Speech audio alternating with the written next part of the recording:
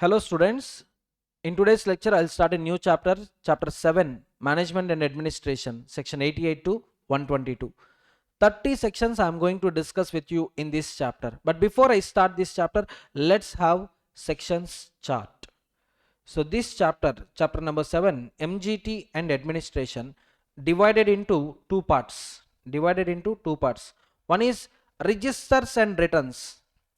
Registers and returns. Section 88 to 95. Total, management administration, we are having sections 88 to 122, register and returns 88 to 95, and the second one is general meetings. Section 96 to 122. Normally question comes from general meeting, but last time questions came from registers and returns. Again, ICA justified one point. The justification is expect from unexpected areas. Why? Because paper setter is also a chartered accountant. He is also once upon a time student. He might have ignored few concepts which students will ignore till today. Based on that presumption only, he will ask questions from unexpected areas. Okay. Registers and returns again classified into two parts. Part 1 registers, part 2 returns. Registers, every company has to maintain three registers. Register of members, register of beneficial owners, and significant beneficial owners. Register of significant beneficial owners. So simply registers, MBS, register of members, beneficial owners, significant beneficial owners. Register of members section 88, beneficial owners 89, 90 significant beneficial owner. All these registers can be closed. That is dealt by section 91. And coming to returns, we are having two popular returns. No. One popular return. What is that one popular return? Tell me. Company failed to file this, cannot change name, cannot issue equity shares with differential rights, cannot make buyback also. Exactly. Annual returns. Financial statements 137. Annual returns 92. And changes in promoter stake. Promoter stake 93. Changes in promoter stake 93. RAP. What is RAP? R stands for returns. Which returns? Annual returns 92. Promoter changes in stake 93. And all these registers are available for inspection. Registers and returns are available for inspection, and they will act as evidence also. They will also act as evidence whether you complied with the provisions of Companies Act or not. Whether you complied with the provisions of Companies Act or not, they will act as evidence. Inspection 94, evidence 95. Over. Some 8 sections over. 1, 2, 3, 4, 5, 6, 7, 8. 8 sections over. So tell me, 88. What is 88? Members. 89. Beneficial owners. 90. Significant beneficial owners. 91. Can be closed. 92. Annual returns. 93. Promoters stake changes. 94. Inspection. 95. Evidence. IE. First what comes? E comes. But here I comes. Inspection 94. Evidence 95. Second branch, coming to the general meetings. First we will see types. Next we will see prerequisites, requirements of general meetings. Coming to types, we are having two types of general meeting. One is AGM, other one is other than AGM, but we call it as AGM. Lawmaker, he call it as other than AGM. But it is nothing but extraordinary general meeting.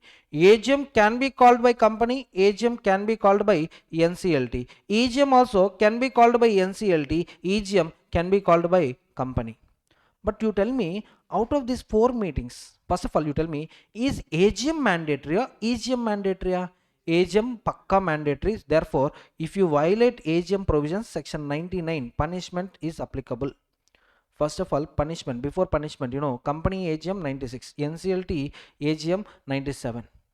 Now you tell me, out of these two, EGM by NCLT, EGM by company, which one is mandatory? Which one is mandatory? Which one is optional? EGM by company is optional. It's up to you. If you want, you can conduct. But EGM when called by NCLT, EGM when directed by NCLT, compulsory or not compulsory? Or compulsory. So this is 98. Since violation of these three, we should give punishment. That's why these three put together. One section, punishment section. Oh my god. Yeah. These three, 96, 97, 98. Non-compliance, 99, punishment. And EGM by company, section 100. EGM by company, section 100. Clear? So another 5 sections completed. AGM by company, 96. AGM called by NCLT, 97. EGM called by NCLT, 98. Non-compliance punishment, 99. And company EGM, 100. Now let's see requirements. Every AGM or EGM to be valid, it should satisfy 4 pieces. 4 pieces. One is properly convened. Other one is properly constituted. And next one is properly conducted.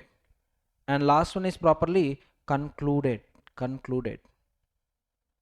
Convened means what we will see in convened notice. Getting my point? Constituted means we see quorum. Conducted means we see resolutions. Concluded means we see minutes. Simply here itself I am writing here notice, here quorum, and here resolutions, and last one we see minutes. Now based on this only I am going to give you section numbers. So once again I am writing here space not available. So requirements, first my requirement is properly convened. For properly convened, I need to give notice, and if there is any special business discussion is there,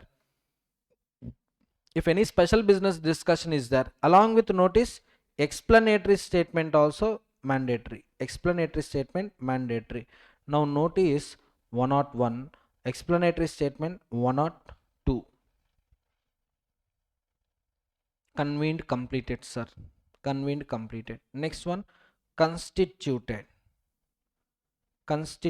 Here what I told you, quorum next section number, that is 103. Quorum next section, what that is 103. Tell me, who can check quorum? Chairman can check quorum, that is 104. While checking quorum, chairman has to exclude some people, include some people. Include. Sir, who will be excluded, sir? Proxy will be excluded, 105.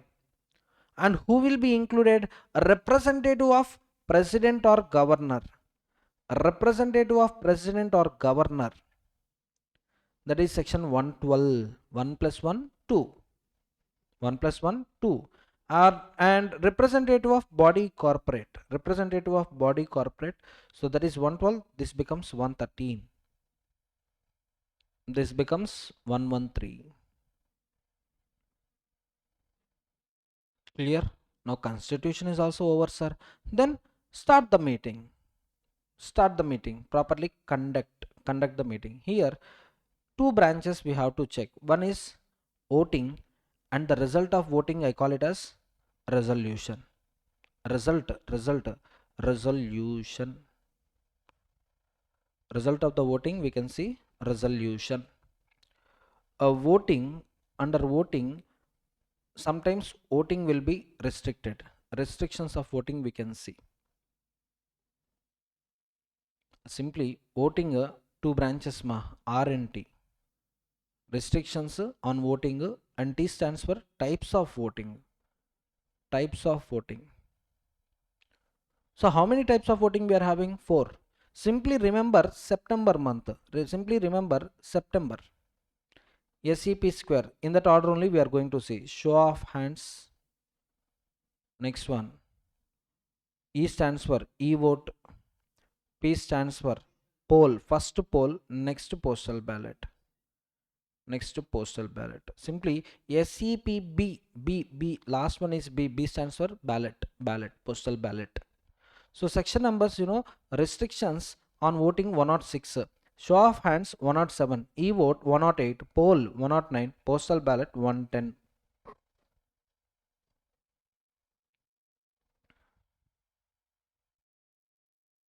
Getting the point? Properly conducted. First we will check what voting. Voting, restrictions on voting 106, types of voting, show of hands SEPB, show of hands 107, e-vote 108, poll 109, postal ballot 110.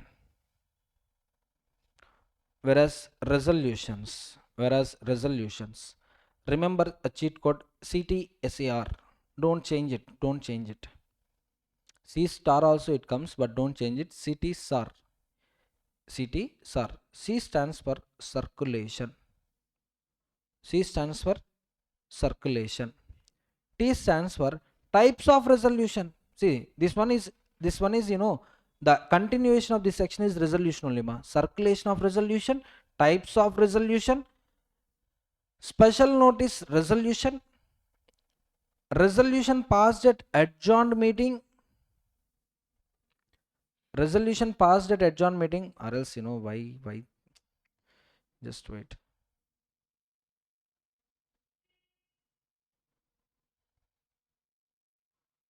Order correct only, nothing to worry. I'll just extend the line. This much space is there, then why to worry? Yeah, resolution. Simply remember CTSAR. So what C stands for?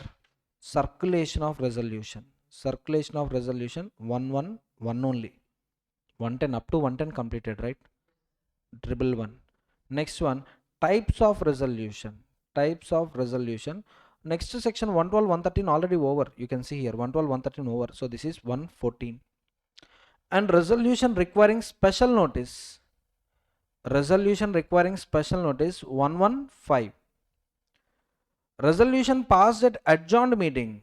In adjourned meeting, if resolution has been passed, that is 116. And all the resolutions shall be filed with ROC. R stands for ROC. Resolutions to be filed with ROC 117. CTSAR. Circulation, types, special notice, adjourned meeting, and ROC. And finally, properly conducted over. Last piece is properly concluded. Here I'm writing properly concluded. For proper conclusion, only one requirement I need to check. What is that one requirement? Minutes. Minutes. Can I maintain minutes? Can I inspect minutes? Yes. Inspection of minutes available. Can I maintain minutes in electronic mode? Yes. 118 minutes, 119 inspection, electronic mode 120.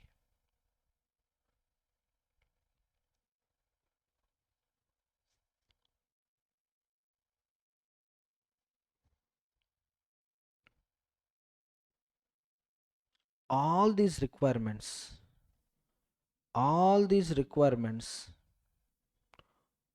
per listed company complied or not complied, they need to file report. Just wait ma, just wait. Yeah, all these requirements complied sir. Listed company is telling yes sir, complied sir. That file it with ROC. Which ones are? Report on AGM. You complied all this? No. Yes sir, I complied all this. Yes. Report it to ROC 121. 121. And finally, last requirement, that is non-applicability to OPC. These provisions are not applicable to OPC 122. Over. Small sections chart in the entire Companies Act, 35 sections. Even share capital is much easy. Bit, basics, issue, transfer. Next, publication. Last, alteration. But coming to general meetings, somewhat 35 sections, no? After this, share capital is the biggest chapter. But in share capital, variety of topics are there: buyback, bonus issue, differential voting rates, transfer, transmission. So that's why, I keep the chapter in 1/4 strategy. Even though MGT is a lengthy chapter, but topics are simple. Share capital is not like that. Topics are diversified. That's why, debentures also you take, debenture redemption reserve you take. So that's why we kept that chapter in the 1/4 syllabus. Interlinking is not there, correct, but MGT is not like that. Let's see sections one more time. Yeah, first registers and returns 88 to 95. 88 to 95. Registers, members registers 88, beneficial owners 89, significant beneficial owners 90. Next one, all these registers can be closed 91. Annual returns 92, promoters stake changes 93. These registers are available for inspection 94, will act as an evidence 95. Types of meeting, we are having two types of meeting: AGM, EGM. AGM by company, AGM directed by NCLT. EGM directed by NCLT, EGM by company. Out of these four, first three are mandatory. So if you fail to comply first three, punishment. So first three section numbers 96, 97, 98, punishment 99, and EGM by company is 100. Next one, prerequisites 101 to 120. 101 to 120. Here you can see properly convened notice 101. Along with notice give explanatory statement 102. Properly constituted quorum. Who checks quorum? Chairman. Chairman checks quorum 104. I'll checking quorum. Chairman excludes proxy 105. Includes representative of president or governor 1 plus 1 2. Why 1 plus 1 2? President 1, governor 1, 1 plus 1 2. Body corporate representative 113. And while yes, properly constituted sir, next what is the next one sir? Properly conducted. For that, voting and the effect of voting restriction, sometimes restrictions will be there. General provision 106. And how many types of voting is there, or how to conduct voting is there? Four types: SEPB, September B. So that means yes, show of hands 107, e-vote 108, P poll 109, PB postal ballot 110. Now effect of voting, that is resolution. Five sections are there. CTs are C circulation, T types, or CTs are yes special notice, A resolution passed at adjourned meeting, or ROC filings. So simply remaining sections 111, 114, 115, 116, 117. Next, finally properly concluded, maintain a minutes in section 118 is available for inspection 119. And next, electronic mode maintenance of minutes also possible 120. Listed company, you file all these things with ROC. Yes, we have completed all the applicable sections, file it with ROC 121. All these points are not applicable to OPC section 122. That's it, over. That's it, over regarding sections chart. In this first we will see registers and returns, that to section 88. Section 88. Under section 88 we are having two forms. How many forms we are having? Two forms. MGT1 for register of members, MGT2 for debentures and other security holders.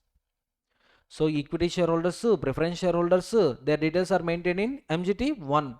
Debenture holders and other security holders registers maintained in MGT2. Why to maintain registers, you tell me? What is the purpose of maintaining registers? Purpose. Are who the owners of company, who the creators of the company? Company should have the data, no? Sir, listed companies will also maintain data of members, sir. Depositories, there will record the name of depository, and depository maintain that record, who the beneficial owners of the company. Getting my point? So that means, sir, whether you are a member of the company or not, how to know? If my name is there in ROM means register of members, then I am owner of the company. If my name is in ROBO, register of beneficial owners, if my name is in register of beneficial owners, then also I will be a member of the company only. Okay, okay, fine. MGT1 and MGT2. Let's see first MGT1. MGT1.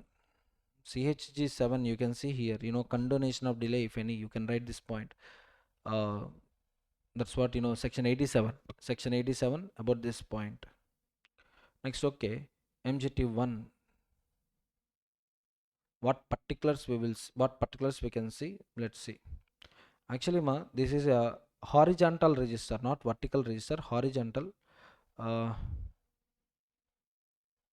Horizontal register.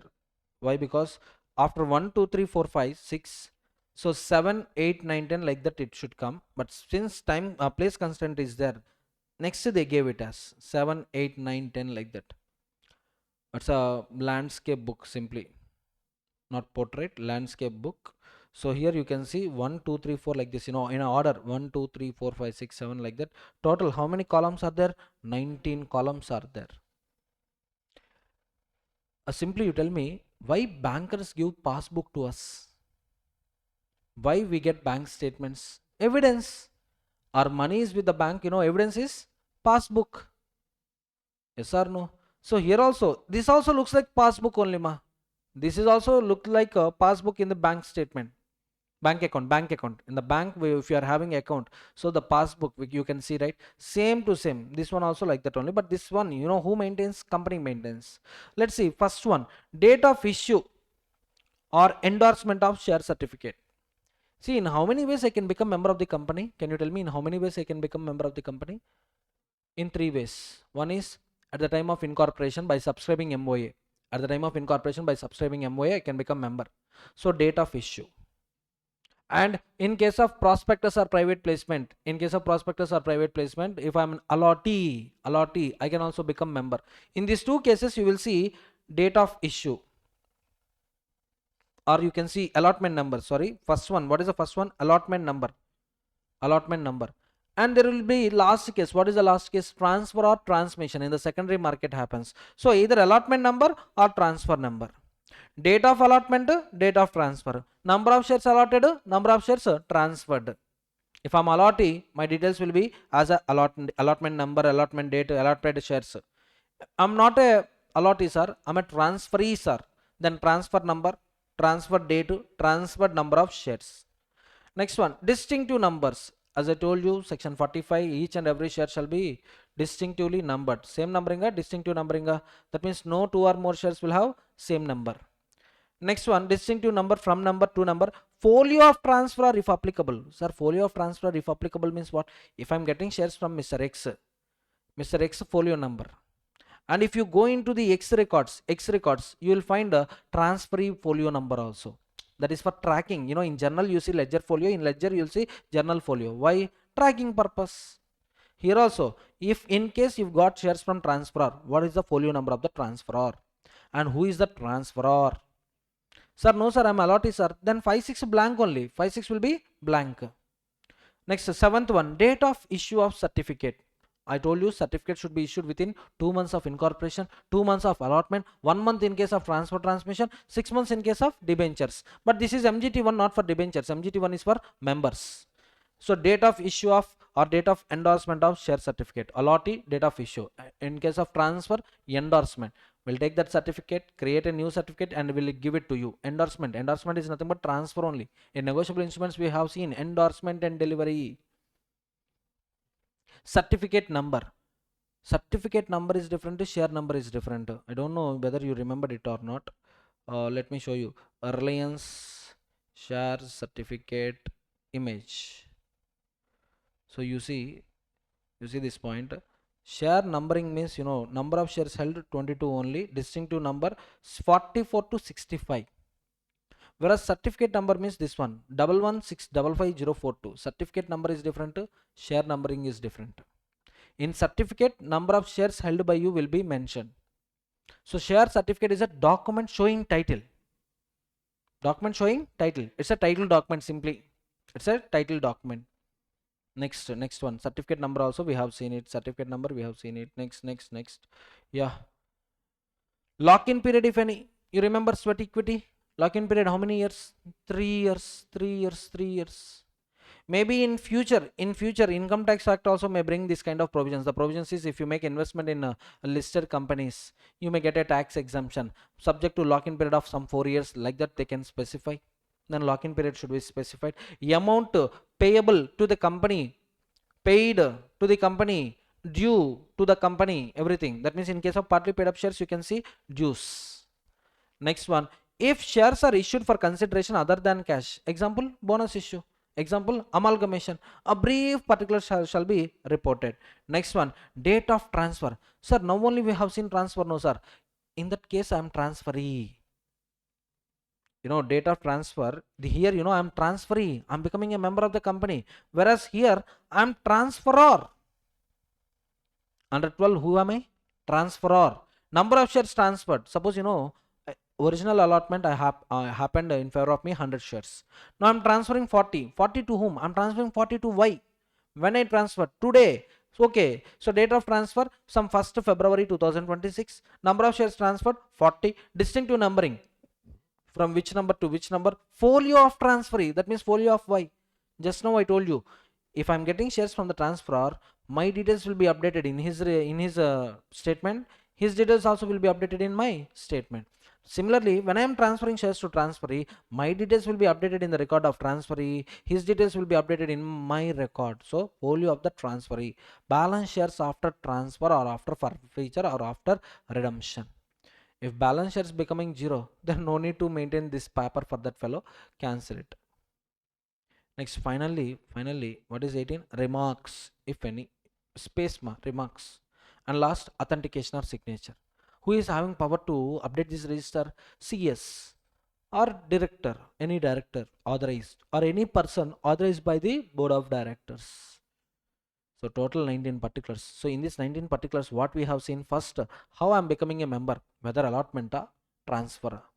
In case of transfer, from whom I got shares, how many shares I got it, distinctive numbering from and to, consideration paid or payable or due.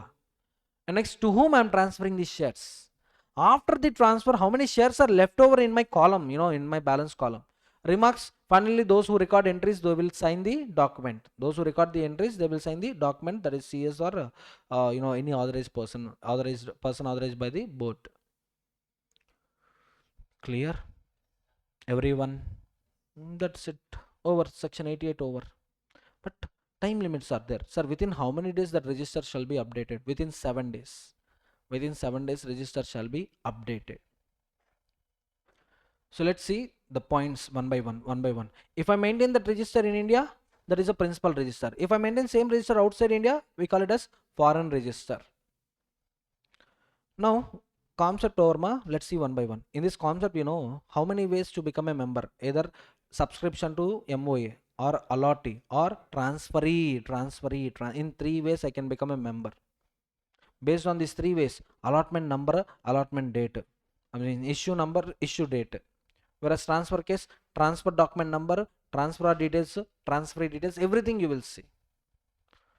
So every company shall maintain a register of members, debenture holders and other security holders. Maintenance of the register, all the registers shall be maintained clearly recording the holdings of each class of equity and preference shares. Additionally, register should separately indicate the shareholding of the members residing in India and those residing outside India, because they are foreign investors, subject to which rules? FEMA. And what is the time period for entries? Entries shall be made within 7 days after approval by the board or its committee. For allotment, transfer, that's it. In case of allotment when done, within 7 days update the register. In case of transfer, when board authorized the transfer, when board approved the transfer, within 7 days update the register. Clear? Place of maintenance. Sir, way to maintain this register, sir? Only one place, that is registered office. Registered office is the place where all statutory registers, all books of accounts, important material information will be maintained. Yes or no? Maintain at registered office. No sir, my registered office is in some backward areas, sir, village area. I can't maintain them at that location, sir. Then get special resolution. After getting special resolution, you can shift them to any other location within the same city, town, village where registered office is situated. For example, you take Chennai you take. In Chennai, in T Nagar, I'm having registered office. T Nagar. Can I shift my books which books registers? To Nungampakam, yes. To Anna Nagar, yes. To Coimbatore, yes, yes, yes. Within the Chennai city, I can shift my books. Which books? Registers from one place to another place. For this, what I required? Special resolution. Any place in India where more than 1/10 of the total registered members reside. 1/10 of the total members reside. Say for example, in my company there are 10,000 members. How many members are there? 10,000 into 1 by 10 means how much? 1,000. But I need more than 1,000. I need more than 110. So more than 1,000 members. Sir, more than 1,000 members are residing in Kolkata, sir. My register office is in Chennai. More than 1/10 of members are residing in Kolkata. Can I shift my registers from Chennai to Kolkata? Yes, with special resolution. With special resolution, answer is yes. So by passing special resolution, you can shift registers from one location to another location. Maybe that another location may be within the city, town, village, or maybe other location may be any place in India where 1/10 of the members reside. To confuse you, in examination they will ask like this. Company total number of members is 100. 25 members reside in Spain, Ukraine, Russia, Germany, for example. 25 members are residing in Russia. Now company is planning to shift all its registers from Chennai to Russia. Is it valid or invalid? 25 members, 25% of the members are residing in Russia. And the answer is invalid because should be in India. Should be in India. Other information in the register. Exceptional points. These are exceptional points. Judicial, Revenue, SEBI, other competent authority issues order attaching shares, debentures, other securities, directs the remittance of dividends, interest. Reference to such an order shall be recorded in the relevant register. If you remember in section 20, I told one point. Mode of giving notice generally decided by AOA. Suppose AOA is telling that notice will be given in electronic mode.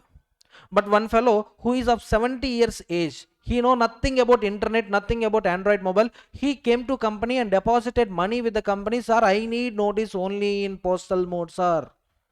That means, is he giving instruction or not giving instruction? Instruction. Where to record that instruction, sir? Where to record that instruction? On the wall, or some small slips will be there, some sticky notes, some sticky notes. Then where to record that? Record in MGT1 only. Where, sir? Observe carefully here. Instructions for sending notice, if any.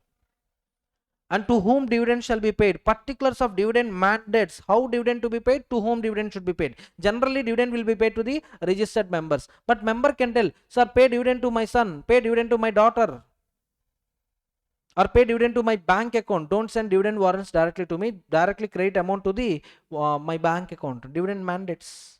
And here you can see the details. Folio number. Each class of member and each member will be given one folio number, unique number. Suppose my folio number, for example, 37. Okay. So what is the name of the member? DV Subramaniam. Name of joint holders, nothing. No one is a joint holder. Or else I can add up to 3 permitted, right? So name of the joint holders. Address, registered address in case of body corporate. Address for individual. Registered address is for artificial person, holding company, member of subsidiary company. So yes, there you can see the details. SIN registration number. SIN is for whom? SIN is for holding company. For us, Aadhaar number, UIN. Aadhaar number enough. Father name, mother name, spouse name. For company, for individual? For individual. Status means? Huh? Yes, company is running some that agency, matrimony agency.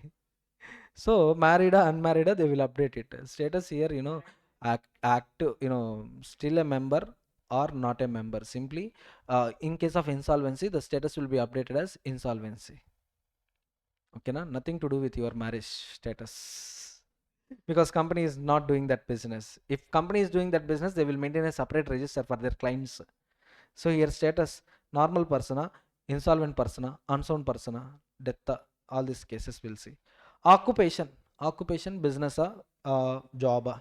PAN number, nationality, Next one, in case of a member is a minor, then minor cannot acquire membership directly. Only through guardian membership can be acquired. Date of birth of the minor. Why? Because at one point of time minor becomes major. Details of the membership. Date of becoming member. Section 89 applicable or recorded. Not applicable or ignore. If 89 is applicable, who the beneficial owner? And date of receipt of nomination. 72. Nomination facility. Section 72. Number of shares kept in abeyance. That means hold. Hold. Suppose NCLT passed an order. That fellow become insolvent. Don't transfer those shares. And record of lien on the shares if applicable. Date of cessation of the membership. All these details, yes, we have seen in the material also. So simply dividend mandates. And next one, yeah, SEBI order, judicial revenue order attaching the shares. Suppose Mr. Vijay Mallya sir, without paying the loans, he went to London. Now whatever assets lying in his account, so he may transfer them sitting in London. That's why immediately government, what it did, government passed an order to seize all the assets, to seize all the bank balances. If company with listed shares, BC points are somewhat different points, and different time limits also there. Different points, different time limits. Observe carefully BC points. In companies with listed securities. And what is the C point? If the promoters of listed company. Now tell me, BC points are talking about which companies, BC points are talking about which company? Come on. Listed company. Listed company means public interest there or not there? Yes, not there. As per SEBI norms, promoter should hold at least 20% stake in the company. How much stake? 20%. Post issue, promoter stake should not fall below 20. But these clever promoters, what they do? Promoters, what they do? Let's see. In companies with listed securities, any pledge, charge, lien, hypothecation created by promoters on their securities, including details of the pledgee, pani, and any revocation, shall be recorded in the register within 15 days of the event. Now in my company, post issue to the public, my company paid up share capital is 100 crores, and I'm holding how much? 20 crores. Exactly 20%. 20% requirement fulfilled. Can I sell them? No. But what I'll do, I'll pledge them. Both the cases, I'm getting money. My ownership in the company is getting simply diluted. Not naturally, but externally. I'm taking the loan with an intention to repay now, without an intention to repay now. Without an intention to repay now, banker will sell it. Yes or no? So these kind of cases, you tell me, genuine cases or fraudulent cases are? Fraudulent cases. Whether genuine or fraudulent, my dear promoter, if you create any charge on your holdings in the company, update the charge details in the register of members. Getting my point, ma? So tell me, in B point, applicable to which company? Listed company. Who must report? Promoter. On which loan? Company loan or promoter's loan? Promoter's loan. Promoter is taking loan. And what is the nature of asset? Listed security. Listen carefully. See, I'm the promoter of TCS. I'm the promoter of TCS. And I'm not the promoter of Tata Motors. I'm the promoter of TCS. I'm not the promoter of Tata Motors. Now, both the securities, the holdings in TCS, the holdings in Tata Motors, both the securities, I pledged with SBI for the want of loan. Both are listed companies. Now which one should be reported, which one should be updated in the register? The shares which I pledged belonging to TCS, I need to report. Why? TCS, I'm the promoter. Tata Motors, I'm not the promoter. Getting my point? So simply, promoters, what they are doing with their stakes? Are they transferring, or are they creating any pledge on them? Like nothing but indirect transfer only. So to check that, lawmaker is asking within 15 days of the event. Which event? Within 15 days of creation of pledge, satisfaction of the pledge, modification of the pledge related terms. Within 15 days of the event, communicate with the company. Company has to update the register. Company shall also update the register within the 15 days. And see point. If the promoters of listed company have pledged, hypothecated, created a charge or lien on any securities of the company in connection with joint venture, the details shall be entered in the register within 15 days of the event. In connection with the joint venture, say for example, Raghuvaran BTech, you take. Imagine VIP Constructions is a listed company. Imagine a company in which our hero is a director cum promoter. It's a listed company. Now, for the want of money for the second project, second venture, he is creating pledge on his holdings in the listed company. See ma, 2 3 points, BC points, in BC points, charge, pledge, mortgage, hypothecation, that is for sure. But purpose, in C point you can see the purpose. My dear promoter, why you are taking loan? Sir, I am creating a charge on these assets so that I'll get certain fund to finance my joint venture. Maybe B point, personal purpose. C point is for financing joint venture. So another company, both together collaborated and formed a joint venture. To finance this joint venture in my company, the promoters, whoever financing this joint venture, to finance it, if they create charge on their holdings in this company, which company? Listed company, same shall be updated within 15 days.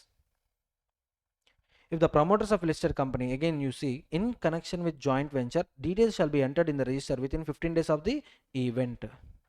And what is the format ma? MGT1. And details, just now we have seen the details.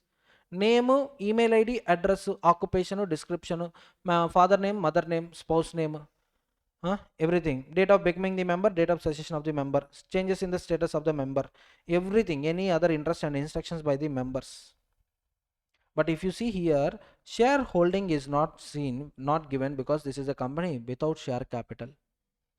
So to this register, if you add SH columns, shares related columns, distinctive numbering, share certificate numbering, then that register is for company with share capital. Register of debenture holders, what is the format for register of debenture holders? MGT2. Updating member status. Now you can see the status here. Status means changes due to death, insolvency, name change, etc. shall be updated in the registers. Normal persons will also change their names after going with AstroTalk, AstroSage. If they think that name is not suitable, name some kind of negative vibes are there, if you change name, your fate will be changed. Yes or no? Have you seen it or not? We are seeing it. We are seeing it till today also. So name changes. Our company, holding company, changed its name, like Idea Cellular Limited to Vodafone Idea Limited. Now change in the names of the holding company. In subsidiary company registers you will see. In subsidiary company registers you will see. Understood? Next one, index of names. Index, index, right? Why to maintain index, sir? For a quick reference, in our book, suppose only one chapter is there. How many chapters are there? Only one chapter. Only one chapter is there. In that case, index required. Two chapters there, index required. Three chapters there, index required. Not required. Easily we can refer to the chapter. We can yes, we can go through the book and we can find out where the third chapter starts. But in our book, if more than 10 chapters are there, now for identifying each and every chapter starting page without index, it takes time or no time? It takes time. Similarly, in a company with less than 50 members, index is not mandatory. Sir, in my company 50 members are there, sir. 50 members are there, then maintain index.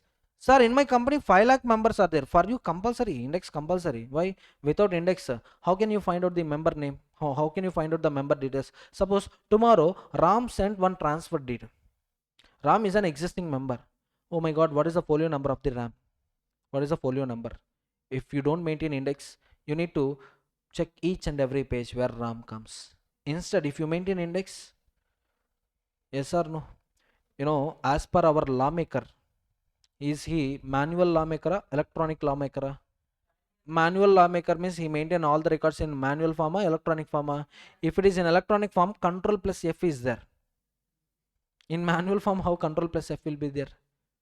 So that's what index is the solution. Index, tell me, index is mandatory in case company is having how many members? 50 or more, more than 50. You tell me, 50 or more than 50? 50 or more. Less than 50, that means up to 49. Somewhat unique number. Up to 49, index is not mandatory. In excess of 49, that means 50 or more. 50 or more, index is mandatory. A register of beneficial owners, the register and index maintained by a depository under Depositories Act 1996 are treated as corresponding registers for the purpose of this act. Simply ROBO. Either your name should be there in ROM or your name should be there in ROBO.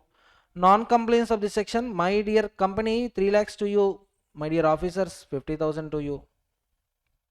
And offense under this section is compoundable. That means, no need for final judgment. If you want, you can compromise, you can accept, you can admit your punishment, you can admit your you can admit your offense. Getting my point? Compoundable means compromise. So you can accept your offenses, voluntarily pay penalties, and rectify your offenses. Details of nominations. MGT1, MGT2 require nominee details to be entered as per section 72. And authentication of entries. Who will authenticate? Who authentication is nothing but verification. Final verification will be done by CS. If company is having CS, or any person authorized by the board, mentioning the date of board resolution, whether that fellow is having authority or not. Board resolution, mention the date of resolution, enough. Mr. X is signing that entry, complete entry was signed by X. If X is yes, no problem. No sir, X is a person authorized by the board. Then you will see board resolution number authorizing Mr. X. Reference number, simply reference. Whether X got power or not, I'm not asking resolution copy. Just give me resolution number. Understood? So with this, domestic registers we completed. Foreign register, we need to go to foreign. For that we need a little time. In previous lecture, I discussed with you section 88, one part, that is registers to be maintained in India. And the second part is foreign registers which will be maintained outside India. So tell me the requirements of register of members. In which format I need to maintain register of members? MGT1. For equity, for preference, both MGT1 format only. And you have seen the contents of MGT1 also. Contents: date of becoming member, date of cessation of member, name of the member, details of the nominee, details of the minor, details of the minor's guardian, date of birth of the minor. All these are for individuals. For companies, you will see name of the company, SIN, registered office, address. And we have seen dividend mandates. We have seen notice mandates. Clear? Yes or no? Next one, yes, this MGT1, this register of members shall be updated within how many days? Within 7 days of the event. But if you take listed companies, promoter holdings, promoter creating any charge on his securities or hypothecation or pledge, normal purposes or financing the joint venture, both the cases. That means in both the cases, yes, promoter has to update the same with a company shall record the same within 15 days of the event. You remember, 15 days, very important, exceptional topic, that is very, very exceptional topic. Next we have seen register of members, place of maintenance of register of members. Tell me where I can maintain register of members. Yes, at registered office, or with a special resolution. I can maintain them at any place in the city, town, village where registered office is situated, or with the same special resolution I can maintain them at any place in India where more than 1/10 of the members reside. How long I should maintain these registers? Register of members should be maintained permanently. Till liquidation you have to maintain them, whereas register of debenture holders you have to maintain for 8 years after redemption. Other security holders, 8 years after redemption, till 8 years after redemption you have to maintain it. Clear everyone? Next one, index, very important. Index, when should I maintain index? When should I not required to maintain index? Less than 50 not required, exactly 50 mandatory. Non-maintenance of index attracts punishment. What is the punishment? 50,000 rupees for officer in default, 3 lakhs for company. So not updating these registers, simply non-updation of the registers, non-maintenance of the index, keeping registers at any place other than these three places. Which three places? Registered office, any place in the city, town, village where registered office is situated, or any place where more than 1/10 of the members reside. Apart from these three places, if you keep registers at any other location, yes, this is the punishment. Updation of registers, if you are making updation not within 7 days, then also attracts a punishment. So one part of section 88 completed, and the second part is foreign register. Sir, what is the need of maintaining foreign registers, sir? If you see section 56, what is section 56? Transfer or transferee after execution of transfer deed, they should submit the documents to company.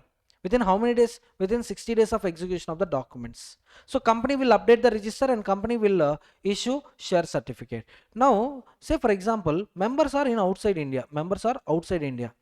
My company members are there in USA. Some 60, 70 members are there.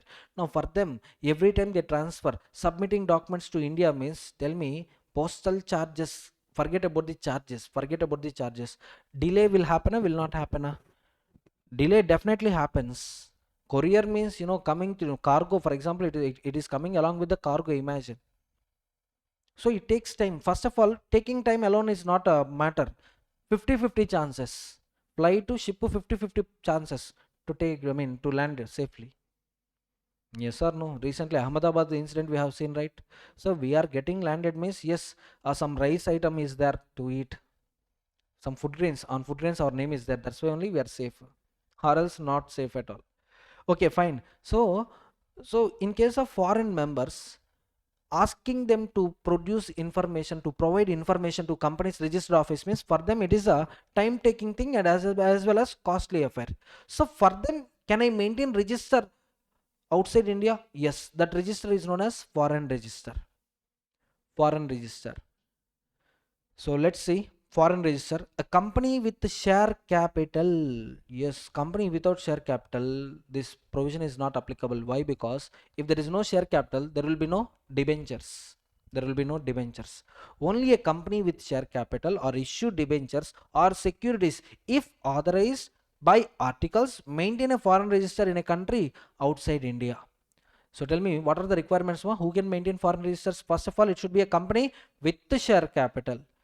With the share capital, issued debentures or securities, and with the share capital. First one. Second one is authorization of AOA.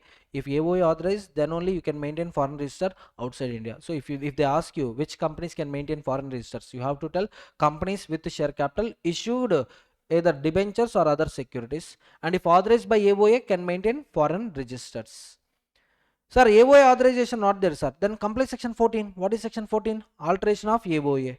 This register records details of the members, debenture holders, security holders, beneficial owners residing in that country. Sir, we should have the data at India, no, sir. In India, we have to maintain the data, no. At registered office, we should have the data, but the data is getting maintained where? Outside India. Exactly. A copy of that register shall be maintained in India. We call it as duplicate register. We call it as duplicate register. Simply you take BRS, bank reconciliation statement. We record entries as per cash book, and we also maintain a bank statement copy. Checking these two, we do what? Reconciliation. So here also we maintain one register in India. Suppose in my company total 10,000 members are there. How many members? 10,000. Out of 10,000, 250 members are from USA. Now what I'll do, 9,750 members details I'll update in register of members. Only for this 250 I'll open a foreign register. But about this 250 also, authority should know. If authority comes for inspection, who the 250 members, authority should know. That's why a duplicate copy of foreign register I maintain at a registered office, that is in India. So tell me total how many registers you will see in case of foreign register? 3 registers. One register is with 9750 members. One register is for 250 members. Another register is duplicate copy of the foreign register. Duplicate copy of the foreign register. Observe carefully. The registers record details of the members, debenture holders, security holders, beneficial owners residing in that country. Now you may get a doubt. Sir, can I transfer 475 members, 4750 members who are residing in India to the foreign register?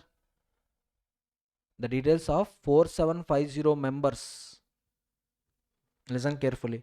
Sir, confused. No 4750. Can I transfer this 9750 members to foreign register? Are you getting my question? First of all, listen carefully. Listen carefully. How many members are there? 10,000. Out of 10,000, 9,750 are in India, and whereas 250 are in USA, for example, USA. Now I open foreign register. In foreign register, whose details shall be entered? 250 members of from USA. Sir, can I transfer this 9750 details to foreign register also, sir?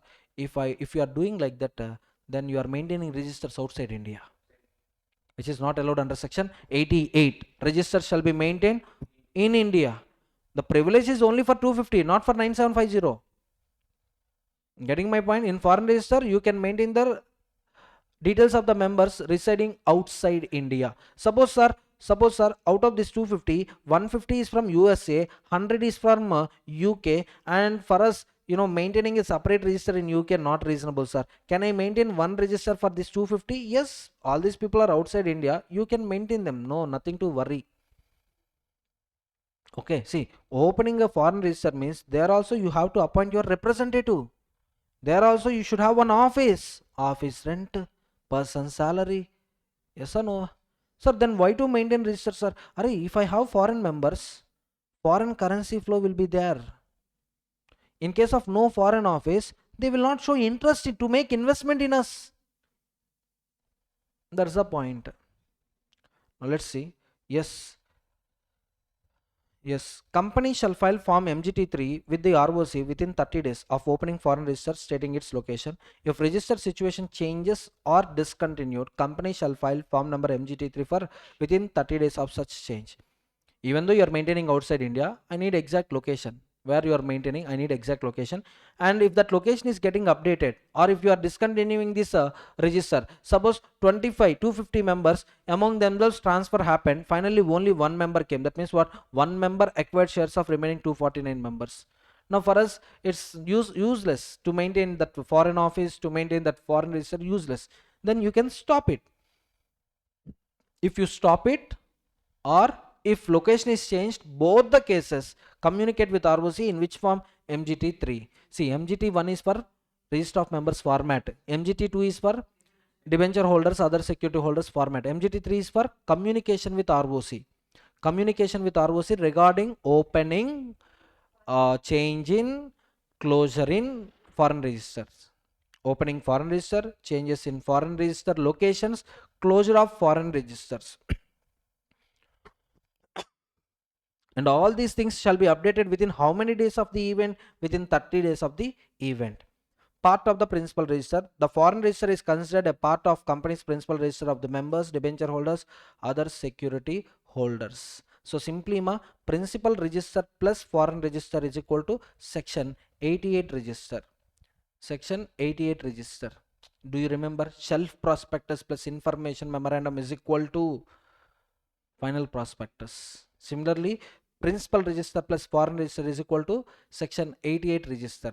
But there is a problem. The problem is this register is in foreign. What about India? India, you maintain exact copy of the register, that is duplicate register. So principal register in India, duplicate register in India, whereas foreign register outside India.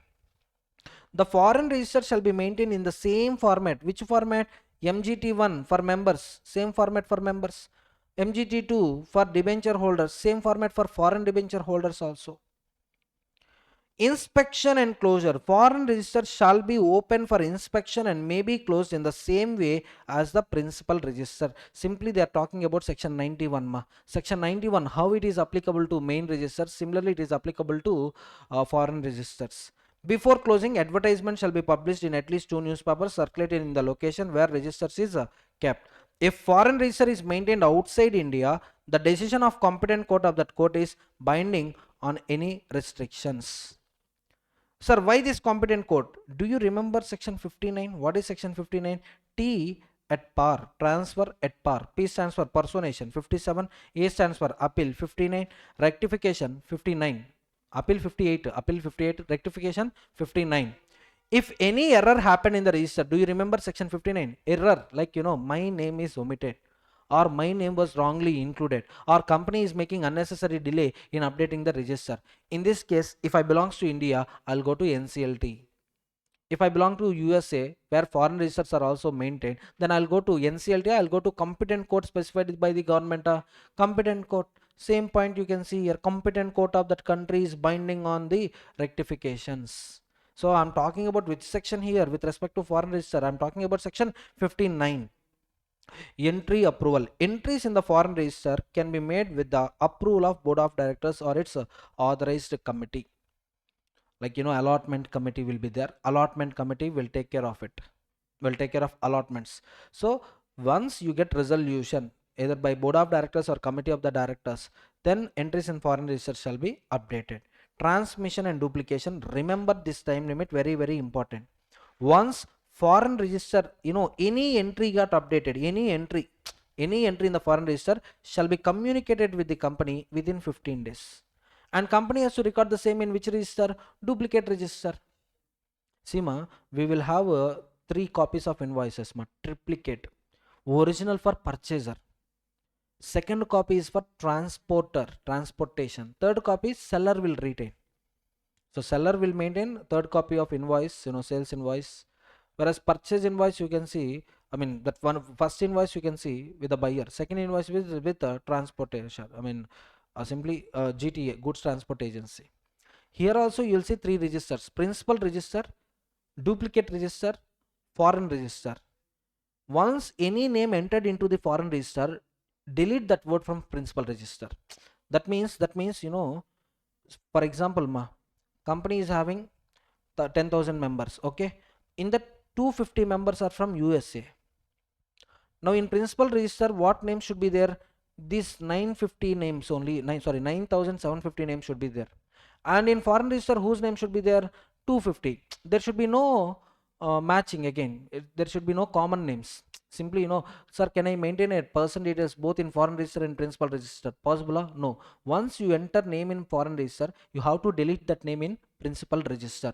Getting it, everyone? Yes, let's see. Duplicate register regularly updated shall be kept at register office in India as part of the principal register. So tell me, what is the time limit for updation? 15 days. Once entry is done, within 15 days communicate the same with the Indian people. So Indian people will update duplicate register. Transactions related to securities in a foreign register cannot be registered in any other register during continuance of foreign register. That means simple principal register 9750, foreign register 250. Once you stop foreign register, then only 250 names will be added to the principal register. Clear? That's it. Discontinuation of foreign register. If you decide to discontinue, those entries shall be recorded. Those entries shall be transferred to another foreign register. For example, in USA I had one foreign register. In UK I had one foreign register. USA at the time of opening I had 250 members. Slowly number is coming down. Only one name is there. For one person maintaining register in USA, we thought it is not financially feasible. So we decided to transfer the details of one to company principal register. Yes, you can cancel it. No, this one I want to add it in UK register. Then also cancel USA foreign register. Two options another foreign register or principal register. Now tell me, in case of foreign register, how many registers we will see? 3 registers. One is principal register section 88, I mean for India. Another one is foreign register in foreign country. Another one is duplicate register, that is exactly the copy of foreign register in India. So once we open foreign register, within how many days I need to communicate with ROC? 30 days. Any changes in the address? 30 days. Stop, 30 days. That means discontinuation of foreign register also 30 days. First you tell me, what are the conditions a company should satisfy to open foreign register? To open a foreign register, what conditions company should satisfy? I told you 2 conditions, C1, C2. What is C1? Company with share capital. What is C2? Authorization of AOA. That's it. Next one, declaration of beneficial interest. But before that, we'll discuss section 91. First we'll discuss section 91. Where is 91? Yeah, section 91, powers to close register of members, debenture holders or other security holders. Sir, closure indicates what? Once I close book, updation in the book, possible or not possible? Not possible. Why to close? Very simple. Company decided to pay dividends. Company decided to give bonus shares. Company decided to offer rights shares. Or company decided to call members for meeting where members will exercise voting rights. In all these 4 situations, you see bonus, rights, dividends, voting. In all these 4 situations, who are having rights to exercise these things? Members. Now my question is, which members? Existing members. But since section 44, you see section 44, what is the nature of share? Movable, transferable, transferable, yes or no? Mobile property, they're transferable. You see today listed company, for example Reliance, or unlisted company you see Geo Infocom Limited, or you take private company. So shares are transferable. When shares are getting transferred, to whom I should select to give these benefits, whom I should select to give these benefits is a matter. You take Reliance company, listed company, every day, every trading day, at least 10 lakh plus shares are involved in the transfer. X will buy the shares, sell to Y. Y will buy the shares, sell to Z. Z to A to B. Like this, transfers will happen regularly. Now, which members entitled to these benefits is the point. So for that, lawmaker is giving an option to the company. Company, you can fix a cutoff range. You can fix a cutoff date, and you can communicate with the company. You can communicate with company members. You tell like this: I'm going to close registers by 26th January 2026 to determine the person's eligible for interim dividend, the person eligible for bonus issue. That means what? Transfers happen till 26th January will be updated and fix. Say for example, you fixed cutoff period as 3 days. How many days? 3 days. That means what? From 27, 28, 29, from 27 to 29, any changes in ownership will not be considered. Documents received by 26 January, we will update the register, and accordingly those people will get interim dividend bonus issue. Once 30th comes, once again I'll reopen the book. Now in case reopening of the book happens, what happened? Now transfers, fresh registrations are allowed. Getting my point? Website maintenance, why we'll have my website maintenance? Any changes in the website, for making those changes, if someone is accessing the website continuously, we can't update the website. So for updation, or maybe some error is coming, error 404 not found, any glitches are there, to eliminate them, generally website will go for maintenance. So here also, to identify the people who are eligible to claim dividends, eligible to claim bonus shares, eligible to get rights issue, we will fix a cutoff date. Till then, if you file applications, will be processed, but during this period not processed. After expiry of that period, yes, your application will be processed. Getting the point? Now we will update the registers by 27th or 28th, and we will freeze the list that people are eligible for this interim dividends, special dividends, final dividends, bonus issue, voting rights issue. Everyone? Okay. So that is the reason, if you see AS13 investment accounts, you remember AS13 investment accounts, come dividend, ex dividend. Up to this cutoff date, shares will trade at come dividend basis. That means cumulative of dividends. So suppose 26th is the cutoff date. 26th Mr. X is a member. Until then, shares will trade at what price? Cumulative of dividend. Suppose share market value 1000, including some 40 rupees dividend, 1040 rupees it happens. But exactly from 27th day onwards, what happens? Share will start trading at 1000 rupees only. Why? Because the person who become member on 27th or 28th or 29th, are they eligible for dividends? No. Dividends who are eligible, members whose details are present in the register by 26th January. So until then, shares will trade at come dividend basis. Later, shares will be traded at ex dividend basis, excluding dividends. Now dividend actually company is actually paying dividend on 2nd February 2026. That is, if you observe, the time gap between these two dates is 1 week. On payment date, Z is a member. X transfer shares. Observe carefully. X is a member by 26 January 2026. Imagine this is a cutoff date. And 28th January 2026, X transfer shares to Y. And next 2nd February 26, Y transfer shares to Z. 2nd February closing date, Z is the member. And now company is paying dividends, payment of dividends. So who will get dividends is the question. Cutoff date is 26 January 2026. Who will get dividends? Mr. X will get dividends. You may get a doubt, sir, on 2nd February when payment of dividend is done, Z is the member. No sir, but who is the member at the cutoff date is a point. Since X is a member as on cutoff date, X gets dividend. That means even after transferring shares, you are still eligible for dividends. You are still eligible for dividends. Sir, in this case, X is getting double benefit. No. Why X gets double benefit? Here, X bought share for 1040, for example, imagine. And after cutoff date, X will sell the share X dividend, come dividend, X dividend. So here X is getting 1000 and from company X is getting 40. And Mr. Jed, you bought those shares including dividend amounts, excluding dividend amounts, excluding dividend, X dividend. So why you will get dividends? That is the reason that cutoff date differentiates X dividend and come dividend calculations. Okay, a company must give at least 7 days notice. Now I told you the concept, but let's see the procedure. First, company should give notice. How many days before? How many days before closure? 7 days, so that these people can make arrangements. For listed companies, SEBI may specify shorter period also. So SEBI is having period of time. SEBI is having power to fix shorter period. If you remember section 62, for making letter of offer, for making a rights issue, letter of offer open period should be minimum 15, maximum 30, but law reduced it to 7 as per the rules. So here also SEBI may fix shorter period, but as per Companies Act 7 days. If SEBI is telling that 3 days, then 3 days is the applicable period.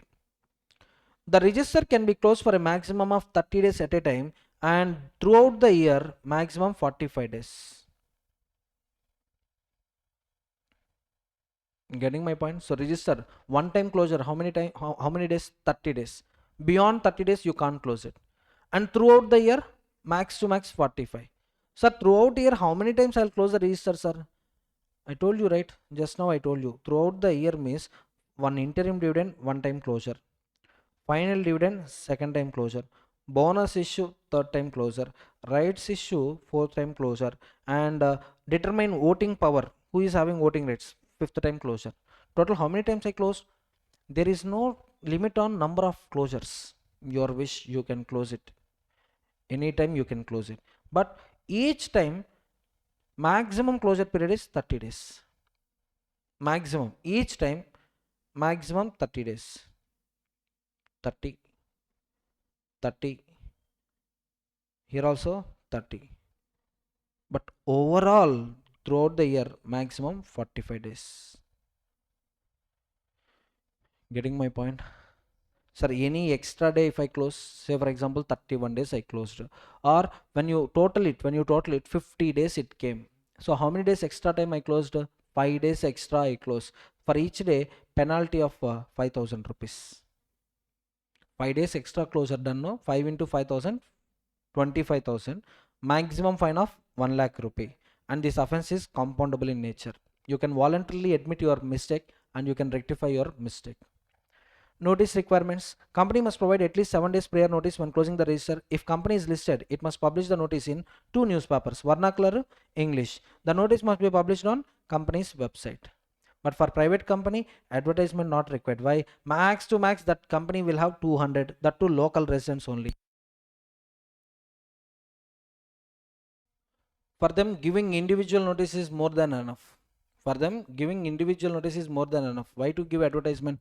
If you are a public limited company or a listed company, members should know, since that changes are happening. You are giving notice to X, but by the time X transfer shares to Y, and you are giving notice to Y also, but by the time Y is transferring shares to Z, instead of giving notice individually, publish it, advertise it, in 2 newspapers. At least how many days before? 2 days before. Publish the notice. Of course, today everything is happening online. Yes or no? Notice also they will serve through how, in what mode they will serve the notice? Electronic mode only they will serve the notice. That's it, ma. However, they must issue 7-day notice to the members before closing the registers. Completed. 91 over. In 91, you have to remember 3 time limits. Tell me how many time limits? 3 time limits. So 7, 30, 45. 7, 30, 45. When 7? Prior notice. Prior notice, that is notice before closure. And that notice shall be advertised in 2 newspapers for all companies except, tell me, except private companies. Yes, English newspaper, vernacular newspaper, advertisement should be done. Not applicable to private companies. Not applicable to private companies, advertisement only. Notice is compulsory. And 30 is for one time closure. One time closure. 45 is for total closures, total period of total closure period. Total closure period in a year. In a year. That's it, completed. Next one, 92, annual return. If we see this, we get nothing. Let's see MGT7 of any company. A Jindal Steel MGT7.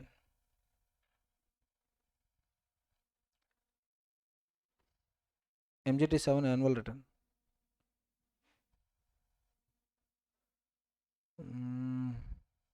JSW Steel. No, I remembered. MGT7 annual return. Annual return. We'll see the contents only. First one, SIN. Companies are identified through name as well as SIN. Unique identity number. Write the number and click on prefill. Type the number, click on prefill.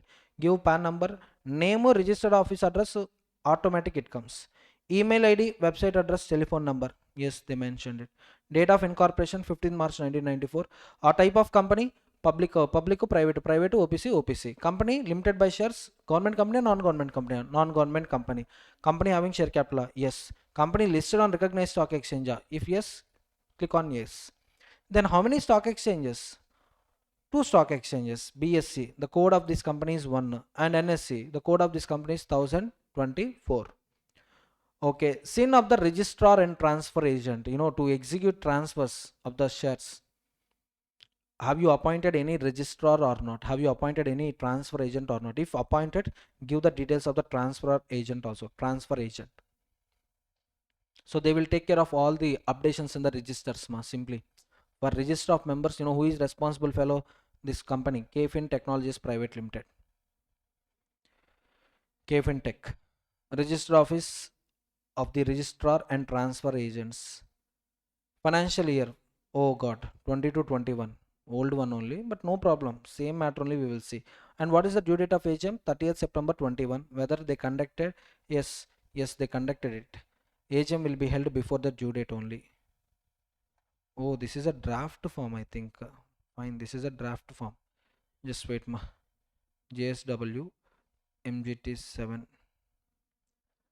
annual return. Yeah, here you can see latest one only. This is the latest one only. So click on prefill. Once you enter SIN, click on prefill.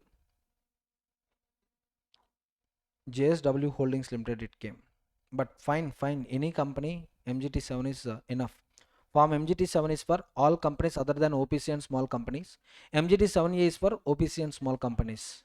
Abridged form, MGT7A, A stands for abridged form. Let's see. SIN is the name of the company, registered office, you can see. Company having share capital, yes. Listed company, yes. Then NSC, code number is 1024, Bombay Stock Exchange. Share transfer agent is still KFin Technologies Limited. And for which year they are filing annual return? For the financial year 24-25. 1st April 24 to 31st March 25. Due date of AGM 30th September 2025. Whether any extension granted? No. And conducted AGM within the due date only. And what is the principal business activity of the company? Financial services, insurance services, simply other financial activities. And they got turnover 100% from only one activity. More than one activity is there, then you have to give the list of the activities. You have to mention percentage of the turnover of the company. Next one, particulars of the holdings. Particulars of the holding, subsidiary and associate companies. Only two associate companies are there. They give the information also. Coming to the capital structure. Authorized share capital how much? Paid up share capital how much? Authorized, issued, subscribed and paid up. Next one, preference share capital 0, and they are having only one class of equity share. There is no differential share, simply. Okay, one class of shares are there. Preference shares 0, unclassified share capital 0, breakup of paid up share capital. In physical form how many? In demat form how many? You can see here. Physical demat form. Physical form, maybe these people are not traced. Maybe the persons who are holding physical shares, if they were found out, immediately we can convert them into demat. Suppose you are having old 500 rupee note. If you come and surrender it to the banker, banker will give new 500 rupee note. If you have 2000 rupee note, come and surrender, we will give you money.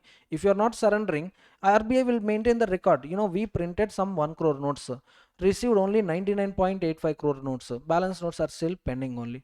Like that physical at the beginning 180 to 115, and because of dematerialization, 10,118 shares got converted into demat form. So now at the end of the year, physical securities came down to 171. Why not remaining? If you come and surrender, we can do it. Not traceable simply. So we will wait for 7 years. After that, we'll transfer all these things to IEPF. You can come after 7 years also, go to IEPF, get back your shares, we will convert them into demat form. Next one, yes, number of shares in demat form, original number, you can see opening balance, increase 10118. Here whatever reduced, same got increased here. Next one, total numbers. Similarly, total nominal amount to total paid up amount. Shares are fully paid up ma. ISIN, share identification number ma. Unique number, shares identification number, INE 824G01012. For depositories, for demat form of securities, this number will be given. For which securities ma? Demat form of securities. For demat of securities, you can see this number INE like this. Physical securities, you won't find this kind of numbers. Next one, in case of alteration of capital, stock split, consolidation, anything happened, you have to give details here. But last year there is no alteration of the capital, 0. And next one, details of the shares debenture transfer since closure date of the financial year. That means 31st March to 24, 31st March 24 to 31st March 25. Any changes in the shareholding. Suppose X is the member last year, current year Y is the member. So any transfers happened, report them. That's why, in case of individual transfer, we won't report to ROC. We will report consolidatedly at a time in the annual reports. Date of previous AGM, previous year AGM, 24th July 2024. Because AGM we had a time limit. Last AGM and current AGM, that maximum gap should not cross 15 months. 15 months. So for checking it, we are taking this one. 24th July, yes, 24th July 2024. That is the last AGM date. Current AGM date should not cross 15 months from this date. Next one, date of registration of transfer, if applicable, we mention, not applicable here. Debentures, 0. Details of debentures, opening, closing, 0 only. Turnover of the company, 24 crores, 8 lakhs, 248 crores. What is the turnover of the company? 248 crores. And what is the net worth of the company? 27 lakhs, 52 crores, 30,452 crores. So turnover little, net worth is why high, sir? This is an investment company. Not a trading company, not doing any business at all. Just the 248 crores may be some interest incomes. Getting my point? 30,452 crores net worth means that much amount they might have invested somewhere in some companies. So from those investments, they are getting good return only. In fact, shareholding pattern, promoters or NRIs just 0.15, foreign nationals, non-resident Indians 0.02, whereas Indian promoters 0.15. You remember incorporation of company? NRI, how can he sign a MOA? It depends on Hague Apostle Convention. Hague Apostle Convention, authorized documents allowed. Whereas other documents, you should be notarized. The document should be notarized. If you are having business visa, submit that business visa. Of course, person of Indian origin staying outside India, for them business visa also not at all required. Or body corporates, yes, that means JSW may be subsidiary to another company, maybe body corporate not mentioned above. Promoters 73,38,288 shares, others some 80, total others holding some to 80. So total number of promoter shareholders is 43, and how much capital promoters are having? 66.28. Shareholding pattern other than promoters, Indians some 7 lakh people ma, NRS some 66,000 people. So like this 37 lakhs, oh my god, no. These are the number of shares, not number of persons, number of shares. Indian public, public from India, How many shares public is holding? Just 7 lakh shares only. Just 7 lakh shares. Insurance company 756 shares. Banking companies 1171. Financial institutions 22549, like that. So total number of shareholders other than promoters is 22,507. Including promoters 22,550. And details of foreign institutional investors. Yes, we have to provide each and every foreign institutional investor. 86 people are there. 86 companies are there. 86 companies. Yes, they furnished their data. Number of promoters, debenture holders, members, beginning 43, closed also 43. And other than promoters, beginning 213630, closing 22507. Sir, without issue of capital, how members increase it, sir? Very simple, ma. I'm having 1000 shares. I sold 250 shares to you. So far, you are not a member. Now you are also becoming a member. Am I becoming a non-member? No. I'm still continuing my holdings, but little holdings. 1000 shares, I transfer 400 to you. Previously I'm the only one member. Now you are also becoming the member. So like that, because of transfers, number got increased.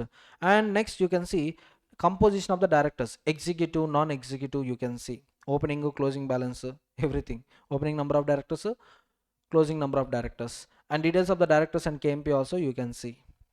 How many shares they are holding in our company. Any change in the directors, that also to be updated. Appointment, succession, change in designation. Previously maybe additional director, now he may become director. Previously maybe executive, previously maybe normal director, now he may become a managing director, like that. Next, their remuneration shall also be recorded, how much remuneration they are taking, that also to be recorded. Members requisitioned, 1 second. Details of the directors as on closure of the financial year 31st March. Who are the directors of the company? These 7 people. Sir, CS is not a director, no, but you can see directors and KMP. KMP comes under, CS comes under KMP only. So board of directors means 6 directors with 1 whole-time director, who is Mr. Manoj Kumar Mohta. Next one, particulars of changes. There happened 2 terminated, 1 new appointment, and 2 changes in designation. And next one, meetings. AGM was conducted last year. AGM was conducted on 24th July 2024. Total number of members entitled to attend meeting 22,550, and percentage of attendance is 58%, maybe more than 11,000. That is possible through video conference meetings only. Next, board meetings. How many board meetings they conducted? 5. Out of 5 board meetings, 4 board meetings, all the directors were present, and last board meeting only 4 directors were present. We had a quorum for board meetings also, 1/3 of the total number of directors, or 2, whichever is higher. 1/3 of 6 means 2, but they attended how many? 4. Quorum is there. Committee meetings. 20 committee meetings were conducted. Audit committee, CSR committee, nomination remuneration committee, stakeholder relationship committee. Balance 10, only 10 names will appear on the this document. Here scrolling option will be there. If you scroll down, you can get 20 details. And details of the attendance also you can see. Attendance of the directors, total 6 directors are there, because excluding CS, total 6 directors only. So how many board meetings were conducted when they are holding directorship, and how many meetings they attended. Percentage of the attendance also you can see. Percentage of attendance. Remuneration, Mr. Manoj Kumar Mohta taking 0 remuneration. Oh god. CS also taking 0 remuneration. Super. Something is fishy. No. They are taking salaries maybe in the other group companies. This is an investment company, right? So these people, imagine these people are also directors in another company. That company is paying remuneration to them. These people are not taking remuneration from this company. That's why 0. That's why 0. And CEO, CFO, CS. Okay. So this is sitting fees. Number of the directors whose remuneration details to be entered. Gross, commission, stock option, others. Yes, here you can see the remuneration of non-executive directors. It is about, executive director, my MD, whole-time director, manager. And this, no, other directors, simply normal directors or non-executive directors. So total 81 lakhs 90,000, very little amount. Next one, you can see matters related to the certification of compliances. matters reported to the certification of compliances. During the year, any type of compliance audit done, report it, report it. And during the year, any penalties, any punishments applicable, report it. Details of compounding of offenses, if they are reported. Finally, certification by CS, you can see CS certifying it, and authorized by board of directors. Mr. Who was authorized? Director Din 2339000. This fellow is authorized to sign this MGT7. That person will sign it. That's it. If you see Reliance annual return, Reliance annual return, Mr. Mukesh Ambani sir, Mr. Mukesh Ambani sir takes zero remuneration from the company. Reliance annual return. So MGT7, right? So here I'll show you details of the director's remuneration. Details of the director's remuneration. So this is the remuneration of the directors. And you can see Mr. Mukesh Dhirubhai Ambani sir, gross salary how much? 0. Commission how much? 0. Sweat equity 0. Others also 0. Total amount is 0. And whereas other directors, total remuneration taken by executive directors, total remuneration taken by executive directors is 69 crores 12 lakhs 94,145. But Mukesh sir remuneration is 0. Why? He's a member, so he's getting, yes, 49% of the company's capital is with whom? Mukesh sir and his family. Total company, total number of shares in the company is 1350 crore shares. In this, 49% is imagined with Mukesh sir. Every year they are paying dividends of some 100%, 10 rupees only. 10 rupees only they are paying dividends. Into 10, 6,615 crore rupees dividend he is getting. Then why a remuneration? Once again remuneration. That's it. That's the point.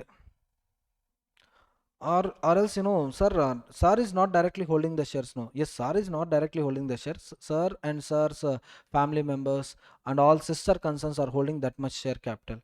But you see, Mukesh sir is holding, as per Mukesh sir, as per this report, Mukesh sir is holding direct shares 80 lakhs 52,000 20 shares.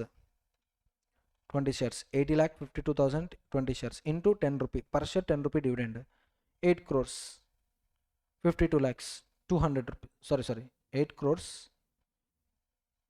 How many shares? 80 lakhs, bro.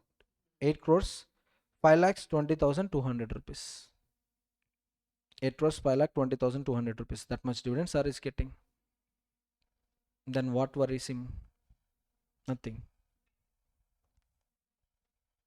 Promoters means, here if you see promoter holding, total number of shareholders other than promoters ignore. Promoters, how many promoters are there? 47. 49.11% of the capital is with whom? Promoters. In this, Mr. Mukesh Dhirubhai Ambani sir and his family members are holding just 0.83. Then what about this 48.28? Sister concerns. Simply see, for example, I'm the 100% owner of, for example, 98% owner of C Limited. C Limited is holding 48% of Reliance company shares. Now who indirectly holding that 48% of share capital of the company? Myself only.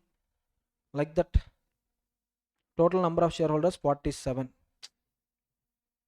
And other than promoters, you can see 34 lakh 63,000.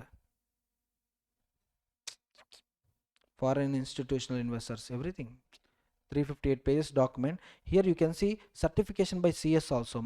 This is, MGT8. We call it as MGT8. MGT8 is not applicable to all companies. It is applicable only to the listed companies and prescribed public companies. Certification. It is applicable only to the specified companies. MGT7 all companies. MGT8 specific companies. So this is all about certificate by CS in practice regarding compliance. See, filing of forms and returns with ROC, CEG or other authorities within beyond the prescribed time with additional fees within the prescribed time only. Forgot to strike off beyond prescribed time. So they're just maintaining the details. Companies complying all the provisions. There were no transactions under section 185. or contracts arrangements with related parties are specified as per section 188 only. Simply he is giving yes or no questions, ma. Simply he is answering yes or no points. Complied, yes. Not complied, no. Any defaulter, no. Any defaulter, yes. Like that, let's see only bold matters. There was no appointment, reappointment, filling up the casual vacancy of the auditors. No deposits were accepted, were repaid, were renewed. No such requirement occurred during the financial year. Finally signed by practicing company secretary. And these are all the annexures attached to the MGT 7. Particulars of holding company, subsidiary company, breakup of paid up share capital. So this is not a small document, 358 pages document. We can make a good research on this document. We can make good research on this document. See, just look at the subsidiary and associate company only. Subsidiaries, total how many subsidiaries are there? 273 subsidiaries are there. In that wholly owned subsidiary, you can see all these are wholly owned. 100% holding is by one company, means wholly owned subsidiary. Wholly owned subsidiary, you can see many. 273 companies. Associates extra again.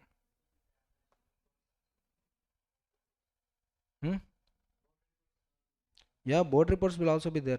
Board report, that is in AOC 4. AOC 4. In annual returns, we just give list of members. List of directors, list of members, changes in the members. Only those details will be given. Other details we will not share. Okay, fine. Now this section completed. Let's see MGT 7 for all companies except OPC and small company. Whereas OPC and small company, MGT 7A. Coming to the contents, where the register office is located, what are the business activities, and how much turnover you got from this business activity. 100%, 90%, 80% of the turnover. Information about holding a subsidiary, associate company we have seen. Share pattern, shareholding pattern. Have you seen it? Shareholding pattern. Promoters, how many shares they are holding. Other than promoters, how many they are holding. And again, in each and everything we have seen classification. Indian, NRA. Institution, individuals. I mean foreign institutions, body corporates, insurance companies, banking companies, everywhere we have seen that structure. Members, debenture holders with changes, promoters changes, directors changes, KMP changes, number of meetings held, and what is the attendance of the directors. We have seen attendance of the directors also. 100% attendance or 90% we have seen. A remuneration of directors and KMP. Penalty punishment imposed on the company and its officers, compliance certification disclosures, and details of the shares held by FII, foreign institutional investors. That list also I shown you. Any other prescribed matters? Apart from these matters, if anything else, they will ask you. That information also you furnish. That means this point is giving power to CG to add some more points if at all needed in future. Signing of annual return. Who sign annual return? Director and CS. Sir, myself OPC sir, I'm not having a CS. Myself small company sir, I'm not having CS. Then your director signing the document is enough. No need of CS. No need of CS. No sir, myself not OPC, not small company, normal company only. I'm not having CS. Then go to CS in practice. Sir, what is the difference between CS and CS in practice? This CS is in company's employment. In the employment, this means maybe KMP. This CS is KMP. If you are in your company, KMP CS not applicable, then go to practicing CS. Who will do practice outside? But for OPC and small company, if CS is not there, no need to go to CS in practice. Just director signing it is enough. Simply for them, some cost we are saving. OPC small company, MGT 7A. Annual return must be certified by CS in practice. Which companies? 3 companies I told you. Listed company and company with paid up share capital 10 crores or more. Companies with turnover 50 crores or more. Whether public or private, forget it ma. Whether public or private, forget it. Yes, listed companies and all companies with paid up share capital 10 crores or more. All companies with turnover 50 crores or more. These 3 companies MGT 8 is applicable. Now you tell me, for a small company, which company? For a small company, MGT 8 applicable or not applicable? Why not applicable? Paid up share capital 4 crores, turnover 40 crores, within the limits only, right? So the certificate must confirm that return is accurate, compliant with the act in form number MGT 8, and website disclosure. disclose website link where annual return can be downloaded. For example, you see here, I'm just clicking on this one, right? So this is nothing but website link. Just copy, yeah, copied. Now I will paste here, paste. So this is website link. At last I'll show you, yeah, website link. So that just click on this link, it will be redirected to website link. Company must place a copy of annual return on the website, and web link to the return must be disclosed in the board report. And what is the deadline for filing these forms? Within 60 days of AGM, file MGT7 or MGT7A. Sir, AGM not conducted, sir, then filing of annual returns not required. No, no, no, no, no. In that case, determine what is the due date of AGM. What is the due date of AGM? From the due date of AGM, within 60 days, file it with ROC. Many times a question came on this point, they're telling that since AGM was not conducted, company is not required to file annual returns with ROC. Do you agree with board of directors contention? And the answer is no. If AGM conducted, within 60 days of AGM. If AGM not conducted, what would be the due date? What is the last date to conduct AGM? From that date onwards, within 60 days. If you remember, last date of AGM, I used that word for circular. How long circular is valid? Circular is valid till AGM date, or last date AGM should be conducted, or 6 months from the closure of financial year. I told you, whichever is earliest. Penalty in case of non-compliance, if you are not filing these forms, in case of delay also. So for company the penalty is 10,000, and if it is continuing penalty, then 100 per day up to 2 lakhs. Very simple, write like this: company officer in default. Company, the punishment for non-compliance of section 92 is 10,000 plus 100 per day during such default continues up to 2 lakhs. Whereas officer in default, 10,000 rupees plus 100 per day up to 50,000 rupees. Getting my point?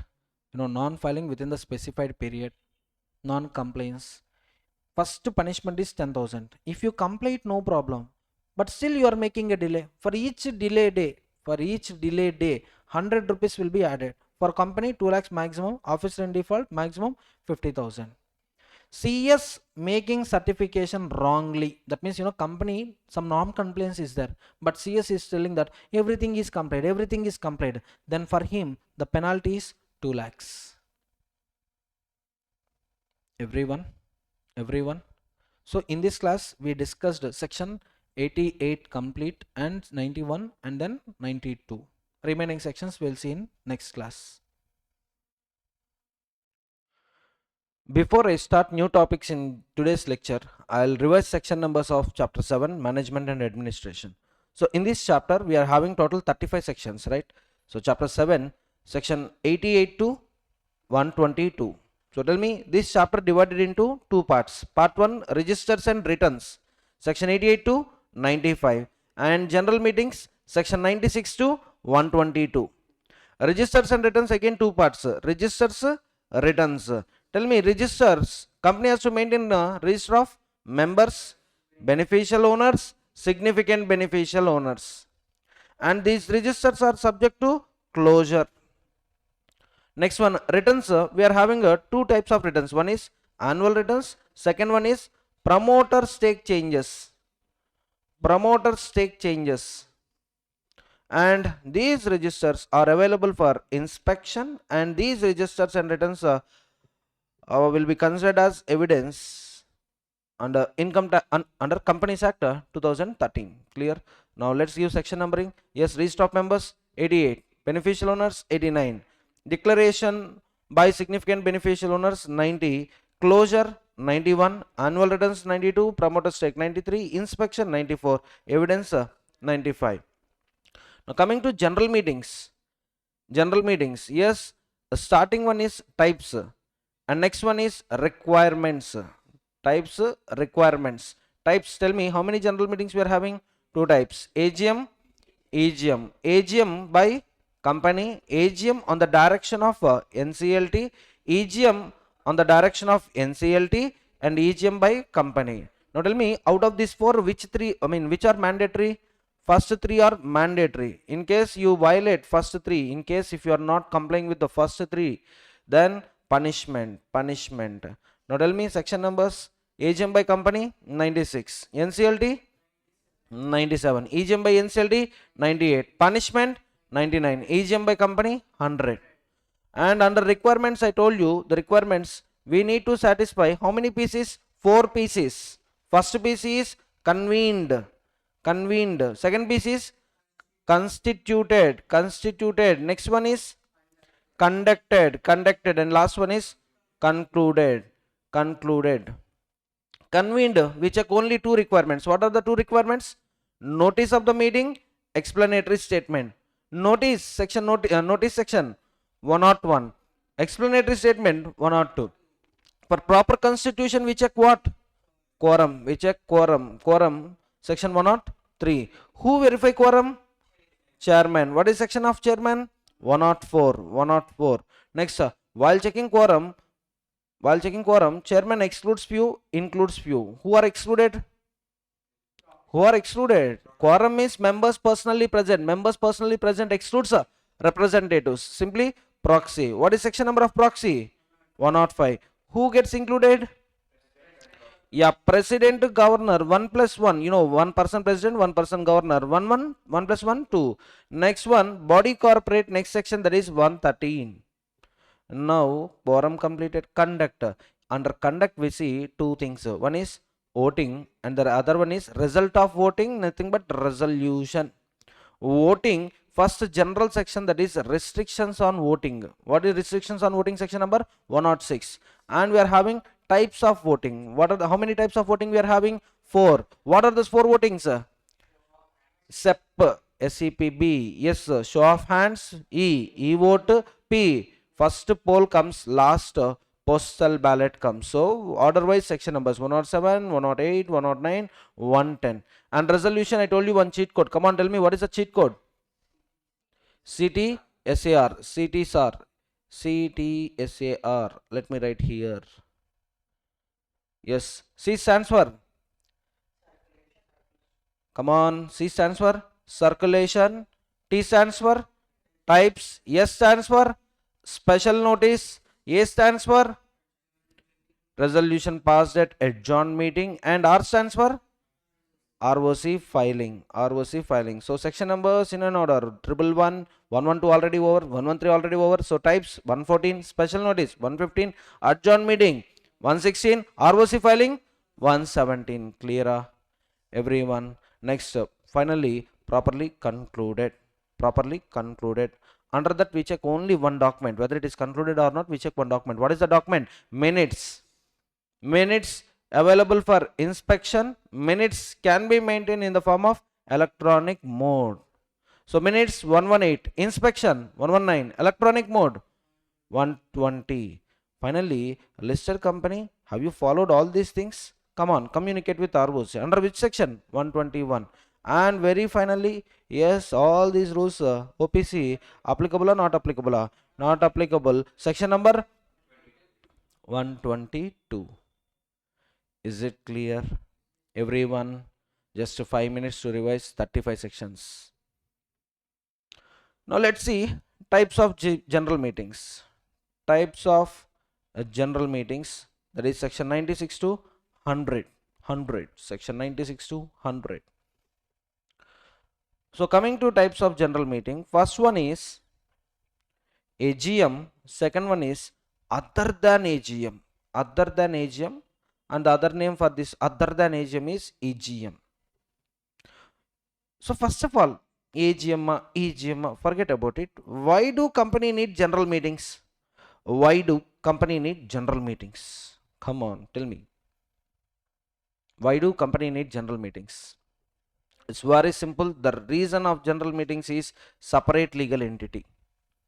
Today, company is separated from its owners. Who are the owners of the company? Members of the company. Can they participate in day-to-day affairs of the company? No. Whereas company carry business operations with the money funded by the members. Being an artificial person, it can't do the things. That's why board of directors will take care of company activities. Directors are merely agents of the company. Directors will do the things on behalf of the company. Now, what is the role of members? Whenever company need funds, members will come and contribute the funds. Now, after making investment, at one point of time, members may think, what about the investment position? What about their investment position? You all know, you all know, you take a ledger, opening balance, you'll find opening balance, you'll find closing balance. When closing balance will increase, sir, to the opening balance, if there is any profit added, then closing balance will increase. If there is any loss, closing balance will reduce. Correct? Yes or no? Investment add either yes, retained earnings. Simply retained earnings from company is not paying dividends or retaining certain portion of profits. Definitely investment value will increase. Investment value will increase. Now the question is whether the profit or loss. How to know, sir? Sir, very simple, sir. Every year company will give financial statements to the owners, no, sir. Under section 136, company will give financial statements to the members of the company. Yes, okay. But if you see the financial statements, you see financial statements, half of the information is facts and remaining half of the information is estimates. Facts people can understand. Estimates, how members can understand estimates? You tell me. In financial statements you'll find only complete facts. Estimates also we will see. For example, you see fixed assets cost is an actual figure minus depreciation. Depreciation is just an estimate. That means WDV is also an estimate. See, first year you are charging 15% depreciation. Are you sure only 15% got depreciated? Getting my point? Next, debtors, debtors actual figure, whereas less provision for bad debts. Again, estimate. Closing stock you take, cost actual figure, NRV estimate, whichever is lower. Only cash and bank balances true figures. That too if you take BRS. Again we need to know what is the actual balance of the actual bank balance of the company. So fixed assets estimation is there. Current assets also debtor estimate, and stock estimate. Now liability side also, you see liability side also, reserves and surplus is also an estimated figure only. This is not a cash profit. Because you see profit and loss statement, when closing stock is an estimate, gross profit is also an estimate only. Provision for bad debts, depreciation, these kind of estimates, if you see, net profit is also an estimate only, if you ask me. And net profit as per P&L is not a cash net profit. It's a book profit. That's it. Sir, cash profit, how much we got? Go and check cash flow statement. Cash flow statement helps you to know how much is the cash profit from the operating activities. Are you getting my point? So less interest which you have paid under finance activities, that if you less that item, you will get correct picture about the company. Cash flow statement today, it eliminates it eliminates frauds. No, it helps you to identify the frauds. So for example, as per P&L we had a huge profit, but as per cash flow statement operating activities negative. That means either sales might have been inflated, debtors figure also inflated, so this might not be a genuine profit. All these points will trigger with the help of cash flow statement. So we generally see cash flow statement from 8 marks point of view, operating, investment to finance. But auditor point of view, looking at the cash flow statement, comparing it with P&L statement, we will easily identify where error might have happened. Just now I told you operating activity negative, whereas book profit is positive. Now it's time to check debtors. Get confirmation from the debtors. If debtor balances are true, then okay, there is no problem. Sir, no sir, debtors, in our books we are showing debtors as 600 crores, but actually there is 60 crores debtors, sir. That means, you tell me how much sales inflated? 540 crores sales, sir. 540 crore rupees sales inflated. So fake profits, and asset side, fake debtors. So cash flow statement helps auditor to identify the areas where more focus, more attention to be placed. Getting my point? Okay, fine. So you see financial statements, there are a lot of estimates. And one more point, you see, research and development, best example. As per our income tax act also, as per accounting standards also, expenditure incurred in research phase, you tell me, can I capitalize it or charge to P&L? Charge to P&L. Research phase P&L. Whereas development phase, no, development phase, you can capitalize. You can capitalize. Why? Because we don't know whether research will be successful or not. So Companies Act, not only Companies Act, accounting standards are also telling, anticipate future losses, but don't anticipate future benefits. So whether asset comes or no, you don't know. That's why research related expenditure charged to P&L. Whereas asset materialized. Now development expenditure, you capitalize. See, for example, in my profit and loss statement, compared with previous year, research and development, last year research and development 5 crores, this time 50 crores. Why this 10 times increase happened? You see, my turnover last time 1000 crores, this time 1200 crores. This next net profit, last time it is 80 crores, this time it is 82 crores. 88 crores, for example, 88 crores. So observe carefully, turnover since last year 20% increase is there, whereas net profit 10% only increase is there. Generally, when turnover is increasing, fixed costs constant in nature, variable cost, fixed cost constant, variable cost is just variable. Now you tell me, when turnover is increasing, fixed cost remaining constant, definitely net profit should increase, not by exactly 20%, but by more than 20%, since fixed costs are constant. So you see here only 10% increase. There is increase. In absolute figures there is increase. But proportionately how much increase happened? 10%. Why? So because financial statements, research and development like this, based on lot of assumptions, we prepare the financial statements. You board of directors, you had knowledge of finance. You had knowledge of accounting standards. Based on that knowledge, you prepared financial statements. It's okay. But we members, how do we know all these things? So we are having a common doubts looking at the financial statements. Who answer my queries? Sir, management. Do you think management call each and every member and ask, sir, any doubts with respect to financial statements? Any queries with respect to financial statements? Practically not possible. That's why, to avoid this confusion, to provide an opportunity to the members to solve their grievances, conduct one meeting. Conduct one meeting where all the members entitled to vote will attend the meeting. So in this way, you observe, in this way members will get an opportunity to know the affairs of the company. If they have any doubts, they can resolve those doubts at the meeting. Are you getting my point? So today, why general meetings were really popular, sir? The only reason, separate legal entity. You see, partnership type of organization, official general meetings required. Required or not required? Not at all required. For sole proprietorship, only one person. Whatever he decide, that is the final. Meeting not required. Partnership, active partners will take consult sleeping partners. Accordingly, they will carry the operations. But coming to here, management is separated, ownership is separated. So owners will definitely have an interest.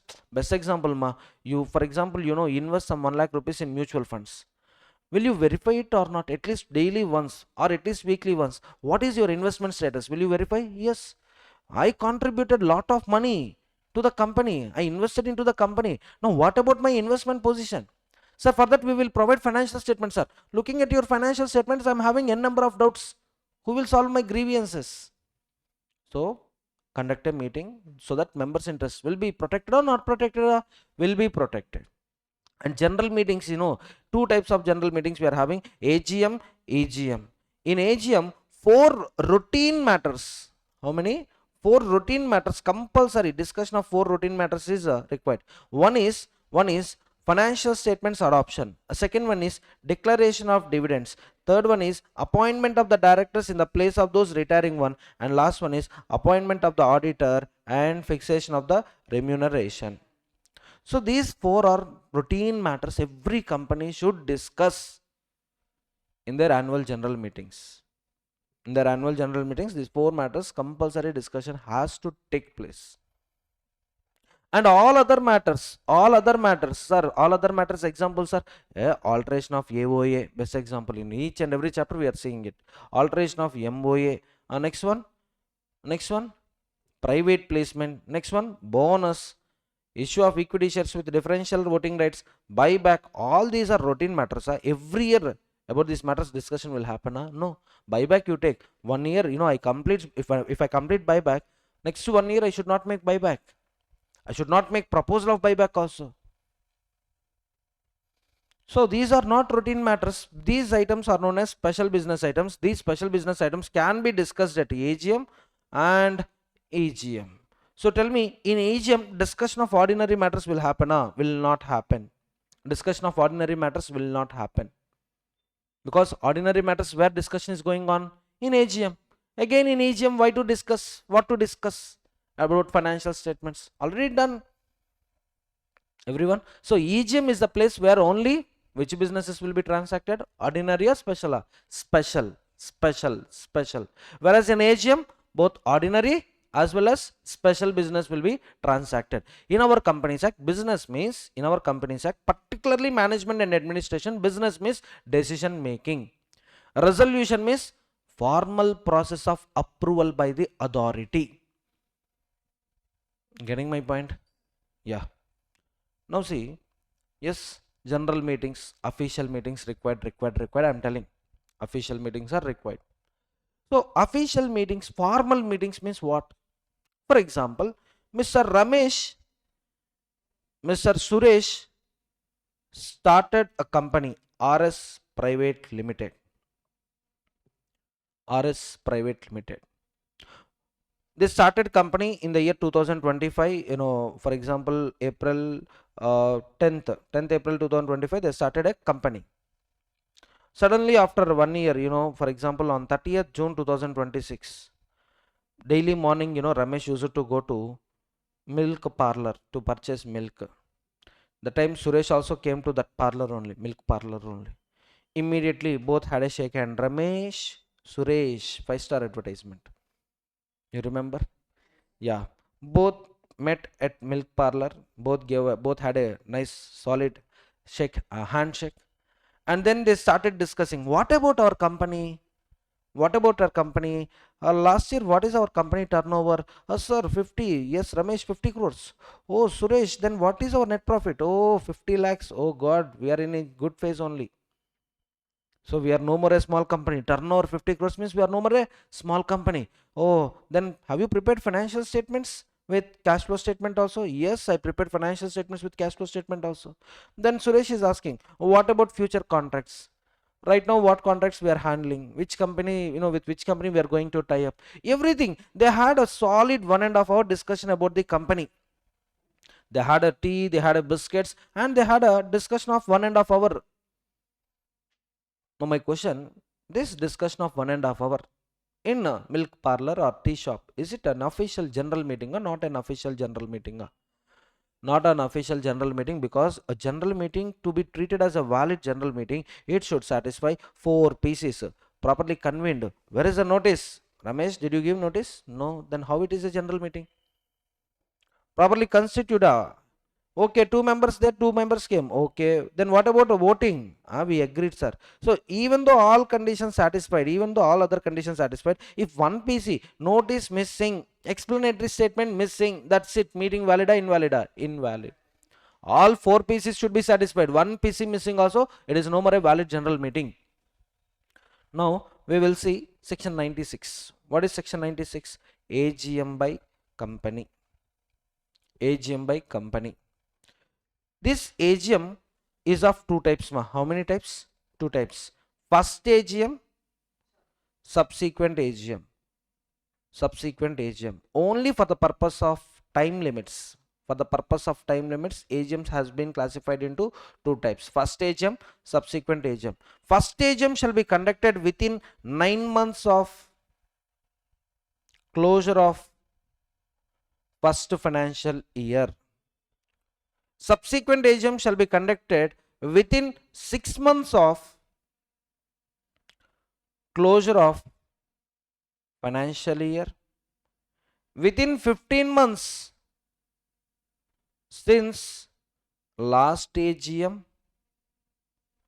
and common point between these two, common point, every year one AGM, every year one AGM mandatory, every year one AGM is mandatory.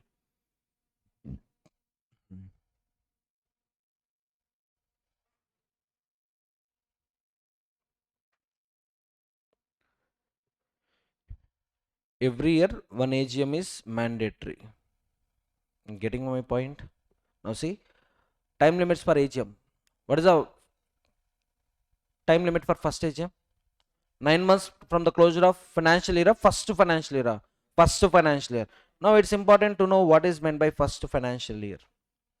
So when first financial year gets closed, let's see, first financial year, it depends on date of incorporation. If date of incorporation falls on or after 1st January, and other cases, others means date of incorporation is before 1st January. In other cases, 31st March of financial year will be the closure date. 31st March of the financial year will be the first financial year closure date. Observe carefully. I am defining what closure of first financial year. First, if we know when first financial year gets closed, then we can determine the due date of AGM. Which AGM? First AGM. So closure of first financial year, if date of incorporation falls before 1st January, then 31st March of the financial year. If date of incorporation falls on or after 1st January, then financial year closure date will be 31st March of not the financial year but the following financial year. Let me give you few examples. Right now we are in the financial year 25-26, for example. Yes or no? In the month of December 26, correct? Yeah, December 26, that means sorry, December 25. We are in the month of December 25. Now tell me, in which financial year we are following? Financial year 25-26. Now if incorporation date is 30th June 2025, then first financial year closure date will be 31st March of the same financial year. What is the financial year 31st March? When this financial year gets closed, 31st March of 25 or 26? 26. So this is the first financial year closure date. And this is date of incorporation. Are you getting my points, everyone?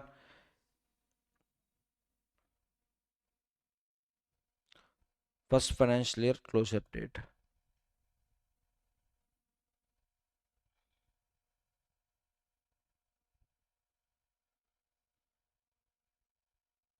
Now tell me, suppose if date of incorporation is 30th September 2025, then also 31st March of same financial year, that means 26. If date of incorporation is 31st December 25, then also first financial year closure date will be 31st March of same financial year. You can see 31st March of same financial year. When this financial year is getting close, that date is the closure of financial year, first financial year closure date. Now comes, if date of incorporation is 30th March 26, then what is the first financial year closure date? 31st March of same year, following financial year.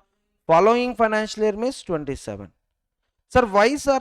Very simple, when is your date of incorporation? 30th March 26. How many days left over if I say same financial year? 2 days. For these 2 days also, prepare financial statements, get them audited, file the financial statements with ROC, means that fellow will die.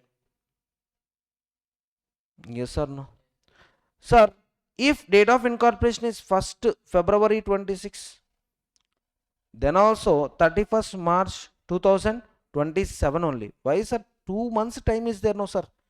2 months time is there. But if you observe, within 30 days of incorporation, company should have register office. Company should conduct first board meeting. Company should appoint first auditor. Company should open bank account. You enter into, accept the pre-incorporation contracts. For doing all these things, definitely some time period is required. Now for them, you tell me, for doing business, how much time left over? Vast period or very little period? Very little. For that little period also, prepare financial statements, get them audited, file financial statements with ROC, file annual returns with ROC, conduct general meetings, means logicless. And also you remember section 56, within 2 months of incorporation, share certificate should be issued. A lot of compliance is there after incorporation. So you'll find little time for doing business. Everyone. So, lawmaker thought, how much time we should give for doing all these complaints? Maybe lawmaker thought 3 months. That's why he is telling that if incorporation date is 1st January, if incorporation date is 1st January or after 1st January, I repeat, if incorporation date is 1st January or after 1st January, then 31st March of 26 will not be the first financial year closure date. 31st March of the following financial year is the closure date. Sir, why is 1st January? Sir, why not 31st December? What sin it committed, sir? 31st December also you include. Then 30th December will cry. If you include it, 25th December will cry. If you include it, 20th December only, right? 20th December may cry. If you start increasing the number of days, prayer date also include. Prayer date also increase. Like that, you want to fix 1st December, then November. There will be no control at all. So that's why lawmaker decided if date of incorporation is 1st January, for 3 months also asking him to prepare financial statements, get them audited, conduct general meeting, it will be over complaints burden. That's why lawmaker told if your incorporation is 1st January or after, then for you 3 months is not the first financial year, for you more than 12 months is the first financial duration. Now if you see literally in this case 15 months is the duration of first financial year. In this case 14 months is the duration of first financial year, and in this case 12 months 2 days, that means more than 12 months. First financial year need not be 12 months. If you see this case if you see 3 months 1 day. So first financial year need not be 12 months. If it is 12 months also, no problem. Suppose exactly on 1st April 25 I am incorporating company, sir. 31st March 26 is the year of for your financial year closure date. Maybe 12 months possible in this situation. 12 months may be possible. So I'm telling you, first financial year need not be 12 months. It can be less than 12 months. It can be more than 12 months. Can I proceed? Next. Now, what is the due date of first AGM? Tell me, what is the due date of first AGM? Within 9 months from the closure of financial year. Within the 9 months from the closure of financial year. So to this all, add 9 months. Just add 9 months to all these cases. So here it comes 31st December 26. 31st December 26. 31st December 26. Next here also 31st December 27. 31st December 27, and here also 31st December 27. And if you observe carefully, if you observe carefully, year of incorporation, you see year of incorporation and year of AGM, year of first AGM, year of incorporation, year of AGM. If you observe carefully, yeah, no, just wait. Year of incorporation, you see calendar year, you tell me this is 2025, 2025, 2025, 2025, 26, 26 and 26, correct? Yeah. And when I am conducting first AGM, 2026, 2026. Here also you check 2026, 26, 27, 27, 27. Now you compare and tell me, am I conducting AGM in the year of incorporation or not? You just compare and tell me. I'm just highlighting the words. Compare and tell me, am I conducting AGM in the year of incorporation? Yes or no? No. But if you observe, every year one AGM compulsory. Sir, here indicates year indicates what? Year indicates calendar year. Calendar year. Companies Act is silent on year definition. Companies Act defined financial year, but Companies Act didn't define year. So when Companies Act is not defining the word year, we have to refer to which act? General Clauses Act. General Clauses Act means study of generalized words, generalized clauses. As per General Clauses Act, year means British calendar year, which starts from January, ends with December. So every year one AGM, but this rule, is it applicable to first year or not? Not applicable. Not applicable. You take 100 examples, in all the 100 examples you will get the same result. In the year of incorporation, you are not going to conduct first AGM. Is it valid, sir? Yes, valid. Is it not violation, sir? Not a violation. Are you all getting my point? So tell me, what is the time limit for first AGM? 9 months from the closure of first financial year. When first financial year gets closed, if date of incorporation is on or after 1st January, then 31st March of following financial year will be taken as first financial year closure date. Everyone? Okay. If it, in case of others, 31st March of relevant year.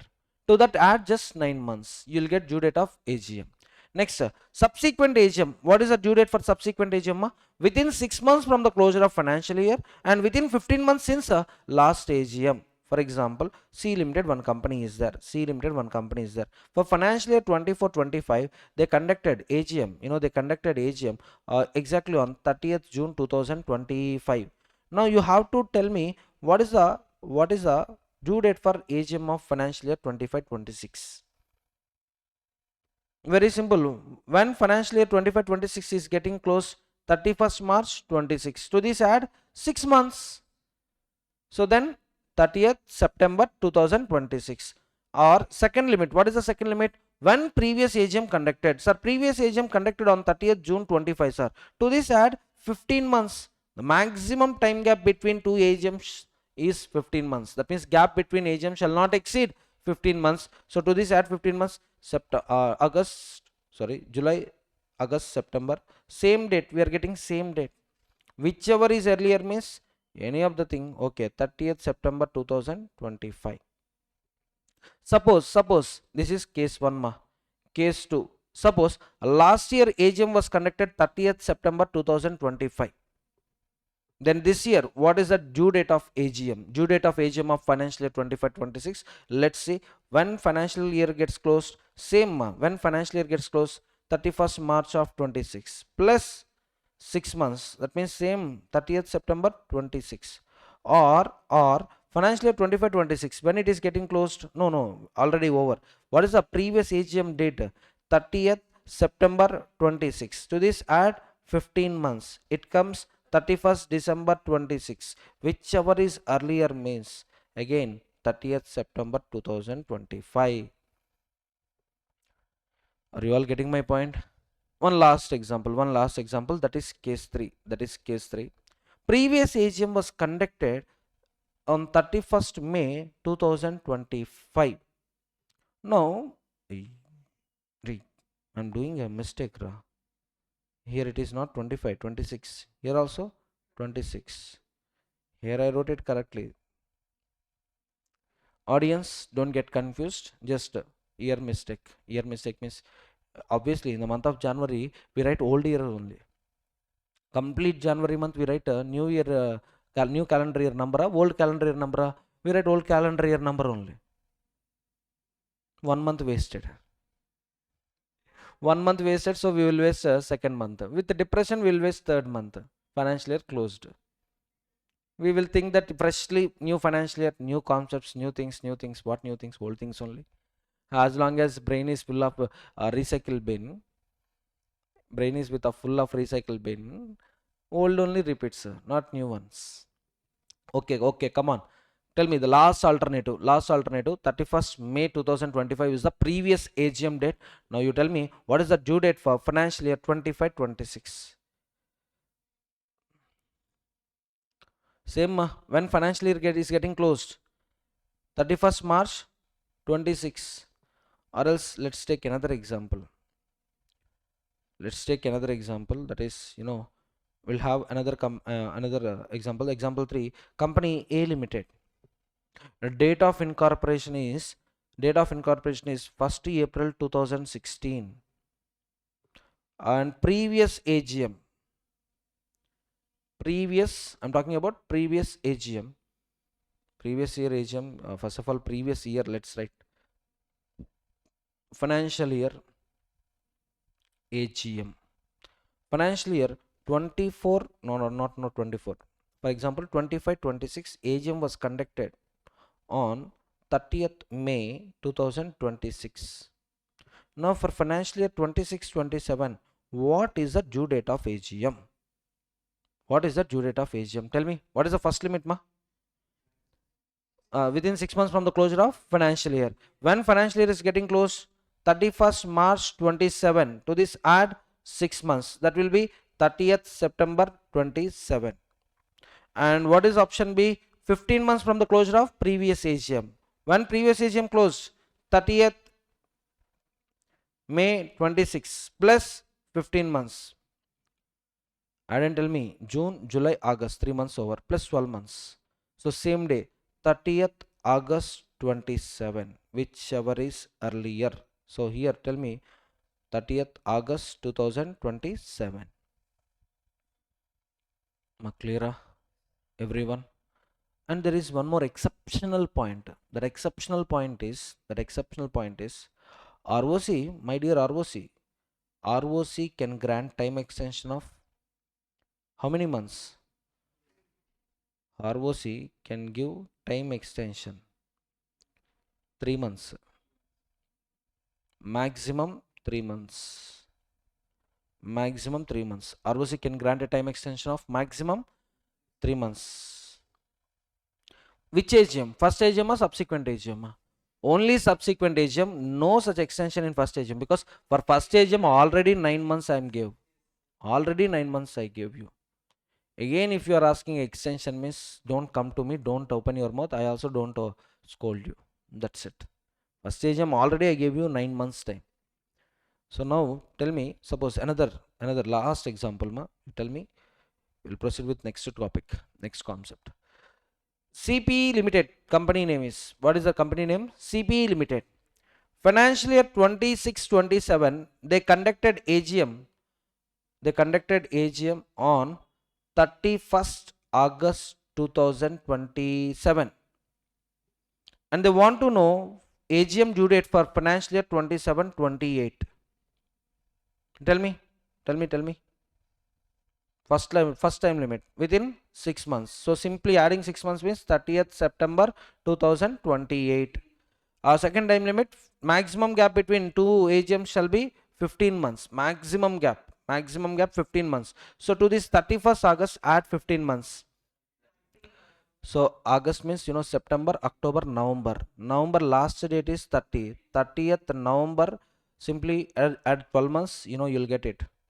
3 you added 12 months at yours. Yes, 30th November 2018, whichever is earlier means 30th November 2000, 30th November, 30th September, whichever is earliest, 30th September 2028. But the problem is, exactly day before approval of financial statements, IT department came and seized all our books of accounts. Or auditor before expression of opinion on the financial statement, he became ex-auditor, maybe disqualified, maybe late auditor, late gone up. Now we appointed another auditor to fill the casual vacancy. Sir, please sign it, sir. How can I sign it? Audit already over, sir, but I didn't do the audit. I didn't perform the audit. Once again I'll do the audit. Sir, time is very less. Go and file an application with ROC for extension. So for any special reason shown to ROC, tell me, for any special reason shown to the ROC may grant time extension. Suppose here ROC granted time extension of 2 months. Can he extend for 2 months? Yes. Can he extend for 1 month? Yes. Can he extend for 3 months? Yes. Can he extend for 4 months? No. Maximum power to ROC is 3 months only. So in my example, ROC is giving extension of 2 months. So to this just add 2 months. Then 30th November 2028. This will be the due date of subsequent AGM. Clear? So in examination, to confuse you, they will ask like this. First AGM it is not possible for company to conduct because of heavy hectic work schedule. So board of directors passed a resolution for filing an application with ROC to extend first AGM due date. Whether resolution passed, whether ROC is having power to extend first AGM or not. They may ask you question like this, then you have to write answer. Which answer? Yes or no? No, that's it. So far we completed time limit, only just time limit completed. But important to know about AGM is DTP, date, time, place. No sir, I'll remember it as TDP sir. It's up to you. It's up to you. But generally last 7 years I teach DTP only. If you want TDP, yes, it's a local political party. If you want, you can remember it. No problem to me. I'll tell only DTP. D stands for day, date. Day, date. T stands for time. P stands for place. These three important points important. Coming to the day of AGM, I'm talking about which meeting? AGM. Coming to the day of general meeting, it can be any day other than national holiday. Any day other than national holiday.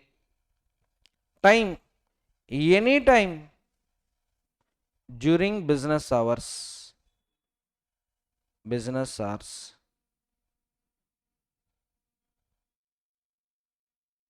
Business hours. And coming to the place, two options I am giving you. One is registered office and second one is any place in the city, town where registered office is situated. Where registered office is situated. Now gets a question. Sir, what is meant by national holiday, sir? What is meant by national holiday? National holiday means a day declared as national holiday by central government. Day which is declared as national holiday by the central government, we call it as national holiday. Very wonderful definition.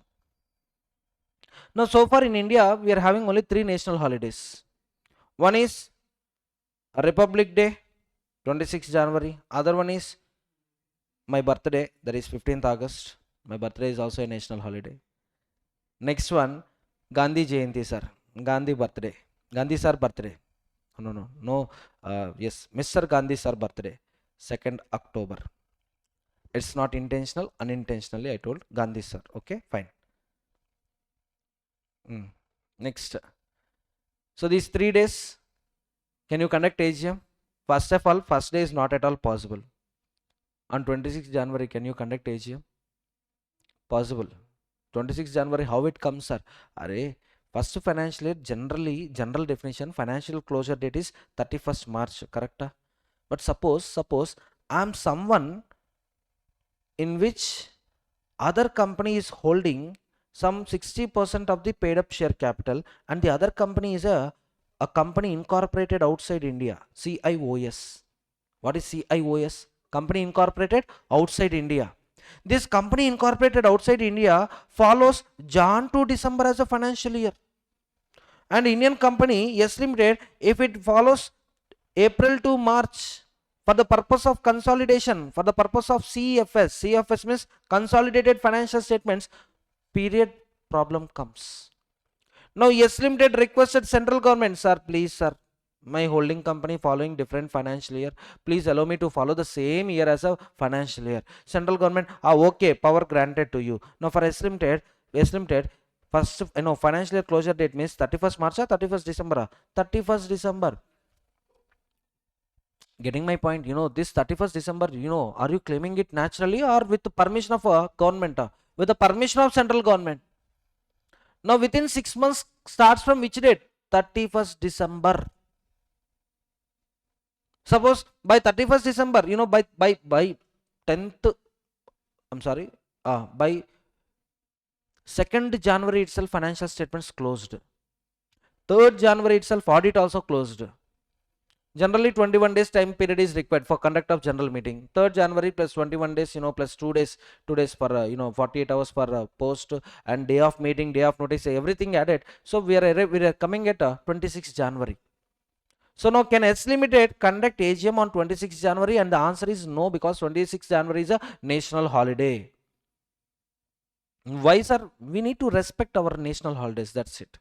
So not allowed. Not allowed. Okay, fine, fine. Yes, any day other than national holiday. But here there is a thin underrated point is there. Very underrated. In examination, if that question comes, means you have to shout wow, and then you have to write the answer. The point is, listen. Suppose company C Limited planned to conduct AGM on 22nd August 2026. Is it a national holiday? No, it's not a national holiday. Board of Directors, by passing board resolution, fixed 22nd August 2026 as a proposed AGM date, and it was approved. Notice calling for meeting. Notice calling for meeting was also issued. Notice was given on 30th August. Maybe yes, 25th August 2026. They dispatched all the notices. And what is the AGM? What is the AGM date? 22nd August. When it was notified? 25th August. Yeah, 25th July. 25th July. 25th July 2026, they finalized day of general meeting. What is the day of general meeting? 22nd August 2026 is the day of general meeting. Now, after giving notices, central government exactly on 8th August 26, it came and it issued one official gazette stating that 22nd August is our 4th national holiday. Now the question is, AGM can be conducted on any day except a national holiday. We fixed one day as AGM day, and subsequently the day was declared as national holiday. Now my question, can I conduct AGM on that day? If this question comes, you have to shout wow, and you have to write the answer, because you know the answer. Tell me, yes or no? Can they conduct or can they don't conduct? Answer is yes, they can conduct.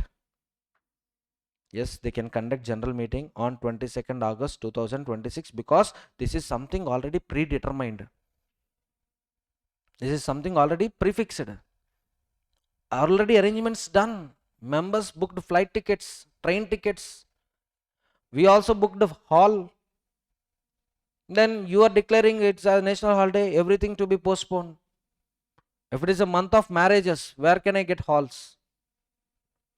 Yes or no? If it is a month of, we are having marriages season, right? That time, hall rents will be peaks. That's what. Today, marriage is also becoming very, very costly affair. Relation continue also costly. Discontinue very, very costly. Now, okay, listen. Now, the point is, sir, that year, 22nd August 26, there is no problem to conduct general meeting. What about next year, sir? What about next year? Next year, 22nd August 27. Can they conduct general meeting on 22nd August 27? And the answer is no, because you already knew that it is a national holiday. So when can I conduct general meeting? After declaration of day of general meeting. Subsequently, if government notifies that day as national holiday, then there is no problem to conduct AGM for that year. But for the next year, not possible. Getting my point? Let me repeat one more time. Date of board resolution. 25th July 2026. And proposed date of AGM. It is 22nd August 26. And official gazette OG by CG. Oh my god. Official gazette by central government declaring 22nd August 2026 as a national holiday, whereas this official gazette was dated 8th August 26. That means after board resolution, but before AGM. After board resolution, before AGM. Now, can a company conduct AGM on 22nd August 26? The answer is yes. The answer is yes. But for financial year 26-27 onwards, financial year 26-27 onwards, AGM not allowed on 26th January, 10th August, 22nd August and 2nd October. Clear? That year okay, why? Already arrangements done. Subsequent years not allowed because you already knew it. Got clarity? Now day over. Now what over? Day over. Next one is time. So what time I can conduct general meeting? Anytime during business hours. Sir, business hours I had a doubt, sir. The doubt is, our business is pub, sir. Pub, club, you can see. Generally they operate at what times, sir? Night times. Now my company which is engaged in pub, for me business hour is night, no sir. Can I conduct general meeting night, sir? No. Business hours means 9 to 6. Morning 9 to evening 6. That means you can't start meeting before 9. You can't start before 9. You can't start after 6. The start time should be during 9 and 6. The start time should be between 9 and 6. Sir, I started meeting at 2 p.m. sir. But that meeting is going on, and it may be concluded by 10 p.m. Now my question is, by 6 p.m. should I stop meeting or can I continue meeting till 10 p.m. evening also? The answer is yes, you can continue till 10 p.m. also. Commencement time should be between 9 and 6. End time, it can go beyond next day also, no problem. If members are okay, if chairman of the meeting is okay, for me, for lawmaker, there is no problem at all. But commencement time should not be before 9. Commencement time should not be after 6. Commencement time should be between 9 a.m. and 6 p.m. Clear, everyone? So no problem. In this case, no problems. We'll see just commencement time. And next one, where to conduct general meetings are? Obviously at registered office of the company. Where to conduct? At registered office of the company. No sir, my registered office only I can accommodate some 20 people. My company number of members is 150 sir. It's a small office, I can't accommodate 150 members. Then book one hall, auditorium, where any place but in the city, town, village where registered office is situated. Suppose my company registered office is in Nungampakam, close to ICA Nungampakam. Whereas in T Nagar or Anna Nagar or Coimbatore, yes, we had one premises, auditorium, where which we can take rental basis for 25,000 rupees per day.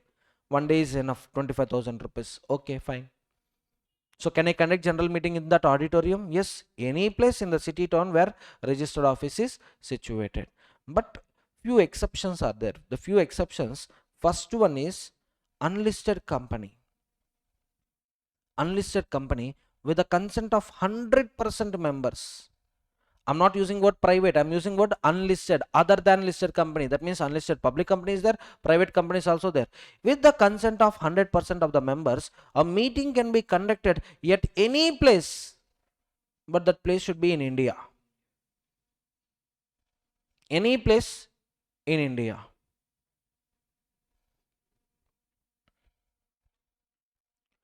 For government companies, these rules not applicable. Above rules not applicable. Above rules means, place decided by government. Place decided by government. Who will fix the place? Central government. Because protocol. You see IOCL, 52% shareholder. Who is the 52% shareholder? President of India. So as per the protocol, that means protection of President of India is our responsibility. So meetings can be called at a place other than registered office or other than city, town, village where registered office is situated. Getting my point? Now in examination, they may post a question like this. There is a company C Limited whose equity shares not listed on stock exchanges, but preference shares, non-convertible redeemable preference shares which were offered on private placement basis but listed on stock exchange. C Limited also issued debentures which are non-convertible redeemable debentures. Non-convertible debentures which were issued under private placement basis and listed on stock exchanges. planning to conduct AGM at Goa. C Limited registered office is located in Delhi, but members want some kind of mental torture free, mental pressure free. So they decided to conduct general meeting at Goa. And all the 100% of the members gave consent. 100% members gave consent. Now can company conduct general meeting in Goa? Sure. Are you sure? Pakka? Fine. Securities listed on stock exchanges. Exception to listed company. Yes. This equation I told you. NCRPS plus PP. NCD plus PP. So this company is not a listed company. This is a unlisted company. Unlisted company with the approval of 100% of members. Yes, they can conduct a AGM at any place in India. Now here I will post other questions. What if they decide Thailand? Thailand. So Thailand. Hey, see, question paper setter is very naughty fellow. He will ask this kind of questions only. You can see previous attempt question paper. He will tell all silly excuses and he will ask you advice. Now tell me Thailand, or if you feel okay, England, English land. Now tell me with 100% members approval, ma? Not 100,000% members, for example. Future members also giving approval.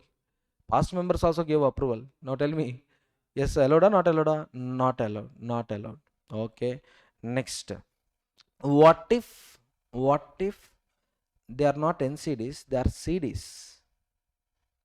They are not NCDs, they are CDs. Huh? In Goa, allowed or not allowed? Not allowed. Why? CDs listed on stock exchange, definitely it is a listed company. In exception, we didn't have this point. Because CD will be converted into equity. Again, public participation will be there. That's it. That's it. What if equity shares were listed on the stock exchanges? Then it is a listed company. Listed company, this benefit is not there. Listed company, only two cases. What are the two cases? Either at registered office or any place in the city, town, village where registered office is situated. That's it. So exceptional topic can be posted on YouTube also. I'm planning next month first onwards daily some random some 6 sections I need to select. From each section one exceptional topic I want to post it. Morning questions posting, on evening uploading of the answers. So daily 2 videos.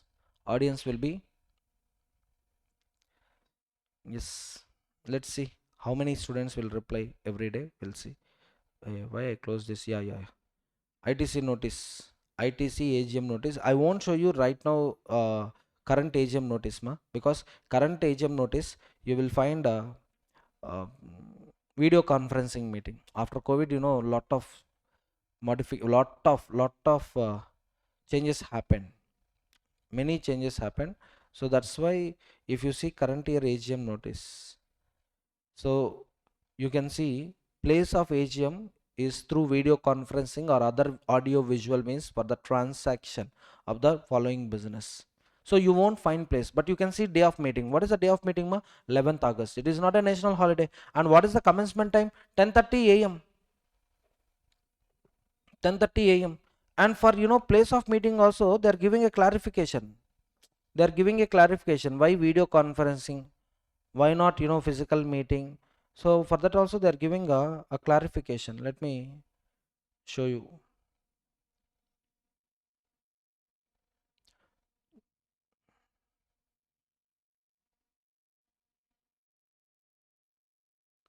Oh, ITC hotels.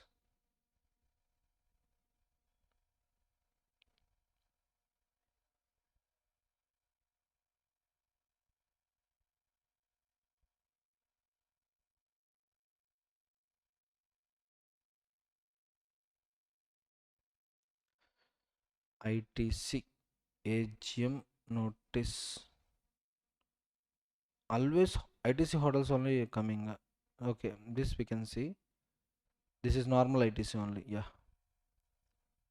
normal ITC company. Yes, search audio. Come on, come on. So first time I think in the year during COVID year, amendment happened in the rules, and according to the rules only, yeah, according to the rules only, we are conducting AGM as per audio visual means like that. They gave a clarity.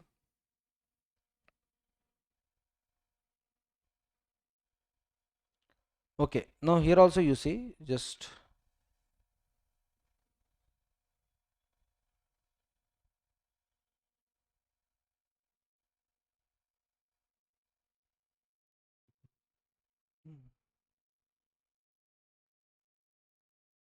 Here also you can see. Can you see the place of meeting? No. Only day and time you can see, but not place.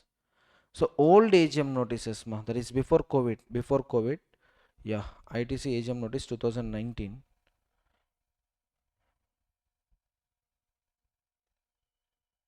Mm-hmm.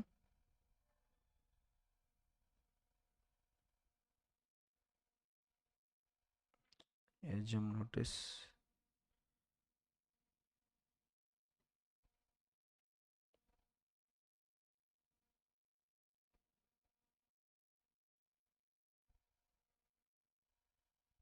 Dispatch of notice 108. Search 108. Dispatch of notice. Yeah, you can see here. This is advertisement copy. Two newspapers, listed company, right? Two newspapers. One is local vernacular newspaper, and the other one is English newspaper. So they are also giving the time, business standard Wednesday 19th June, and I don't know. This is June for sure, and can be understood. That is 20, and last two letters I don't know. Advertisement okay, but where is the notice?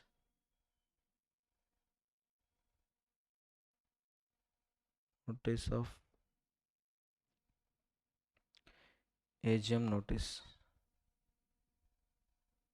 AGM notice. Report on accounts and AGM notice. AGM notice. Mm. Just look at the first paragraph. What? Notice of board meeting, financial results.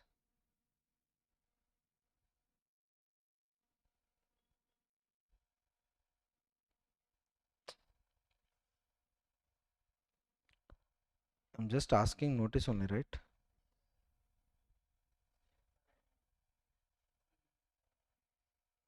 Okay, then Reliance. Rel AGM notice 2019.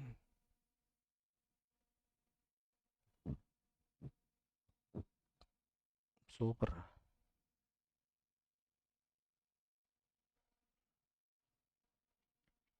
Reliance General Company. Here you can see. What is the AGM day? September 20. National holiday? No. What is the time? 3 p.m. 3 p.m. That is during business hours only. And you can see at the corporate office of the company, Reliance Center South Wing. So Mumbai. Mumbai. Since this is an official publication, you can see all the 7 elements. One is name, SIN, registered office, fax number, telephone number, mail ID, website address. So registered office, you can see Navi Mumbai. Dhirubhai Ambani, Knowledge City, Navi Mumbai. And these people are conducting meeting at Mumbai only. That means in the same city, but any other places. Yes or no? So yes, every company, listed companies should comply with these rules and regulations. And you can see, yeah,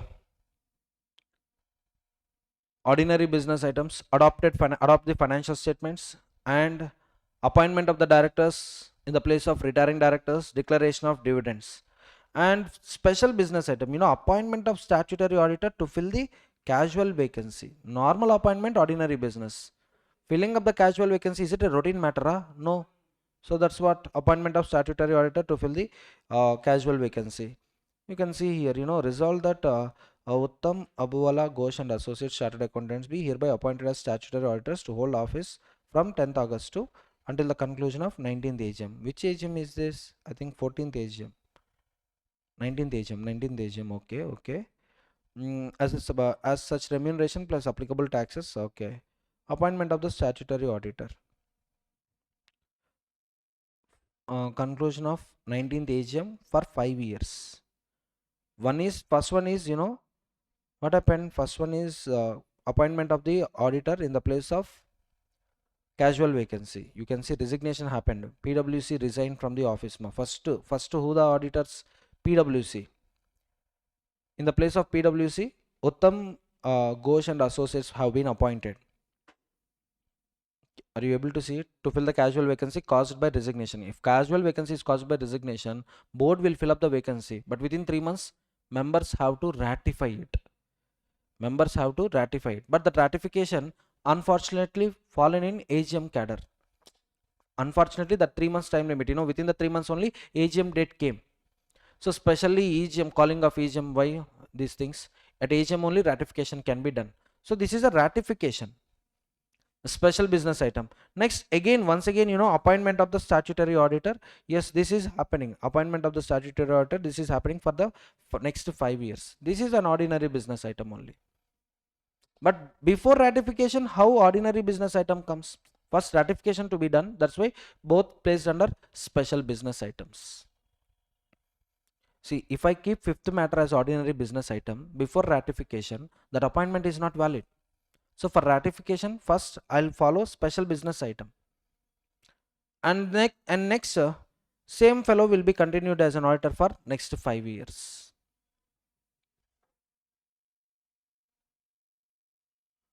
Registered office city is also there. And you can see who is giving this notice calling for general meeting? CS. But CS is not having any authority to fix day, time, place. Who can fix day, time, place and agenda? Who can fix day, time, place and agenda?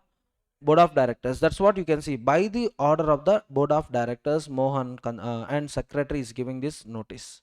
So in the notice you will find 4 components. What are the 4 components? Day, time, place and agenda. Clear? Day can be any day except national holiday. Time, anytime during business hours. Let's see very quickly. This section 96. Every company except OPC shall hold AGM every year. Sir, why not OPC, sir? In OPC, how many members are there? One member meeting himself means mental hospital only. So that's what. Act is not applicable to mental people. And Act will not tell people, come and meet yourself. Then, lawmaker will be mental person. So it will not come. OPC minimum and maximum number of members is 1. For meeting, minimum 2 members are required. That's why OPC meeting exempted. Types of meetings. How many types of meetings we are having? AGM, EGM. AGM annually. EGM if needed. First AGM must be held within 9 months from the closure of first financial year. No need to hold AGM in the year of incorporation. We have seen multiple examples. Year of incorporation calendar year of first AGM calendar year, matching or not matching? Not matching. Subsequent AGMs must be held within 6 months from the closure of financial year. Gap between 2 AGMs shall not exceed 15 months. If a company cannot hold an AGM within prescribed time, registrar may extend the time for special reasons. The extension can be for a period up to 3 months. No extension granted for the first AGM. Important point. No extension for first AGM. AGM shall be held between 9 a.m. and 6 p.m. on any day which is not a national holiday. AGM shall be held either at registered office of the company or city, town, village where registered office of the company is situated. Exemptions. Unlisted company, section 8 company, government company. Unlisted company, I told you, with the consent of all the members, AGM can be conducted any place in India. Section 8 company, time, date, place of AGM are decided by the board considering any directions given by the company in general meeting. In one of the previous 3 attempts, this question came. Members in previous AGM gave directions to the directors regarding the next AGM date, time, place. Now directors should consider them, directors should not consider them, directors should consider them. You can see time, date, place of AGM decided by the board considering any directions given by the company in its general meeting. Which general meeting? Previous general meeting. In the previous general meeting, they told, sir, next AGM shall be conducted on 22nd September, sir. Now directors have to follow it. Exception applies only if that company is regular in filing under section 137 and 92. What is 92? Annual returns. 137, financial statements. Government company, AGM shall be held between 9 and 6 on a day that is not national holiday. AGM can be held at registered office or other places approved by CG. Other places approved as CG may approve. Other places approved as CG may approve. Exception only for regular companies. Regular company means regular in filing with financial statements and annual returns. And CG may exempt any company from the provision subject to the conditions. Considering public interest. You see, for example, you see, in 2020, what happened? COVID pandemic came. Gatherings allowed, assemble allowed or not allowed? Parliament only, very little number of members came and conducted parliament sessions.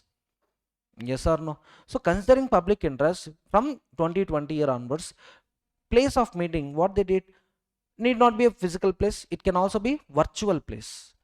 So audio visual means allow, they introduced. Yes or no? Best exception, you can write like this, video conferencing. Video conference. Audio visual means AV. Audio visual means allowed since 2020. This, CG exercised this power because Parliament gave it. Parliament gave it in the Companies Act. Is it clear? That's it. We'll continue after a break. In previous lecture, we completed section 96. In section 96, we have seen 4 points. Due date for AGM, date, time, place. What is the due date for AGM? What is the due date for AGM? First AGM within 9 months from the closure of first financial year. Subsequent AGM within 6 months from the closure of financial year, or 15 months from previous AGM date, whichever is earlier. Every year one AGM compulsory. Every year one AGM compulsory. Okay. ROC may grant time extension for which AGM? First AGM or subsequent AGM? Subsequent AGM. First AGM extension is not possible. Next one, coming to the day of meeting. Any day except national holiday. Any day except national holiday. And subsequently, after fixation of day of general meeting, subsequently if the day was declared as national holiday, no problem, you can conduct general meeting on that day. But subsequent years, next year onwards, you should not conduct general meeting on that day. Coming to the time of meeting, commencement time should be during business hours, that is 9 to 6, not before, not after. Place of general meeting, registered office or any place in the city, town, village where registered office is situated. Clear, everyone? Now for unlisted company, with the consent of all members, meeting can be conducted at any place in India.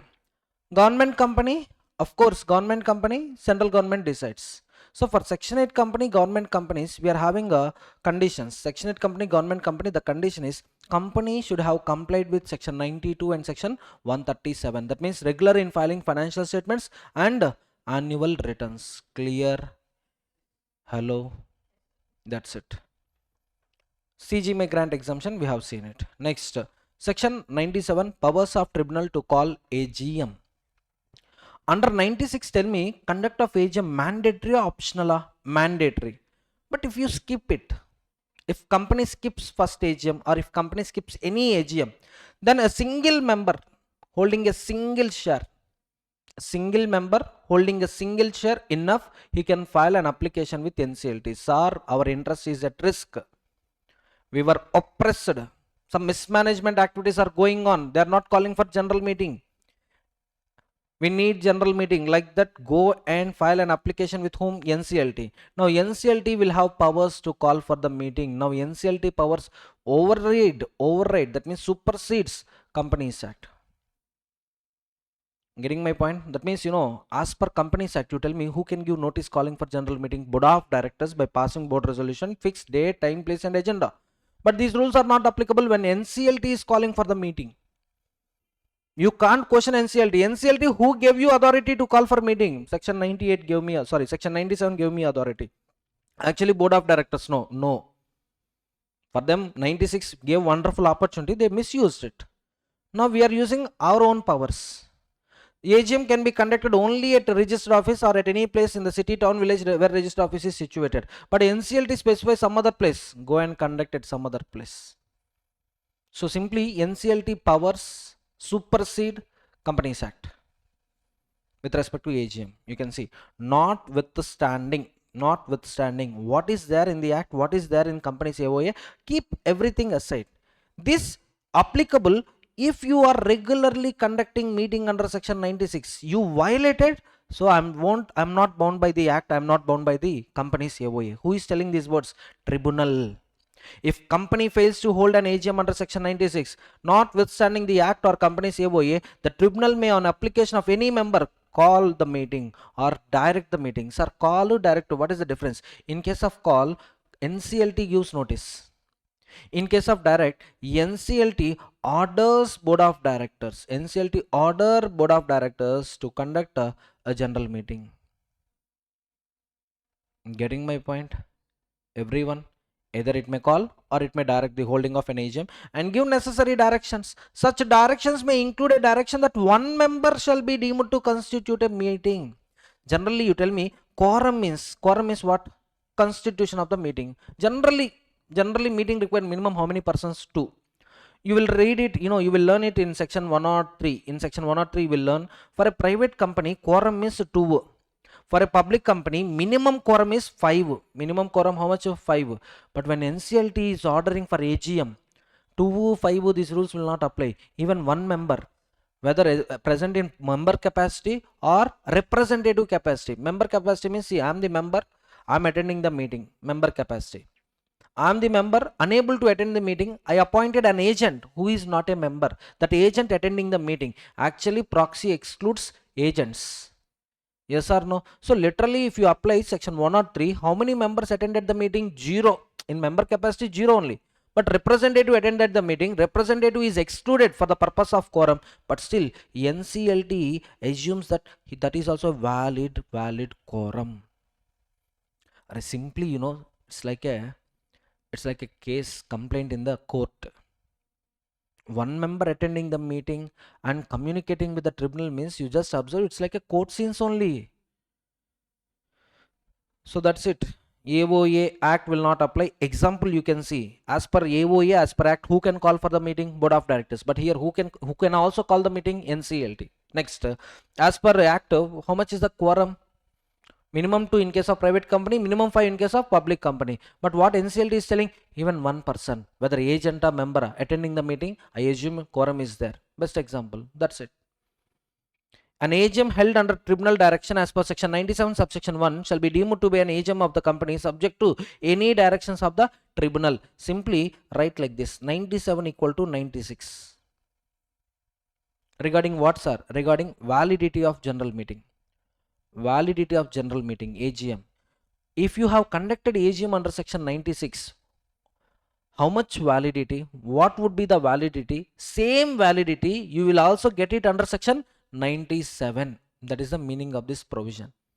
Are you all getting my point? So this second point, what it is telling, it is an assumption. If AGM was conducted under 97, even though directors not calling, simply ignore all this. Do you remember 4 pieces? What is 4 pieces? Properly convened, properly constituted, properly conducted, properly concluded. Only when these conditions satisfied, then that meeting is valid. Under which section? 96. But even though these 4 conditions not satisfied, under 97, if meeting is conducted, we assume this is also valid meeting. That's it. Tell me when 97 comes into the picture. When company fails to conduct AGM. C1, observe carefully. 2 conditions are to be satisfied. 2 conditions, let me write here.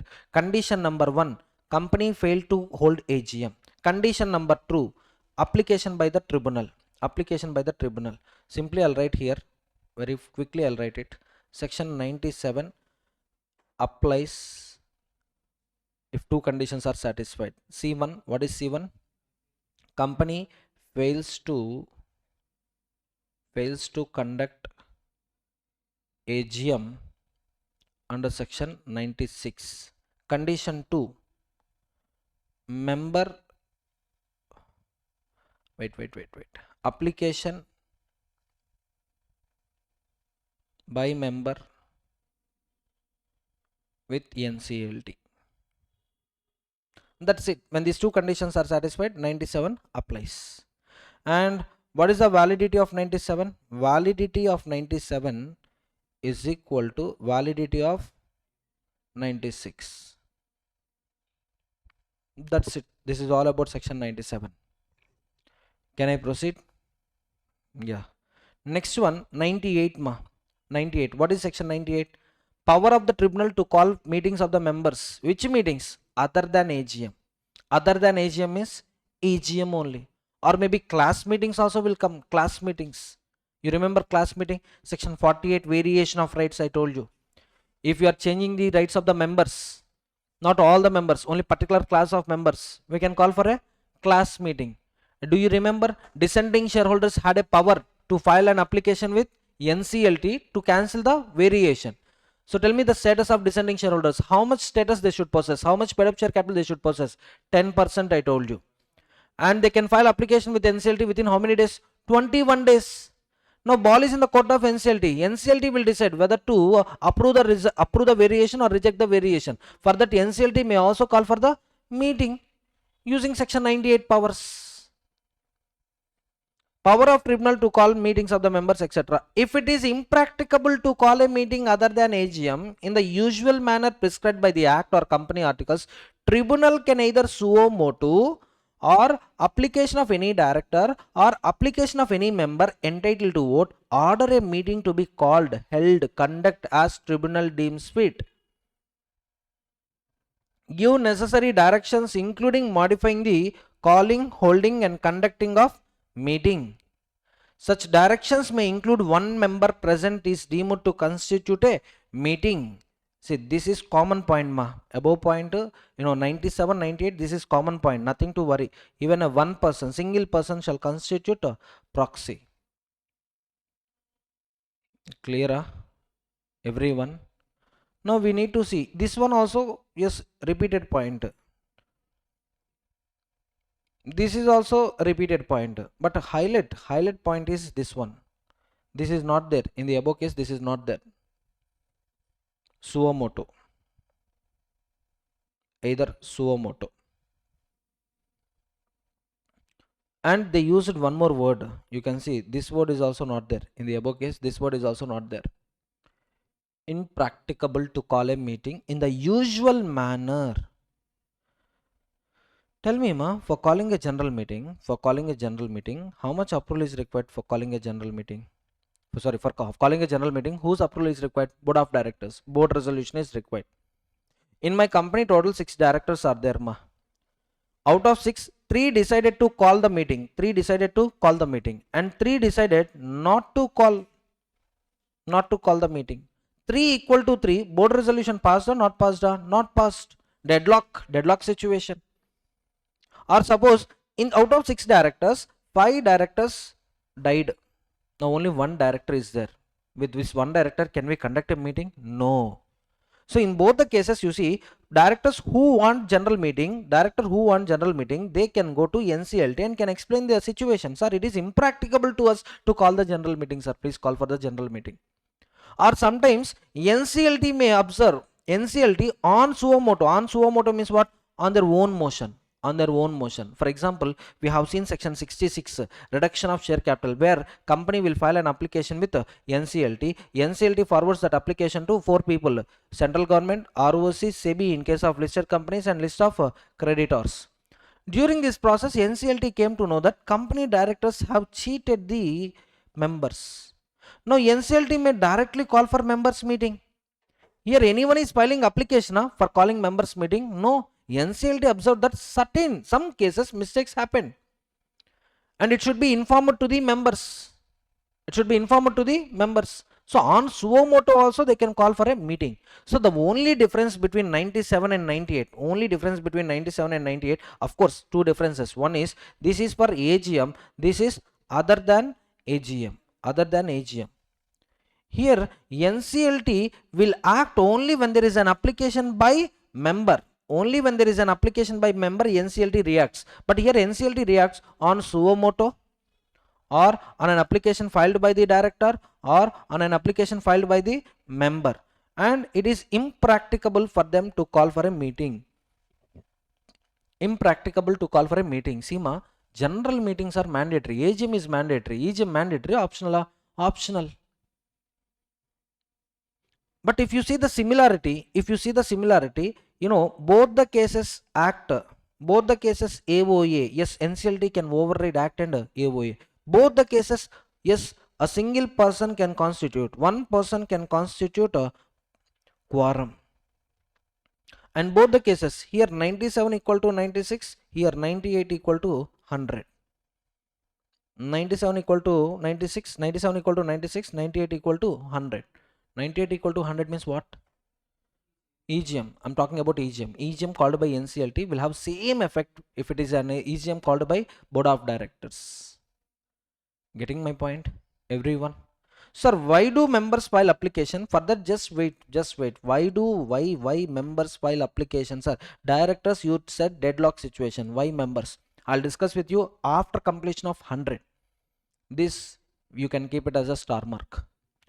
No, don't keep. Why unnecessary? I'll remove it. I'll erase it. Don't worry. Meetings of the members called by the tribunal. Any meeting called, held, conducted under tribunal's order shall be deemed to be a valid meeting of the company for all the purposes. Simply 98 is equal to 100. Punishment for default in complying with the provisions of 96 to 98. If a company defaults holding an AGM or in complying with the directions issued by the tribunal, then my dear company, where are you? Yes sir, I'm here. For you, the reward is 1 lakh rupee. Pay 1 lakh now and comply. No sir, I will delay the case. I'll make it some delay.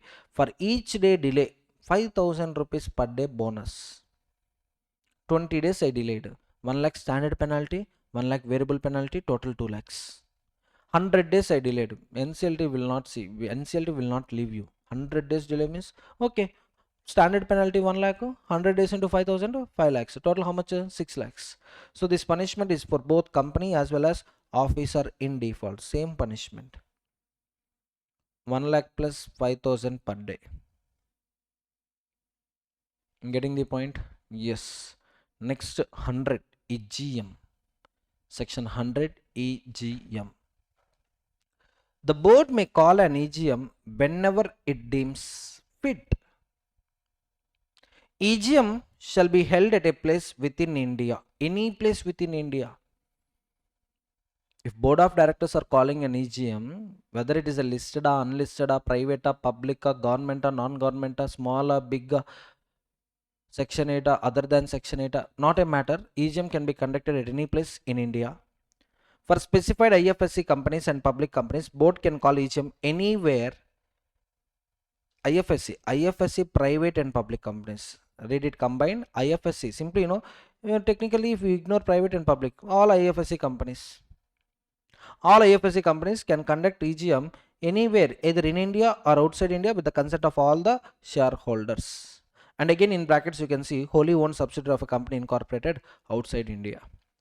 Sima, EGM, I'm talking about, let me talk about DTP, day, time, place. Day, time, place. EGM means, you tell me, for what purpose will call for EGM? Urgency matters or normal matters? Sir, we completed, for example, we completed AGM last month. Now we got a notice from central government telling that your name is similar to the name of existing registered trademark. Come on, change your name within 3 months. Now can I tell to central government, sir, last month only, AGM completed, just wait for 11 more months, I'll call for AGM in the next year I'll change it. Do you think government will agree? Government will agree or disagree? Definitely government will disagree. So therefore EGM should be conducted. No need to wait for AGM. EGM should be conducted. Now EGM, urgency matters. For urgency matters also, looking the day, looking the time, looking the place. Emergency. So emergency means again fixing the day, time, place. Time should be during business hours only. Place should be at registered office only. Why these constraints? Since emergency, these constraints will not be there. Any day meeting can be called for. Any time, maybe before 9 or after 6. Any place in India. Any place in India, provided who should call that meeting? Board of directors. Board know the emergency. Board know the emergency. Getting my point? If you have watched Bahubali movie, Shivagami madam came to know about the death of Bahubali. Morning time or night time? Night time. Immediately she ordered Katappa, call for an emergency meeting. Yes or no? And what is the time for calling that emergency meeting? Night time. In case of emergency, just wait, Rana, you sleep. Tomorrow we'll have a meeting. Tomorrow we'll decide about your, that assassination, like that. Will it mean, since it's an emergency matter, waiting period will be there or not there? Or not there immediately. Anything, day, forget about the day, forget about the time, forget about the place. But since you are an Indian company, meeting should be conducted in India. Of course, I'm giving a privilege to two companies. You see the brackets. You see the brackets. Except for a wholly owned subsidiary of a company incorporated outside India. Ma wholly owned subsidiary means, you tell me, wholly owned subsidiary means what? Say for example, C Limited, paid up share capital is 10 crores. When can I call C Limited as a wholly owned subsidiary? When this 10 crores is held by another company. If that another company, for example, AC Limited, another company limited, AC Limited, if it is in India, and second case, it is outside India. Where it is? It is outside India. Now you tell me, you think and tell me. In India means C Limited members, coming to C Limited members, where they are living, in India or outside India? In India. So definitely EGM conduct in India only. In India only. Sir, no sir, AC Limited is a company incorporated outside India and it is holding 100% capital in C Limited. Okay, now where they are residing? Sir, they are residing outside India. And what is the matter? Emergency, sir. In case of emergency matter, come on, arrange the flight tickets. We need to go to India. In India, make all the arrangements. We are coming. We will pass a resolution. That much time will be there or will not be there? That's why, if it is a company incorporated outside India, EGM of C Limited, which company? EGM of C Limited can be conducted outside India also. IFSC companies, you all know, International Finance Service Centers, international. They're just having one wing in our in India. So with the consent of all the members, that company, IFSC companies, can also conduct meeting either in India or outside India. Practically, you think wholly owned subsidiary to another domestic company or another company incorporated outside India, another company incorporated outside India. Now, for example, out of 90 crores, 9.9 crores is held by AC Limited, 0.1 crore is held by Mr. Ravi, who is an Indian citizen, who is also an Indian resident. Now, substantial portion of C Limited capital, 99% means substantial portion only. 99% of the capital is held by AC Limited. AC Limited is thinking to plan EGM outside India, whether the action of AC Limited tenable or not tenable. Not tenable. Even a single share is held by Indian person, then EGM should be conducted in India only. Suppose what would be your answer? Mr. Ravi is just nominee of AC Limited. For the purpose of section 3A, you remember section 3A, minimum number of members in private to public 7. To meet this requirement, we appointed Mr. Ravi as our nominee. He is a registered owner, but he is not a beneficial owner. 100% is with us only. We are the 100% beneficial owners.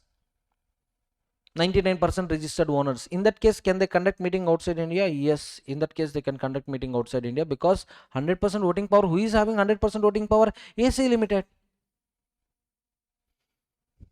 Clear? In brackets, the matter indicates that meeting can be conducted either in India or outside India. This benefit is with which companies? A company who is having ultimate holding, a company which is having holding company, or a company in which another company is holding 100% of the capital and another company is registered outside India. So that's it. IFSC companies, with the consent of all members, EGM can be conducted anywhere in India or outside India. Again, I'm telling you, these restrictions are for, these privileges are for EGM only. AGM, it's not a matter. 100% members reside outside India, in India, not a matter. AGM compulsory in India only. Since emergency, EGM, if you want you can conduct outside India. Don't get confused with AGM. AGM always remember in India. Sir, 100% of the members are from South Korea, sir. Ask them to come to India. In India they have to attend for general meetings. All members are, sir, not required. Quorum, how many members required for private company? 2. For public company, 5. That's enough. That's sufficient. Clear, everyone? Best example is you take Kia company only, ma. Kia company only you take. Kia company sin. Cars Kia company sin you see. What is the starting letter? Unlisted. Industry code 29309. AP Andhra Pradesh. Year of incorporation 2017. FTC, not PTC. FTC foreign subsidiary. And also private limited company. Kia Motors India Private Limited. This letter F indicates it's a subsidiary to foreign company. PTC means private limited company. So this is a private limited with foreign the status of foreign subsidiary. Kia Motors India Private Limited, Kia company, shareholding pattern.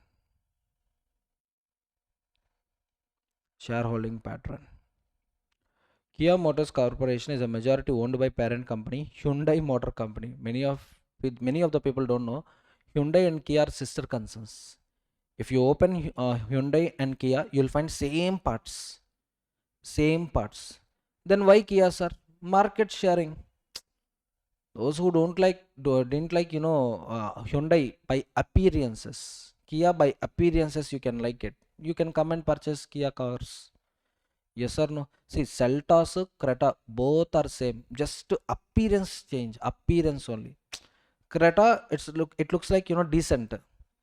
Whereas Seltos, it is like somewhat arrogant, like that. In the form of size or shape. I'm telling you. Rest of the things, seating, steering, everything, engine capacity, CC, everything is same to same. Here Creta, there Saltos. Here Venue, there Sonet.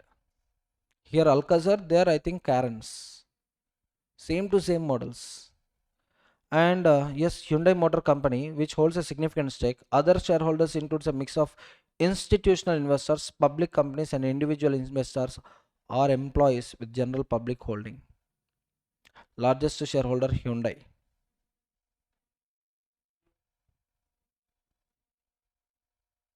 South Korean company, if I'm not wrong. Total number of issued shares. Here stock also you can see. Shareholders Hyundai with 34%, employees ESOP 2%, foreigners with 38%, treasury stock some 1%, conversion of shares into stock, reconversion of stock into shares, like that. Stock, treasury stock, NPS, foreigner, others. Our company, our government also invested some 7% stake, I think.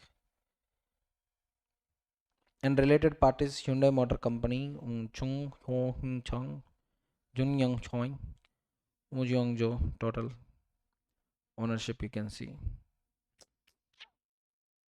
National Pension Service. Shareholders with more than 5%, express disclosure is required. Yes. National Pension Service. Year by year declining and suddenly increased. Okay. Dividends, ownership structure.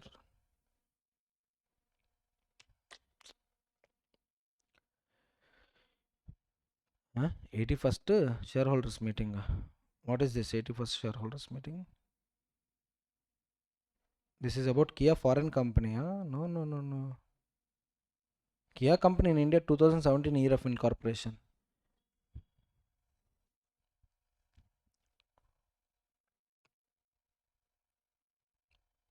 We can see company here. Company information. South Korean company, Indian company, Kia Corporation, South Korean company.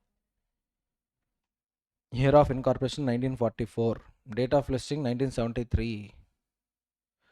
Okay, that's it. Kia India. Capacity 4,31,000 units.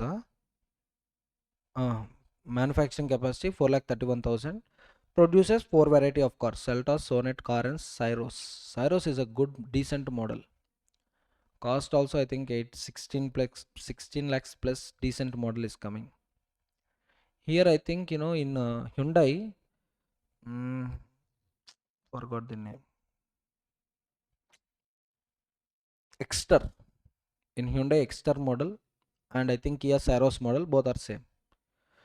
So Kia China is having no. Kia Korea is having highest capacity, 16 lakh units per annum I think. Kia China 7.5. And next highest Kia India, capacity 4,31,000.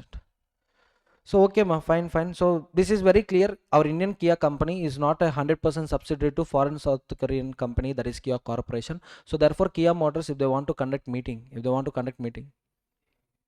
can conduct in India. Must conduct in India.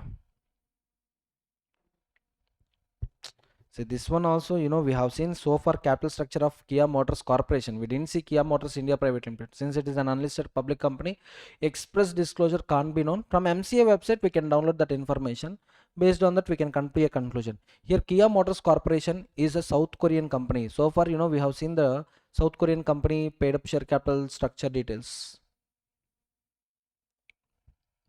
Whether our Companies Act applicable or not applicable to the South Korean company, not applicable. Companies Act is applicable only to the yes, domestic companies. Kia Motors, Indian company. My dear Google, understand the logic. That's what I'm telling you. AI completely will not give complete information without HI, human intelligence. AI just not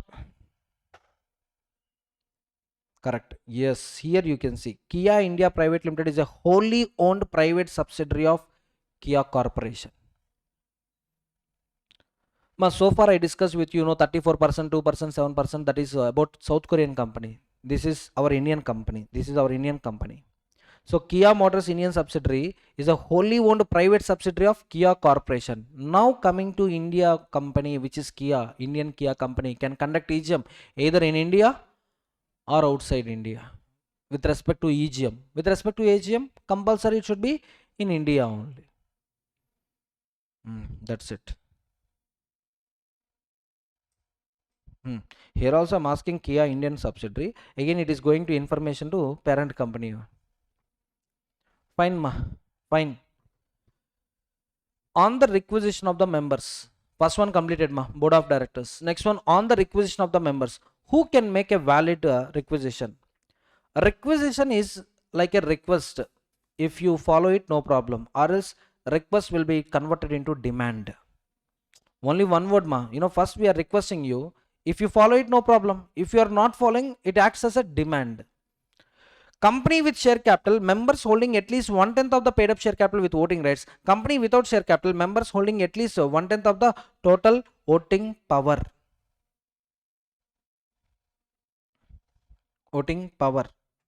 The requisition must state the matters for consideration, be signed by the requisitionist and sent to the registered office. Board shall call the meeting within 21 days from the receipt of valid requisition and hold it within 45 days. Now, receipt of valid requisition. Observe this point, observe this sentence. Receipt of valid requisition. So this 1/10 of paid up share capital, this 1/10 of voting power, when should I decide, sir? What is the time limit for deciding this 1/10? Is it at the time of date of requisition? Is it at the time of date of receipt of requisition? Simply at the time of date of receipt of requisition, at the time of DORR. Just modify the, just write the point, DORR.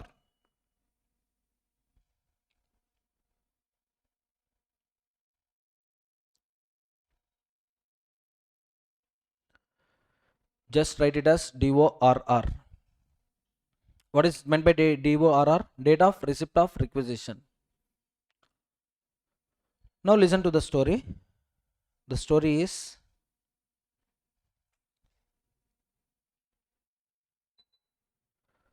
so listen to the story. Our company C Limited managing director is involved in some serious fraud, or he is doing some anti-public policies, or he is going, he is doing some policies which are against to public policy. Somehow, members identified that, a managing director is not fulfilling his duties according to the company benefits, but according to his personal benefits, like that, members came to know. Now members want to remove managing director from the position of MD. They want to remove Mr. X from the position of managing director. For this, yes, approval at general meeting is required. Approval at general meeting is required. So general meeting, who should call for general meeting? Company only should call for general meeting. Now these fellows can make a requisition, sir, we need meeting for removal of the director, or we need meeting for removal of the auditor, or we need meeting to discuss some emergency matters. So now tell me, the initiation point in this case, who are the initiating points? Who initiate this point? Members. Not all members, not any member, only members possessing a status, members possessing the status. Able to follow? So simply a single member holding a single share cannot demand for a EGM. So what is the status, sir? Here companies are classified into two categories: company with share capital, company without share capital. Company with share capital, company without share capital. If it is a company with share capital, 1/10 of the paid up share capital. If it is without share capital, 1/10 of the voting power. 1/10 of the voting power. Sir, these requirements, when they should fulfill, sir? When they should fulfill? Here law is not clear, ma. 3 dates were prescribed, ma. 3 dates were prescribed. Law is why not clear means, I'll tell you. 3 dates are there. One is day of requisition, date of requisition. That means what? The day when you are preparing the requisition, I call it as date of requisition. And the date which you deposit requisition, we call it as date of deposit of requisition. Day of deposit of requisition. Day of deposit of requisition.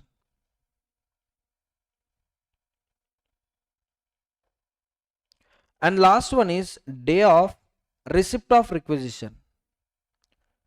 Receipt of requisition. So totally there are 3 dates. These 3 dates may vary if you send it through post. These 3 dates may vary if you send it through post. But if you are sending this through electronic mode, you tell me all these will be same or different days? Same day. All these will be same day. If it is post, different dates, different days.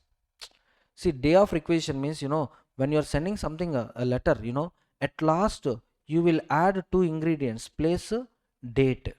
Correct?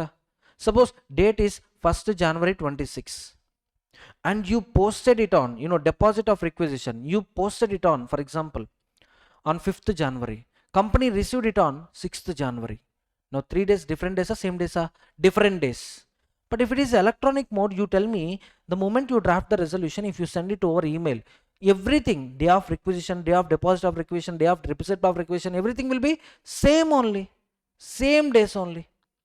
So problem comes in electronic mode, problem comes in a post, problem comes in post. So that's why I'm asking you just to add the words DORR, day of receipt of requisition. Day of receipt of requisition. Now in post, observe carefully, exceptional point. X, Y, Z wants to remove MD. At the time X is having a 2% capital, Y is having 2% capital, Z is having 2% capital. Now they decided to remove Mr. MD 1st January 2026. So this is the requisition date.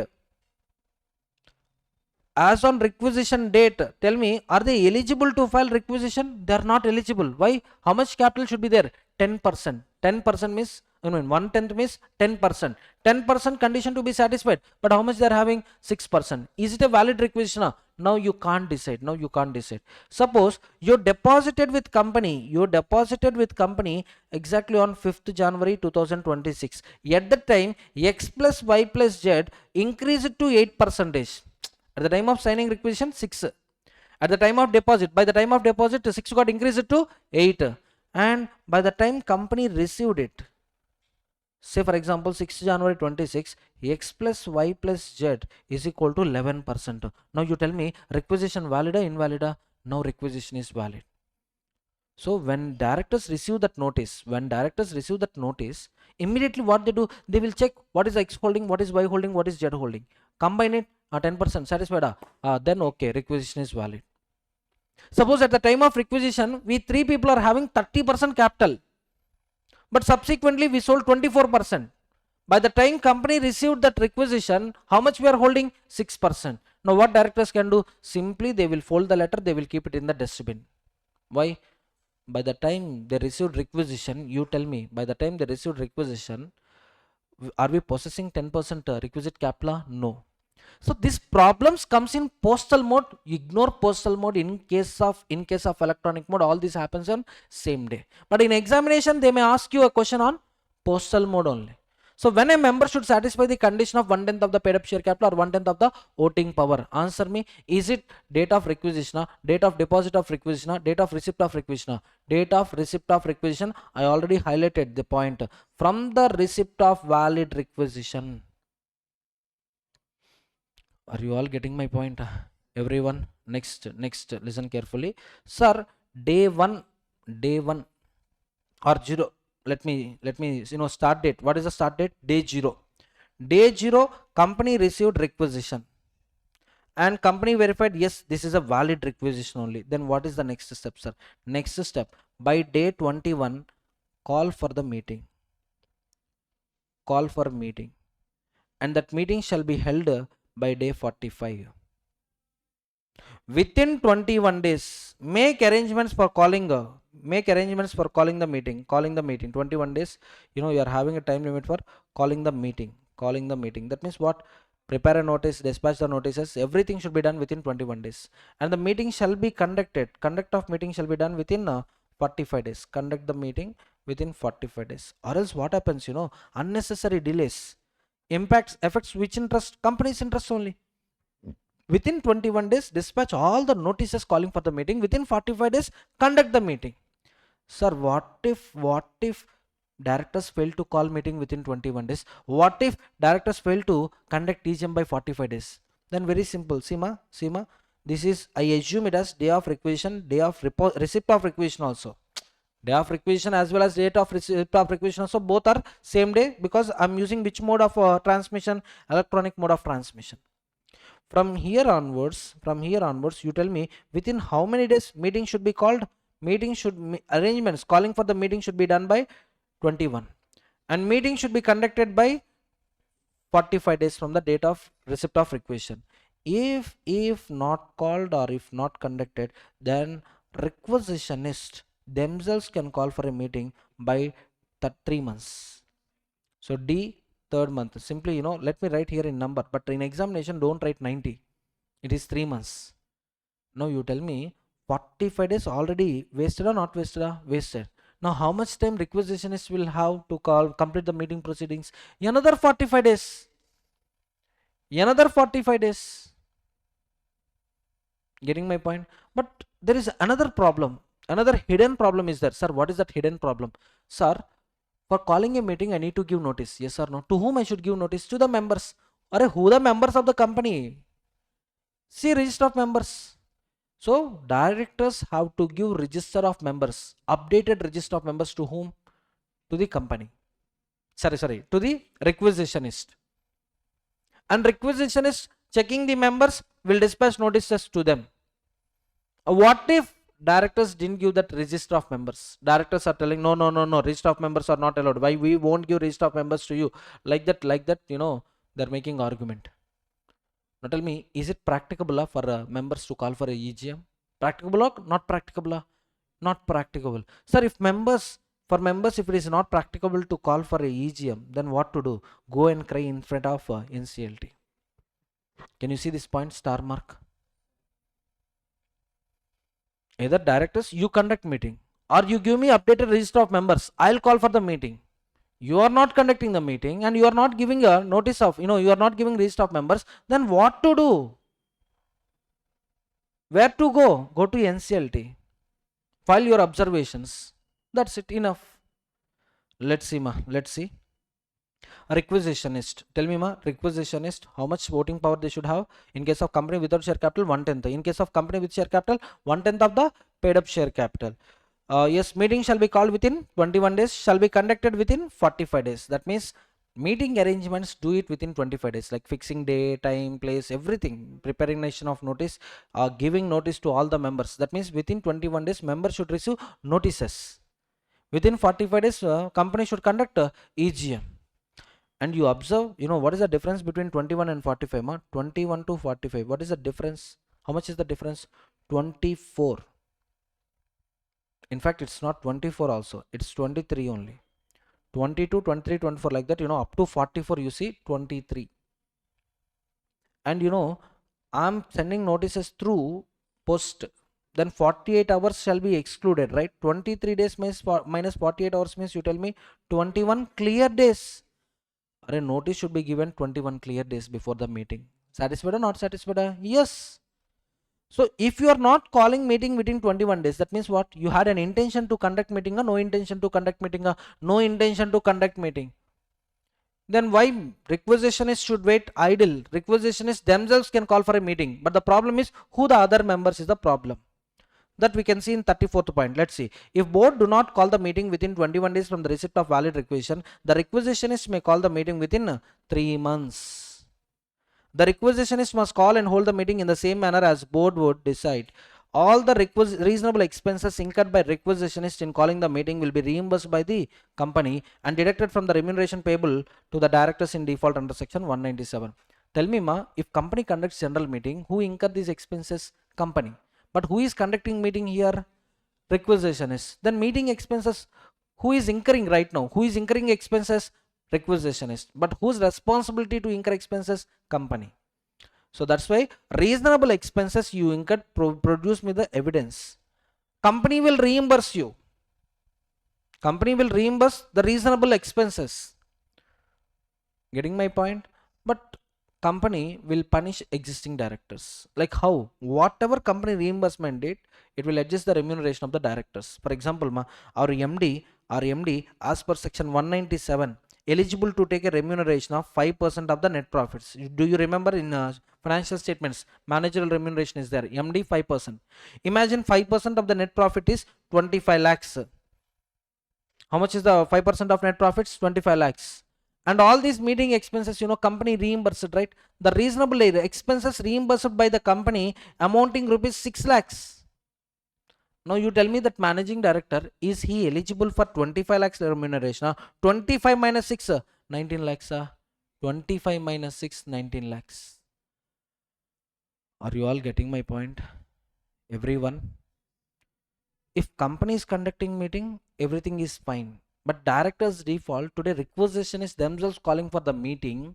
So whose default it is? Director's default. We should punish directors. How we are punishing directors? Company will reimburse the expenses of the meeting and company will deduct that expenses amount from director's remuneration. Adjustment. EGM by requisitionist. Another small point. After this I'll give you break. Requisition for EGM. Members can requisition an EGM by providing requisition in writing or electronically at least 21 days before the proposed date of meeting. Tell me, ma, EGM by requisition should be conducted within how many months? Within 3 months of requisition. Within 3 months of requisition you can conduct it. So you fix one day, sir. Suppose, sir, I will fix 86th day, sir. You fixed 86th day, right? Now come back in such a way that 21 days notice, 21 clear days notice required. So 21 days before date you fix it. For example, sir, can I give notice on 56th day? 56, 86, how much is the gap? 30. Condition satisfied. Yes, you can give notice on 56th day also, no problem. So at least 21 days before, come back, the gap should be 21 days. Notice, the notice shall specify place, day, hour, business of the meeting, location, either at registered office. Sir, for removal of director, do you think director allow registered office premises to use for meeting purposes? Oh, members, you came for my removal, you came go to first floor, pass resolution, I will also wait. Like that director will allow, na? So that's what registered office. If registered office is closed, same city, same town where registered office is located, but not other places, and it cannot be on national holiday. Looking at this point, connecting EGM by board of directors, it can be called on any day, including national holiday. Getting my point? AGM other than national holiday. EGM by requisitionist other than national holiday. If it is EGM by directors, any day. Any day. Emergency, any day. But EGM by requisitionist, any day no. Any day except national holiday. If a special resolution is proposed, the notice must comply with section 114 subsection 2, that is disclosure of special resolution. In section 114 I'll tell you. But for the time being, I'll show you the notice. I'll show you one notice. See, if your intention is to get special resolution, if your intention is to pass special resolution,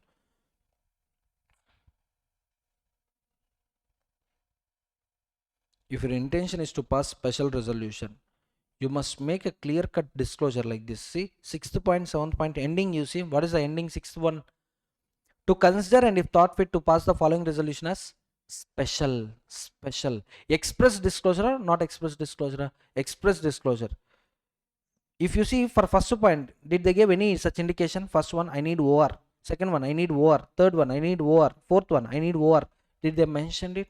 But if your intention is to take special resolution, you have to specify it. For the following proposal, I need special resolution. That express disclosure, simply 114 is nothing but disclosure of the word special resolution. Signing of the notice. The notice shall be signed by all requisitionists or by one authorized requisitionist with written authorization from others through electronic request with the scanned signatures. Vijay sir and Chiranjeevi sir, one remake movie is there. Vijay sir did it in Tamil and Vijay Talpati sir. Same movie was remake was done in Telugu. In that movie, there is some injustice to one particular village. MNC companies came and looted the lands of a village where water resources are very, very high. Now that entire village is at risk. Now at the time of court hearings, do you think entire village people attended the court hearing? Only hero attended the court hearings. Only hero attended the court hearing. At last climax, village people came to appreciate hero.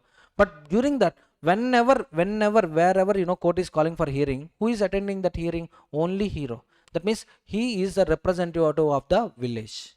Now, for example, in this case, the requisitionist are maybe 2 in number, 3 in number, 4 in number.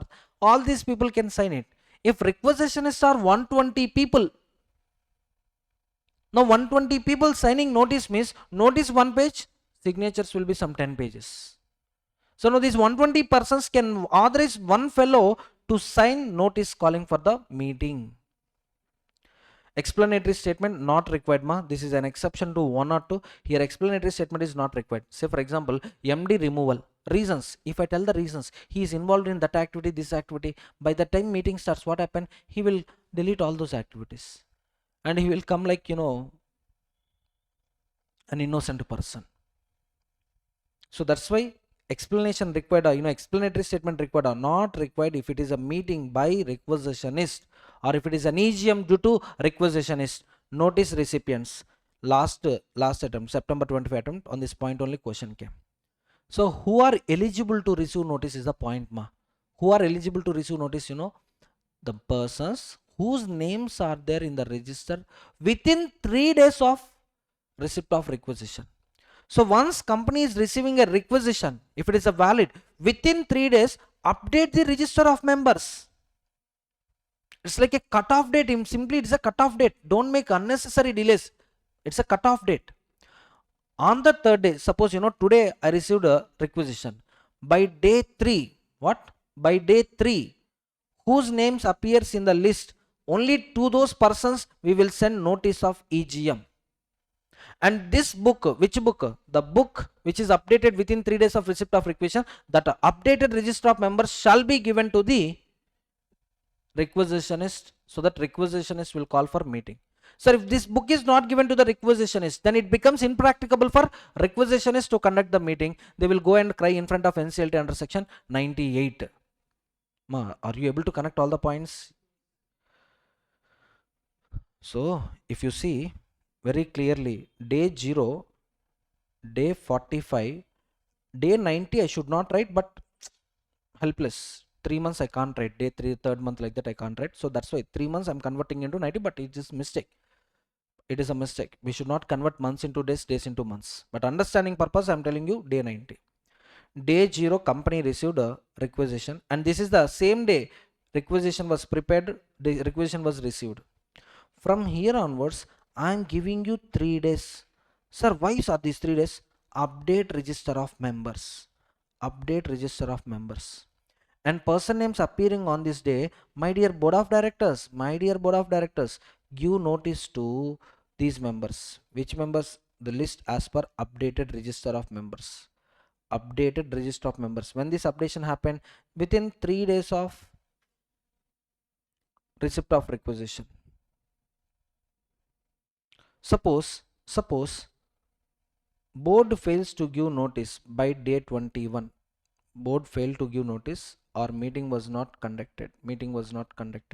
Notice not given, or meeting was not conducted.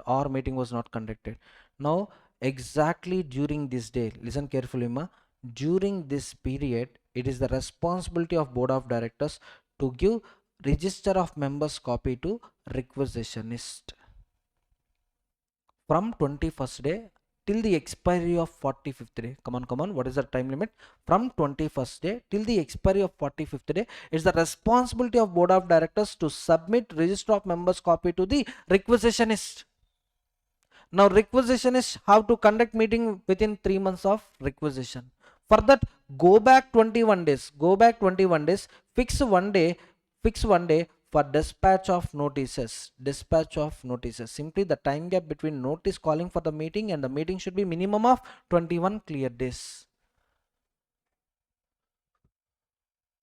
First of all, ego clashes. If a member is having ego clash, he will do all these things. Member is having a power, but I didn't see any member exercising this power, because we see only which companies? Listed companies. We don't know about unlisted companies, right? Listed companies, take Reliance company or take MRF company.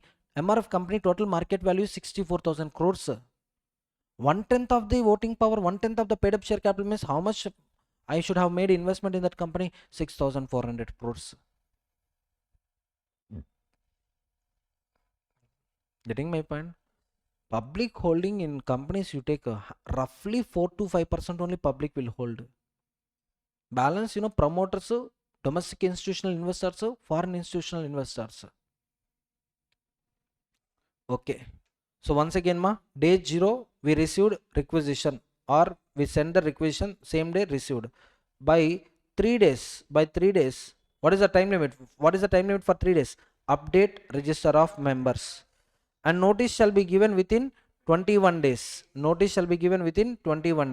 Meeting should be conducted within 45 days. Either company failed at this point or this point during this period. If failed at this point, it is the duty of company to give a register of members. Which register of members? The register of members which you updated in 3 months. So it's like a cutoff date. Register of members to requisitionist. Now requisitionist will conduct a meeting from the requisition date onwards within how many months? Within 3 months. Okay.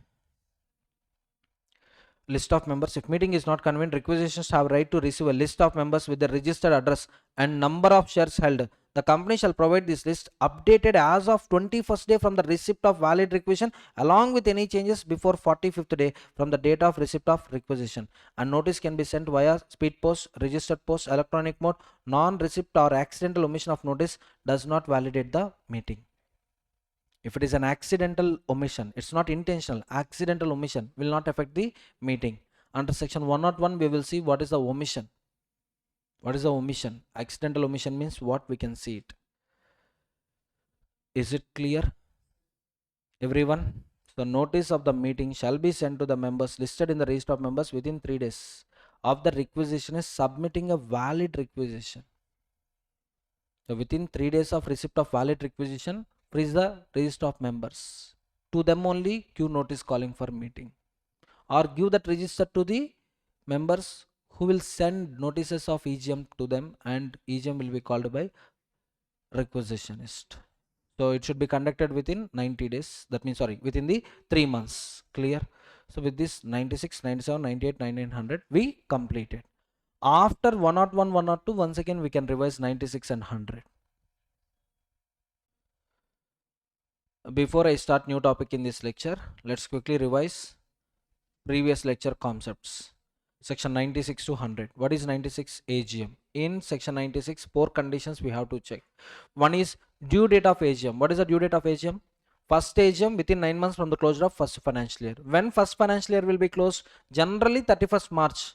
But if your incorporation date falls on or after 1st January, for you 31st March of following financial year. So to that date add 9 months, you will get due date for first AGM. Any extension by ROC possible or not possible? First AGM not possible. Subsequent AGM shall be conducted within 6 months from the closure of financial year, or within 15 months from the previous AGM date, whichever is earlier. But every year one AGM. Every year one AGM. Of course, in the year of incorporation, AGM required or not required? Not required. And if you follow this, that means what, every year one AGM, but this is not required in case of first year of incorporation. That means year of incorporation AGM is not required. Next, due date over. Next one is day of meeting, any day except national holiday. Time, during business hours, commencement should be there. Commencement time of meeting should be during business hours, whereas it can be continued even after 6 also. And next one, place. First priority, registered office. Second priority, any place in the city, town, village where registered office is situated. Unlisted company, with the consent of all members, unlisted company can have AGM at any place in India. Okay na? Now comparing with EGM, here EGM possibilities, you see here EGM possibilities by board of directors, by requisitionist. Board of directors also two possibilities are there. One is board of directors suo motu, and the other one is requisition filed by the requisitionist. Requisition filed by the requisitionist.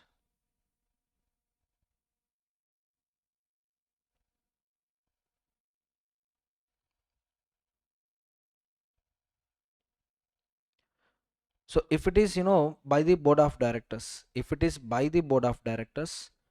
day of meeting, any day, time of the meeting, any time, need not be business hours, place, any place in India,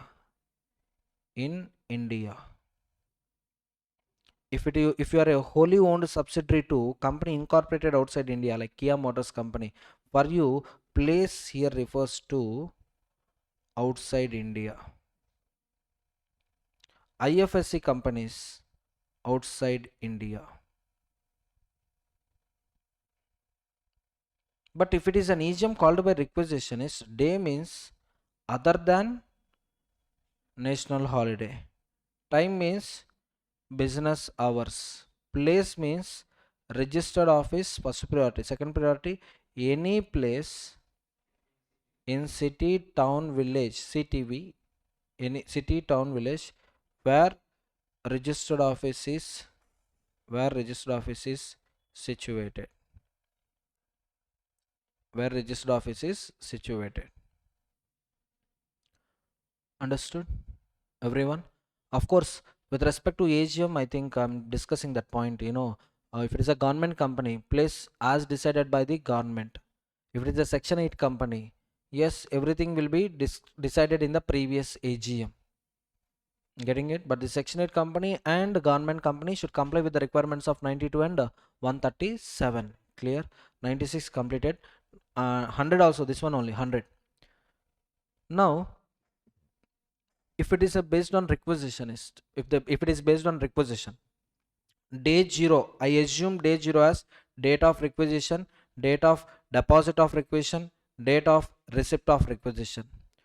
From here onwards, within 3 days, what is the time limit? What is the time limit of 3 days? Update members, update register of members, to them issue notice. This issue notice should be completed by 21 days. So this is day 3 and this is 21. Make arrangements for calling a meeting. calling a meeting. So by day 21, all the arrangements should be over, and that meeting should be conducted by day 45. Conduct meeting. Conduct meeting. Here, if it is not possible, at least here, my dear directors, hand over register of members. Which one? Updated register of members to the requisitionist. And this requisitionist shall conduct meeting same date. I'm writing here same date. From same date onwards, I'm doing a calculation. From same date onwards, within 3 months. So yes, nothing but day 90 I'm writing here, but it is within 3 months conduct meeting. And one more time limit is there. That one more time limit is you decided one day as a EGM date. From that date, go back 21 days before notice shall be dispatched. This is dispatch of notice. Now who will sign this notice, sir? Who will sign this notice? Requisitionist. More number, all people will authorize one person to sign it. Clear? So this is 100. 97, 98 we have seen it here. NCLT, 97 NCLT orders company to call for AGM based on the application filed by the members. 98 NCLT orders EGM not only based on application but also on suo motu basis. Not only by the application of member but also application by the directors also. And impracticable word is very clear. Suppose for impracticable, for members impracticability, you can check here. If this is not happening, board of directors are not giving register of members, inspection of register not allowed, extract of register of members also not allowed, then my dear requisitionist, go and cry in front of NCLT. NCLT will take care of your things. Understood? Now, yeah, based on this point, now you'll get a clarity. Based on this point, let's see section 101, that is notice of general meeting. Now my question, who can give this notice? Who is having authority? Who can give notice? In brackets I'm writing authority. Tell me. Board of directors, correct ma? Board of directors, correct. Another two more people are also there. Can you name them? Who are the other two people? Yes, correct. Requisitionist under section 100, they can also give notice. Another fellow is NCLT under section 97, 98 can also give notice. Understood? Now, the question is, to whom notice should be given? To whom notice should be given? All the members of the company. Now, my question, one member deceased member. In case of deceased member, legal representative. In case of insolvent member, official assignee. A DM is, let me write here itself. In case member dead, then legal representative. Insolvent, official assignee. Sufficient, sir. Then what about the directors? To the board meeting, only 6 directors came to the meeting. Board meeting, only with 6 directors happened. So what about non-executive directors? What about directors in the audit committee? Independent directors. So to all the directors, also to all the auditors of the company, cost auditor, company auditor, secretarial auditor. So dispatch notice to the following people. Who are the following people? All the members of the company. In case member died, legal representative, member become insolvent, official assignee, and to all the directors of the company, to all the auditors of the company. Next, mode of giving notice, that is decided by section 20. You can choose electronic mode, as per AOA, you can choose electronic mode or you can choose post also, speed post, registered post acknowledgement due, and last one, courier also allowed. See here, you should know about the types of post. Ordinary post, registered post or speed post, and last one is registered post acknowledgement due. See, what is the difference? Ordinary post, they will deliver like a newspaper, like they will throw into your house. They will not take your signature. For example, you see ICI journals, postman will just simply throw into your home, into your home premises, but they will not take your signature. That is ordinary post. Whereas registered post, speed post, he will call you and he will take your signature. Registered post acknowledgement you, he will take two signatures. One signature on the papers maintained by him, another signature is an acknowledgement card. Simply court notices, on court notices, acknowledgement copy will be attached. Here you need to sign it. That fellow will separate this one and he will give letter to you. And this acknowledgement will be sent back to that fellow, the sender. Getting my point? If you ask me, confirmation whether message delivered or not, blue ticks. Double tick came, sir, delivered. Sir, through messenger, not Facebook messenger, not WhatsApp messenger, normal message app is there, no? Through message I send it, sir. Whether received it or not, I too don't know. If I get reply, I can convince, yes, they received the message. So here, ordinary post not allowed, ma. Registered post to speed post to registered post acknowledgement to you, courier. Any mode, either manual mode or physical mode. But I told you clearly, if any member is making a request, I need notice only through registered post but not electronic mode, for which he deposited money also.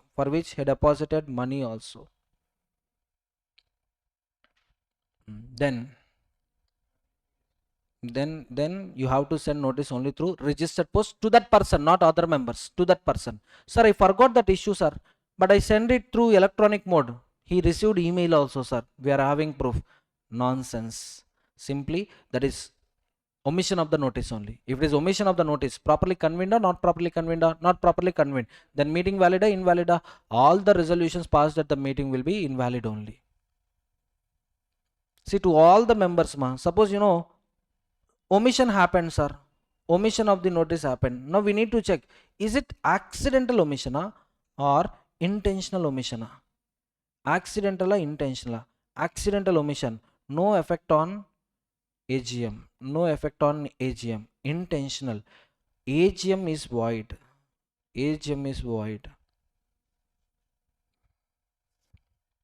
Sir, only one fellow, sir. Only one fellow. That too, that fellow is holding only one share, sir. Minority, sir.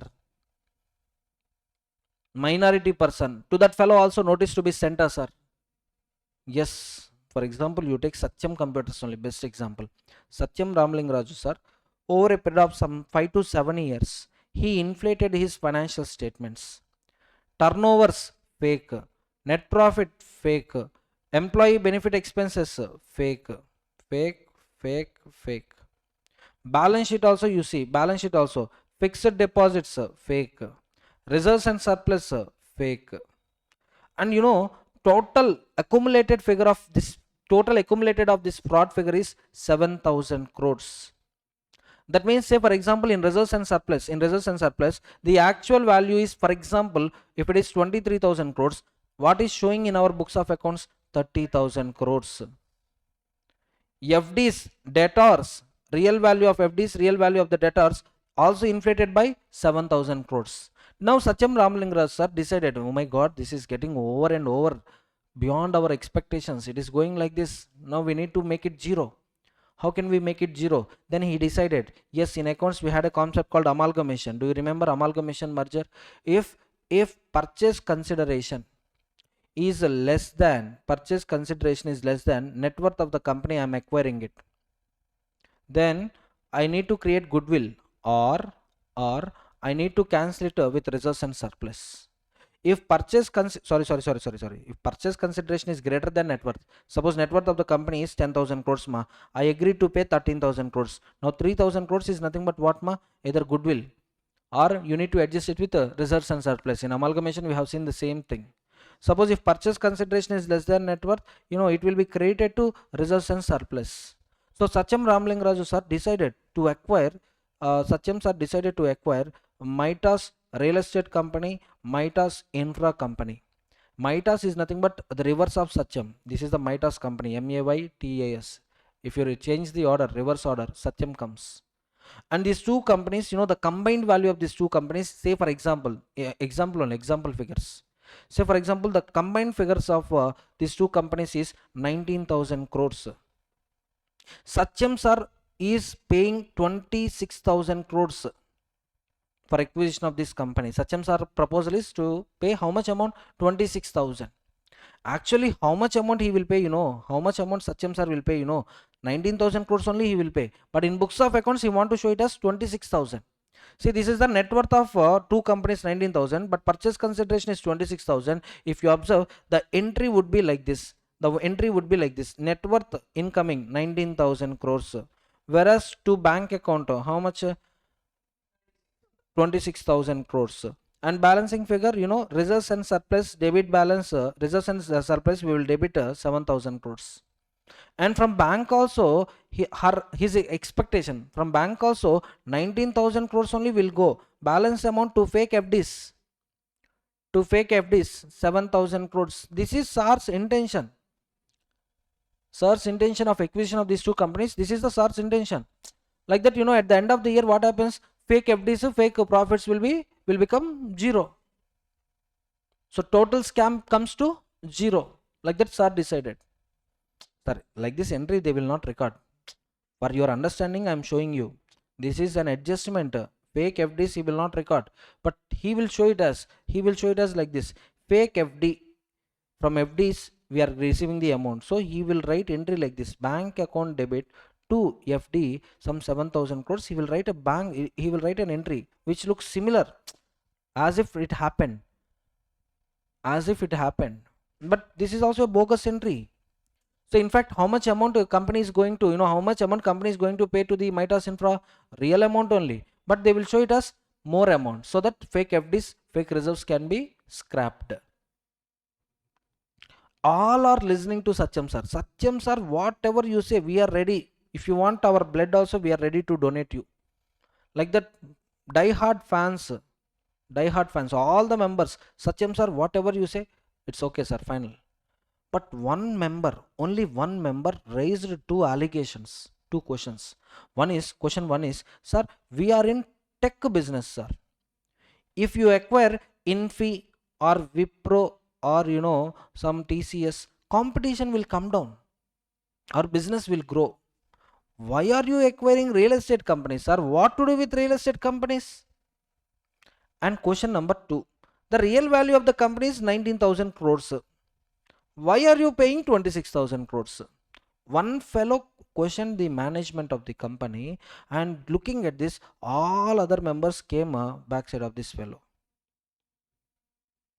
Now for acquisition, investment in the companies, undertakings, acquisition of undertakings, members resolution is required.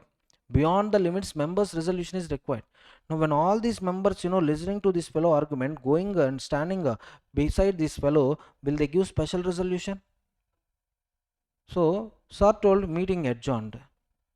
That day evening he sold all the shares at the prevailing market prices, some 400 plus.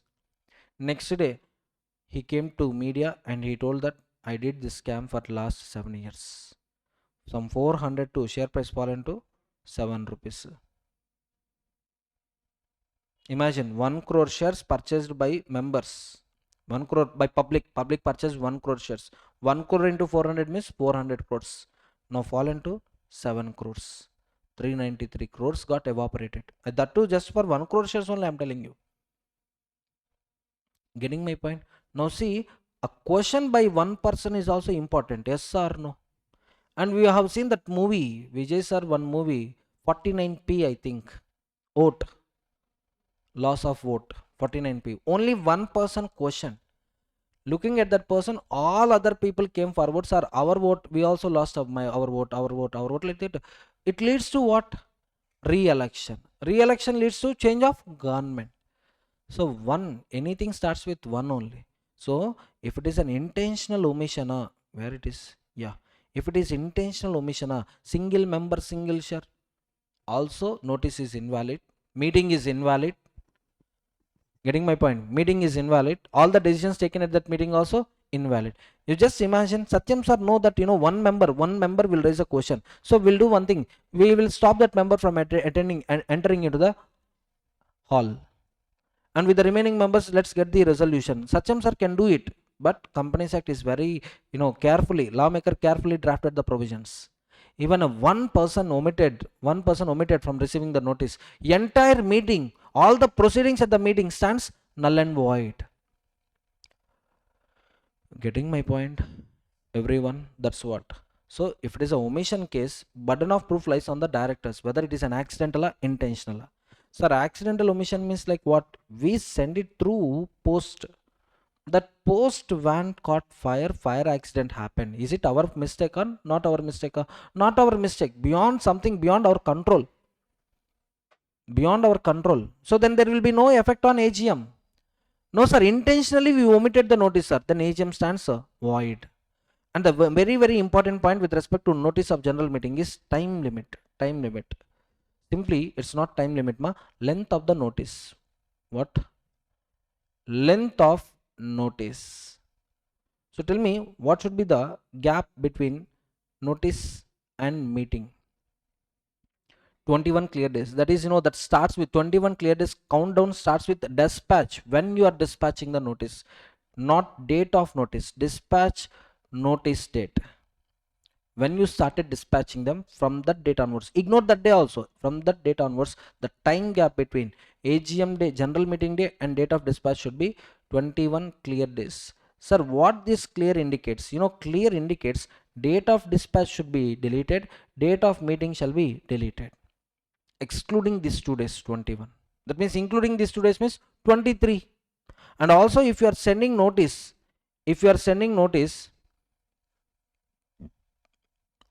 via electronic mode, same rule prevails. 21 clear days prevail.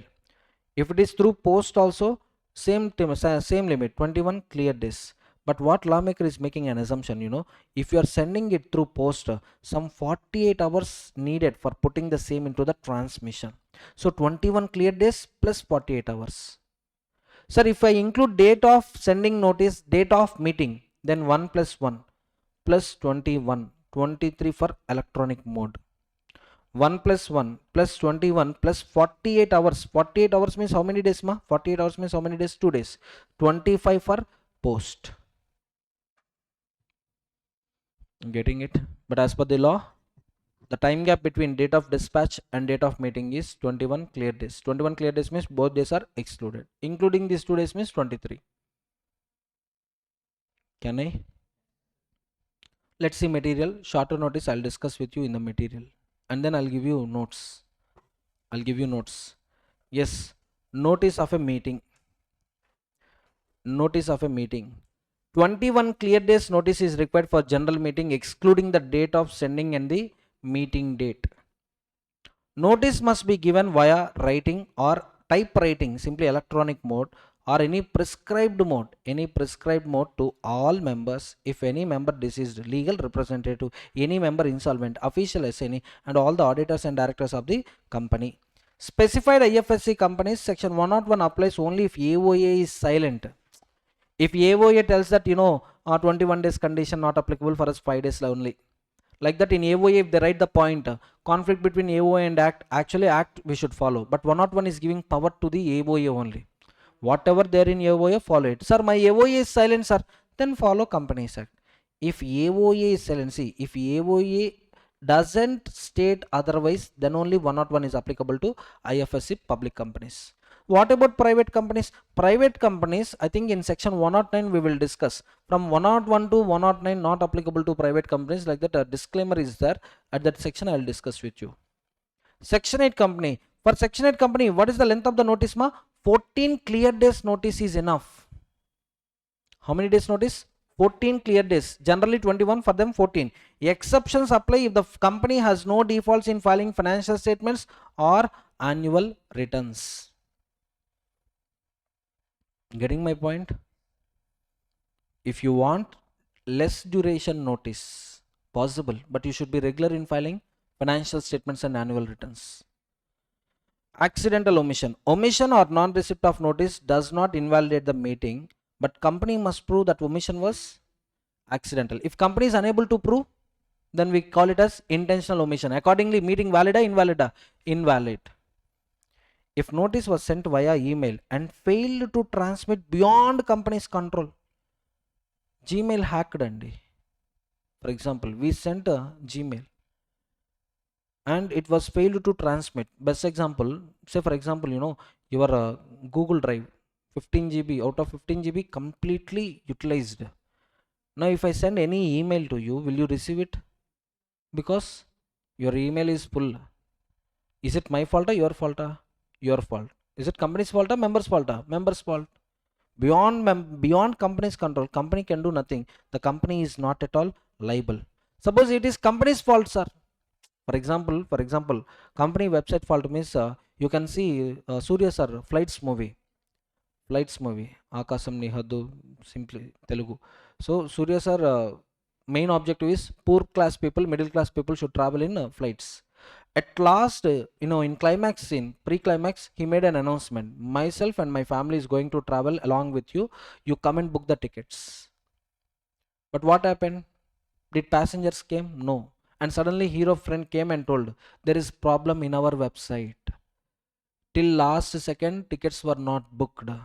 Is it a company's website fault or other than company website fault? Company's website fault only. Getting the point? Same example, if it is company's fault, then it's a intentional omission only. Sir, not within the company's control, sir. Fail to transmit beyond the company's control, then only company is not liable. Meetings held at a shorter notice. No. I'll come at last. Remaining points. Contents of the notice: DTP plus agenda. Authority to call board meeting. Board approval is required to call a general meeting. Individual directors cannot call a general meeting. Say for example, MD thinking that, oh my god, board meeting, it is not possible right now because we are just 23 days before general meeting. Now calling for a board meeting, it takes time. That's why MD, he fixed DTP plus agenda, day, time plus agenda. He fixed day, time plus agenda, and he gave notice to the members. Now notice by an individual director, valida, invalida? Invalid. Of course, within reasonable time, if board meeting was called and if board of directors ratify MD activity, then that notice will be valid. Observe carefully. Individual cannot call a meeting. If called, it will be valid only when it is ratified by board. If it is ratified by board, then directors previously calling a meeting, that calling of a meeting will be valid. Getting my point? Mode of sending notice. Notice can be sent via email, that is text attachment link. Sima, suppose you want 10th class certificate, your 10th certificate. What your parents can do? They can take a photo of it, or they can scan the document. They can send that scanned document to you, or they may place it in Google Drive. That link access may be given to you. Getting my point? So like that, text, copy paste the text, or file, attach the notice attachment, or else provide the Google Drive link where notice can be attached. Subject line shall include company's name, meeting type, date, and place. Notices shall also be placed on company's website, any government notified website, and email shall be sent via secure programs. Unsecure or secure, that means hacking should not be possible. Maintaining transmission records. Email failure beyond company's control relieves liability. Absolves liability means what? Company is not liable. Absolves liability means company is not liable for emails failure beyond company's control. Email shall be sent to the person entitled to receive it as per company's records provided by the depository, and company must give in one attempt. This point came for 2 marks practical question. It is a duty of company to give an opportunity at least how many times in a financial year? Once in a financial year, to register or update their email address. And the request, oh my god, yes, and the request can only be made by the members who have not registered their email or need to update it, not by those whose emails are already recorded. If you see, for example, not now, previously, in your bank accounts, if KYC is pending, for example, if KYC is pending, whenever you open your bank account, net banking account, there appears a message, KYC pending, KYC pending. like that, update your email id, like that, pop-up message will come. But it is a duty of company to give one opportunity to update their mail ids. If mail id is blank, yes, company will send a request. We know the address, right? Beneficial owners records will be maintained by depository will give the addresses. So to that address we will send a post, come on, update your mail id. So frequency, tell me how many times in a year opportunity should be given to update their mail ids? Once, at least once. And this request who can avail? Who have not updated their mail ids. Notice via post. If a general meeting is if a general meeting notice is sent by post, it will be considered served 48 hours after the letter is posted.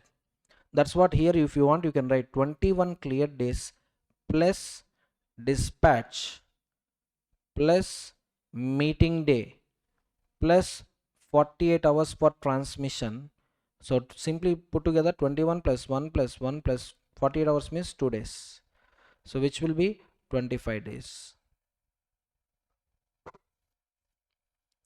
Which will be 25 days. Understood? Now last point, I told you, last point, meetings held at shorter notice. Shorter notice means what? Shorter notice means less than 21 in case of all companies, less than 14 in case of section 8 companies. Sir, section 8 company also there are company without share capital means which company, right? You tell me. Without share capital, will they do business or will they do charitable activities? Charitable activities only. Less than 21 in case of all companies, less than 14 days in case of section 8 companies, then you have to take the consent of the following members. General meeting can be called after giving shorter notice with the consent of the members, that is in writing or electronic mode. AGM, in case of AGM, at least 95% of the members entitled to vote. Very important point. Entitled to vote. Say for example, in my company there are total 110 members. Out of 110, 100 holding equity shares, 10 holding preference shares. These preference shareholders, for preference shareholders at that meeting there is no voting. For example, there is no matter which affect preference shareholders. So now 10 preference shareholders consider or not consider? Not consider. Will be considered. Who will be considered? 100. Now 100 into 95% means 95. Getting my point? Suppose out of these 100 equity shareholders, 10 shareholders are holding shares with calls in arrears. Oh my god. And under section 106, their voting rights were restricted. Now are they entitled to vote or not entitled to vote? Not entitled to vote. Now how much basis I need to take? 100 or 90? 90. Getting my point? As per register of members, how many members are there? 110. Classification: equity shareholders 100, preference shareholders 10. But preference shareholders are not having voting rights at that meeting because we are not discussing about their matters. Only equity shareholders meeting. Now I need to consider 100, but out of 100, 90 members are holding fully paid up shares. What kind of shares they are holding? Fully paid up shares. Remaining 10 members, they are holding shares with calls in arrears. Calls in arrears. And section 106 is telling that these 10 members are not allowed to vote at the general meeting. Now 95% of whose consent to be taken? 95% of 110, option A. Option B, 95% of 100, option C, 95% of 90, 95% of 90 members entitled to vote we have to take. In that 95% should give consent, then only. Sir, now the problem is these 90 members are there, no. In this, one member is holding 96% of the paid up share capital, sir, and all other 89 persons are holding some 3% of the paid up share capital. Now getting consent from this one member enough, or I need to take consent from 90 into 95%. 90 into 95 percentage, 85.5, at least that means 86 members. Next number I have to take. Now the question is, I need to take consent from only this member, or I need to take consent from 86 members? Answer me. It's not mentioned paid up share capital. Here all are equal. Whether you are holding more shares or less shares are no difference. All are equal. If all are equal means forget about it. Total how many are there? 90 into 95%. Hey, I'm a dominant shareholder. Okay. Stand in a queue only. For this shorter notice, everyone will have equal voting rights. Understood? Everyone? My friend, Mr. Girish. My friend is Mr. Girish. During his articleship, he bought Ashok Leyland 2 shares. How many shares of Ashok Leyland he bought? Just 2 shares he bought. Only 2 shares he bought. Each share, if I'm not wrong, each share he bought it for 90 rupees, I think. Total 180 rupees he spent. 180 rupees he spent on buying 2 shares. Luckily, the next month, Ashok Leyland called for a general meeting, and this fellow went to that general meeting to know how it is happening. We read in Companies Act, he entered so many points. Whether the same thing happening or not, he went. He is counted for the quorum. He was given 1 chair, and his fellow person next to this person actively participating in voting. He is raising queries, and my friend got it out and asked, sir, how many shares are you holding, sir? He told 1 million shares. And how many shares my friend is holding? 2 shares. At that meeting, 0.99 dividend per share was also announced, and within 5 days my friend got 1.98 rupees in his bank account. And during the meeting, lunch was announced, it seems. Per plate 1500 rupees is the lunch, it seems. And at the end of the meeting, they gave a sweet box which cost some 350 rupees, it seems. I asked him, are you willing to sell the shares? He told, no. Next year also I'll attend general meeting. How much he invested and how much he got a return.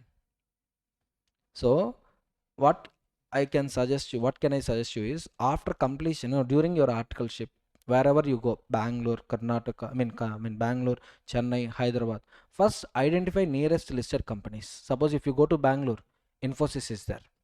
If you go to Chennai, Ashok Leyland is there. Many listed companies you can see in Chennai. So buy in all companies only single share, one share is enough. But right now, no use of this concept because all meetings are happening through video conferencing. Let's see, last year who conducted physical meetings. Whenever meeting is called, attend the meeting, enjoy the food, also enjoy the sweets, or at least test them whether section 101 followed or not, 102 followed or not, 96 followed or not. At least do it. You will gain experience. At the end of the year, you will also get dividends. So all the listed companies near to your residence or near to your articleship office, you make a 1 share investment. And once you attend the general meeting, uh, someone should call you. Make arrangements like that. If anyone call you, tell that, hey, I'm in a general meeting, I'm in a board meeting, or no, board meeting not allowed because you are not directors. So I'm in a IDC general meeting, I'll call you later, like that. Do that kind of things. Right now, he's not holding any shares, I think, in Ashok Leyland. He sold all the shares because he shifted to Mumbai. He shifted to Mumbai only for 2 shares, only for that lunch. I think traveling from Mumbai to Chennai is not affordable. That kind of lunch he will get it in Mumbai also. So that's it. So AGM shorter notice, AGM shorter notice ratification, just 95% of the members. Whereas EGM is different, ma. For companies with share capital, majority members holding 95% of the paid up share capital, that gives right to the vote at the meeting. EGM different. Let me write here. Shorter notice.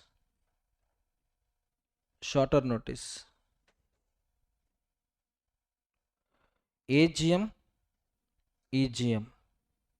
AGM, 95% of the members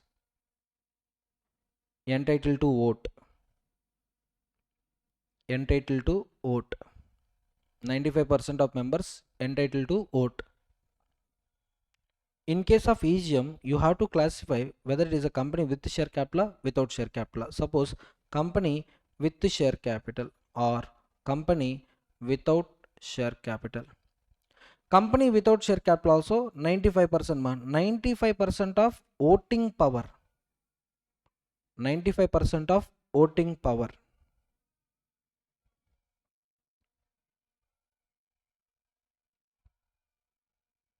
95% of voting power. But coming to company with share capital, two conditions to be satisfied. End. I'm writing word end. So what is the what are the two conditions? Majority, more than half of the members,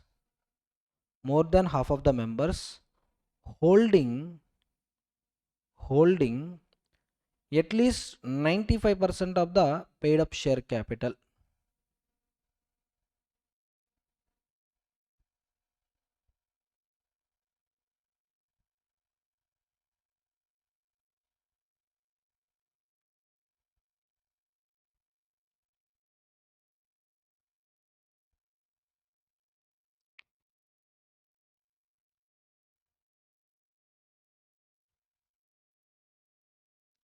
More than half of the members, at least 95% of the paid up share capital. Very easy to remember, very easy to remember. See how it started. First it started with number of members. You can see it started with number of members. Next, slowly members weightage reduced, paid up share capital increased. And coming to the last, you can see here, coming to the last, what happened? Members completely ignored, only voting power considered.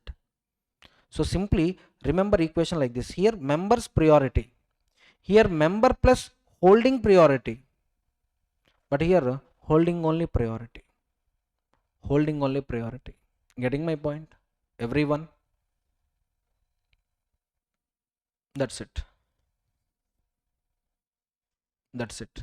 For example, I'll tell you one example. There is a company C Limited. Paid up share capital of the company is 1 crore. Mr. V is holding 95 lakhs capital, and remaining 99 members are holding 5 lakhs capital. So how much voting power I am having? 95%. How much others are having? 5%. Now you tell me, with respect to short notice, that is for AGM, how much consent is required? Imagine all 100 members are eligible to vote, all 100% are eligible to vote at the meeting. So with respect to AGM, tell me how many members should give approval? 95. Suppose I alone rejecting the shorter notice, valid or invalid? Invalid. Only I, remaining 99. See 99 members are telling we are okay with shorter notice, and only Mr. V is telling against. Now shorter notice valid or invalid? Valid, because here the limit we have to check number, not holdings. Getting my point? Suppose I am telling I am in favor of shorter notice, remaining 99 members are against to the shorter notice. Now shorter notice valid or invalid? Invalid, because AGM, it is the place where members' interests will be protected, not oppressed. All the members equal opportunities. Next one, coming to EGM. Yes, is this a company with share capital? Yes, company with the share capital. Just look at the possibilities. Possibility 1, V with 95% capital in favor. Second one, remaining 99% are in favor. And case 3, V plus 50% are in favor. V plus 50% are in favor. In front of you 3 options are there. First option, only Mr. V is in favor, all the remaining are against.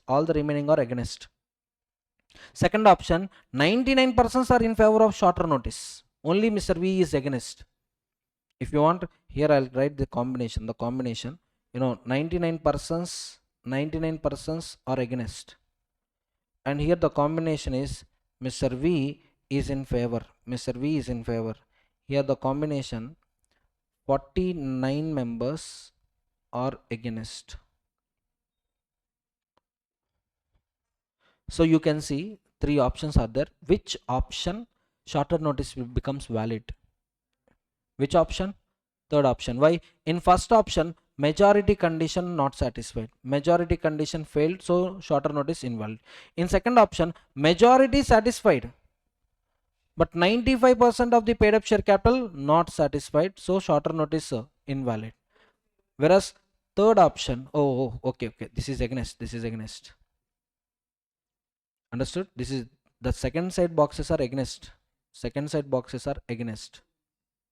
Now third option, you see, third option, we with 95% holding, we with 95% holding, we with 95% holding along with we remaining 50% are also okay. That means 51 conditions satisfied. And Mr. V is having 95% of the paid up share capital, therefore two conditions satisfied. So here shorter notice valid as our shorter notice is valid. Understood? Now if it is a company without share capital, company without share capital,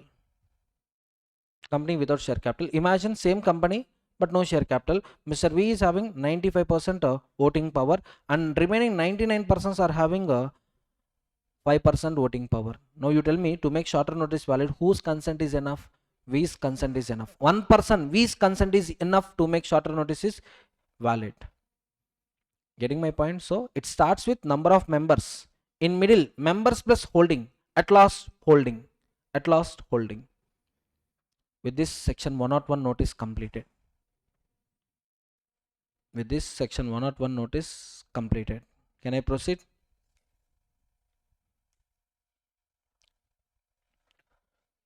One or two small concept. I'll discuss one or two and then I'll give you a break. Section 1 or 2, explanatory statement of a meeting.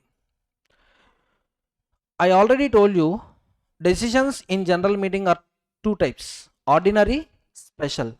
Ordinary, notice enough. Special, explanatory statement is required.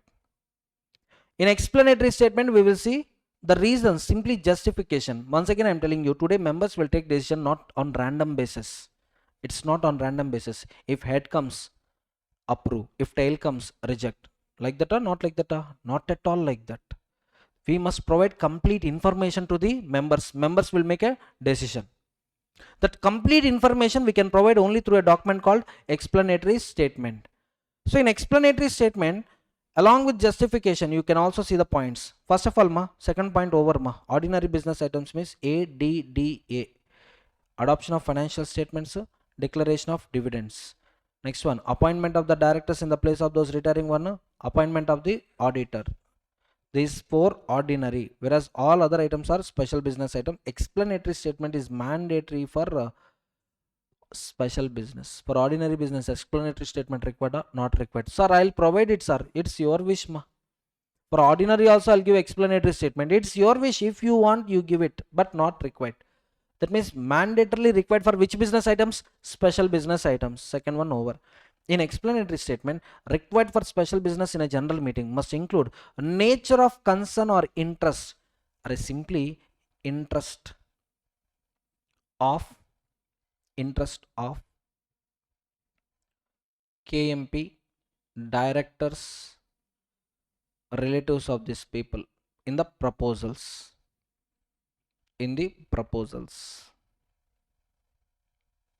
Simply disclose interest. This interest may be financial interest, non-financial interest.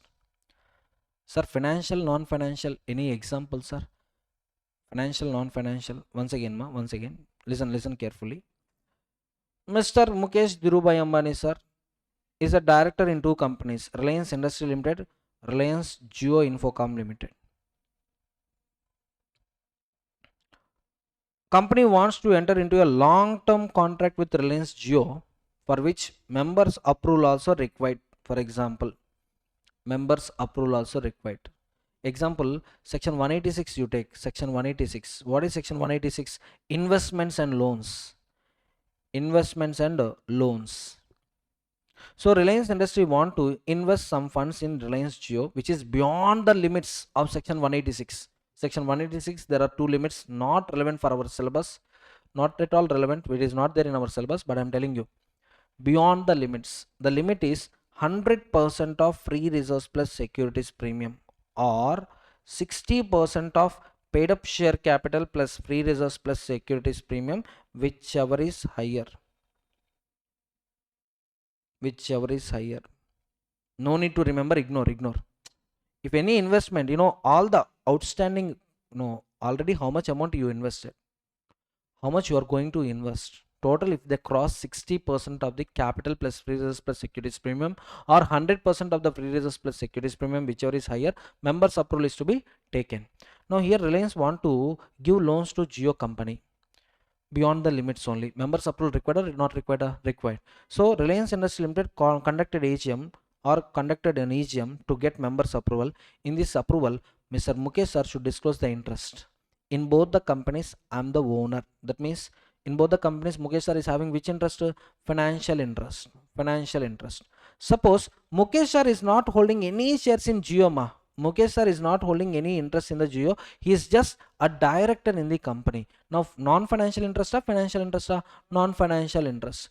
Disclose all types of interest, whether you had financial or non-financial. Disclose all types of interest. Nature of interest, financial or otherwise, of directors, manager, KMP, relatives. Other information to help members understand the meaning, scope, and implications of the business. So when you provide this information, what happens? Members will think thrice, twice or thrice. Oh my God, is this transaction happened at market price only or not? That means, we call it as arm's length price. We call it as arm's length price. In a market between unknown persons, what would be the transaction price? At that price only transaction is happening or not, they will check twice, thrice, and they will take a decision. I forgot to ask you, why 21 days notice, ma? Why 21 days before notice is to be given? Can you tell me why 21 days? Don't tell making arrangements. Today make my trip, make my trip, IRCTC, everything is available. Tatkal is also there. Then why 21 days? To check financials.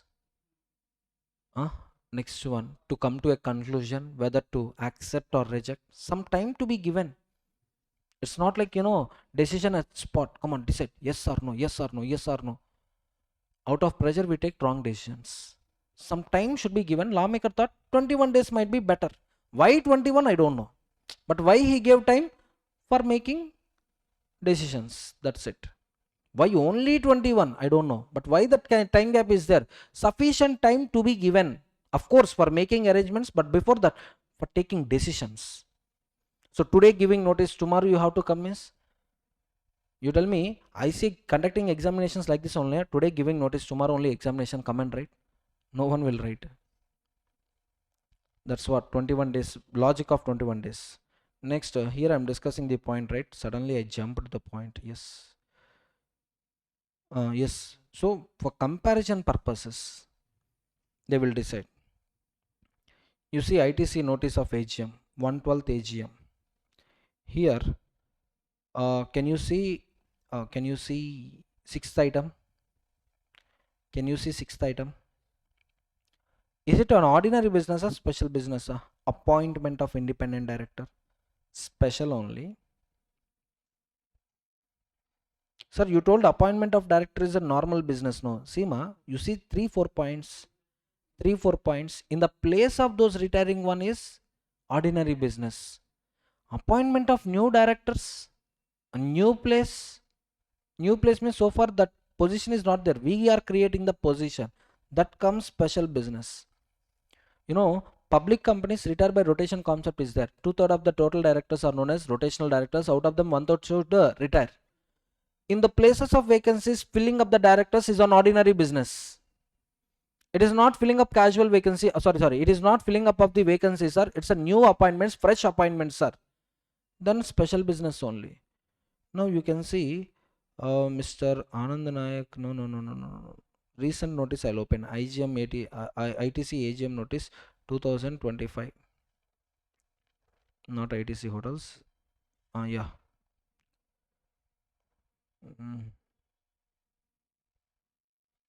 So you can see here. Yes. Which company is this? 114th AGM of ITC Limited. Notice a summary. Summary of the proceedings. I don't want summary of the proceedings. I want notice. Notice. Yeah. This is also not a notice. Might be. This is advertisement.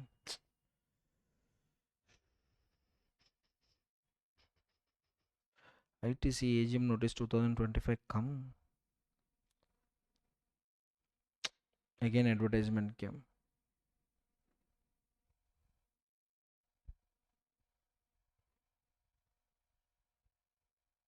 Let's see at least notice in the index. Investor relations. Investor relations, shareholder information, shareholders and AGM information.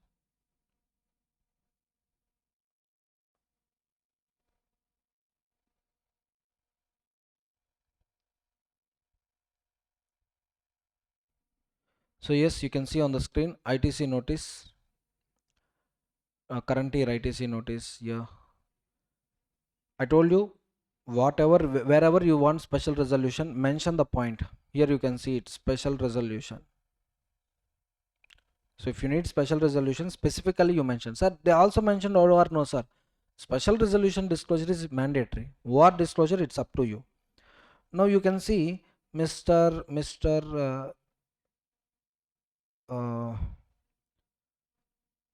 Just wait.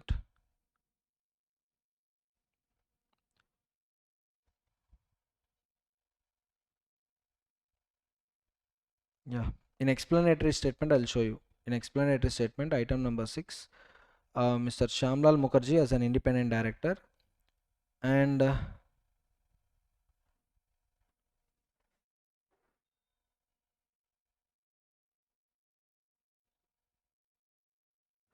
so just a second, you can see on the screen, explanatory statement regarding item number 9. First, you see what is item number 9 in the notice. Item number 9 is uh, resolved that in accordance with the provisions of 196, 197, Mr. Hemant Malik B is hereby appointed as a director liable to retire by rotation and also as a whole-time director of the company with effect from 12th August 2023 for a period of 3 years or till such earlier date to conform with the policy on retirement as may be determined by the board.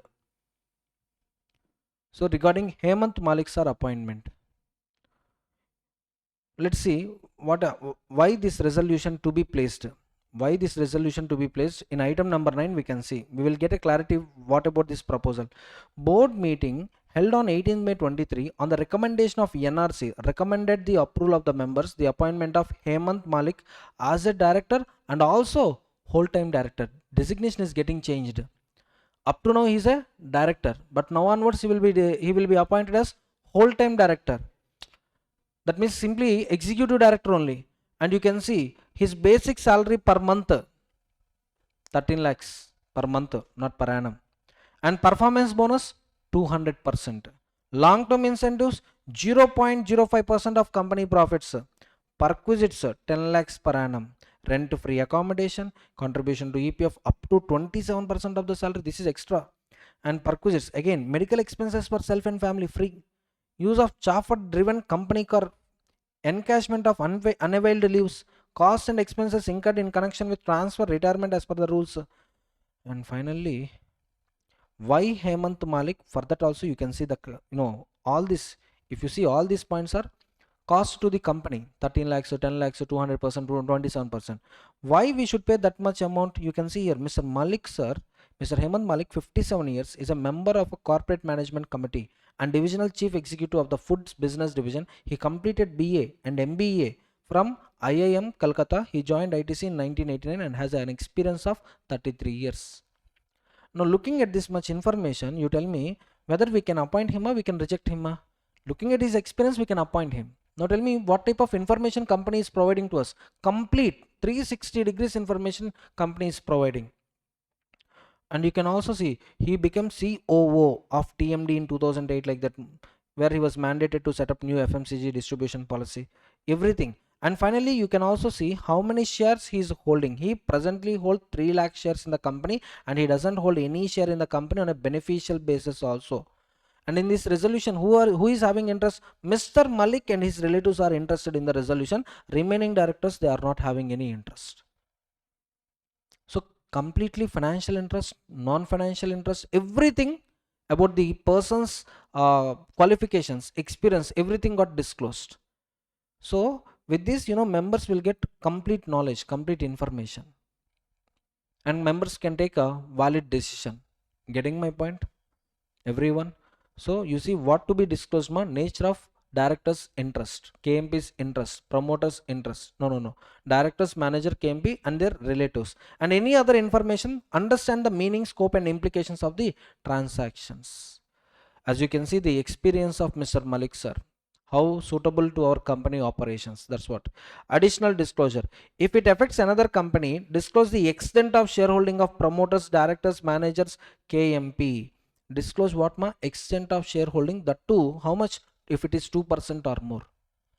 Say for example, if it is less than 2%, shareholding disclosure required or not required? Or not required. Simply material information, ma. They're expecting what type of information? Material information, not all information. Only material. Materiality here refers to how much? 2%. Simply, ma. Very simple. Long-term contracts, best example.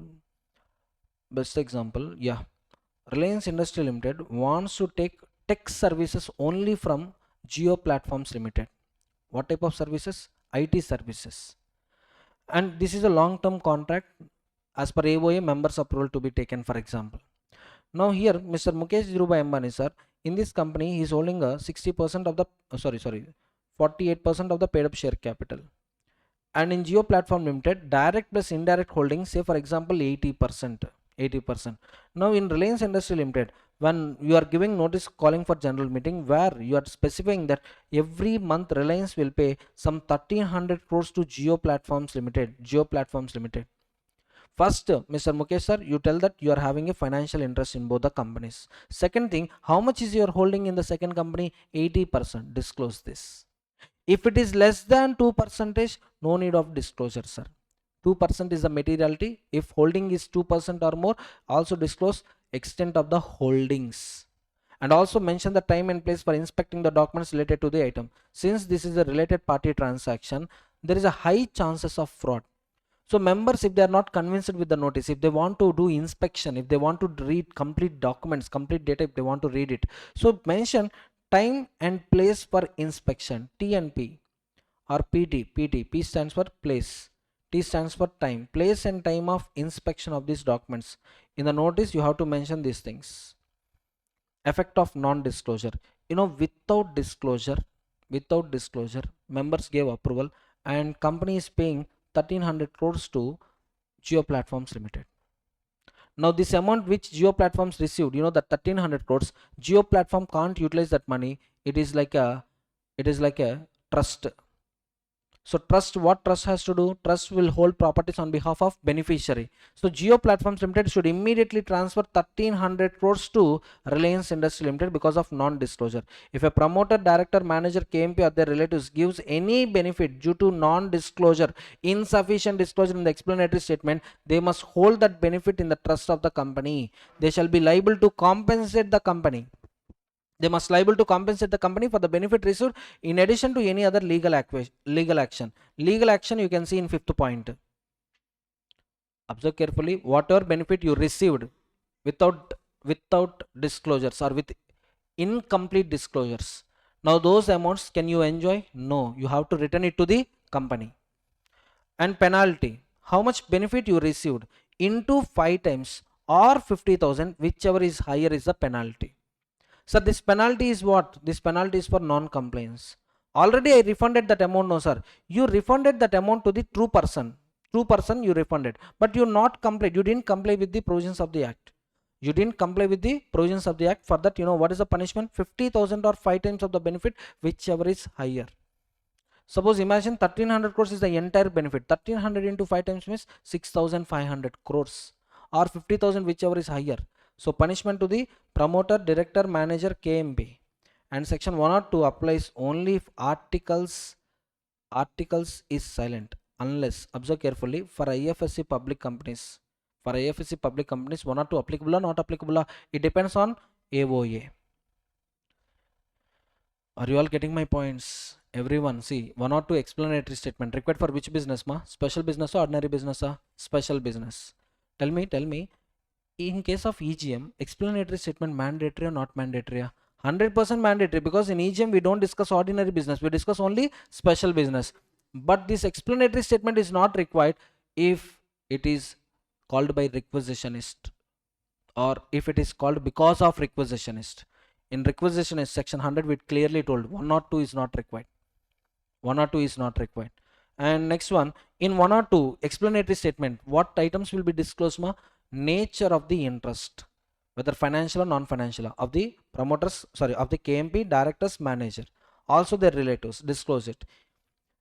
And shareholding should also be disclosed, sir. To be disclosed if that shareholding is 2% or more. If it is less than 2%, no need to disclose. Non-disclosure getting any benefit, come on, 50,000 rupees or 5 times of the benefit received, whichever is higher will be the penalty. First you need to refund that benefit. And 1 or 2 applicable to the IFSC companies are not applicable. It depends on company's AOA. If AOA is silent, 1 or 2 is applicable. If AOA provides that 1 or 2 is not applicable, then section 1 or 2 is not applicable. Clear, everyone? Let's continue our discussion with section 103, that is quorum of a meeting.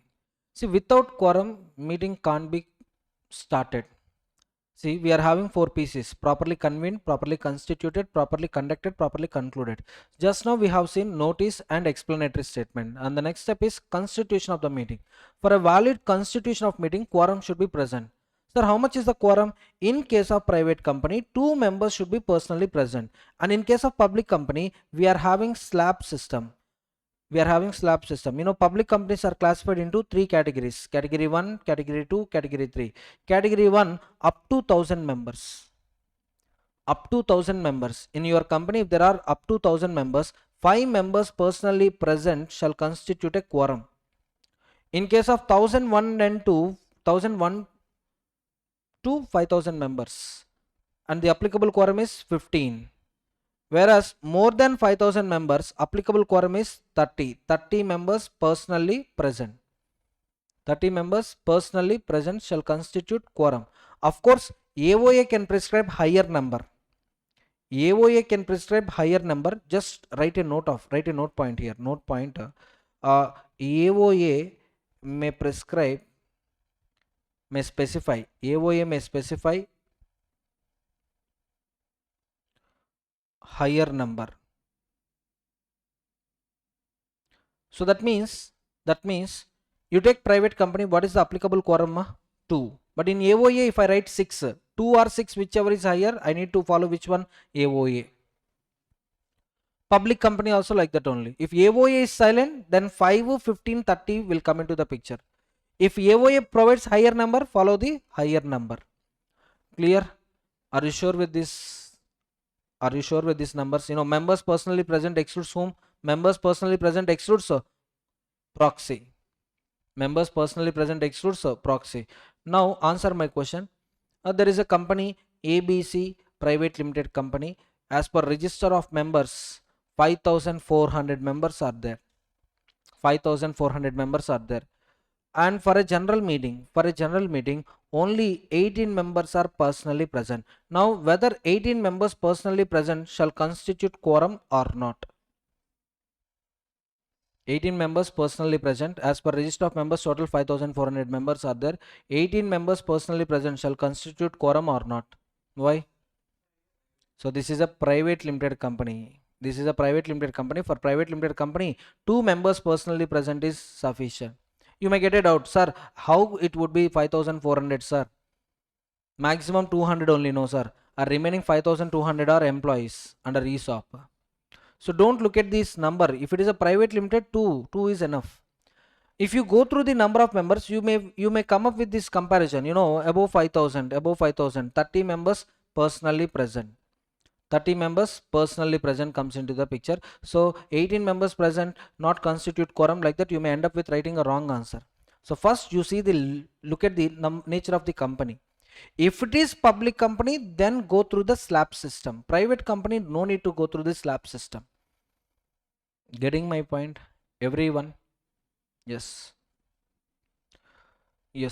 See, private limited company, as per AOA, 6 MPP required, whereas as per Act 2 MPP required. Now tell me, in a meeting, how many members should be present to constitute quorum? 6. In a delimited company, with the register of, register of members, total 2700 members are there. AOA is silent. Now what is the applicable quorum? What is the applicable quorum? As per act, you tell me 2700 members, that means 15. In AGM, how many members should be present? Minimum 15. If there is no quorum, then what would be the impact, sir? If quorum is not present within 30 minutes of the scheduled time, meeting automatically stands adjourned. First of all, you need to know the difference between adjournment, postponement, cancellation. Adjournment, postponement, cancellation. From cricket matches point of view, league matches, heavy rainfall, match stands cancelled. Both the teams get 1 point. Yes or no? Suppose it's not due to the rain, it may be due to something, some event happened. For example, terrorist attack. You can see recently in May examinations. During May examinations, we have seen terrorist attacks. IPL matches, what happened? IPL matches got postponed. That means before commencement of the match only some event happened, we are unable to conduct match. Then we will postpone it. Match started, league match, just heavy rainfall, match will be cancelled. If it is a final match, for example, final match, you can see in 2019, India versus New Zealand, semi-finals, World Cup. So yes, semi-final 2, what happened? Heavy rainfall. First innings completed, heavy rainfall. Do you think match cancelled or suspended that day and resumed next day? Suspended that day and resumed next day. Adjournment means suspend and resume. Postpone means not at all started, the start time is postponed. Cancellation means cancelled. Getting my point? So you can see in courts also, adjourned. Adjournment means started due to some reasons, adjourned. That means adjournment means started, suspended, will be resumed in future. Postponement means not yet started. So in the Companies Act, with respect to general meetings, postponement word is not there. We are having only 2 words. So if someone asks you adjournment means not postponement. Adjournment means not postponement. Adjournment means suspended, and it will be resumed in future. So you can see House of Parliament, you can see Legislative Assembly, you can also see court.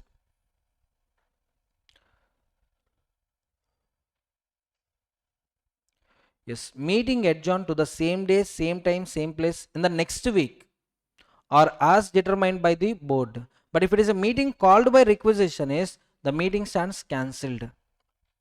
Here you have to observe 2 points, ma. If it is meeting called because of requisitionist, that means board of directors issuing notice.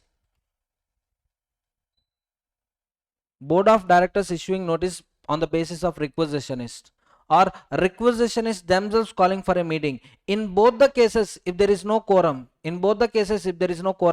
meeting will not be adjourned, meeting will be cancelled. The reason is very simple. Credibility. The matter which you asked for a meeting, you want to discuss a matter in the meeting. I circulated that matter among all the members, but no member is interested in your proposal. So that's why they didn't came. Again giving notices, again adjournment, required or not required? Not required. Simply there is no credibility on that matter. So for irrelevant topics, again adjournment, required or not required? Not required. Meeting stands cancelled. That's it. Are you able to follow, everyone? So meeting adjourned in other cases. In other cases means which cases? AGM by board of directors, EGM by board of directors, meeting stands adjourned. If it is an EGM called by board based on requisition, or if it is an EGM called by requisitionists themselves, in both the cases, lack of quorum, meeting stands cancelled. In examination, they may confuse you. Meeting called because of requisitionists, in that meeting there is no quorum, and directors decided to adjourn the meeting. Whether that adjournment valid or invalid? Invalid. That adjournment is invalid. If a meeting is adjourned, or if there is any change in date, time, place of the meeting, the company shall provide at least 3 days notice to the members. My dear members, original meeting you didn't came, at least come to the adjourned meeting.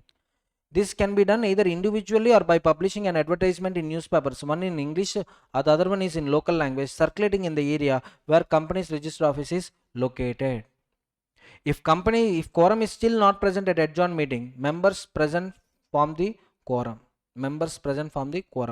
Observe carefully. To my company, yes, D Limited, what is the applicable quorum? 15. To the original meeting, only 12 attended.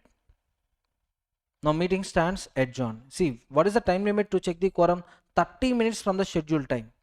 So 10 o'clock is the scheduled time. By 10:30 I need to check whether quorum is present or not. By 10:30 if quorum is not present, automatically adjourn. If nothing is specified, same DTP but next week. Same DTP but next week. Same day, same time, same place next week. If something is determined, then the determined time, place next week. Suppose next week same day hall is not available. It is already booked. Now you want to change the place. You can change the place, or you can change the day. You can change the time. But for this case, 3 days notice is required. Tell me, original notice requires how many days? 21 days. Whereas adjourned meeting notice, how many days? 3 days is enough. 3 days is enough. Sir, we are having little time, sir. 3 days before meeting may not be possible, sir. Reaching the letters to the members 3 days before meeting may not be possible, sir. Then make advertisement in 2 newspapers. English newspaper, vernacular newspaper. Enough. But in that adjourned meeting also, suppose 10 came. How many came? 10. Now once again if you adjourn to the adjourned meeting, no one will come.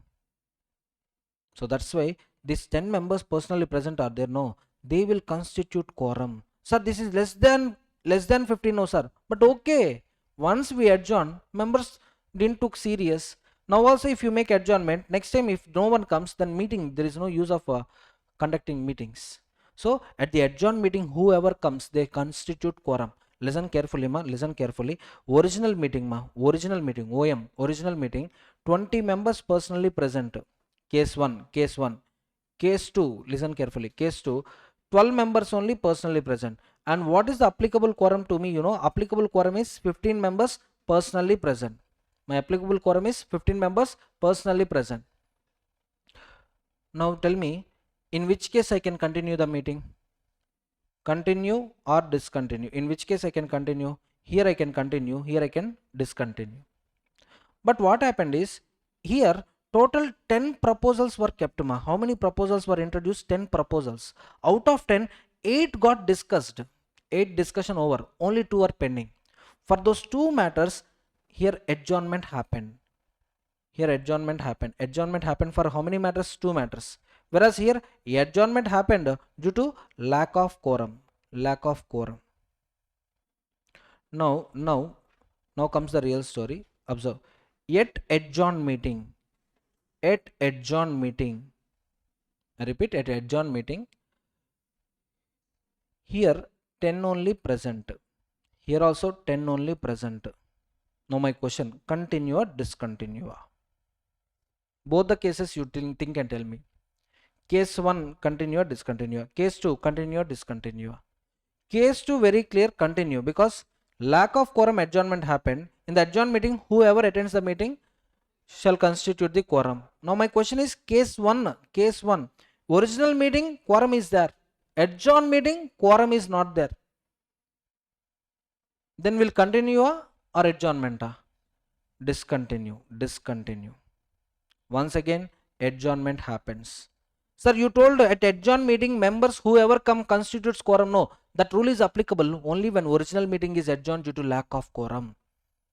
Suppose here at the adjourned meeting, yes, members personally present are 8 only. Now here you can continue. Why? Because previous meeting got adjourned due to lack of quorum.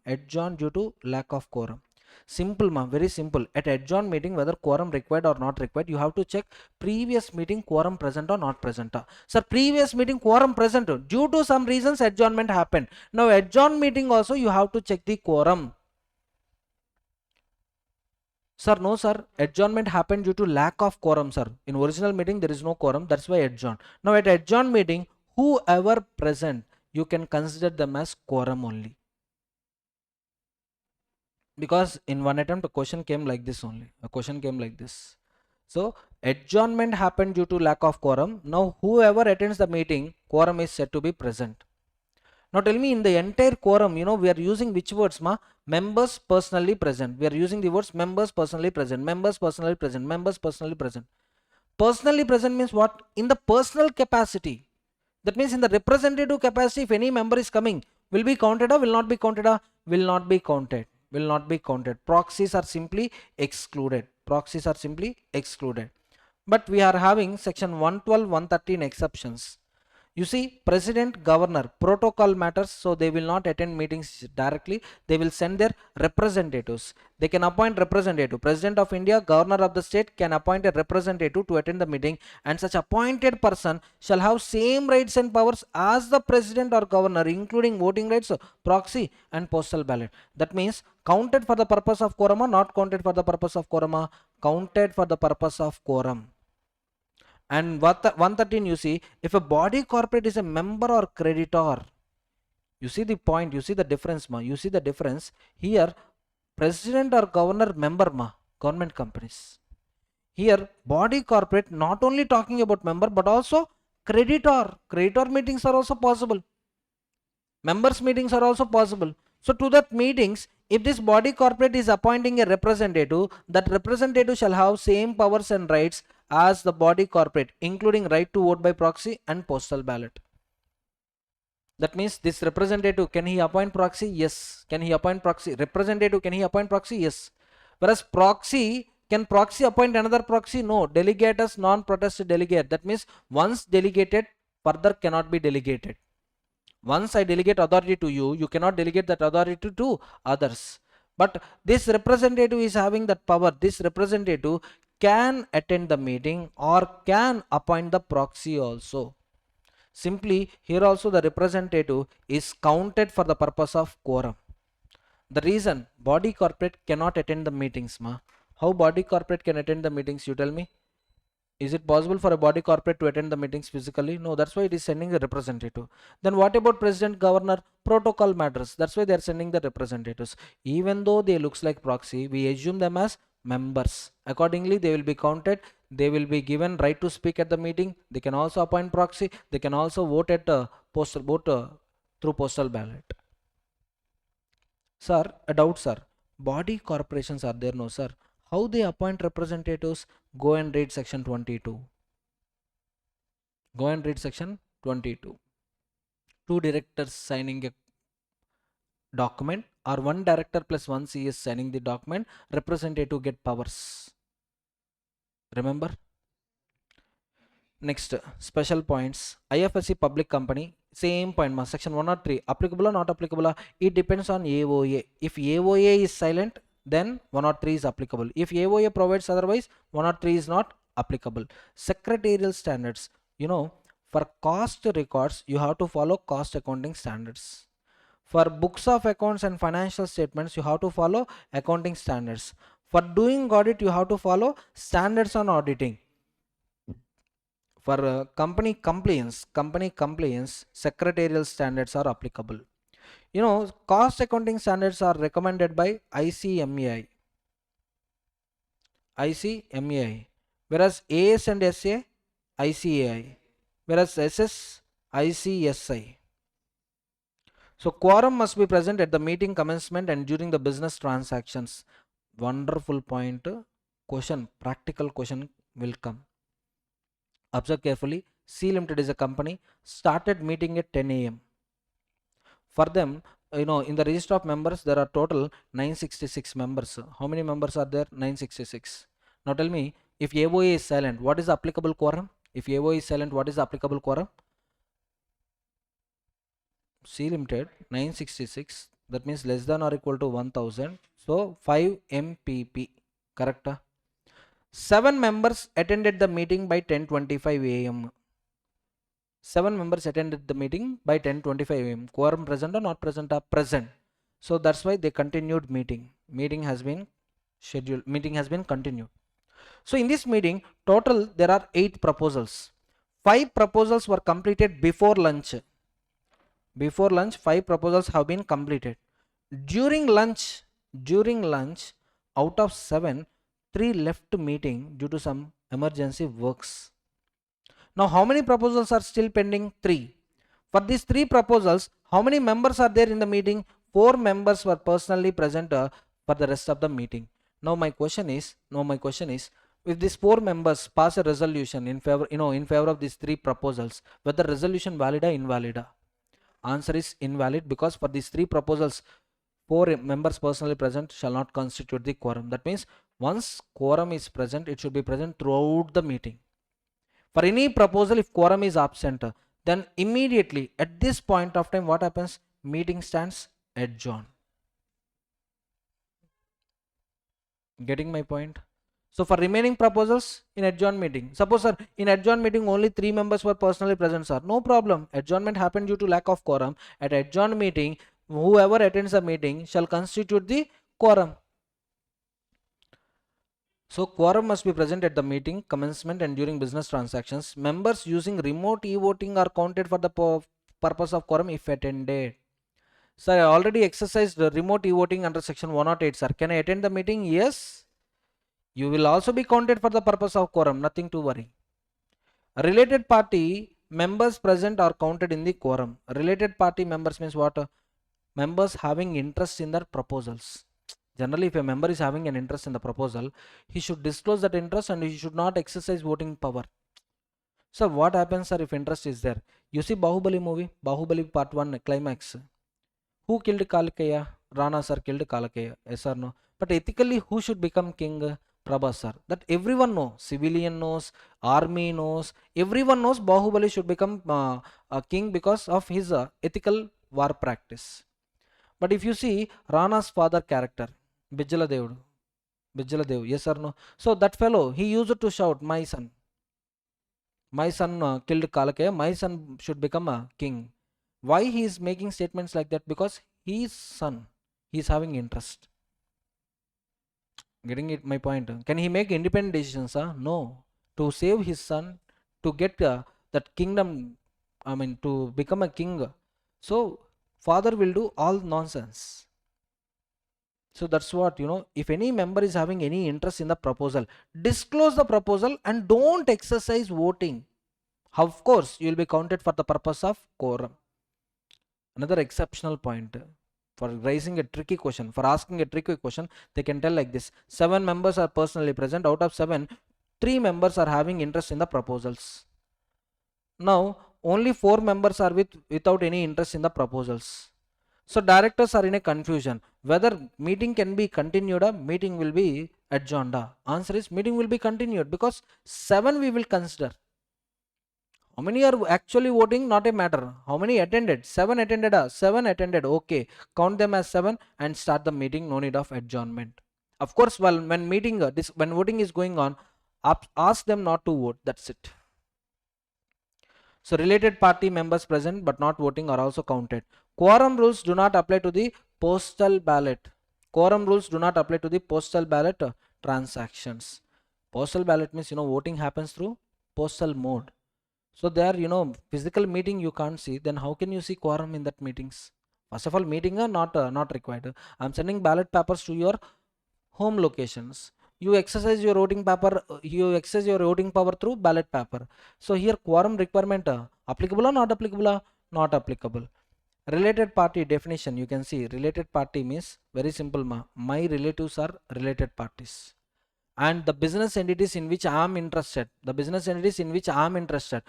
business entities are also related parties to the company. I am director of C Limited. Now to C Limited, who are the relatives? My relatives are C Limited relatives. My business entities or my entities, business entities in which I am having interest, those business entities are also treated as related party to the company. You can see here director KMP, the relative. Firm in which director or manager or relative of the director or manager is a partner. Private company with a director, manager, relative as a member or a director. Public company where director, manager and relative holds greater than 2% of the paid up share capital. Body corporate acting as per director, manager instructions, holding subsidiary of same holding company, investment company. And this is an exemption for private companies. This clause does not apply for section 188. Private company 188 is not applicable. Such other person as may be prescribed.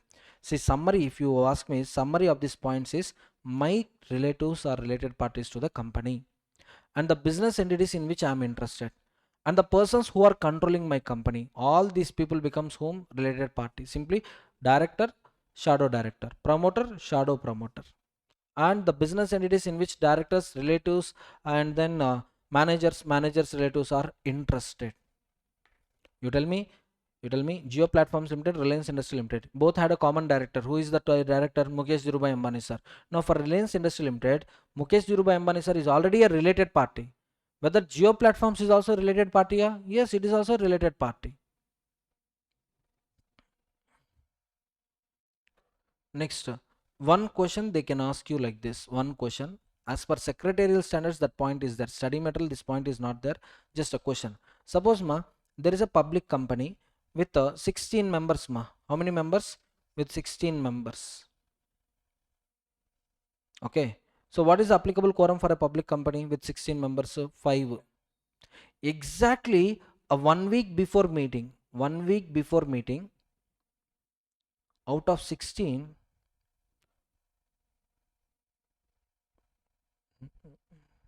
12 members died in an accident. Now, how many members are there? 4. If these 4 attends AGM, if these 4 people attends the AGM, checking quorum is not required. Why? Because from where they can bring extra member? My dear, one of the souls, come down, take one body, occupy that body, and come to the meeting. After meeting over, you can go up. Possible? Not at all possible. Movies may be possible, but our company is not a movie. It's a real. Yes or no? You may get it out. Sir, public company, at every time 7 members should be there. No. Yes. In case of number falling below 7, section 3A is giving you 6 months time to increase the number of members. But here only 1 week over. Just 1 week only over. Now all the members, if they present meeting in a personal capacity, in that case also checking quorum required or not required? Not at all required. And another example, see in C limited company, there are 966 members. All these are equity shareholders only. Now to the meeting, only 3 persons present only 3 persons present. Now you have to check whether quorum is there or not there. Quorum is there or not there. 966 members, only 3 persons present. What is the quorum for public limited company? 5 members personally present. Yes or no? So after going in depth, we came to know that 3 persons, Mr. A, Mr. B, Mr. D, these 3 people attended the meeting. A is already an equity shareholder, and A is also a representative of X limited company. X limited is member of C limited actually. Getting my point? X limited, the member of C limited, authorized A to act as its representative, but before that A is already a shareholder. So now tell me, Mr. A attended the meeting in how many capacities? 2 capacities. One is personal capacity, other one is representative capacity. That representative capacity, representative of another natural member, body corporate. Now count will be this one, that one. D also an equity shareholder. At the same time, he was the representative of President of India. POI, President of India. So now here also single capacity or multiple capacities? Multiple capacities. Individual capacity 1, representative capacity 1. B will be considered as 1. Total how many people attended? 5. Natural number, if you see by nature, 3 only. But if you see as per the law, person attending in multiple capacities. One is personal capacity, other one is representative of president, representative of governor, representative of body corporate. Now all these capacities shall be added. Suppose B attended in 2 capacities. One is personal capacity, other one is representative of a natural person, Mr. Y. Representative of natural person, Mr. Y. That means here this fellow will be treated as proxy. Proxy will be counted or will not be counted? Will not be counted. So B will be taken as 1 only. Sir, here also not to be counted, no. But if you see 112, 113, representative of body corporate is assumed as a member. Whereas 105 proxy, it is not like that. Are you all getting my points? So whether 5 members personally present or sir? Yes, 5 members are personally present. So with this proxy completed so tell me, what is the time limit for checking proxy? 30 minutes from the scheduled time. Who check proxy? Chairman. Our next topic is chairman of the meetings. Last topic for today's lecture, chairman of the meeting. Members personally present shall elect a chairman by show of hands. Next time, in break, just try to off that swing option. There also, if at all possible, try to off the swing option. Make room cool only, so that this lighting, all other disturbances will not come. Okay, so try to do in a break time. Okay, fine. Listen. Election of the members, election of the chairman. Election by show of hands, election by poll. But first observe, members personally present shall elect a chairman by show of hands unless articles state otherwise. So now you tell me, who will be appointed as a chairman, member or non-member? Member. Members personally present, one among themselves will take a position of chairman. Who that one among themselves? It will be decided by voting. Initially voting is conducted under show of hands. If people demand for poll, then poll will be conducted. Sir, what is the difference between show of hands and poll? Show of hands, each member is entitled to one vote. Under poll, proportionate voting power. What is the difference, sir? What is the difference? Under show of hands, I'm holding one share, I'll get one vote. You are holding 1000 shares, you will get one vote only under show of hands. If it is poll, one share is equal to one vote. You are having how many shares? 1000 shares. You will get how many votes? 1000 votes. So true representation of voting power is possible in poll or postal ballot. True representation of voting power. Is it possible in show of hands or is it possible in poll? Because under show of hands, every member is entitled to one vote. Irrespective of your holdings, whether you are holding 10% of the capital, 20% of the capital, 50% of the capital, not a matter. How much you are holding is not a matter. Each member one vote. And tell me, which one is easy to take, show of hands or poll? Show of hands. Why? Chairman, a person will announce the result. One person will ask, are you in favor or against? Favor, raise your hands. 1 2 3 4 5 6. Against, raise your hands. 1 2 3 4. And easy to declare, yes, resolution has been passed or resolution has not been passed. Whereas coming to the poll, we will distribute ballot papers to you. You will exercise voting power. All the ballot papers will be posted into the ballot box. We can't verify because we may change the voting structure. Independent person has to come forward. He need to open ballot box. He will read all the ballot papers and he will specify. Yes, he will specify votes in favor how much, votes against how much. And based on that, we will declare whether resolution is passed or not. Now tell me, independent person verifying the process, will he do free of cost or will he charge some amount? Some amount. Giving ballot papers means printing cost. Yes or no? So is it a time taking thing or not time taking thing or time taking thing? And is it a cost effective thing or cost making thing or cost making thing? So that's why lawmaker is giving an opportunity to you. If you want, you can conduct voting under show of hands. No sir, we need true representation of voting power. We are ready to go with poll, then go with poll. Getting my point? See, if AOA is silent, listen carefully. If AOA is silent, chairman election happens at the general meeting.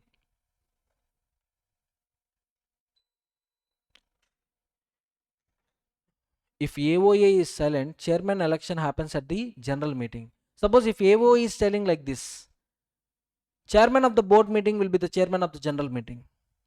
Are you getting my point? Chairman of the board meeting is equal to chairman of the general meeting. Now all this stuff will come, will not come, will not come. This stuff will not come. This stuff comes only when AOA is silent. That too, chairman election happens at general meeting. Before commencement of general meeting, election will happen. That election will also happen under which process? First show of hands, next poll. Why first show of hands? Time saving, cost effective. If poll is demanded, chairman elected by show of hands remain in the position until another person is appointed via poll. Very simple ma. In a company there are two groups ma, group A, group B. Group B, there are 75 in number. How many in number? 75 in number. In group A, only 25 members are there. How many members are there? 25. How many members? 25. But these people are having 75% voting power, and these 75 members are having 25% voting power. Visible? 75% voting power, 25% voting power. Now, when show of hands has been conducted, Group B nominated B, and B got 75 votes in favor. How many votes in favor? 75 votes in favor. And Group A nominated A, but they got how many votes in favor? 25 votes in favor. Who got majority votes? B got majority votes. B took the position of chairman. Not liked by A, immediately A demanded for poll. Group A demanded for poll. Now under poll, Mr. A gets how much voting power?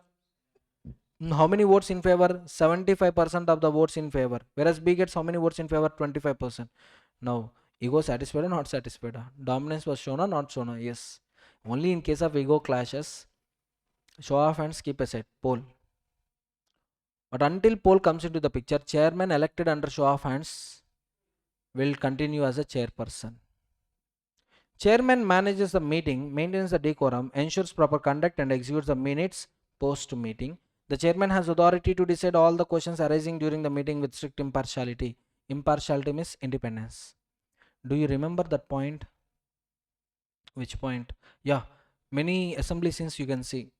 Chairman, he will ask members please silent, members please silent. And member A, what is your MP A, what is your problem? And a minister, any reply to this? Next, opposition leader, yes, anything to tell? Then next, concerned minister, can you respond? So nothing but maintaining a decorum. You just imagine in the absence of chairman, that assembly fish market, no difference. Yes or no? Everyone will shout. Madam Speaker, one fellow. Adhyaksha, another fellow. Finally, fish market only. At least in fish market, we know they are selling fish. Here we don't know what they are discussing, but something is going on.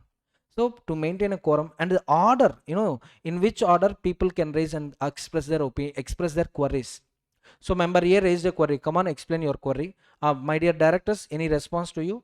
Member B, what is your query? Yes, response from the director, like that.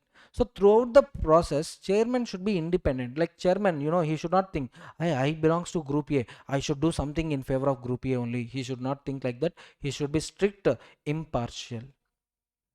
Next one, very, very important and interesting point, casting vote. Casting vote. You tell me, OR, what is the equation for ordinary resolution, ma? Equation for ordinary resolution, equation for special resolution. Tell me, ordinary resolution means votes in favor greater than votes against. Special resolution means votes in favor greater than or equal to 3 times of. So if you observe carefully, here equality is allowed, no problem. But here equality allowed or not allowed? Suppose in a company meeting, 100 members attended the meeting. I'm sorry, 101 members attended the meeting. How many members attended the meeting? 101 members attended the meeting. One fellow, we kept him as chairperson, and remaining 100 members. These 100 members casted votes, votes in favor equal to 50, votes against equal to 50. We need OR.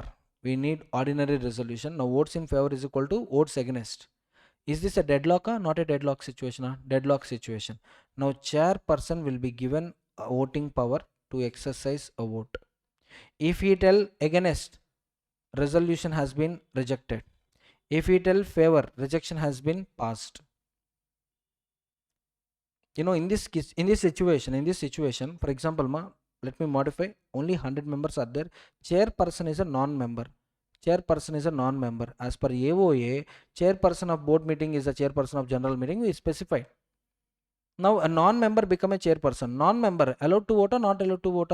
Not allowed to vote. But sitting in the position of chairperson, observing this deadlock, he can exercise casting votes subject to AOA.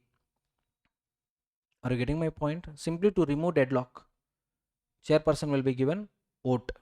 Suppose, sir, if chairperson is already a member,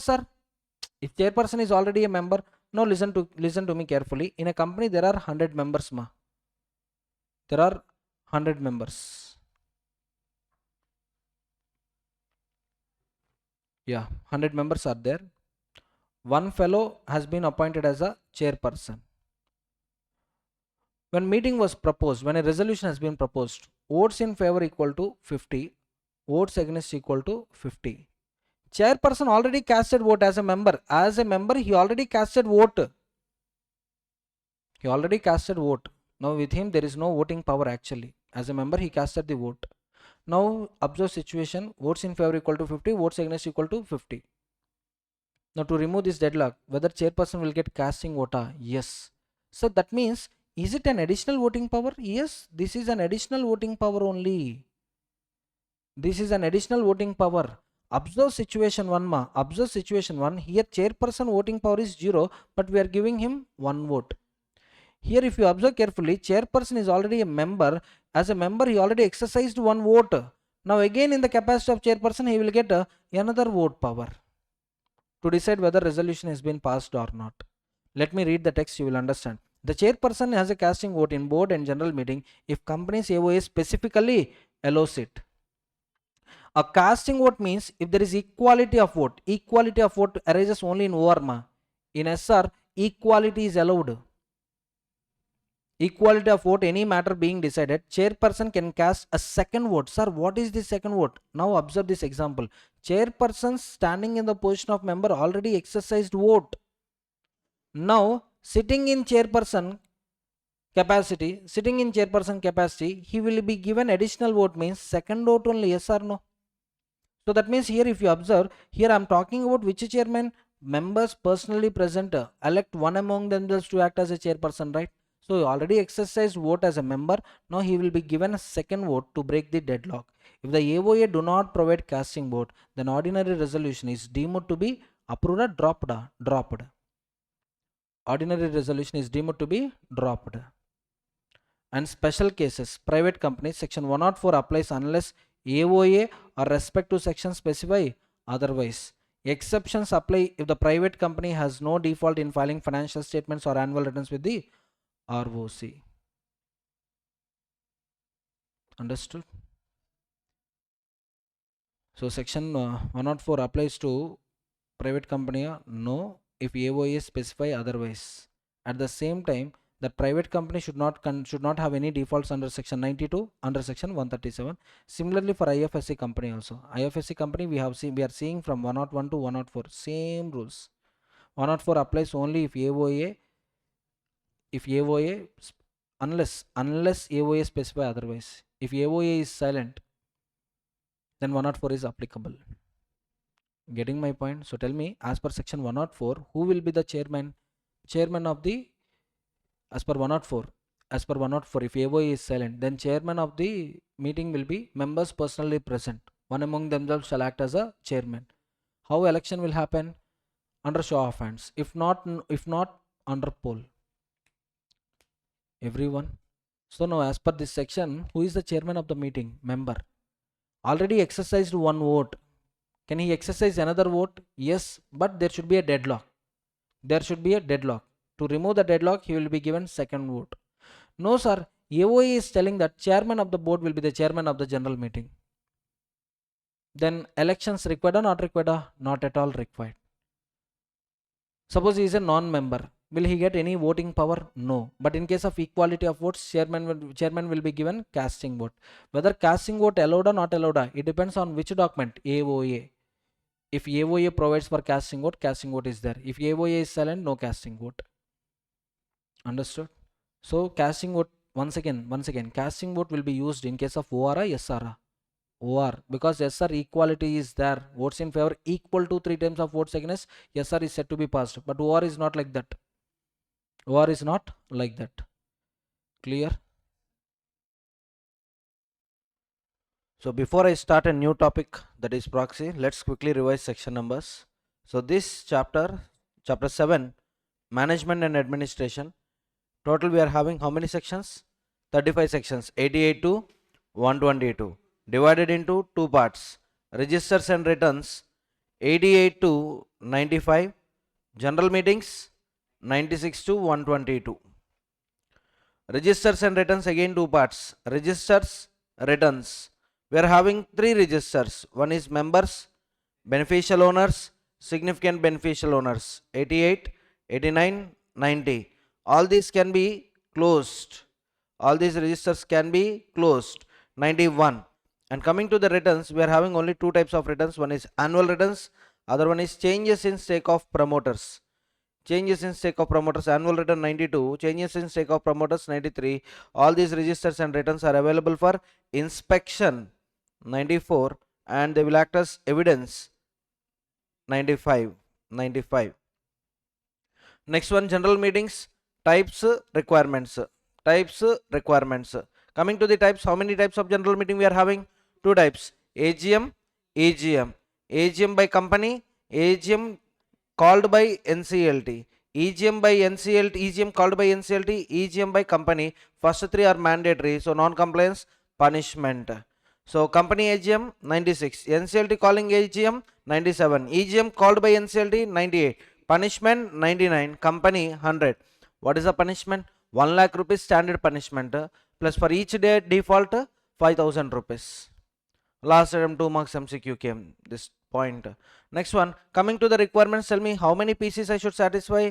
4 pieces. I should satisfy 4 pieces. So first one is properly convened. For convened we check only one requirement. What is that one requirement? Notice.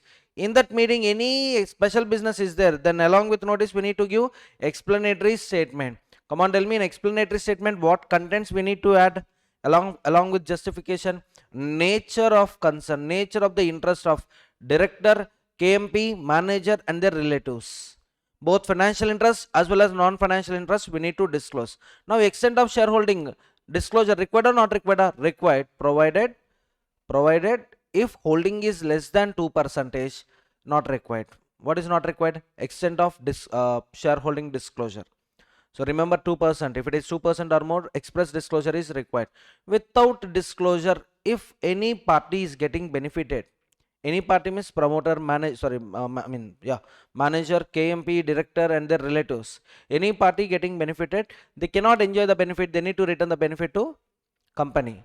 And apart from this, non-compliance punishment. What is the punishment? 50,000 rupees or 5 times of the benefit received, whichever is higher is the maximum punishment. Up to, they use the word up to, that is explanatory statement. Next one, properly constituted. Yes, we completed up to properly constituted in the last class. Properly constituted, that is quorum. So what is the quorum? Minimum number of members to be present. What time? By what time they need to be present? Within 30 minutes of the scheduled time. Within the 30 minutes of the scheduled time, they need to be present. And who will check the quorum? Chairman check the quorum.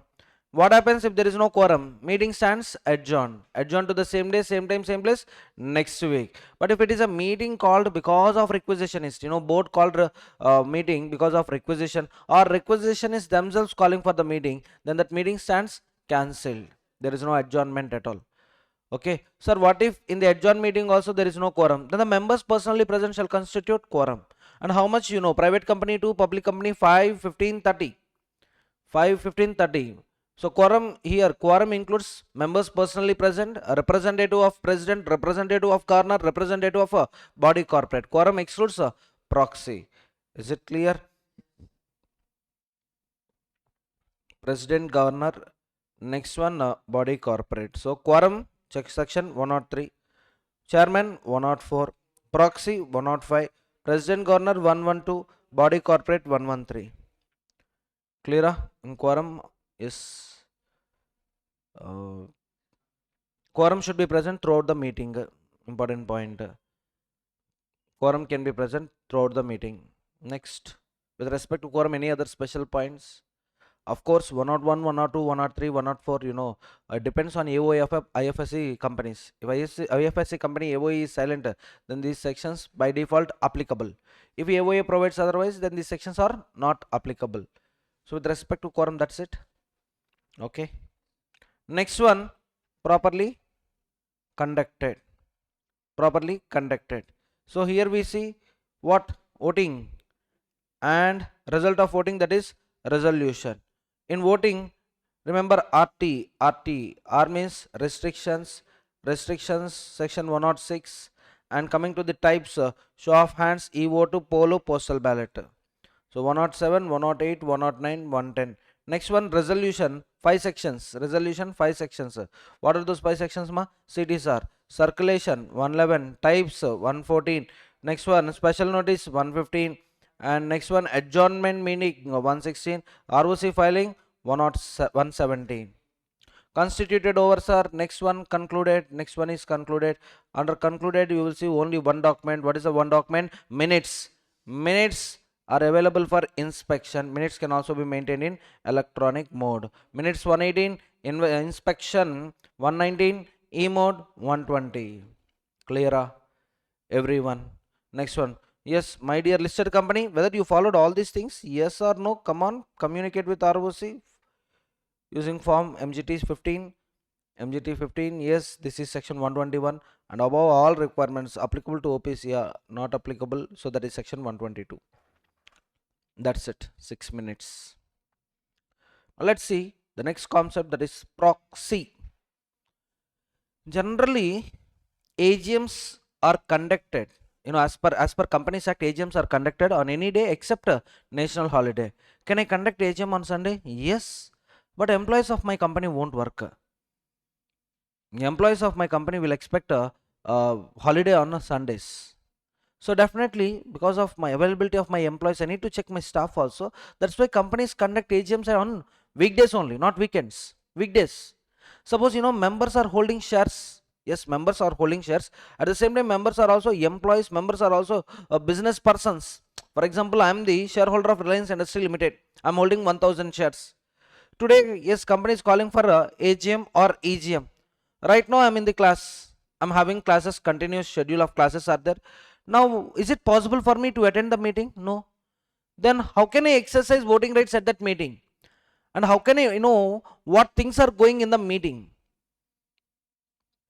So to protect the shareholders' interests, simply to protect the shareholders who are unable to attend the meetings, yes, lawmaker is giving one advantage. That advantage is you can have an agent for that meeting. That agent, technically called proxy. Proxy had two meanings. Instrument. The instrument which you are using to appoint proxy is also known as proxy, and the person named in the instrument is also known as proxy. See, proxy is having two meanings. One is instrument and the other one is person named in the instrument. Getting my point? Proxy, instrument, and the person named in the instrument, we call him as proxy. You tell me nowadays this section, is it useful? This section useful nowadays after COVID? Not at all. Why? All companies, all listed companies, they're conducting voting via, yes, audio visual means video conferencing. So maybe this section is relevant for unlisted public companies which are conducting meeting in a physical mode. Getting my point? Again, if you see the last point, yes, there will be definitely an advantage to the private company. There will be definitely an advantage to the private companies. So if you observe these sections, if you want, you can implement only in unlisted public companies, because listed public companies today telecast, live telecast is happening. Now what is happening in the meeting? I know. Coming to the voting rights, e-voting is there. E-voting facility is there.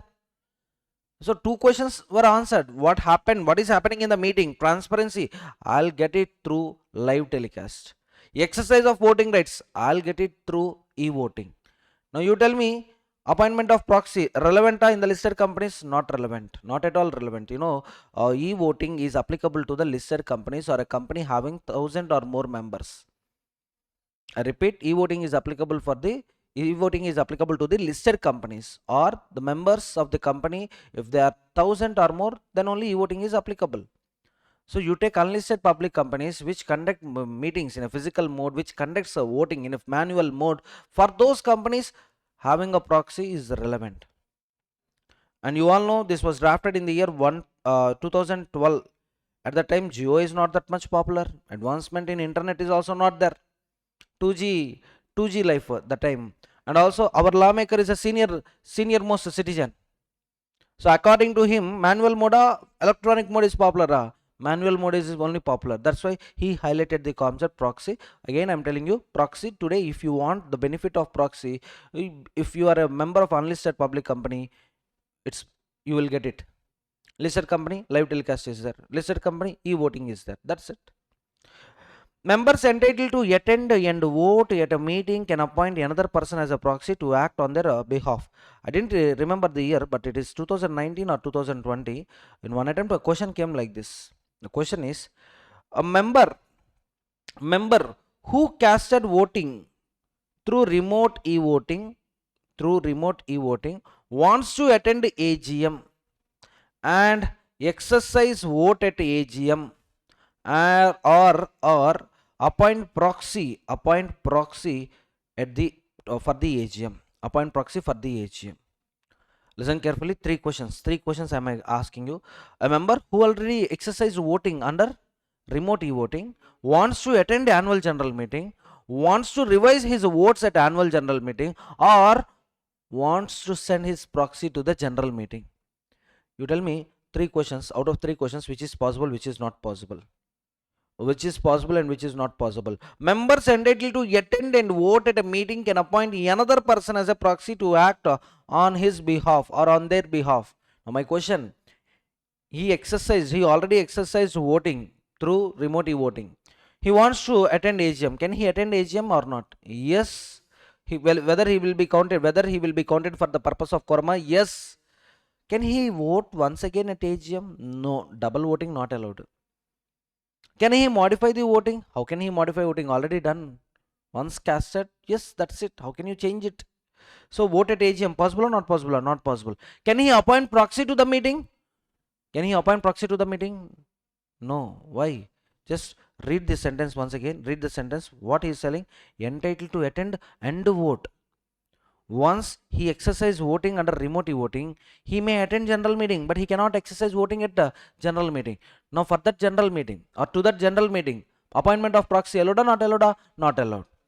1 mark question. It's actually 2 marks question. One part is one question, another part is this question. Getting my point? So who can appoint proxy? Tell me. A member who is entitled to attend and vote. Attend and vote. Next one, IFSC public company, section 105 applies unless otherwise specified in the AOA. This is a common point. Proxy rights. Proxy. Tell me proxy. Who is a proxy?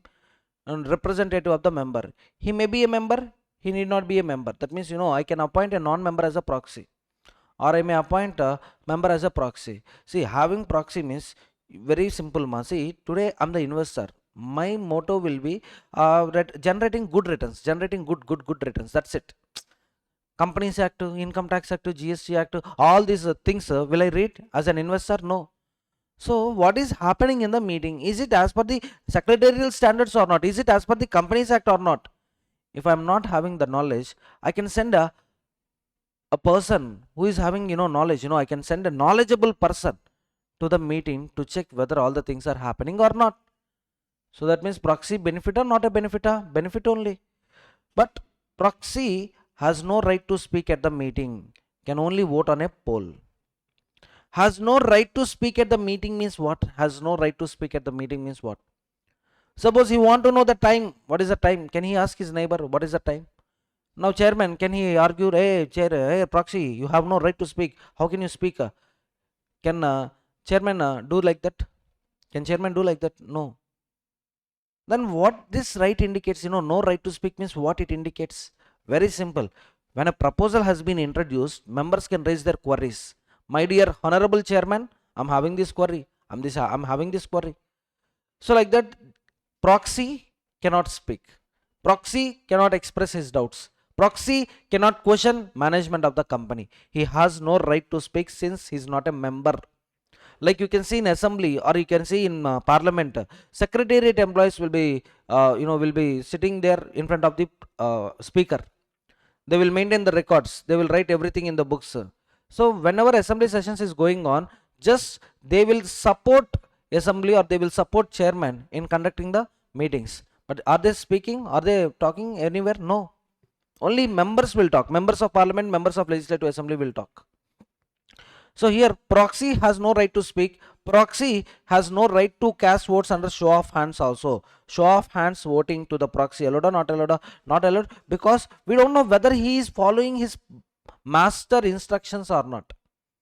We don't know whether he is following master instructions or not. Who is the master to the proxy? Member.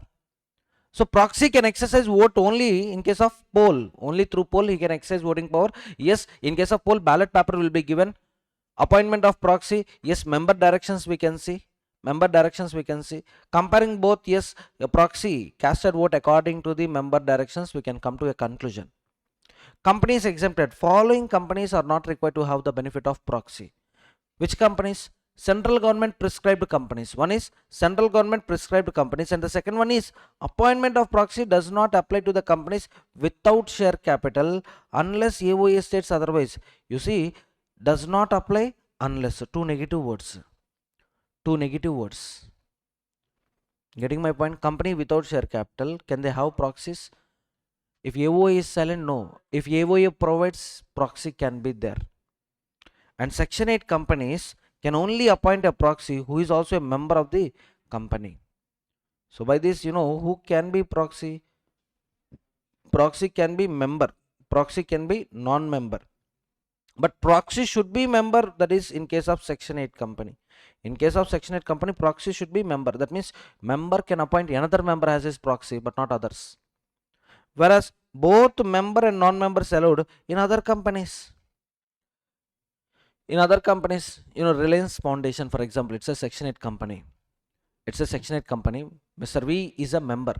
He is having two options, either to appoint A as his proxy, B as his proxy. A is a member, B is a non-member. Now whom can be selected as a proxy? Only member, that is A, can be selected as a proxy. A same rule, suppose A is a member of Reliance company, B is a non-member of Reliance Industry Limited. I am also member of Reliance Industry Limited. Now can I appoint A or B as a proxy? Yes, I can appoint either member or non-member as a proxy. For remaining companies, the benefit of proxy, not only limited to the members. That means, only members shall be appointed as a proxy. No, non-members can also be appointed as a proxy. But coming to Section 8 company, only members can be appointed as a proxy. Are you getting my point? First of all, tell me who can appoint proxy? Member entitled to attend and vote. Member entitled to attend and vote. But who can be proxy? Any person, whether member or non-member. But coming to Section 8 company, proxy should also be a member. Only one member can appoint another member of a Section 8 company as a proxy. Proxy limitations. He will exercise voting under what? Show of hands. Show of hands. No. Poll. So where papers will be given, he need to fill up all the papers. Lawmaker thought maximum how many papers he can write in the meeting? Maximum 50 papers he can write. That means he can represent how many members? Maximum 50 members and maximum of 10% of voting share. There should be no concentration of power. There should be no concentration of power in the few hands.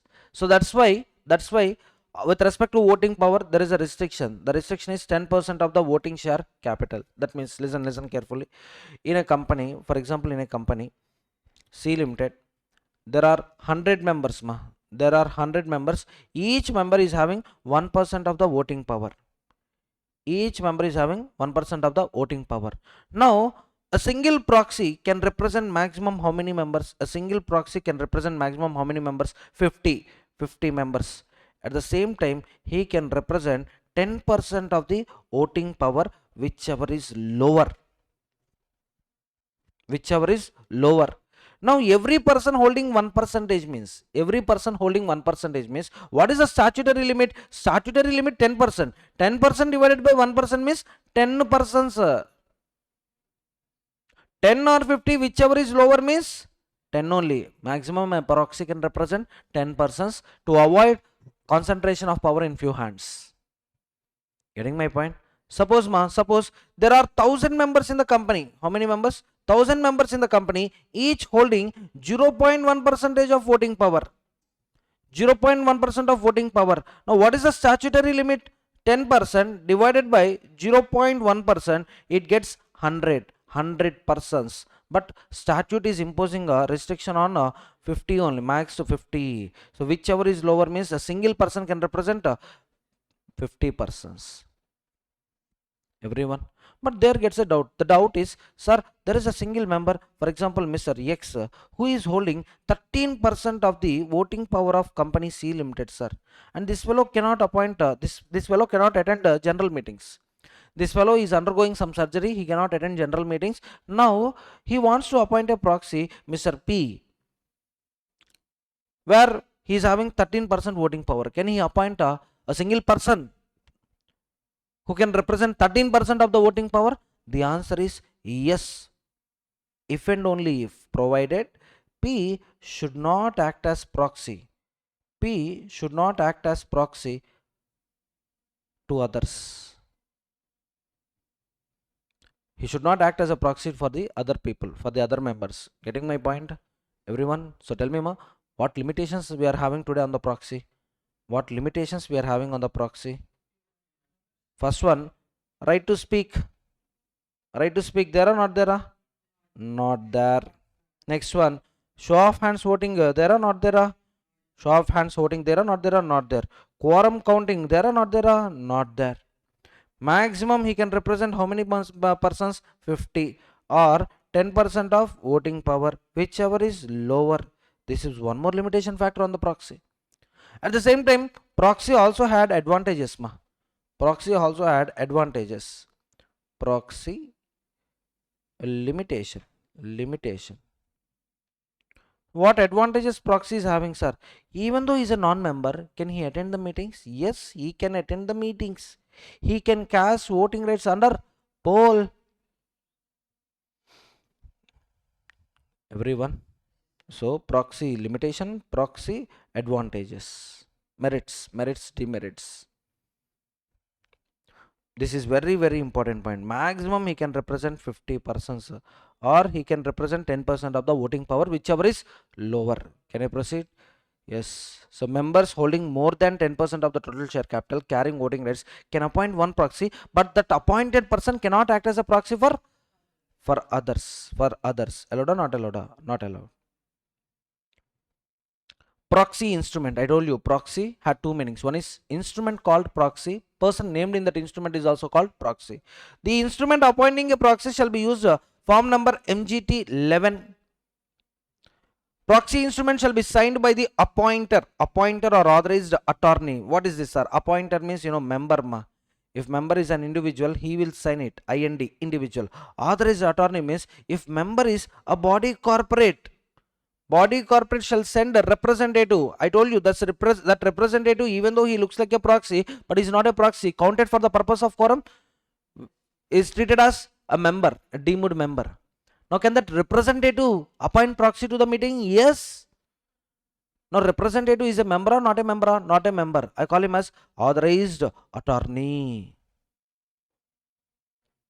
Getting the point? For corporate members, the instrument should be under the seal or signed by an officer or attorney. How that signing will be done? Common seal. If no common seal, then you try to remember section 22. Two directors signing the deed document, or one director plus one company secretary signing the document. AOA cannot impose additional requirements for executing the proxies. Like, statute is telling MGT 11. Statute is telling what, MGT 11. Now AOA can specify some other forms, sir. It may specify, but when company is receiving MGT 11 from the members, company should not reject it. So yes, MGT 11 is specified by the lawmaker. Company gave a different format. All are filing the different format only, but one member downloaded MGT 11 and sent it to the company. Now can company reject this MGT 11? Oh, this is not as per my requirements. Can they delete it or can they reject it? Answer is no. That's what AOA cannot impose. AOA cannot impose additional requirements for executing the proxy.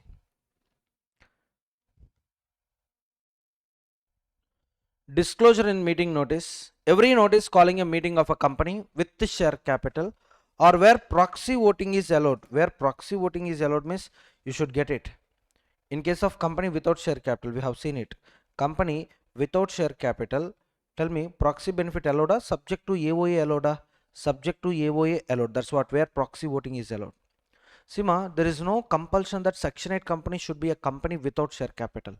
You can have a company with share capital as a Section 8 company, but minimum share capital like 1 lakh rupees or minimum.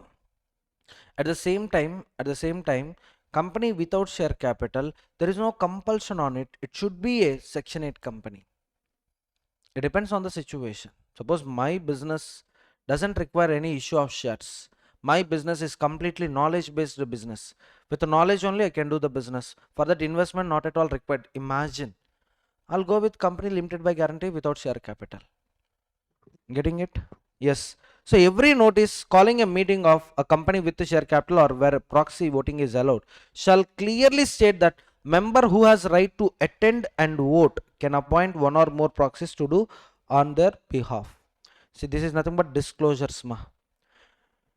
You being a law student, you know the benefit of proxy. If we don't attend the meeting, we can appoint proxy to the meeting. But how other members know about this matter?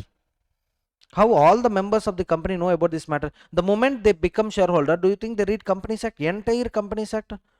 So first of all, to convey the benefit, yes, you are having this advantage. So to convey that message, use notice. In notice, give express disclosure. Notice shall mention that proxy need not be a member of the company. This is for other companies, others. Whereas for Section 8 company, only member can be appointed as a proxy. Contravention 5,000 penalty for non-compliance with proxy disclosures in the notices. Yes, here in the notice you can see the first point after completion of the disclosures, explanatory statement.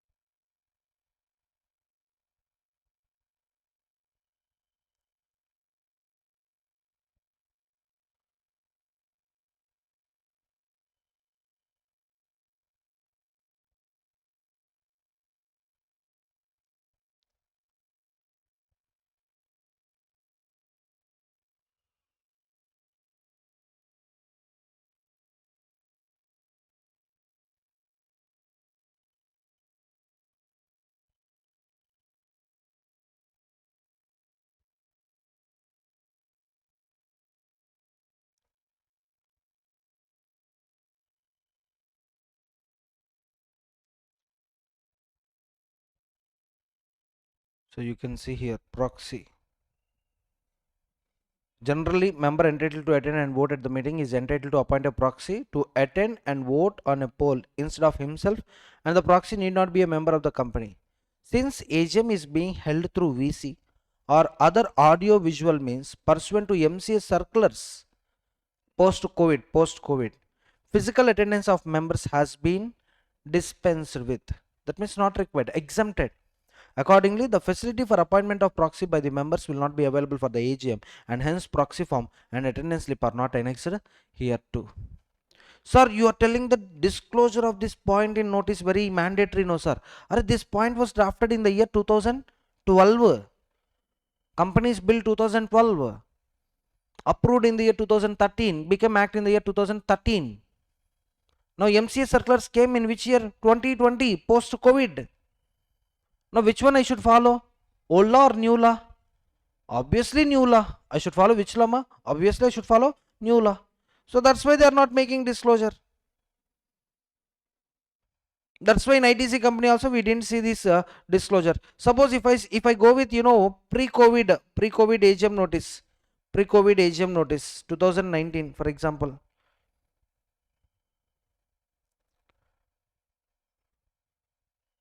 On something Reliance General Insurance. You see the second point. A member entitled to attend and vote at the general meeting is entitled to appoint a proxy to attend and vote on a poll. So member who can attend and vote at the meeting can appoint a proxy who can also attend and vote on all types of voting on only on poll. The instrument appointing the proxy in order to effective should be deposited at the register office of the company, duly completed and signed not less than 48 hours before commencement of meeting. If you give me those proxy instruments in advance, I will check it, I will verify it whether this proxy instrument is valid or invalid. Valid proxy instrument, valid proxy will be allowed at the meeting. So for inspection, I need some time. How much time you need? 48 hours before commencement of the meeting. If you give me, company will verify them. Company will finalize which proxies are allowed. At the time of meeting, yes, checking will be very easy. So now tell me, now after post MCA circulars, you tell me appointment of proxy, allowed or not allowed? Not required, first of all, not required. But still, we have to remember this 5,000 penalty. We have to remember this 5,000 penalty. Sir, who gave power to CG to deviate from the act? In 96, I told you. In 96, CG is having power to exempt the above provisions considering the public interest. In case of COVID, come on, my dear members, assemble, quorum required, meeting required means all the members will go up. So considering public interest, what they did, they exempted few provisions. One of the exempted provision is proxy. Okay, non-disclosure, how much is the penalty, ma? 5,000 rupees is the penalty. Validity of the proxy. Proxy submitted 48 hours before the meeting is valid, even if AOA requires a longer notice period. This can be tested. This can be tested as a practical question. Observe carefully. In notice calling for general meeting, they told 72 hours prior notice is required. 72 hours prior notice is required. Mr. M, a member, appointed proxy P and deposited with the company. It reached company 54 hours before the meeting. It reached company when, ma? Tell me. It reached company before 54 hours. 54 hours before the meeting. Now company rejected this proxy form on the grounds that we didn't receive 72 hours before meeting. 72 hours before meeting. Now that rejection, valida, invalida? Tell me, rejection valida, invalida? Invalid. Why? AOA cannot prescribe longer notice period. Inspection of proxies. Every member with voting rights at a company meeting or on any resolution can inspect the lodged proxies during the business hours. So better transparency. If member is having a doubt regarding proxies, he can inspect proxies, whether these are real proxies or these are binamis of the promoters. So to know that, can I inspect proxy forms? Yes, but you have to give notice. You are not an authority to conduct surprise inspection. You have to give 5 days prior notice. No. 3 days prior notice. You have to give how many days prior notice? 3 days before general meeting you have to give notice, and inspection starts 24 hours before commencement of the meeting. Proxy timeline, remember carefully. See, this is general meeting start date. For example, 10th July 2026 morning 10 a.m. meeting is going to get started. Morning 10 a.m. meeting is going to get started, and this meeting ends by 3 p.m. For example, 3 p.m. same day, 10th July 2026 same day. Yes, by 3 p.m. meeting gets closed. Now deposit of proxy forms. Which point, ma? Deposit of proxy forms. Company should receive proxy forms. Deposit with company. Simply company receiving proxy forms. Company receiving proxy forms. So gap you observe carefully. 48 hours before commencement of meeting. But if you want to inspect proxy forms, you have to give 3 days notice. 3 days before only notice. 3 days before meeting, notice of inspection shall be given. Notice of inspection shall be given. Now listen carefully. 3 days before means 9, 8, 7. By 7th July 2006 give notice. And what is the time limit for deposit of proxy forms, ma? 48 hours before meeting. That means by 8th July 26 morning 10 a.m. proxy form should be deposited with the company. Company should receive it. It's not about your posting. When you are posting is not a matter. When company is receiving is a matter. Company should receive proxy forms by, tell me, company should receive proxy forms by 8th July 26 morning 10 a.m. And when inspection will be carried out? When inspection will be carried out? You tell me, sir, 7th July he is giving notice. Can he start inspection immediately? No. Why? Because company is still receiving proxy forms. Sir, can I start inspection from 48 hours before meeting? No. Why? Company should verify the proxy forms, no, which one is valid, which one is invalid. For them, 24 hours you give time. So that means inspection start time is 24 hours before commencement of the meeting. 24 hours before meeting commences, or commencement of the meeting. That means calculate and tell me 9th July 2026 morning 10 a.m. onwards, inspection starts. So all this possible or not possible? This is not possible. This is also not possible. And what is the time for inspection? 24 hours before commencement of the meeting. It continues till the conclusion of meeting. Sir, how to remember? Very simple, ma. See here, 24, ma. Inspection starting time is 24 hours before commencement of the meeting. Deposit 48 hours before commencement of the meeting. And inspection notice 3 days. If I convert it, for example, if I convert it into number of hours, it's a multiple of 24 only. 24 into 1, 24 into 2, 24 into 3. But in examination, don't write 72 hours. In examination, you have to write 3 days only. Or else you can convert this 48 into 2 days. You can convert 24 hours into 1 day. So now tell me, for inspection, the notice shall be given 3 days before the meeting. Deposit of proxy form 2 days before the meeting. Inspection starts 1 day before the meeting. 3 to 1 or 24, 48, 72. But last one is days, remaining 2 is time period only. And one more point, inspection is carried till the conclusion of the meeting. That is by 3 p.m. 10th July. Now, generally management will get it out. Sir, what you are telling, sir? 9th July 10 a.m. to 10th July 3 p.m. Sir. Yes. Sir, if someone at 12 o'clock, night 12 o'clock, knock the door and asking inspection of proxy forms, should I allow them? Answer is no. Why? Inspection will be carried only during business hours.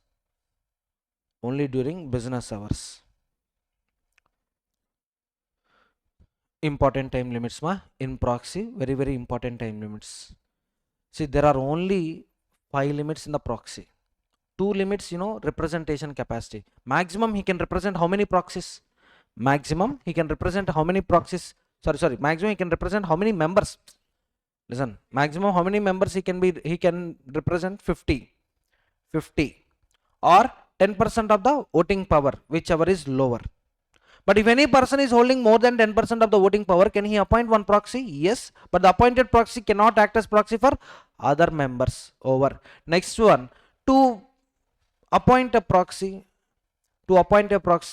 I need to send MGT 11 form. I need to send, or no, company should receive proxy form from me. How many hours before meeting? 48 hours before meeting. If I had intention to inspect proxy forms, 3 days before only I should give notice of inspection. And inspection start time is 24 hours before commencement of the meeting, ends with conclusion of meeting.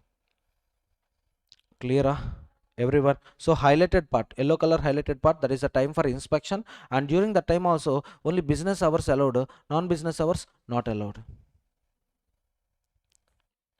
However, they must give 3 days prior notice of the intention to inspect. 3 days prior notice of their intention to inspect. Penalties for default.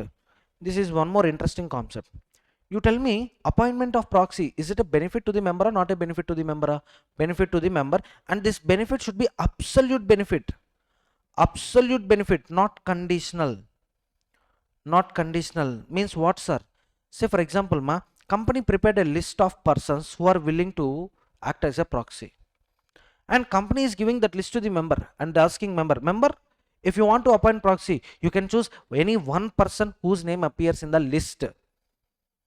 Getting my point? Company is giving a list of persons willing to act as a proxy, and company is imposing a restriction.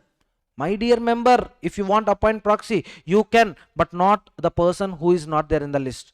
Only choose a person who is given in the list. You tell me, this list of persons prepared by company or outside company? Company may prepare the list based on their convenience. That means the appointed proxy, will he listen to me? Don't know. So if a company issues proxy appointment invitations at its expense, specifying one or more persons as proxy for a meeting, any officer responsible for issuing, authorizing, permitting such invitations shall be liable to a penalty of 50,000 rupees. Exception: no penalty if proxy form or list are provided on members' request and made available to all eligible members. Very simple. Listen one more time. Listen one more time. If I'm a foreigner, I came to India, I'm not having any relationships at all. So to this meeting, if I'm able to attend the meeting, I can attend the meeting, or else I can send my representative. But I'm in a place where people are not known to me. Now I can request company. I can request company. Company, here I don't know anyone. You please provide me a list. In that list only, I'll select one person to act as my proxy. Now in this case, company giving invitation, company giving list of the proxies, or sorry, company giving list of persons willing to act as a proxy to the requested member, penalty comes or will not come? Will not come. But without any request, at its own expense, without any request, if it is giving a list of persons willing to act as a proxy, then it is a punishable offense. What is the punishment? 50,000 is a punishment. Tell me, proxy over ma. Come on, tell me one last time. Proxy, what are the limitations of the proxy? Can't be counted for the purpose of quorum, can't speak, can't exercise voting under show of hands. Maximum he can represent 50 or 10% of the voting power, whichever is lower. And what are the advantages of the proxy? Can attend the meeting, can exercise voting under poll, can demand poll and exercise voting under poll. Who can appoint proxy?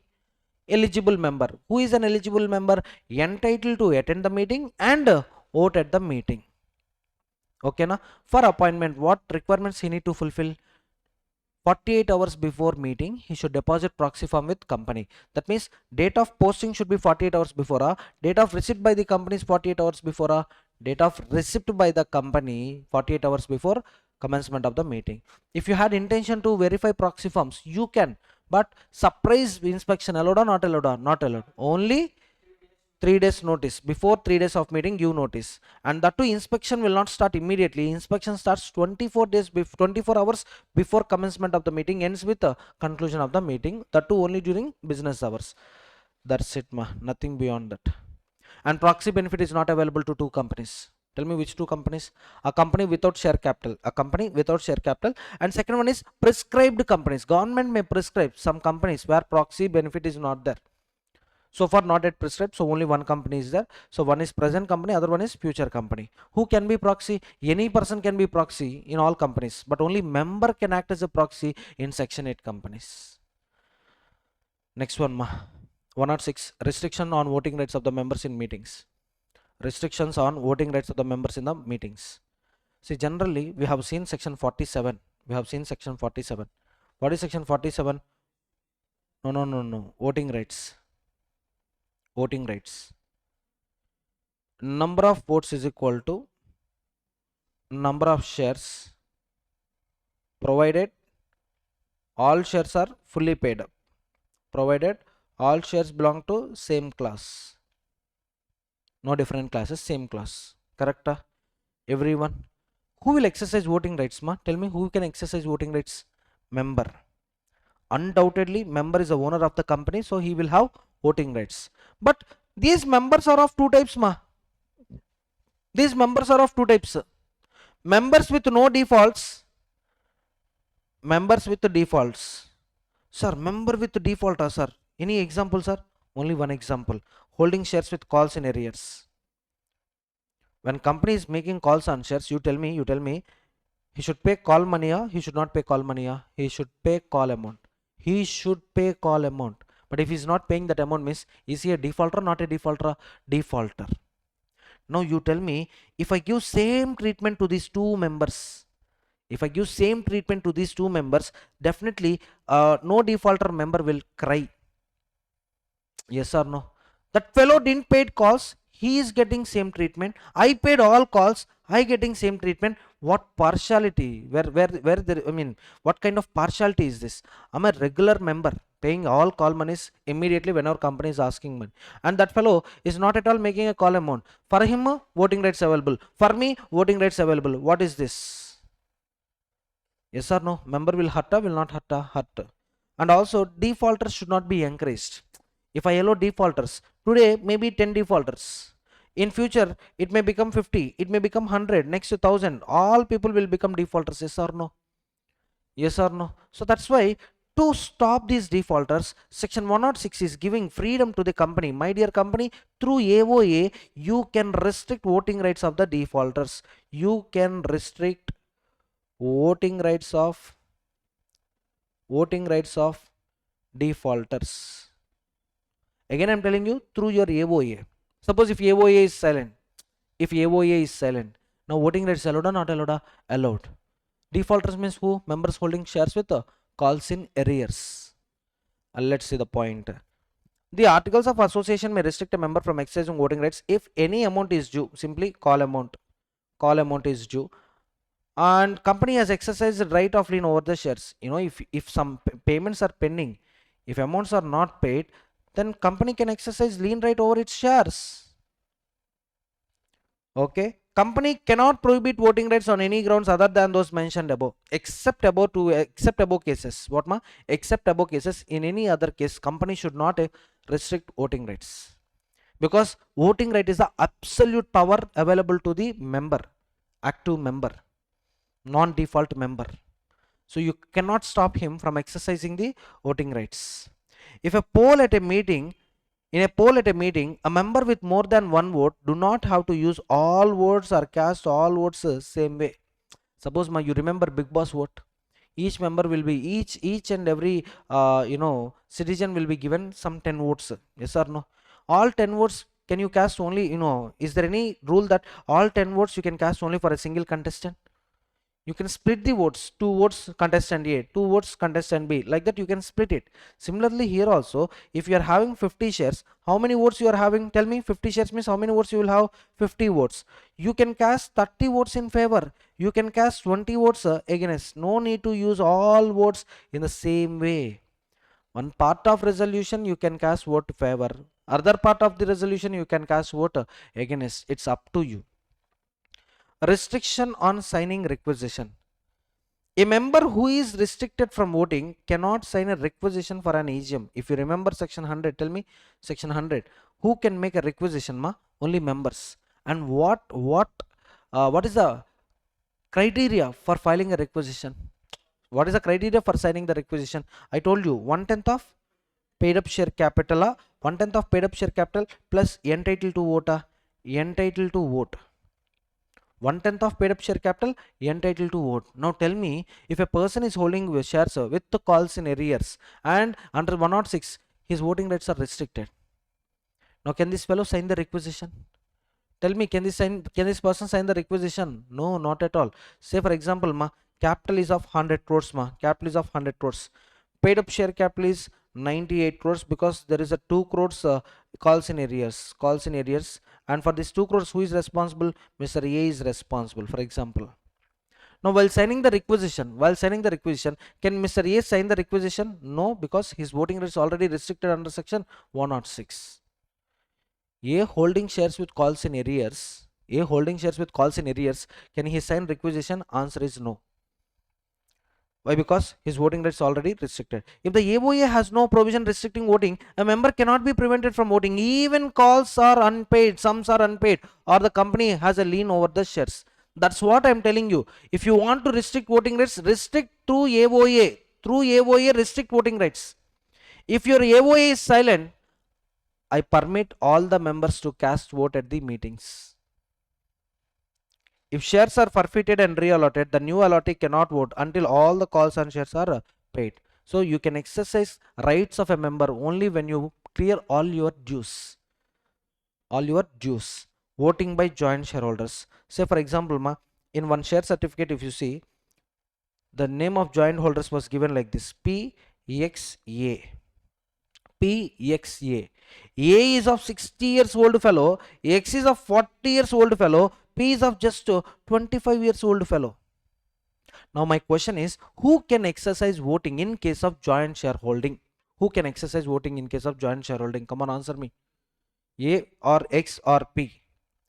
A with 60 years age, X is 40 years age, P is 25 years of age. And the answer is whose name appears first in the list. Whose name appears first in the list. The name whose name is appearing in the list, P. So P can exercise. Unless AOA provides otherwise, voting rate is based on the order of names in the register of shareholders with seniority determining the voting rate. Seniority means not age, order. Whose name appears first, that fellow can exercise voting rights.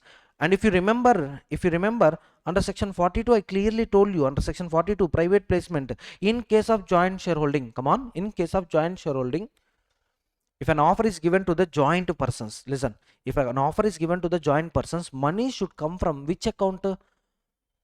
First named person's account, second named person's account, third named person's account, first named person's account. Deposit also we have seen the same point. First named person account only money should come. Everyone? So under private placement, section 42, just give one time reading, you will get it. Under section 42, I clearly told you, private placement, in case offer is given to the joint persons, money should come from only the first named person. Voting right can be exercised by the first named person. Even notice calling for general meeting also, we will send it to first named person only. Voting by directors who are the shareholders, this is very, very silly point. This is very, very silly point. Directors who are shareholders must vote like any other common shareholder without being influenced by the role as a, oh my god. Say for example, Reliance Industry Limited you take. Mr. Mukesh Dhirubhai Ambani sir, along with his sister concerns, he is having how much voting power in the company? 49.11% of the voting power. He wants to appoint Mr. X as the director of the company. And who is X? A son of Mukesh sir, for example, son of Mukesh sir. Mr. X, educational qualification, LKG 10 times. Daily, some restaurant bills, some 2 lakhs. Education knowledge 0, business knowledge minus infinity. So if we take decision, definitely that company will run into the loss only. But still, Mukesh sir is worried about his son, how he will survive, how will he survive. He needs some income, then only he can survive. So let's appoint him as a director, for example. Now you tell me, when a resolution has been introduced, Mukesh sir will cast vote in favor or against? In favor or against? My son, like in Bahubali about Rana sir, my son, yes or no? Similarly here also, yes, Mr. X, my son, so he will cast vote in favor. That means, is he voting independently or dependently? Independently or dependently? Dependently. So that's what, directors should vote as if a common shareholder without being influenced by the role as a director. Rule is there, but following this rule, possible or not possible, we don't know. We don't know. We ignore it to the practical situations only. Next one, voting of preference shareholders. Tell me, preference shareholders, are they entitled to vote or not entitled to vote? Are they entitled to vote or not entitled to vote? Matters affecting their rights, reduction of the capital, winding up of the company. Only in these 3 cases they are entitled to vote. Other cases you can see, if dividends are not paid for 2 years or more consecutively, then they will also get voting rights. Until then, they had voting rights or no voting rights? No voting rights. Will they be considered for the quorum? No. Will they sign the requisition? Answer is also again no. Will they appoint proxy? For them only no invitation. How can they appoint proxy to the meeting? Yes or no? These people are the investors with a safe risk, because they get good returns, fixed good returns. Even company performance is peaks also, they get good return. Even company performance is worst also, maybe this year dividend will be added to next year, next year dividend will be added to that next year, but finally they will get all the dividends. Modes of voting, how many types of voting is there? Show, electronic voting, demand of poll, postal ballot. Suppose ICI called all the students in the Guntur to the Guntur branch of SIRC, or all the students of Chennai to the Chennai SIRC branch, and it is asking each and every student, we want to postpone examinations, we want to merge January exams with May examinations. How many of you are in favor? Please raise your hands. Now counting 1 2 3 4 5 6, some 507, write it. And how many of you are against to the merger? 1 2 3 4 5 6 7 8 9, some 409, write it. So 507 greater than 409. That means yes, majority students give approval. In case of democracy, we go with which rule? Majority rule. We go with majority rule. So accordingly, January exams will be merged with May examination. This one attempt, like that ICI announced. Now the type of voting which they used in this proposal is, tell me what type of voting they used in this proposal? Show of hands. Getting my point? No, no, no, no. ICI is asking, my dear students of ICI, tomorrow evening 5 o'clock you will receive a link to your registered mail IDs. If you click on the link, there will be a proposal whether to merge January exams with May or not. If yes, cast vote yes. If no, cast vote no. So tomorrow evening 7 o'clock voting begins. Day after tomorrow evening 7 o'clock till 7 o'clock, yes, voting will be continued. Now what type of voting is this? Tell me what type of voting is this? Electronic voting. For example, ICA is calling all the students to the Chennai branch of SIRC and asking, if you are raising your hands, your identity is getting revealed. So nothing to worry. At the entrance, we will give you papers, not pamphlet papers, ballot papers. Take these ballot papers, write your SRO number, write your name, and answer the question whether you want merger of January exams with May or not. If yes, yes, no means no. So you exercise your voting. That means exercise your judgment and fold it out, keep it in the ballot box. We call it as which type of voting? Poll. Which type of voting? Poll. Now similarly, ICA, my dear students, don't come in village areas. Yes, there are almost 3000 villages in India where there is no internet at all. Telecommunication facility is not popular in almost 3000 villages till today also. So ICA decided, maybe my dear students, you may not be poor, rich at technology. You are sincere in studying, you are not knowing about the technology. We'll do one thing, we will send ballot papers to your registered addresses. At the time of registration, you might have given your address, no? To that address, we will send ballot papers. We will give you 30 days time. Within these 30 days, fill up that ballot paper, send it back to the ICA Nungambakam branch. Now, once Nungambakam branch receiving these ballot papers, they are making an annexure. How many votes in favor, how many votes are against, and total. And based on that, they're declaring whether resolution is approved or not. Now, this type of voting, tell me, this type of voting, we call it as postal ballot. So simply, if you ask me, show of hands poll is something, who can exercise these voting rights? Only the members attends the meeting. Take my example only. Who can exercise this show of hands and poll? Only the students attending Chennai branch of SIRC. What about the remaining students? What about the Bangalore students, Delhi students, Kolkata students, Mumbai students, Pune students? Can they exercise their voting rights? But today each and every student is having a voting right, whether to merge Jan exams with May or not. Each and every student is having a voting right. But who is actually exercising these voting rights under show of hands, under poll? Only those who are able to attend the meetings. So I need cent% participation. I need cent% participation. For this, I'm ready to use my electronic equipment. That is e-voting. Or I'm ready to distribute ballot papers to the student, among the students, which will be sent to their registered addresses. This is postal ballot. Tell me, at meeting, what type of voting will be handled? At meeting, what type of voting can be handled? Show of hands or poll. Out of meeting, what type of voting can be handled? Postal ballot and e-voting. Understood? And out of this four, show of hands is a cost effective and time effective. Why? Counting 1 2 3 4 5. I know count. Immediately he will record it. Immediately I'll announce, okay, merger happened. January exams will be merged with May exams. Announcement. Very fast. Very fast. But there is a problem with show of hands. What is the problem? Here, all members are equal, irrespective of their holdings. I may be holding 1 million shares, you may be holding 1 billion shares, someone is holding 1 share. Under show of hands, for you 1 vote, for me 1 vote, that fellow also 1 vote. Is it a true representation of voting power? No. It is not a true representation of voting power. Definitely, sometimes, if your ego is hurt, if there is a clash between your opinion and others opinion, you can demand what? Poll.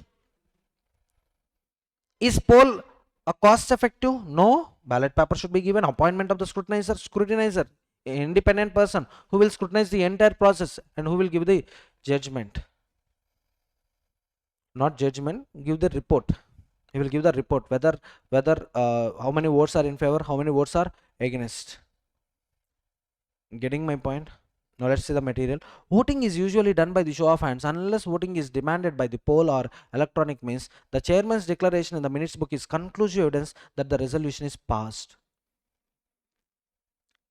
Declaration in the minutes book. What is this minutes book? What is meant by minutes book? Very simple. It's a summary of proceedings happened at the meeting. Whether meeting is conducted, whether meeting is properly constituted, what is the evidence? Minutes will act as an evidence. Minutes will act as an evidence. Now, if chairman is declaring that yes, resolution has been passed, then resolution is passed. If chairman is saying that resolution is not passed, then resolution is not passed. Everyone? Hello? Yes. Alternative, another alternative I can tell. Another alternative means those who cast votes in favor, cut the hands, keep in one fridge. Those who cast votes against, cut the hands, keep in another fridge. Because show of hands means showing the hands, no? So tomorrow, if anyone asks whether votes, whether resolution passed or not, ask them to count the number of hands in the fridge. Yes or no? Possible or not possible, Amma? Definitely not possible, because maximum a member can exercise 2 times voting in his entire lifetime. So that's why, here evidence, what is an evidence whether resolution is passed or not? Just minutes book, chairman's declaration. An insolvent shareholder can still vote by show of hands if he remains in the company register as a member, even if he has no beneficial interest in the shares. The dividends are paid to the trustee in case of bankruptcy and not to him directly. As long as insolvent person name appears in the register, he can exercise voting rights, but dividends he cannot take. Financial interest he cannot take. Financial interest will be transferred to whom? Official assignee, who will settle his debts with his receipts. Next, coming to e-voting. Can I complete this before break? E-voting, very simple. Big boss e-vote, if you understand, e-voting is over. But under section 108, you have to understand this point. E-vote is of two types, ma. E-vote is of two types. Remote e-vote, remote e-voting, and second one is e-voting at meeting. E-voting at meeting. This is similar to poll in electronic mode. Oh my god. This is similar to poll in electronic mode. Section 108 e-vote. How many types? Two types. Remote e-voting, e-voting at meeting.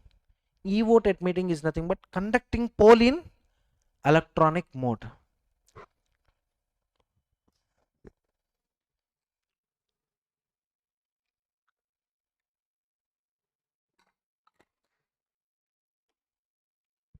Yes.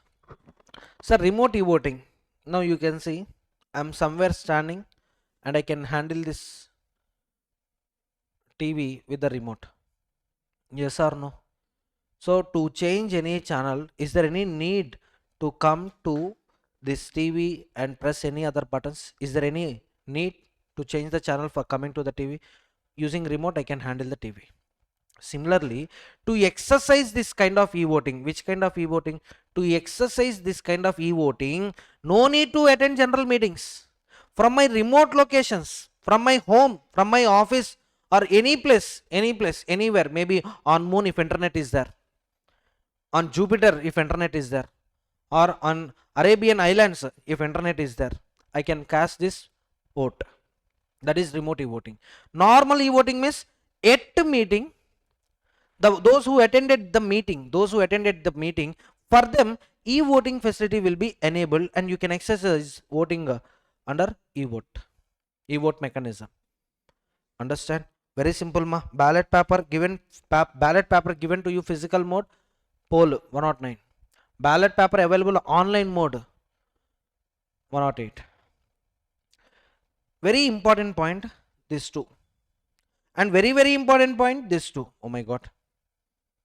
Oh my god. Just observe carefully. E-voting applies to general meetings for which notices are issued after commencement of this rule.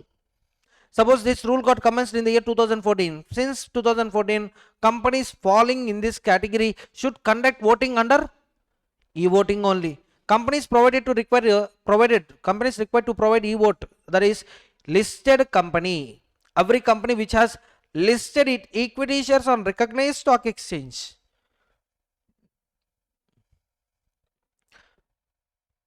Come on, tell me who can exercise voting rights, ma? Option A, equity shareholders. Option B, preference shareholders. Option C, debenture holders. At the general meeting, tell me the general rule at the general meeting, who can exercise voting? Equity shareholders only. Then equity shares listed only, e-vote will apply. Suppose debentures listed, sir, equity shares are not listed, sir, then what is the need of having e-voting? Everyone, listed company alone is not sufficient. Listed because of equity shares getting listed. And every company with 1,000 or more members may attempt. Wonderful question came in the examination. That question is section 8 company having 1,200 members. Oh my god, section 8 company having 1,200 members. They are in a dilemma whether to conduct voting under e-vota or others. You tell me, 1,200 members having 1,200 members, that means 1,000 or more. Satisfied or not satisfied? Now e-vote applicable or not applicable? Applicable. But we had exceptions, ma. That exceptions is Nidhi company. My dear Nidhi, definitely in your company there will be greater than or equal to 1,000 members. But I won't ask you to conduct a e-vote. Why? Nidhi companies are popular where? Urban, city, village. According to 2012 situations, village popular in internet, not popular in internet, not at all popular in internet. As first of all these people, village rural people, they don't know how to handle the technology also. Till today they are having keypad mobiles. So asking them take Android mobile, go to the menu tab, select the questions, you will be, select the option, you will be given some 5 questions, you need to exercise voting, means they will tell tata bye bye. So Nidhi company e-voting applicable or not applicable? Not applicable. Enterprises or institutional investors as per SEBI, simply companies which are listed on SME trading platforms.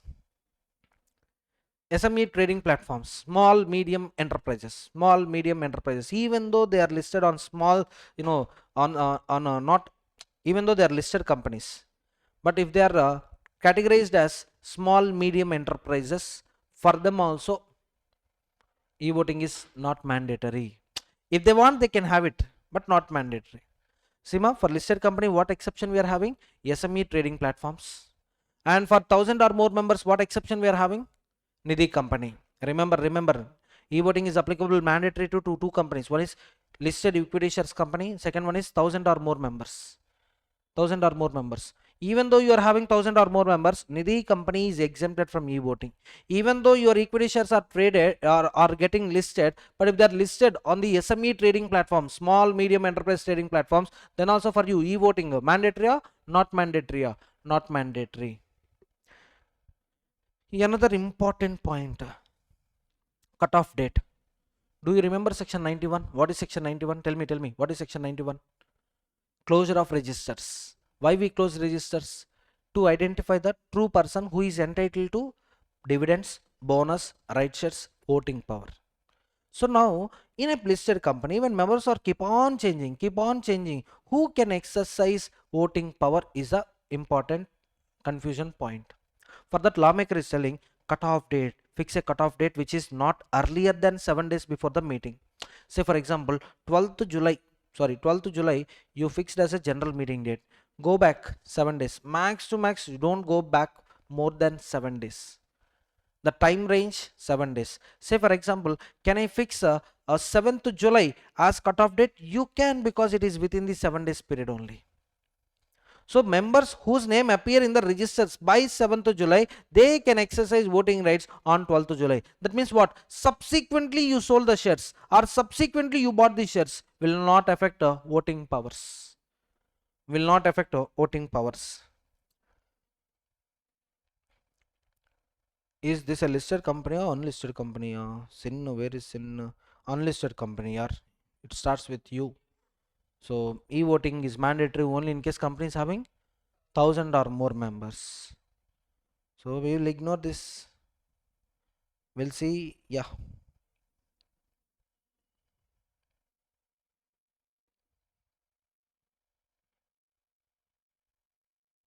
Yes. Some 2023 notice.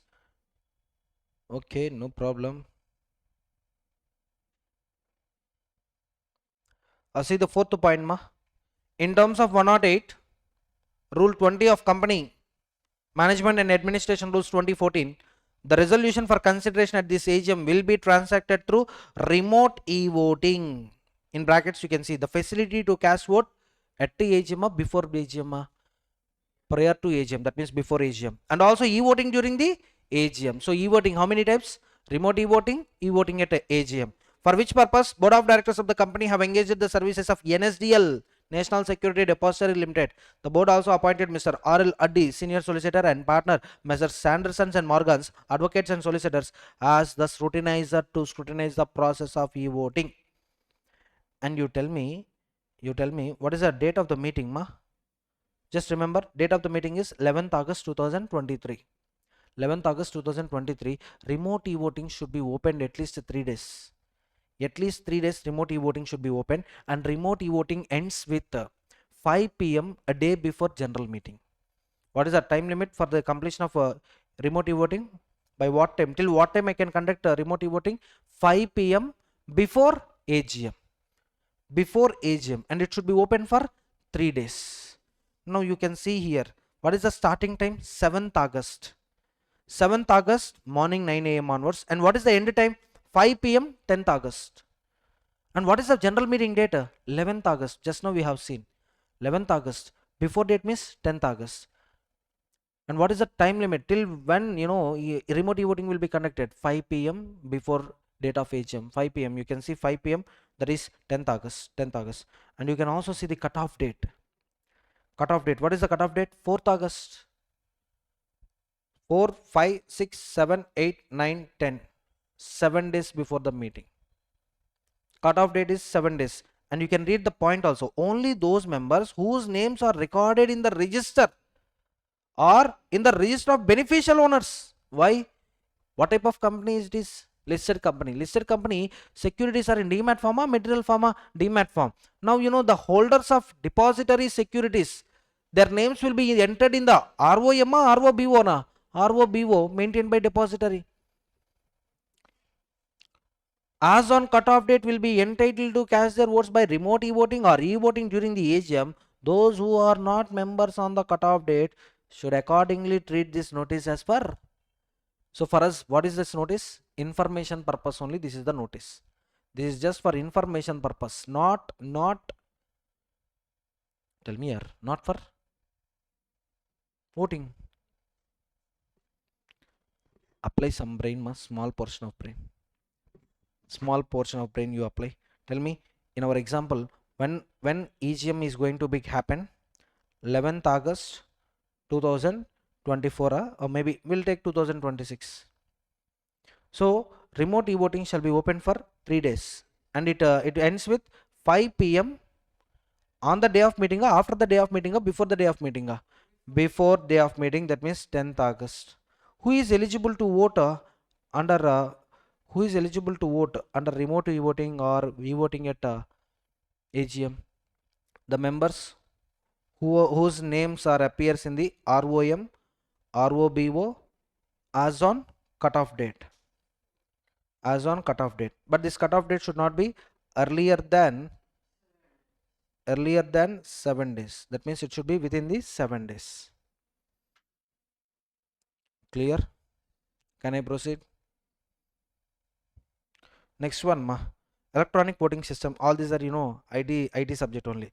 display electronic ballots, record votes, count the number of votes and against, store the voting results in a centralized server with the cyber security. After writing your examination, digital valuation is going on, yes or no? Marks will be updated in the database. Secured database or unsecured database? Secured means once they enter marks, it will not be altered. Unsecured means we can hack the system. We can make 13 marks as 73 marks, 14 marks as 44 marks. Now tell me, secured or unsecured? Unsecured. Cyber security. Cyber security protects information systems from unauthorized access, disruption, destruction. Remote e-voting allows members to vote electronically from anywhere outside the meeting venue. Voting types: remote e-voting at the meeting. Secured system: protection from unauthorized access, reliability, correct operation, suited to the intended functions, adheres to accepted security procedures. Or WhatsApp only secured system? Why not voting results will be in secured system? Why not they are in unsecured system or unsecured system? Procedure for conducting of e-voting ma. This procedure we have to think in three aspects: before meeting, yet meeting, after meeting. Again, before meeting, yet meeting, after meeting. Before meeting, remote e-vote. Yet meeting, normal e-vote. After meeting, scrutinizer recording the number of votes in favor, number of votes against, preparing a report, sending the report to the chairman for consideration. Chairman will enter the results into the minutes, and chairman or authorized person declare the results whether resolution has been passed or not. That's it. Over. See, first of all, this time we are conducting voting under e-voting. How members will know? Members will know only through notice of meeting. Everyone, hello. Members will get the knowledge of e-voting only through notice. In notice, give a clear cut point. Just now I shown you in ITC. Yes, this time we are conducting voting under e-voting, that is under section 108 and rule 20. The notice must also be placed on company's website and agency website. Here agency, in our example, agency is NSDL. Notice content: facility for voting by electronic means, availability of ballot or polling at the meeting. If you didn't exercise vote under remote voting, don't worry, your vote is safe. You can attend the meeting physically and you can exercise voting rights. And right now, since other audio visual means video conferencing system came into the picture, appointment of proxy, attendance of the members in physical mode has been dispensed with. Now when members are not required to attend physically, what is the need of sending their proxies? Getting my point? Tell me why I'm appointing proxy. I should know what is happening at the meeting. I want to exercise voting rights. Since time constraint, I can't go to the meeting. I'm sending my representative. But now when it is available in video conferencing mode, I can sit in my home, I can sit in my company, I can sit in my office, and I can see that. Under remote e-voting, I can cast my voting rights. My interest safer? Not safer? Safe. Then what is the need of appointing proxy? Members who have voted by remote e-voting cannot vote again at the meeting. This point disclosure is also required. Notice must specify process for voting electronically and time schedule, login ID, password details, and secure voting process.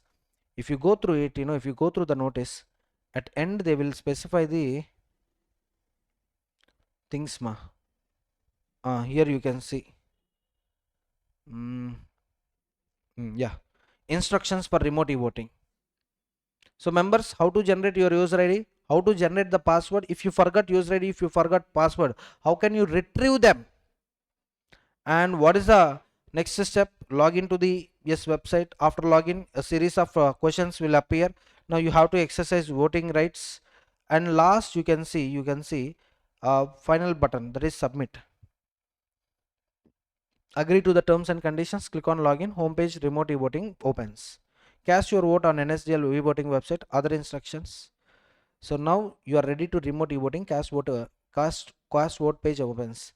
Cast your vote by selecting appropriate action and click on submit. Thereafter, click on confirm when prompted. Upon confirmation, your vote is cast and message vote cast successfully will be. These all points we also know. And if you have any queries, you can contact these people: Mr. Amit Vishal, Mr. TK Goshal. So toll free numbers are also available. Mail ID is also available. You can contact them to solve your grievances. And procedure for e-voting during AGM. Same procedure. The aforesaid facility will be available only to those members. All members are those members who participate in AGM and who do not cast their vote by remote e-voting. And you can also see members who cast votes by remote e-voting will not be entitled to cast their votes again. They can attend the meeting, but once again voting right available or not available? Not available. Now you tell me, under remote e-voting I already exercised my voting power. Now I'm attending the meeting, or I want to send a proxy to that meeting. Can I send proxy to that meeting? No, because already my voting power became 0. Already I exercise voting power under remote e-voting. E-voting time. The remote e-voting facility will remain open for at least 3 days, closing at 5 p.m. on the day before the meeting. Same point I told you, at least 3 days. ITC 4 days it kept, 7th, 8th, 9th, 10th. 10th is a day before 11th. And meeting, closed at 5 p.m. Option for remote e-voting. Members holding shares as on cutoff date can opt for remote e-voting. Vote cannot be changed after being cast. Members can attend the meeting but cannot vote again if voted remotely. After the e-voting period ends, the voting facility will be blocked. You tell me, January examinations you applied, right? Once date is over, if you try to open the website, will that website be open, or time for submission of application is already over, pop-up will come? Yes or no? Same like that only. Publication of notice. There is a problem with listed company, members keep on changes. Even I send notice to your mail ID, immediately you may transfer shares to another fellow. So to that another fellow also I should send notice. So like this, my lifetime will be sending in notice only. My lifetime I need to invest in sending the notices only. So a new members may not know about this information. That's why publish it in the newspapers. Also publish one copy on the company's website. How many newspapers? 2 newspapers, vernacular newspaper, English newspaper. And how many days before general meeting I need to make publication? 21 days before general meeting. This is important. This is important. Section 101 is equal to section 108 with respect to time period. What is the time period for sending notice? 21 days. What is the time period for publication of e-voting? 21 days before meeting. At least in one newspaper, vernacular newspaper and English newspaper. The statement, the advertisement must include statement that business can be transacted through remote, through electronic voting. Start date, start time, end date, end time, cutoff date, not earlier than 7 days before the meeting. And instructions who acquired shares after notice dispatch to obtain the login credentials. The data is also given in the notice. Statement that remote e-voting won't be allowed after the deadline. Company will provide a voting option at the meeting. Member can attend the meeting after remote e-voting but cannot vote again. Only those listed as members beneficial owners as on cutoff date can use remote e-voting and vote at the meeting. You think that the content is getting repeated, yes or no? But not repeated. First time when you see this content, that is the content of the notice. Second time you are seeing the content, this is the advertisement content. Getting my point? So above points, all these above points are contents of the notice. Whereas next page, these points are the contents of the advertisement. Same to same. Company website address and agency website displaying the meeting notice. Contact details of the person handling the e-voting grievances. In the notice also we have seen the same points. Public notice must also be available on company and agency websites. Scrutinizer. Almost over. Just 2 to 3 minutes. This is a procedural concept, so I'll explain it. Scrutinizer. Who is the scrutinizer? Independent person. If an independent person, whom can I call independent person? Tell me, whom can I call independent person? Employee other than employee? Promoter other than promoter? A person connected with the company, a person not connected with the company? Not connected with the company, not a promoter, not a employee. Board of directors appoint one or more scrutinizers to oversee the voting and remote voting fairly and transparently. No rigging, no alteration. And we have seen in the notice who is the scrutinizer for our meeting? Mr. R.L. Addy, partner of Sanderson's company, LLP. A CA, CMA, CS in practice or an advocate, any other reputed person who is not an employee of the company and considerable capable by the board. Scrutinizer may seek support from a non-employee expert familiar with the electronic voting system. See, my dear lawmaker, you are a senior citizen. Don't think scrutinizer is also a senior citizen. If you think scrutinizer as a senior citizen, definitely he will not have much knowledge on the technology. Uh, my principal partner, where I did articleship, my principal partner, one day, one of my senior told about this Google Maps. In Google Maps, satellite view is there. Satellite view is the option is there. Say for example, yeah, where is this satellite view, ma? Satellite view, maybe on layers, yeah.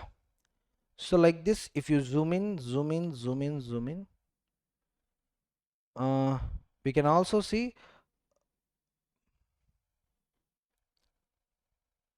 more satellite view. Yeah, it's already there, but we can go through the house by house also, like, yes. Can you see this? Yeah. So one of my senior told about this option in Google Maps.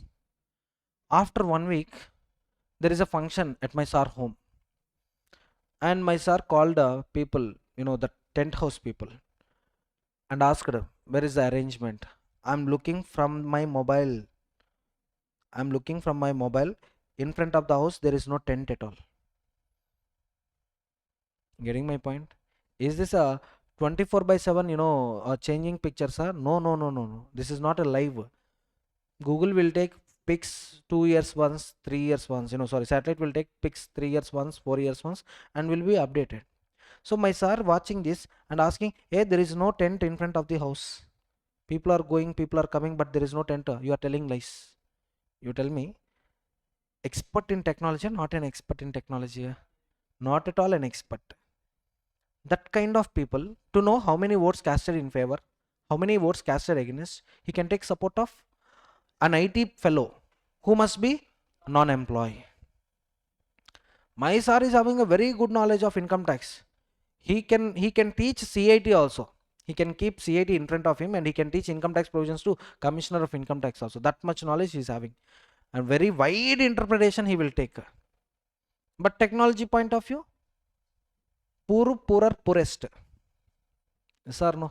So if that kind of person is appointed, a non-employee expert familiar with the electronic voting system can be taken. Assistance can be taken. What is the role of chairman? Chairman allows voting at the members for the members who voted remotely or haven't voted remotely or haven't voted remotely with the help of the scrutinizer.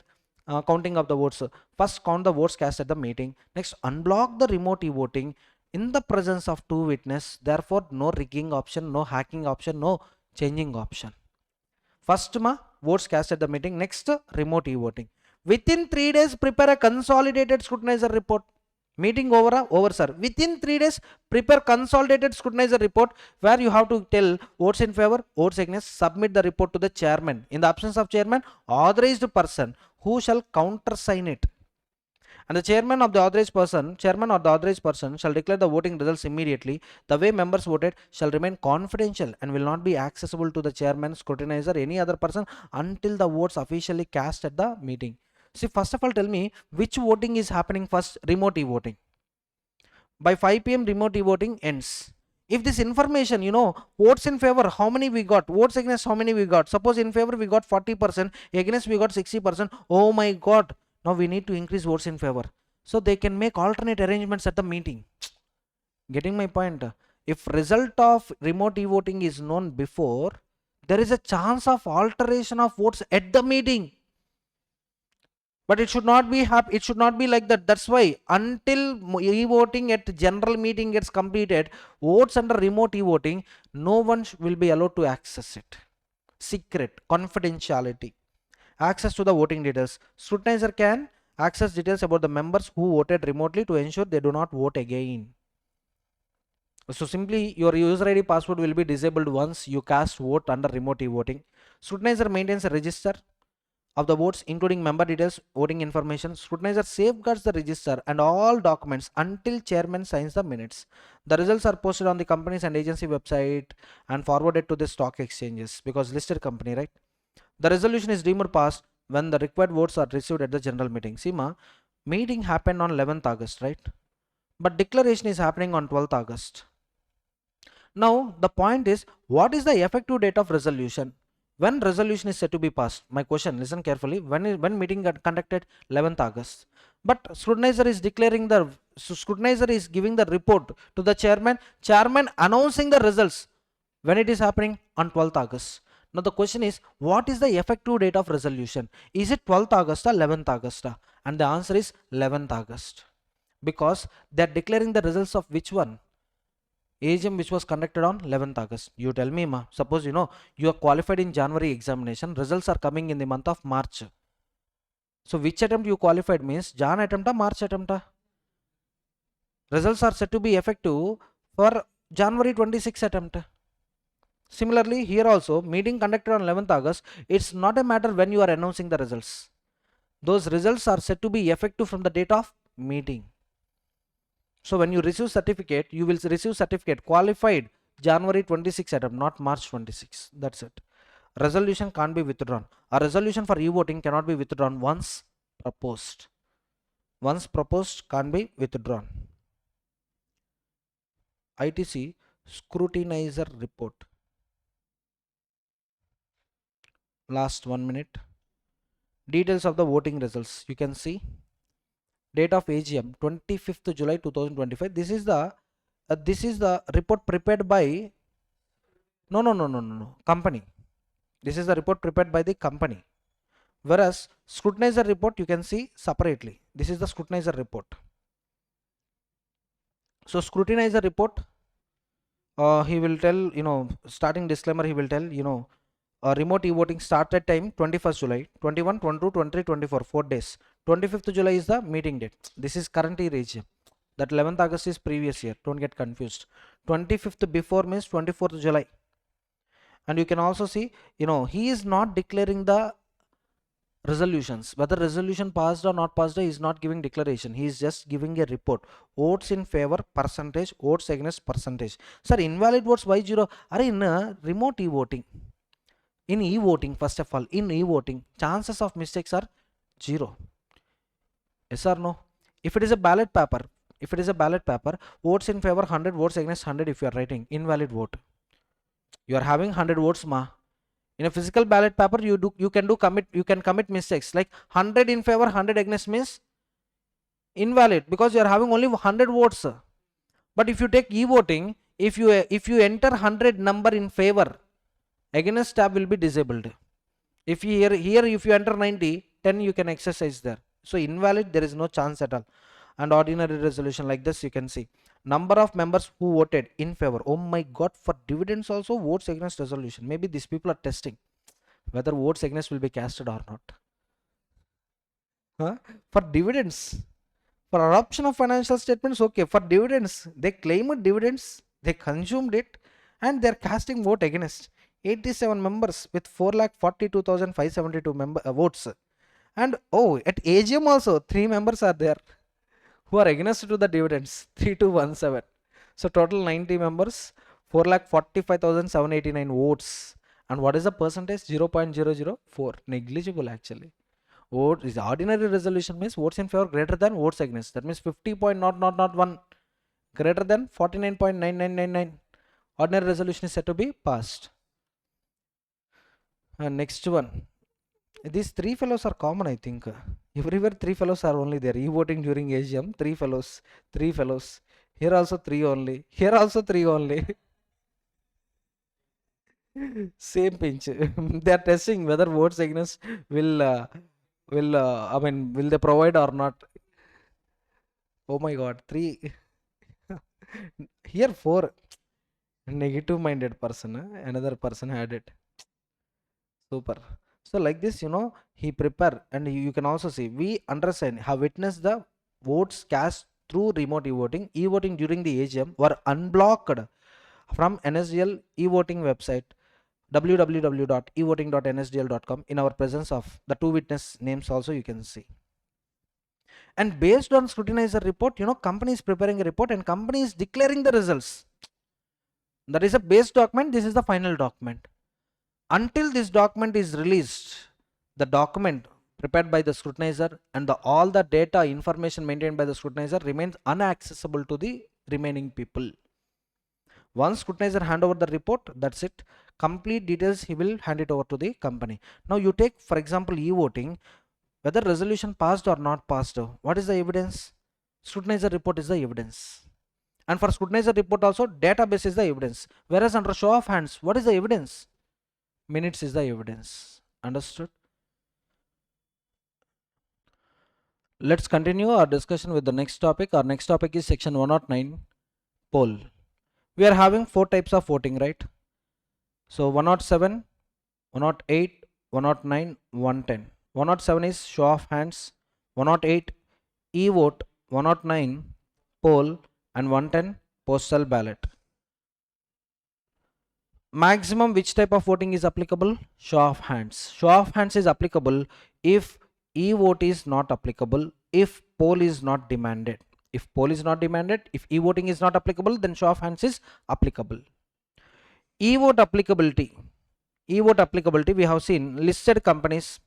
Listed companies are company whose equity shares are listed on recognized stock exchange, whose equity shares were listed. So listed equity shares, company with listed equity shares, and company with 1,000 or more members. For them, e-voting is applicable. If e-voting is applicable, tell me show of hands, applicable or not applicable? Or not applicable. You also apply logic. Under e-voting, number of votes equal to number of shares. Under show of hands, one member, one vote. Suppose I am having 10 shares, under e-voting I exercise 10 votes. Mukesh sir is having some 6,500 crore share capital. He is having almost 50% of the share capital. Now under show of hands, if he was given one vote, means is it a true representation of voting power? No.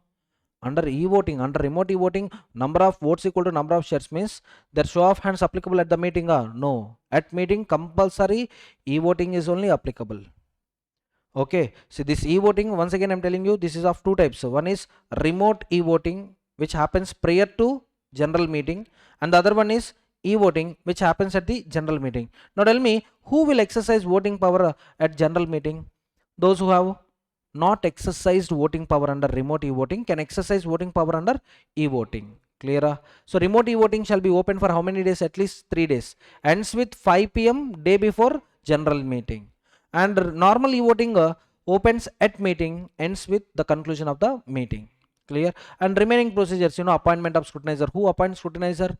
Board, who is an independent person, that means not an employee, and he will unblock the remote e-voting database in the presence of 2 witnesses who should not be employees. If he is not a technically competent person, he can take support of technical competent person who is not an employee. We have seen all these points.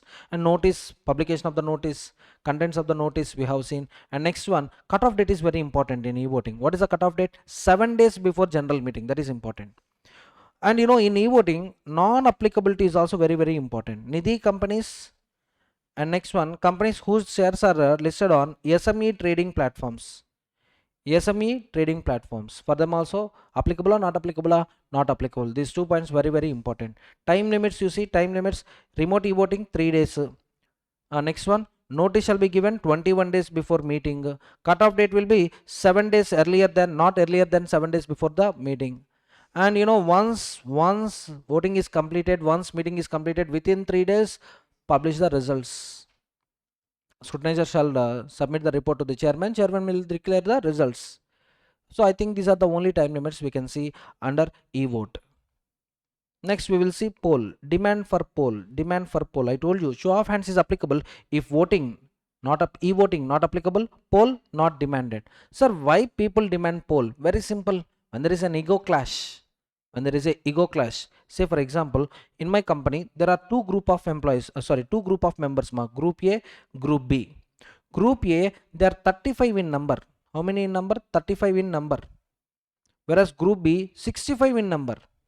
But coming to the number of shares, Group A is having 65 shares, Group B is having 35 shares. Exactly reverse. So if you observe under show of hands, who is more powerful? Group B is powerful than Group A. But if you take, true voting power, from voting power point of view, Group A is having how many votes? 65. Group A. Whereas Group B is having how many votes? 35. Now Group A is having more voting power from compared with Group B. So voting power point of view, Group A is better. Number point of view, Group B is better. So under show of hands, who will win the resolution? Group B. Group B. In case of conflict of their opinions, definitely Group A, what they will do? They demand for poll. Now under poll, what happens? True representation of voting power you can see. True representation of voting power you can see only in poll at the meeting or e-voting or postal ballot. But under show of hands, it's not true voting power representation. It's just number. One member, one vote. 10 members, 10 votes. Sir, I am holding 90% of the share capital, sir. Still one vote only. Is it a true representation of voting power? No. But why, sir? Why we should give priority to the show of hands? Time effective, cost effective. You can save a lot of time. And you can also save a lot of cost. Why? Because for poll also we need scrutinizer. Tell me, scrutinizer will work free of cost. Ballot papers printing, circulation, among the members who attend the meeting. Next, opening the box, or closing the box. You people have to come and cast your votes. So later scrutinizer will open it, will prepare a report, will hand over the report to the chairman. Time taking process. So for saving time, for saving cost, lawmaker is asking you which one is better, show of hands. But if members are having a conflict of opinion, then they can go with a poll. So who can demand poll is a question mark. Tell me, who can demand poll?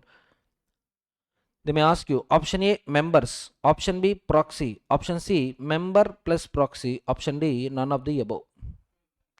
Member plus proxy.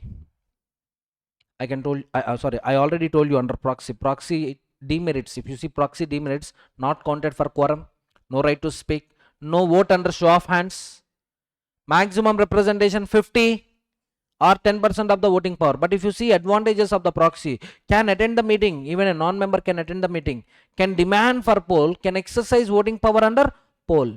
So if members are absent, proxy can demand for poll. But for demand for poll, they must possess a prescribed portion of capital. Let's see, first of all, when demand for poll can be done. Before or at the time of declaring the result. Before the declaration of result or at the time of declaration of the result, under show of hands, the chairman may conduct a poll on his own motion or upon demand by the specified members. See, chairman is having a suo motu powers. He can call for a poll, or he should conduct poll when there is a demand from the specified persons. Who can demand a poll? Let's see who can demand a poll. For a company with share capital, members present in person or by proxy, if allowed. Why, sir? Why if allowed? Because if you see company without share capital, proxy is not allowed if AOA is silent. If AOA provides the clause, yes, in AOA, if there is a clause that yes, section 8 company with share capital also can have a proxy. If that benefit is there in AOA, then allowed. If not allowed, proxy will not come. So members as well as proxy can demand for poll, but they must possess at least how much total voting power? 1/10 of the voting power, or shall hold with a paid up share capital of 5 lakhs or a higher amount as prescribed. Such higher amount in future, this 5 lakhs may be increased, but so far not yet increased, so ignore. Right now higher amount not yet prescribed, so 5 lakhs is the higher amount only. Now any of these two conditions satisfied, then you can demand for a poll. What is condition number 1? 1/10 of the voting power. What is condition number 2? 1/10 of the paid up share capital. No. 1/10 of voting power, 1/10 of the paid up share capital, both look same if company is having only one class of share capital. So the second point they are telling about is 5 lakhs paid up share capital. 5 lakhs paid up share capital.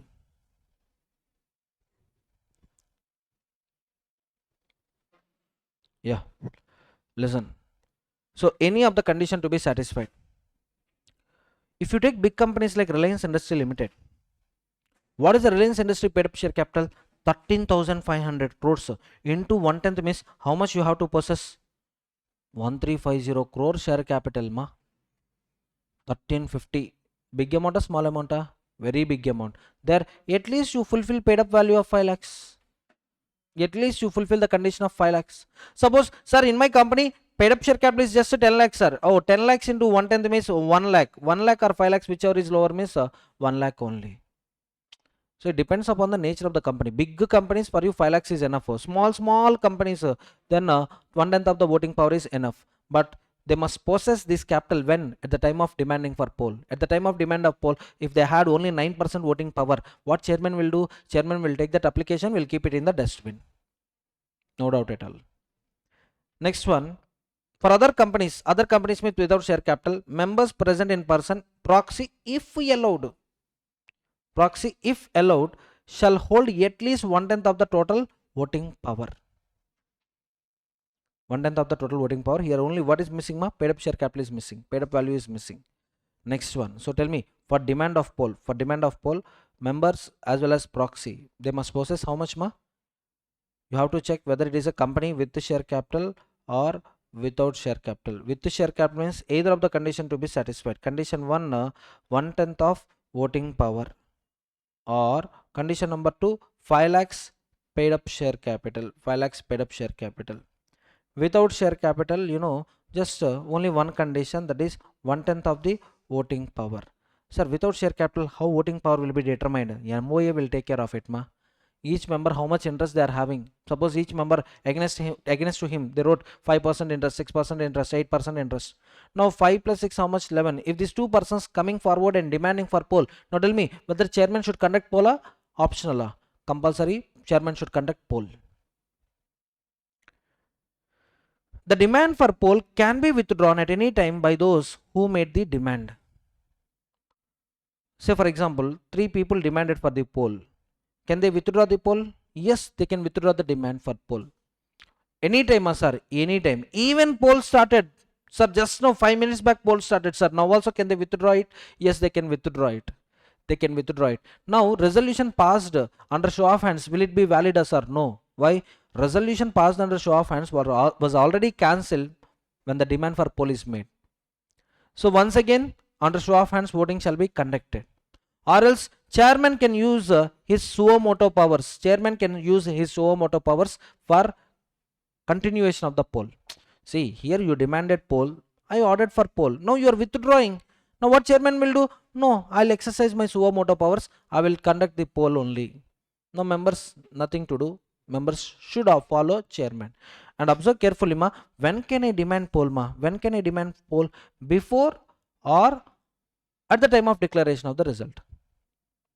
Suppose with respect to appointment of X as a director, morning 10 o'clock, morning 10:30, resolution has been announced, proposal has been announced.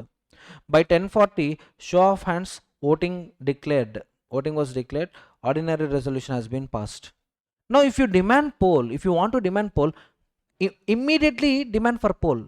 After meeting or after 1 hour or after 2 hours, I need poll for this matter. Allowed or not allowed? Not allowed. Immediately at the time of declaration of the result or before declaration of the result. See, you being a member in the general meeting, you can know how many members are raising the hands, how many members are raising the hands against, how many members are raising the hands in favor.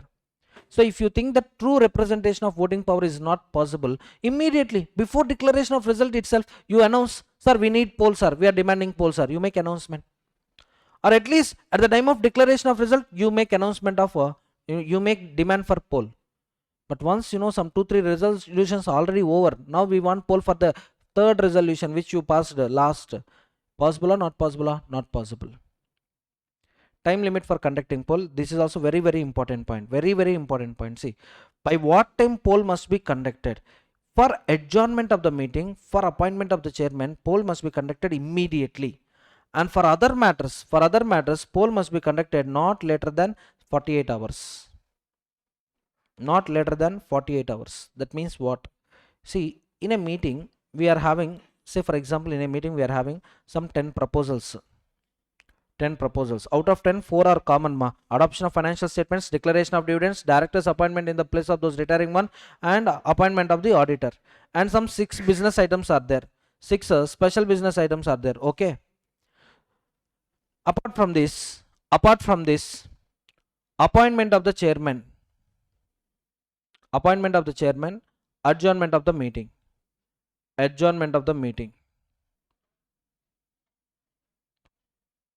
So 2 more proposals. These are not something which will be there in notice.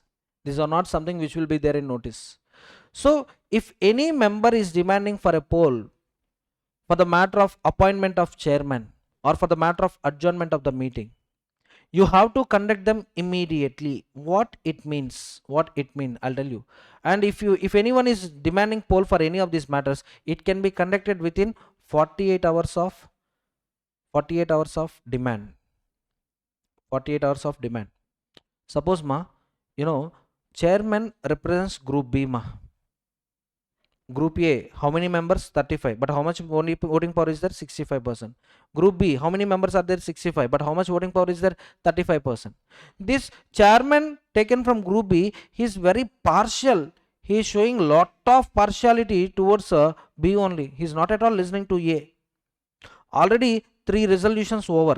How many resolutions over? 3 resolutions. If we keep that fellow as a chairman, balance 7 resolutions also will be wasted.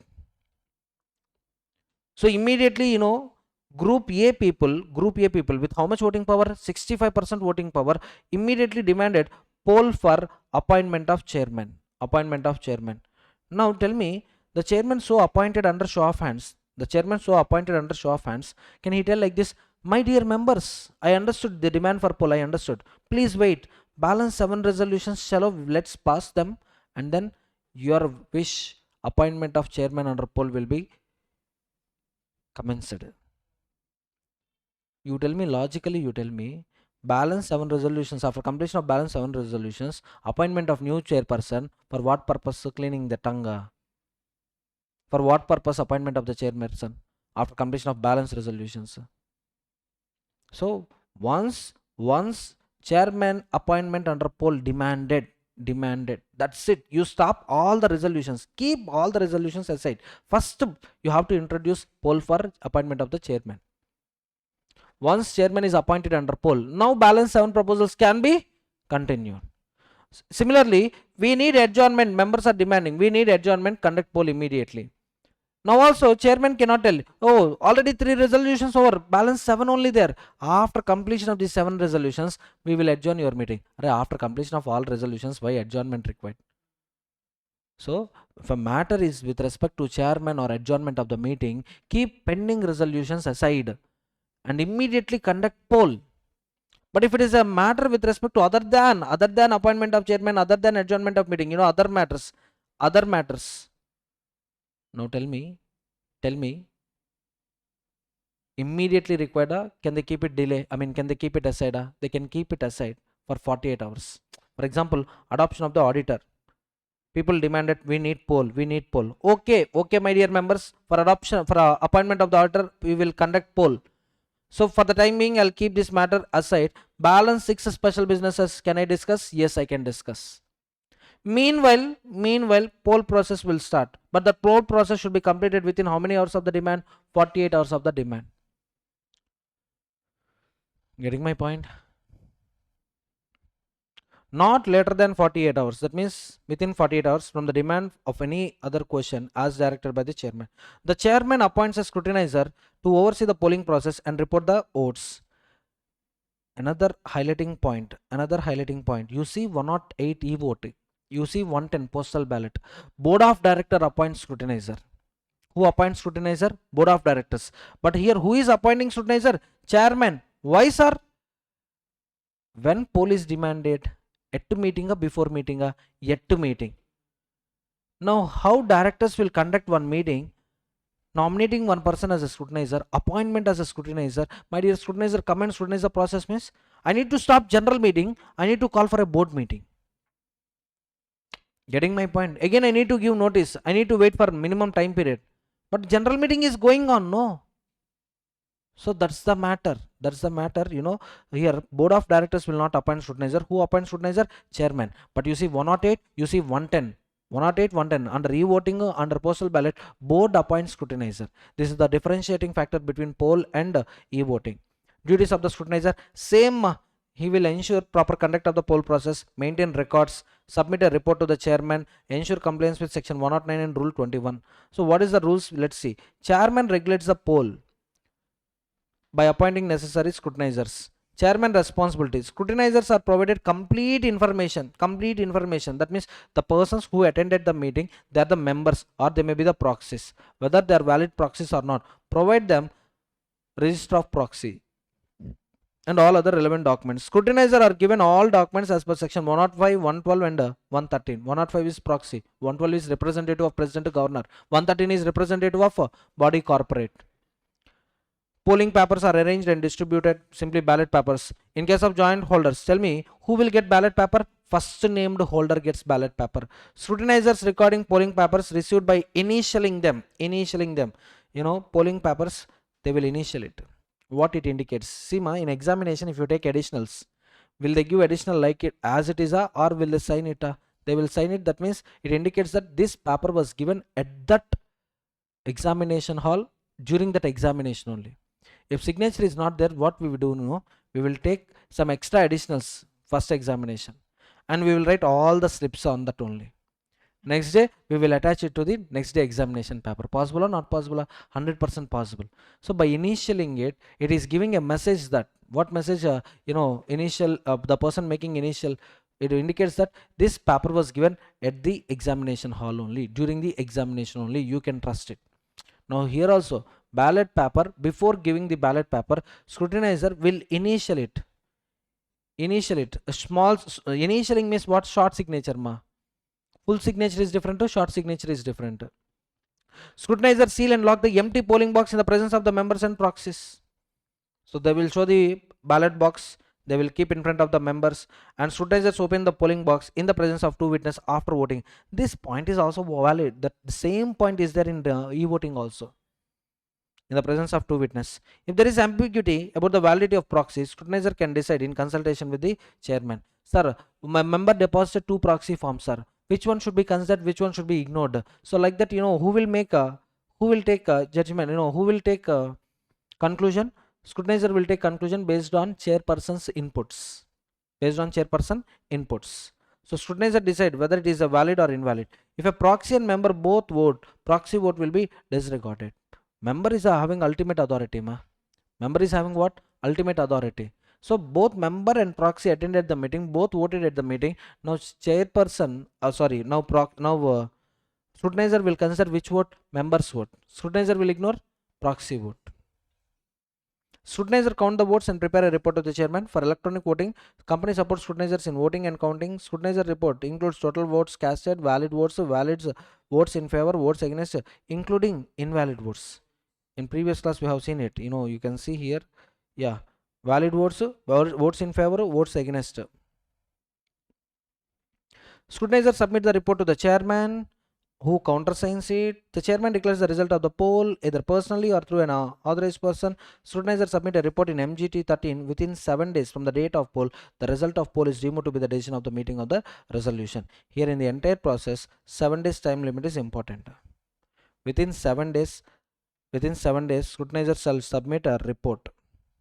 Under e-voting within how many days? Under e-voting within 3 days, consolidated scrutinizer report shall be submitted to the chairman. Whereas under poll, 7 days, because e-voting system will generate the data, copy paste. Whereas the ballot, physical ballot, system will not generate data. He need to verify it manually. Getting it ma? Under e-voting, whether the person entitled to vote, he is eligible or not eligible, system determines. But here, who attended the meeting, are they eligible or not eligible? Eligible. Votes, total valid votes how many, total invalid votes how many? Because there is a chance, suppose I'm having 100 votes, I'm having 100 shares, I'm having 100 votes. Under favor, I may record 100. Under against, I may record 100. Now this ballot paper should be cancelled or should be considered and should be cancelled. everyone.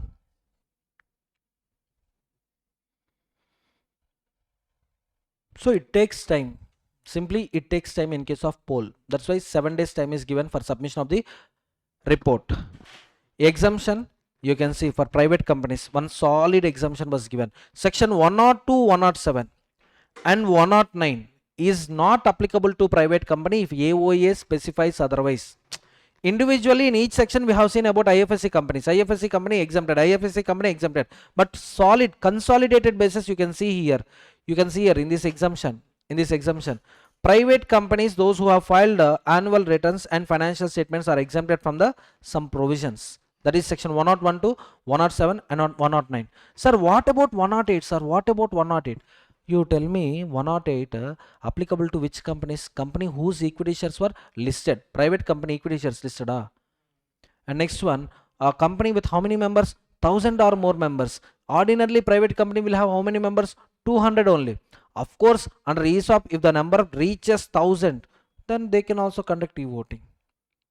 They can also conduct e-voting because limit crossed, no, 1000, that's it. So since ordinary lawmaker interpretation, ordinarily private company means with how many members?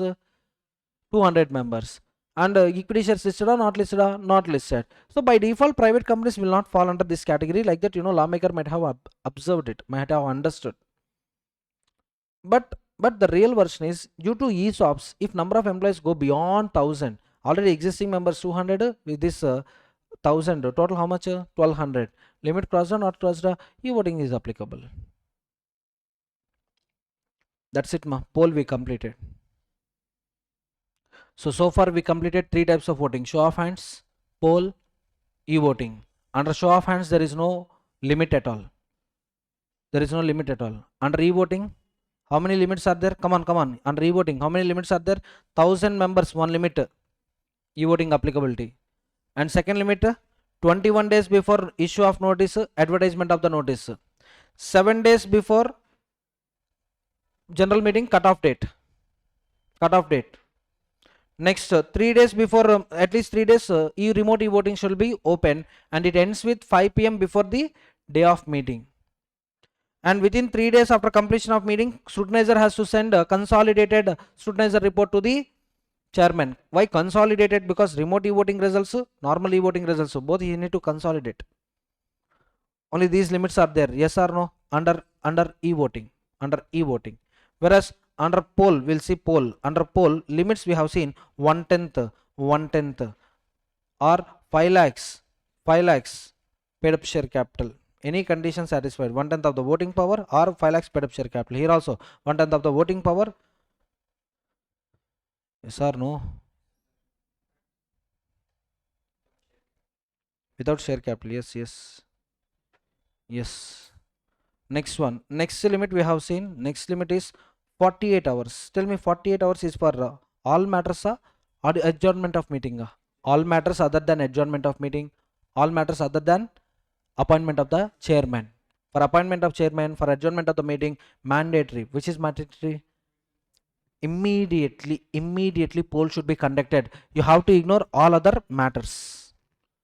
Okay, na? Next we have seen 7 days requirement. What is the 7 days requirement? Within 7 days of the meeting, scrutinizer has to give a report to the chairman. That's it. Over. One important point, tell me, who can demand for poll? Only members including proxy. Members including proxy. Over. Last one, ma, 110 postal ballot. In this 110, only 2 time limits you have to remember, ma. Only 2 time limits you have to remember. One is, in case your members are less than or equal to 200. Tell me, in case number of members less than or equal to 200, postal ballot not applicable. Postal ballot is not applicable in case your number of members in the company is less than or equal to 200. And postal ballot type of voting power you can exercise, voting period you can exercise 30 days. Maximum how many days is given for voting? 30 days. Only two limits, 30 days to 200 members. 30 days is the maximum. 200 is also maximum. In your company, if you have maximum of 200 members, for you postal ballot is not applicable. But you have to remember to which resolutions postal ballot is applicable. To which resolutions postal ballot is applicable? Some 10 items are there in our CA. At our CA inter level, 7 items, very easy to remember. Incorporation related 3 points, incorporation related 3 points, sorry 4 points, 4 points. No, 3 points only. This fourth one is prospectus and allotment of securities. This is share capital, this is share capital, this is also share capital. See ma, 313, 313, 3 from incorporation, 1 from prospectus, 3 from share capital. So which 3 from incorporation? Alteration of object clause, alteration of articles of association, and shifting of registered office. Shifting of registered office from one location to another location, one location to another location, maybe with outside the city, change in ROC jurisdiction, change in state. 3. And one is from prospectus. What is about that? Alteration of objects specified in the prospectus. And other 3 from share capital. Which 3? Variation of rights. I clearly told you, in variation of rights I clearly told this point. If postal ballot is applicable, consent to be obtained from not less than 3/4 of the value. 3/4 of the value I told. If postal ballot is not applicable, then special resolution at the class meeting I told you. So variation. Next one, if you remember, equity shares with differential rights. A listed company should pass ordinary resolution through postal ballot. And unlisted company not applicable, no, that's it. And last one is buyback of shares. Buyback of shares. So this 7 is from CA inter level syllabus, and remaining 3 from CA final syllabus. Very simple ma, small shareholder director, remember small shareholder director, and sale of undertakings, sale of group of assets, providing loans or guarantee securities exceeding prescribed limit, section 186. Very easy to remember, because in examination they won't ask you for which items postal ballot applicable. They won't ask. They will specify a proposal. Company is planning to make buyback of securities, and company is in a dilemma what type of voting is applicable. Then you have to write postal ballot is applicable, provided company should have how many members? More than 200 members, because you can see here, just observe carefully.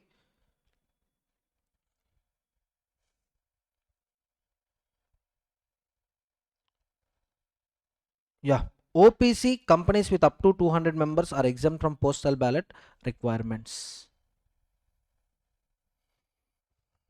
Everyone, and one more option I told you, items that require postal ballot can also be transacted at general meeting if e-voting is provided. Sir, one difference is there. E-voting and postal ballot, one difference is there. The difference is e-voting, that e-voting should be open, remote e-voting should be open for how many days? At least 3 days. But postal ballot voting shall be open for maximum how many days? 30. So if you decide to conduct postal ballot over electronic mode, that remote e-voting shall be carried for how many days? Maximum 30 days. That is the only difference. So here you need to read 110 along with 108. 110 is what? Postal ballot. 108 is e-voting. Companies felt lot of risky thing in this element. Suppose you take Reliance Industry Limited, total how many members are there? 34 lakh members are there. 34 lakh notices, postal ballot forms to be printed means each, imagine, 1 rupee only. How much money of the company is getting wasted? 34 lakh rupees. For 1 rupee nothing will come. At least again, transport, traveling, postal charges. You take postal charges also. 34 into on an average fixed 10 rupees. 34 lakh members into 10 rupees means, you tell me, 3.4 crore rupees. Small amount, huh? And second thing, members are not utilizing it. Exercising the voting under postal ballot, again reposting, sending it back to the company. Even members are also taking, thinking that this is a time taking process. So for maximum benefit, of the members, lawmaker decided. What he decided, sir? He decided, if you want, if any business item require postal ballot, you can also transact them under remote voting. Postal ballot means voting by post or through electronic mode. A company must transact specific business items. Which is business items? 10. Come on, tell me which 10? 3 from incorporation. What are the 3? alteration of object, alteration of situation, and alteration of situation. I told you AOA. See, alteration of object to alteration of situation. Next one AOA. Prospectus, alteration of object clause. Share capital, differential voting rights, variation of rights, buyback. And remaining three from CA final. CA final, one is small shareholder director, other one is investment loans exceeding the prescribed limits, and the last one is sale of whole or substantial undertakings. So for these 10 items, postal ballot is mandatory, and remaining items can also be transacted through postal ballot. But this is very, very important. Items, sorry. Just wait.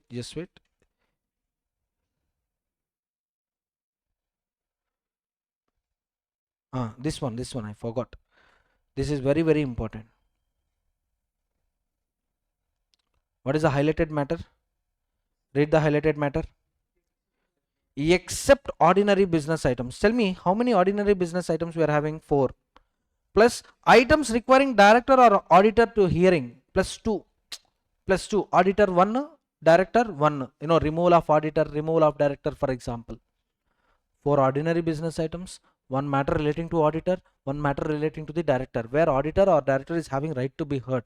These matters, postal ballot not allowed, because postal ballot is a ballot paper given to the members or directors or auditors or members. But auditor or director is having a right to defend themselves or right to express their opinions.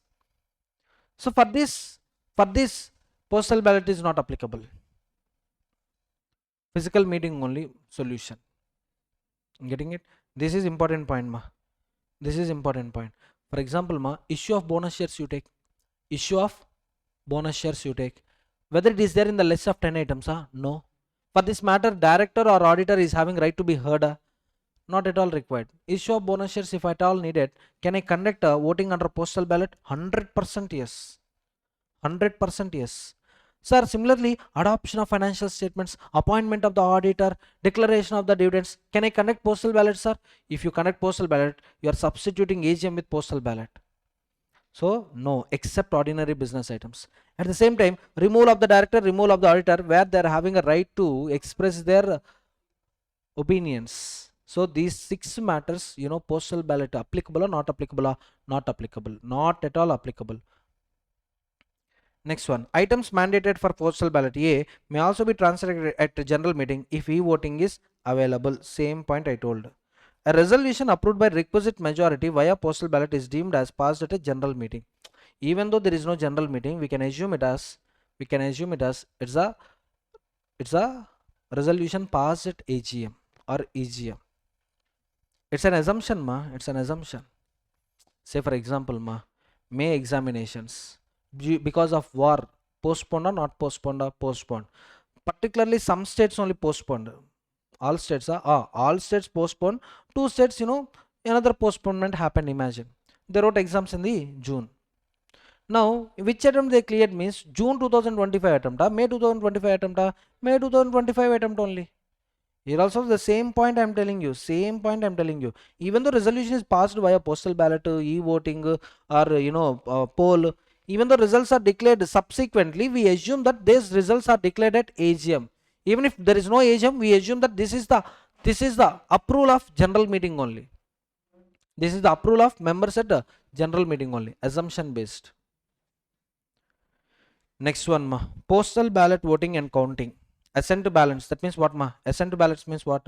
Favor votes. Dissent means against. Partial votes. Partially assenting, partially dissenting. Not using all the shares for voting. Invalid ballots. Signature issue. Overwriting. First we wrote 100. Then we strike off and we wrote here 100. And again strike off again 100. Again strike off again 100. No favor against. These many strike offs. Form will becomes invalid. Form becomes invalid. Understood? Resolution is deemed passed if assents exceed dissents. Which type of resolution? Ordinary resolution. Now coming to the procedure, ma, same to same whatever you read in e-voter, same to same you apply here, but change the dates. Change the days. There, 7 days before cutoff date. There, you can access remote e-voting minimum for 3 days, but here 30 days.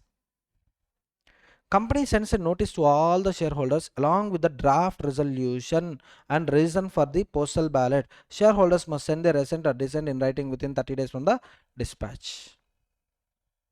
Within 30 days from the date of dispatch, they will specify the cutoff date. From that cutoff date onwards, within 30 days, you need to exercise voting power.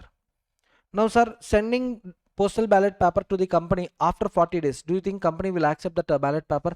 Company will tear that ballot paper, will keep that ballot paper in the dustbin. Why? You forgot to send within the due time. Only ballot papers received within 30 days of dispatch of the notice. Within 30 days of dispatch of notice, if ballot paper is received by the company, that will be considered as a valid. After timeline, if any application is getting received, will they accept it or reject it? They will reject it.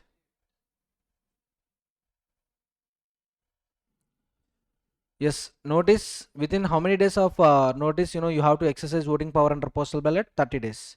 Now, mode of sending notice. Mode of sending notice. The notice can be sent via registered post, speed post, electronic means, courier service. See, this is section 20, not a new point. This is not a new point. Under section 20, we send notices to the members under post or electronic means or courier service. Advertisement must be published in 2 newspapers. Same to same. E-voting also same point. So, content of the advertisement: statement about voting by postal ballot, date of dispatch, commencement of voting, end date, and any postal ballot received beyond the due date is invalid. Contact details for grievances. Same to same points. That's what I'm telling you. If you remember e-voting procedure, write the same procedure for postal ballot also. But additional points, there remove all the time limits. Just give one time limit, that is 30 days. Notice on company's website. The postal ballot notice shall be uploaded on company's website immediately after dispatch. It will remain there until the last date of for receipt of votes. A scrutinizer. Tell me who appoints scrutinizer? Tell me scrutinizer. Can we see scrutinizer under 107? No. 108 scrutinizer is there. 109 scrutinizer is there. 110 also scrutinizer is there. But who appoints 108 scrutinizer? Board. Who appoints 110 scrutinizer? Board. Who appoints 119? Poll scrutinizer? Chairman. Chairman. See, board appoints scrutinizer who is not in employment of the company to scrutinize the postal ballot process. Scrutinizer shall be willing to be appointed and available for determining the majority. So scrutinizer will scrutinize the entire ballot process, and he will tell whether majority resolution passed or not. Scrutinizer keep all the postal ballots safe and cannot deface, cannot tear it. Whatever ballot papers issued by the company, scrutinizer will hold the custody. He will not destroy, he will not disclose shareholder's identity after receiving the vote. Scrutinizer submits the report within 7 days of receiving the last postal ballot. Last ballot, when company will receive last ballot paper? 30th day of dispatch of the notice. So once 30 days is over, within next 7 days, that means day 0 notice dispatched. Day 0 notice dispatched. Postal ballot, day 0 dispatch of notice. By day 30, deposit postal ballot forms. Deposit PB forms with company. Now from here onwards 7 days, that means by day 37, scrutinizer shall submit a report to the company. Within 7 days of last receipt of last postal ballot receipt, postal ballot receipt means within the due time only. The scrutinizer maintains a register to record shareholders' details. Invalid ballots, invalid because of mismatch of signatures. Scrutinizer keeps all the postal ballots and related papers safe until chairman approves and signs the minutes. Then the scrutinizer returns the material to the company for safe preservation. Any postal ballot received after 30 days from the notice date is considered as not at all received. And results are declared by posting them on company's website along with the scrutinizer's report. Provisions of Rule 20 for e-voting apply mutatis mutandis to the postal ballot voting also. Just details of voting results, sir. No. ITC postal ballot notice. So 2025 only. They send one notice with respect to a proposal of yeah. One is Mr. Amitabh Kant B is hereby appointed as a director and also an independent director. Okay. For 5 years or till such earlier date to confirm with the policy of retirement as may be determined. Another one is whole time director. Is it postal ballot? Yeah, postal ballot only. Sir, in postal ballot, appointment of director means only small shareholder director is there, no sir? Correct. But postal ballot can be used for not only those 10 matters. Any other matter also postal ballot can be used. Only 6 matters postal ballot can't be used. Financial statements, declaration of dividends, or appointment of director in the place of those retiring one. Appointment, next one, appointment of the auditor, fixation of the remuneration, and last two, removal of auditor, removal of the director. So here it is not appointment of the director in the place of those retiring one. So this is not an ordinary business item. This is a special business item. And when the notice was given, 30th October 2025. So you can see here cutoff date. 7th November is the cutoff date. Members whose names appear by the 7th November, they are eligible to vote. So here, cutoff date onwards 30 days will be started. Cutoff date onwards 30 days. Remote e-voting will commence from 15th December. Okay. They specified commencement date and end date. Maximum gap is 30 days. So listen ma, it's not 30 days from the cutoff date. Cutoff date is to check the eligibility criteria, whether you are entitled to vote or not. And voting commencement date, you can see 15th December 2025. Sorry, 16th November 2025. 7th November is cutoff date. 16th November onwards voting starts. Exactly 30 days. Add 30 days. You get it 15th December only. November we are having a 30 days only. The November month we are having 30 days. 16 to 30 means 15. December also 15. By 15th December voting will be stopped. Remote e-voting will commence at 9 a.m. Sunday 16th November, ends with 5 p.m. Monday 15th December. And you can also see explanatory statement. You can also see explanatory statement because special business items, explanatory statement mandatory. Mr. Amitabh Kant, a retired IAS officer with administrative experience spanning over 4 decades. So he was appointed as an independent director in our company. Using his experience, he can check whether company is complying all the applicable rules and regulations or not. Next one. So sitting fees only. Sitting fees. In addition to the sitting fees for attending the meetings, coverage under personal accident insurance, Mr. Khan, similar to non-executive directors, would be entitled to the remuneration by way of commission, ranging between 1 crore to 1 crore 30 lakhs per annum as determined by the board. Sir, independent directors, will they get any commission, sir? Subject to members' approval, they get it, ma. Subject to members' approval, they get it. Next, Hemant Malik, appointment as a whole-time director. Basic salary there we have seen 13 lakhs per month. Now there is a revision in the basic salary.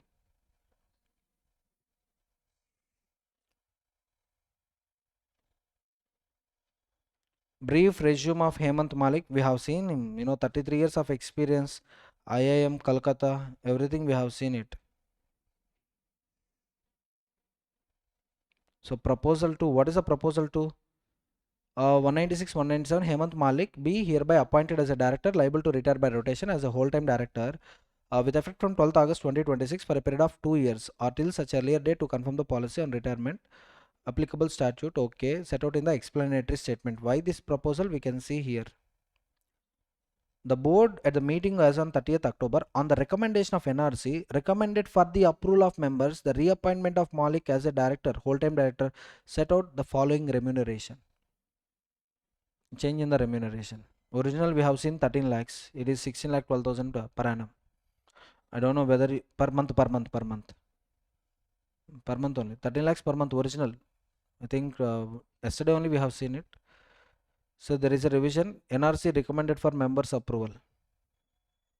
The board recommends this ordinary resolution for your approval. And simply the procedures, instructions for remote e-voting. Again, how to get user ID, how to get passwords, user ID, password, retrieval of the password, other instructions. That's it. So postal ballot only, but it got substituted with e-voting. Clear? Next one, section 111. We'll discuss this point after a break. So by the previous lecture we completed all the types of voting, that is show of hands, poll, postal ballot and e-voting. Now let's continue our discussion with the next topic. Our next topic for discussion is triple one, that is circulation of members, resolution and statements. You tell me the notice calling for general meeting. You will see what contents you will see in the notice calling for general meeting: day, time, place and agenda. Nothing but business to be transacted at the meeting. Business to be transacted at the meeting. Suppose some 11 matters have been prescribed. How many matters have been prescribed in the notice? 11 matters have been prescribed. Now at meeting, which matters I can discuss? Only these 11 matters. At meeting, which matters I cannot discuss? Other than these 11 matters I cannot discuss. Getting my point? So in the meeting, we should discuss only the matters which were specified in the notice.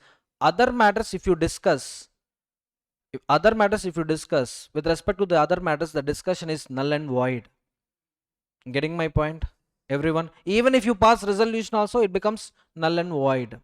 Now company is going to give notice to the members, or company already gave notice to the members. Company is going to give notice, or company already gave notice to the members. Few members after going through the notice, they came to a conclusion that, oh my god, this 12th matter also discussion required and for which resolution is to be passed. 12th matter discussion is compulsory and resolution with respect to 12th matter is required. In that case, that member, he has to send a notice to the company at least 6 weeks before meeting. At least 6 weeks before meeting. No sir, he didn't want any, he is not having any plan of resolution. He wants some clarifications. Member needs some clarification, some extra discussion he need with respect to any matter which is already there in the notice. About the 11 matters, in-depth discussion is required. Just he want to add one statement. He just want to add a statement. In that case, that notice shall be sent at least 2 weeks before, meeting. Now sir, who can send this notice to the company, sir? Members. Members, did they satisfy? I mean, is there any obligation on them, or sorry, is there any eligibility criteria? Yes, there is eligibility criteria. The eligibility criteria is they should satisfy the eligibility criteria which has been specified in section 100. What is section 100? EGM by the company, EGM by the requisitionist. Requisitionist, how much capital they should possess? At least 1/10 of the paid up share capital.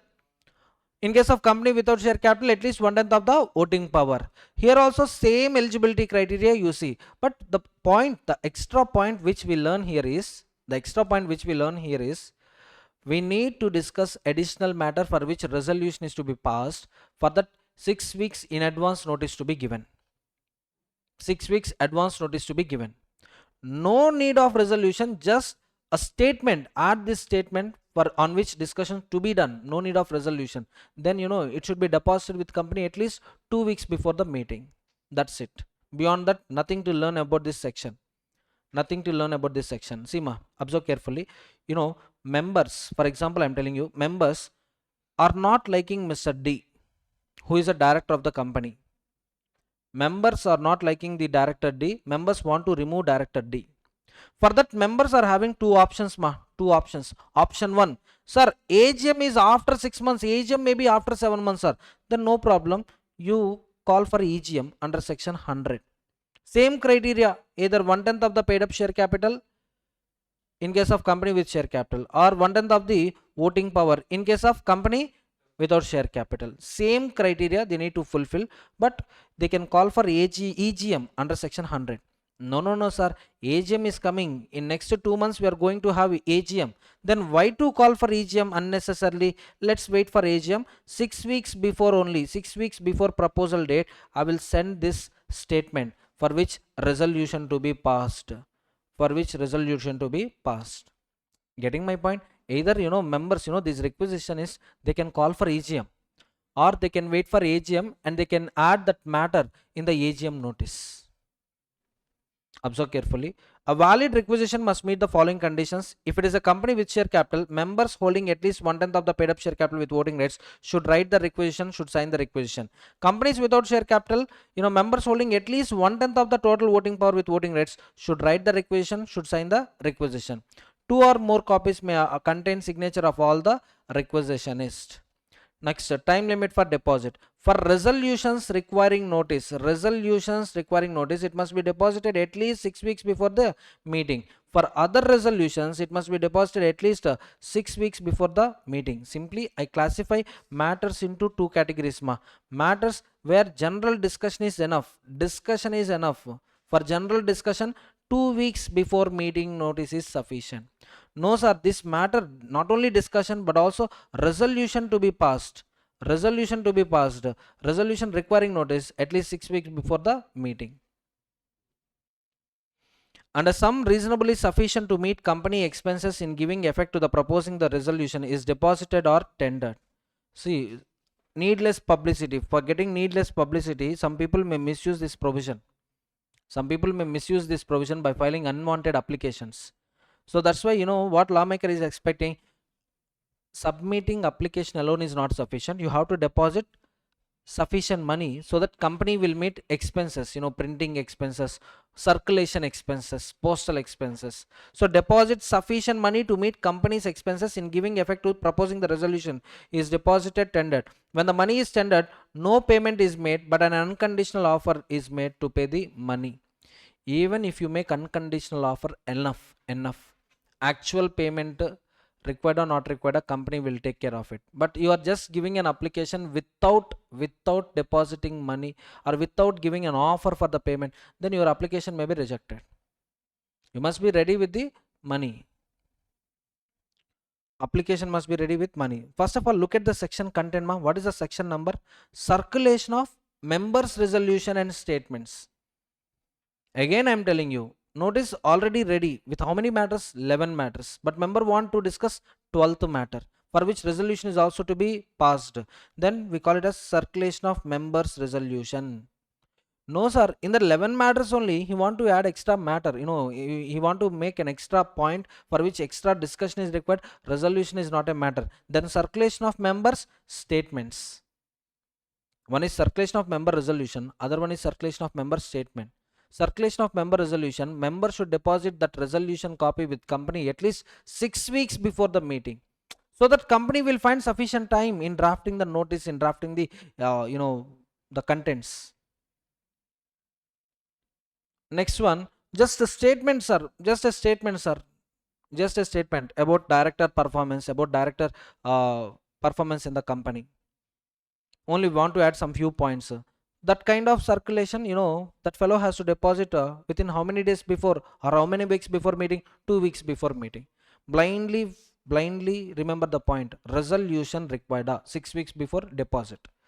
Resolution not required, only discussion required 2 weeks before meeting, deposit. First of all, why this fellow should deposit? Again I am telling you, we can discuss in the meeting only the matter specified in the notice. We cannot discuss any other matter which is not specified in the notice. So members are having power to amend the notice. They are the ultimate owners of the company. They are having ultimate authority. They can amend the notice by using section 111. Actually, who is having power to fix DTP and agenda of the meeting? Board. If board fixed DTP and agenda, in that agenda if you seek some modifications, and if you are seeking extra resolutions, 6 weeks before. No, extra discussion 2 weeks before. That's it. And some reasonably sufficient to meet company expenses should be deposited or tendered. Tendered means, for example, deposited means Google Pay, NEFT, RTGS. Tendered means prepare a DD and give it to them. If they encash it, payment is done. If they didn't encash, no problem, my dear member, we will take care of it. Take back your DD. So they will take care of it. But an unconditional offer made to pay the money. So no conditions to be attached to that DD. Only when you do this, then only you will get the amount. It's not like that. Unconditional tender of money. In CA Foundation, I think you have seen actual performance and attempted performance. Same. Note, the time period mentioned above does not apply if an AGM is scheduled within 6 weeks after copy is deposited. after copy is deposited. Generally ma, you see ITC company, ITC company gives notice 2 months before general meeting. Let me show you. ITC, any general meeting notice come, any general meeting notice.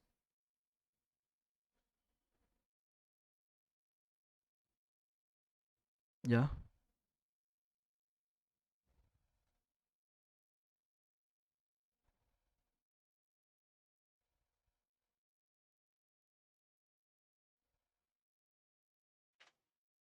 yes, you can see here. When is the date of general meeting? You see here, 11th August 2023, and they are giving this notice as on 18th May. So June, July, August, complete June month is there, complete July month is there, 60 here 11, there are 12, 75 days notice approximately. So now you tell me 6 weeks means how many days? 42 days only, 6 into 7. Possible or not possible? 100% possible. Suppose last time member verified last time when AGM was conducted. Last time AGM was conducted by 30th September 2024, for example.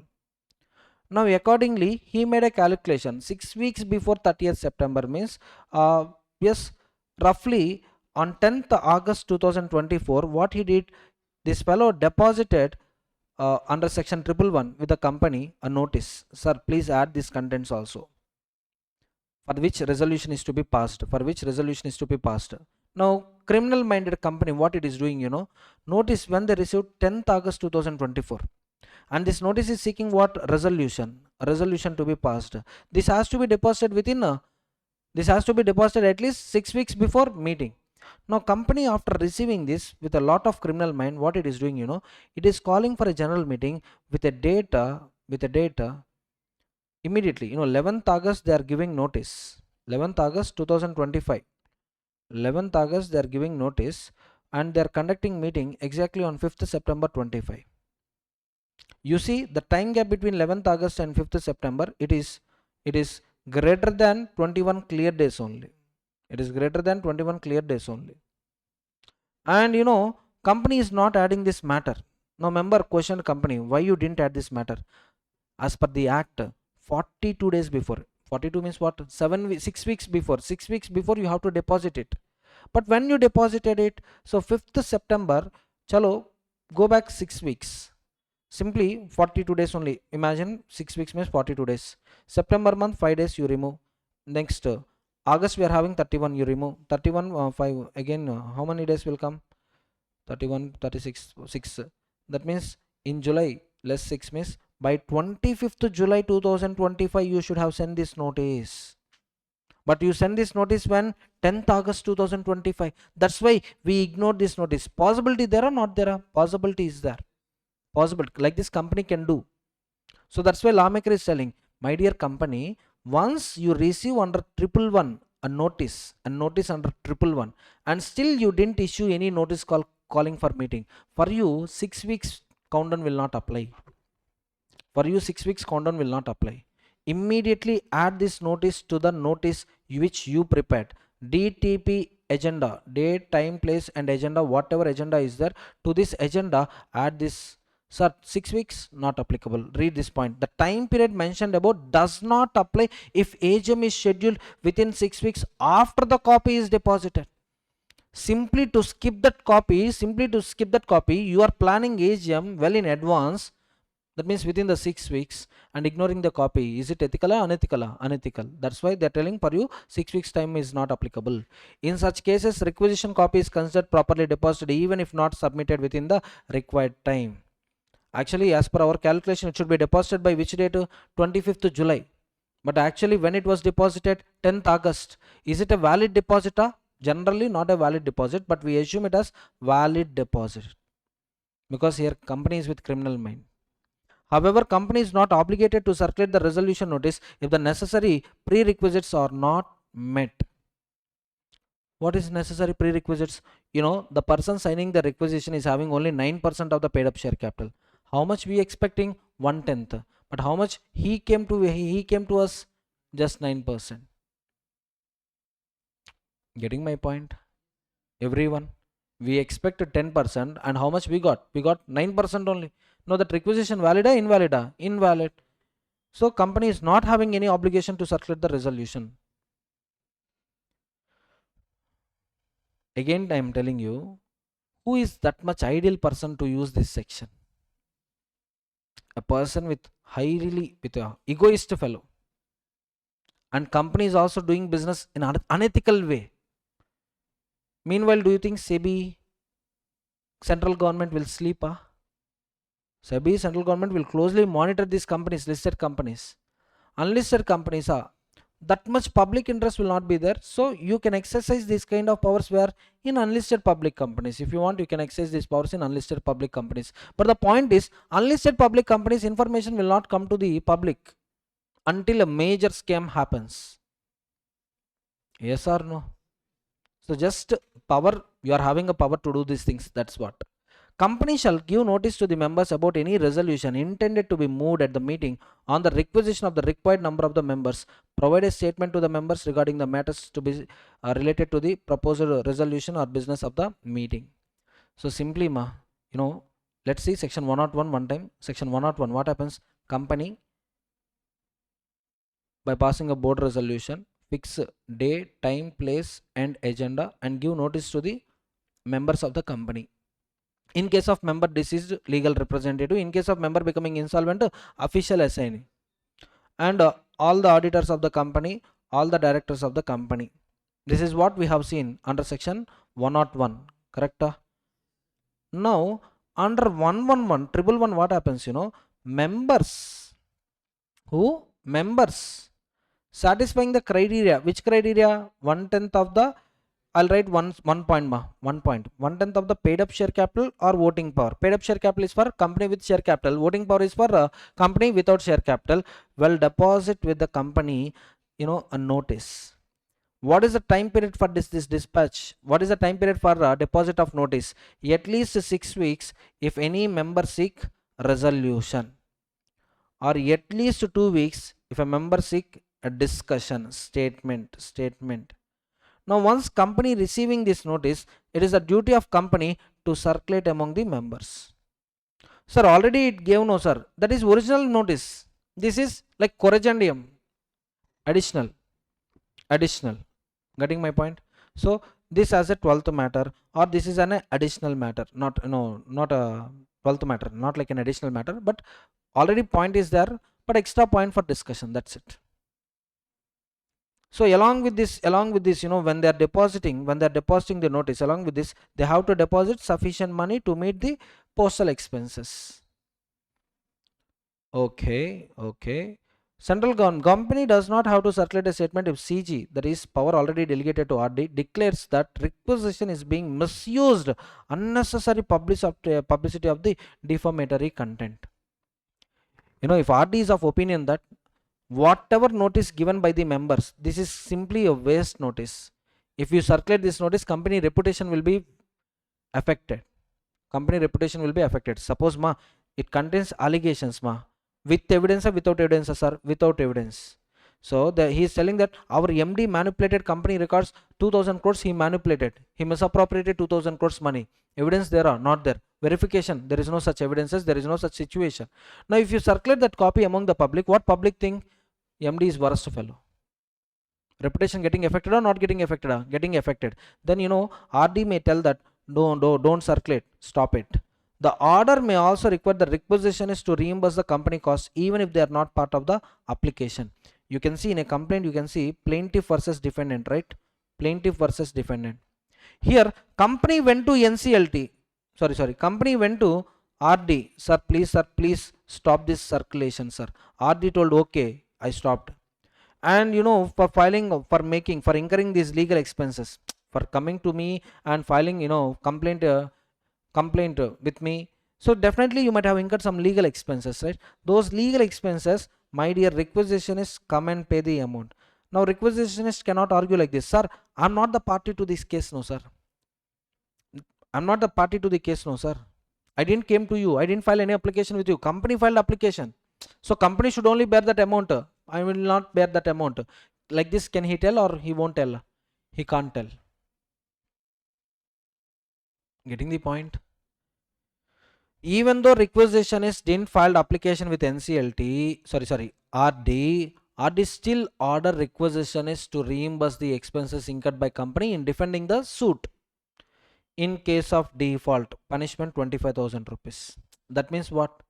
Once you receive notice, you have to circulate among the members, or else go to RD and tell that, sir, circulation of this notice affects my company reputation, affects my MD's reputation. If RD is okay, then stop circulation. If RD is telling no, you have to circulate that resolution to be passed, then again you have to circulate it. Immediately you have to circulate it. Non-compliance of this section 111 attracts penalty of how much? 25,000 rupees. Clear? Everyone? So next section, section 114, special resolution versus ordinary resolution. You all know special resolution means votes in favor greater than or equal to 3 times of votes against. Ordinary resolution means votes in favor greater than votes against. Votes in favor greater than votes against. But this is only one condition we know. Other conditions also there. Sir, what are the other conditions? First of all, you must have given a notice. That notice should comply with section 111. Notice should comply with section 101. Let's see. Resolution means formal decision of an organization taken at a meeting. A motion once approved by the required majority vote becomes a resolution. Required majority means sometimes simple majority like OR, sometimes 3 times majority like SR. So resolution, you see, first of all, starting one is proposal, we call it as motion, and the ending one is acceptance, we call it as resolution. A proposal presented for consideration, we call it as motion. The adoption of the motion that has been proposed, seconded and approved, we call it as resolution. But not all motions leads to resolution. For example, motion for adjournment of meeting. So members requested for adjournment of the meeting. Yes, meeting got adjourned. Is this a resolution? No. This is not a resolution. Resolution means what? For example, approval of buyback, approval of bonus issue. Getting my point? Alteration of MOA, alteration of AOA. These kind of the points are, resolutions. Adjournment of the meeting is not a resolution. So that's what, not all motions results into resolutions. Only few motions will not result into the resolution. So tell me, for resolution, what is the starting step?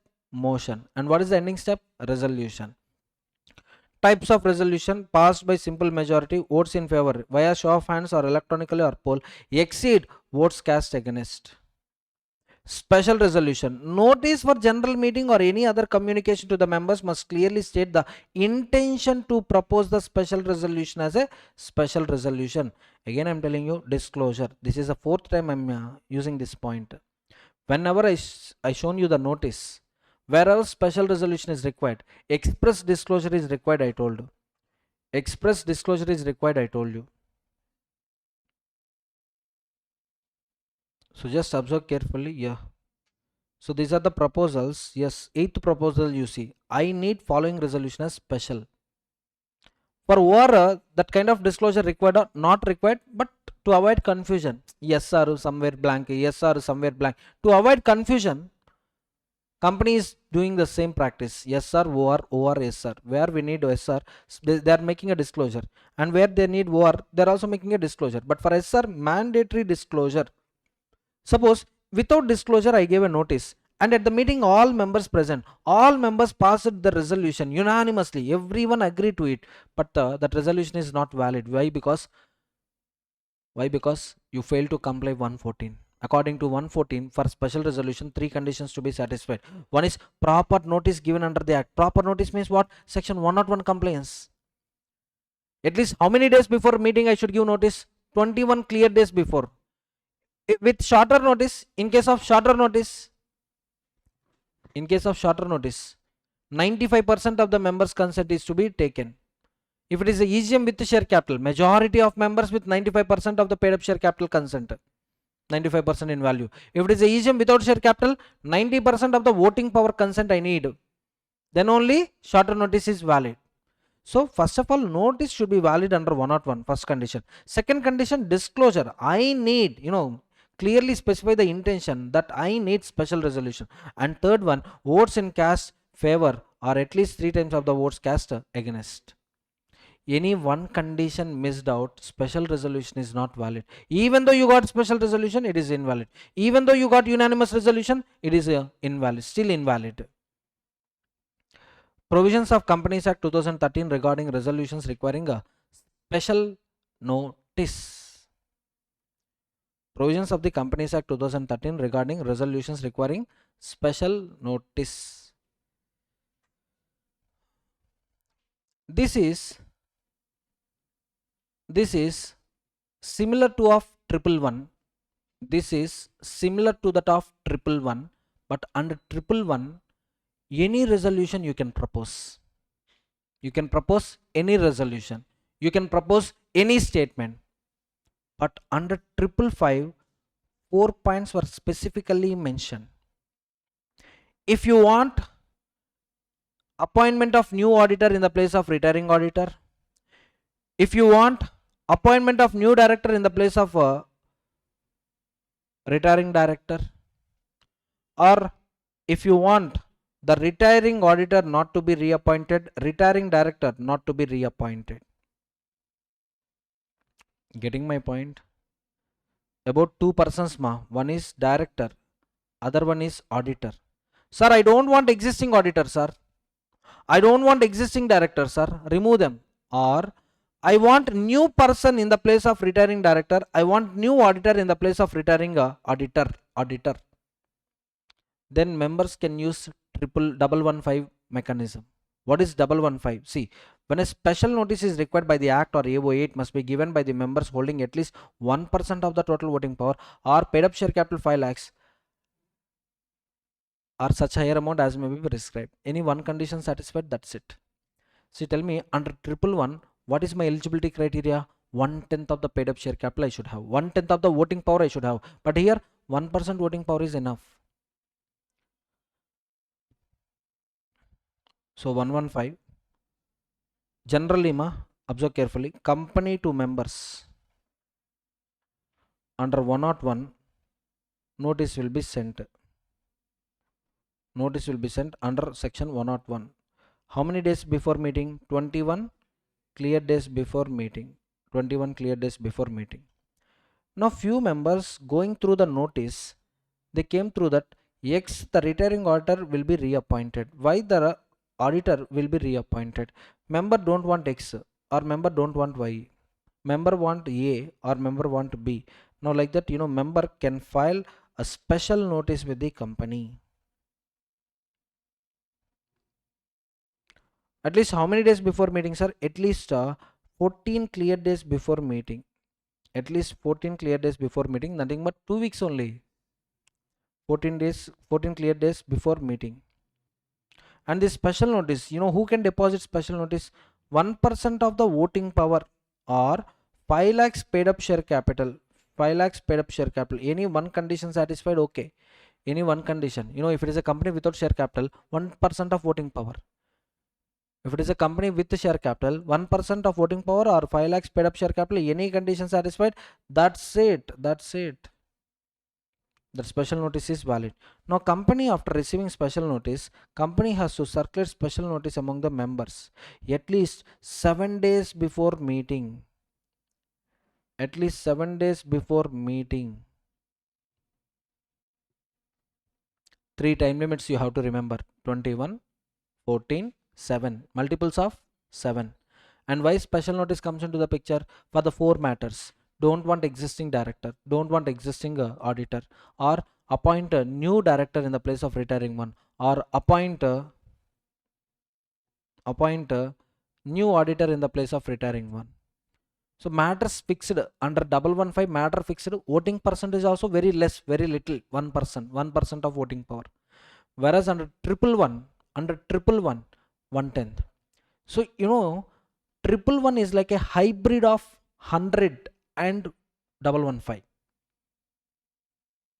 Getting my point? What is 100? EGM by requisitionist. EGM by requisitionist. There you can see 1/10 of the paid up share capital, 1/10 of the voting power. Whereas 115, 1% of the voting power or 5 lakhs paid up share capital as may be prescribed. Under 100, I'll demand for meeting. Whereas under 115, I don't demand meeting, I just want a modification. Whereas 111 hybrid, I won't call EGM, and I'm not giving you special notice with these 4 matters. I want some extra matter I want to discuss. 2 weeks before notice, I'll give you notice. 2 weeks before meeting, 2 weeks before meeting, I'll give you notice. Discussion alone not sufficient. Resolution should also be passed. Then 6 weeks before the meeting. But here it is 14 days before the meeting. Once company receive it 14 days before the meeting, company will dispatch all the notices to the members at least 7 days before the meeting. Completed. Requirements 1% of the voting power, 5 lakhs. Notice at least 14 days, I told, right? Another time limit is also there. That another time limit is within 3 months of the proposed meeting. Latest one. Simply I call it as latest one.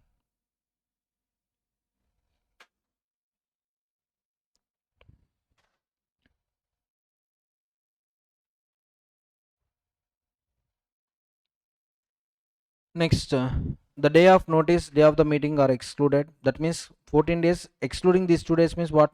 14 clear days. 14 clear days. At least 7 days before meeting, company shall dispatch the notices. Excluding the day of dispatch, excluding the meeting day. That means this 7 days also indicates 7 clear days. If it is not possible to give notice in the same manner, it must be published in English newspaper, vernacular newspaper in the area of company's registered office. Published at least 7 days before the meeting, excluding the day of publication and meeting day. Also posted on company's website if at all applicable. Correct. 7 days before meeting, giving notice is not possible. Advertise in 2 newspapers, also published on company's website. That's it. Next one, section 116. Section 116. What is this section 116? Let's see.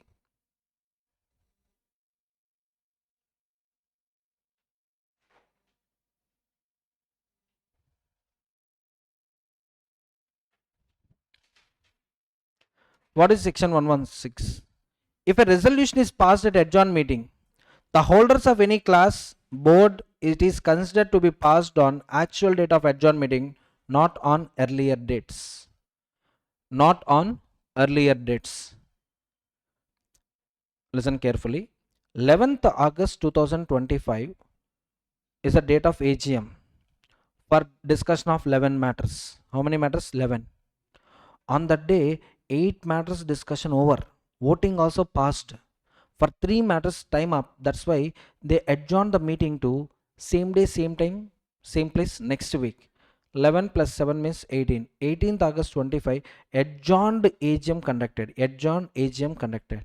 And balance 3 matters discussion over. Balance 3 matters resolution has been passed. Resolution has been passed. Now my question is, from which date onwards these resolutions will be effective? From which date onwards 11 resolutions are effective? Option A, 11 resolutions are effective from 11th August 2025. Option B, 8 resolutions are valid from 11th August 25 and balance 3 resolutions are valid from 18th August 25. And option C, 11 resolutions are valid from 18th August 25. And option D, none of the above. You can see the material also. Let me show you material one more time.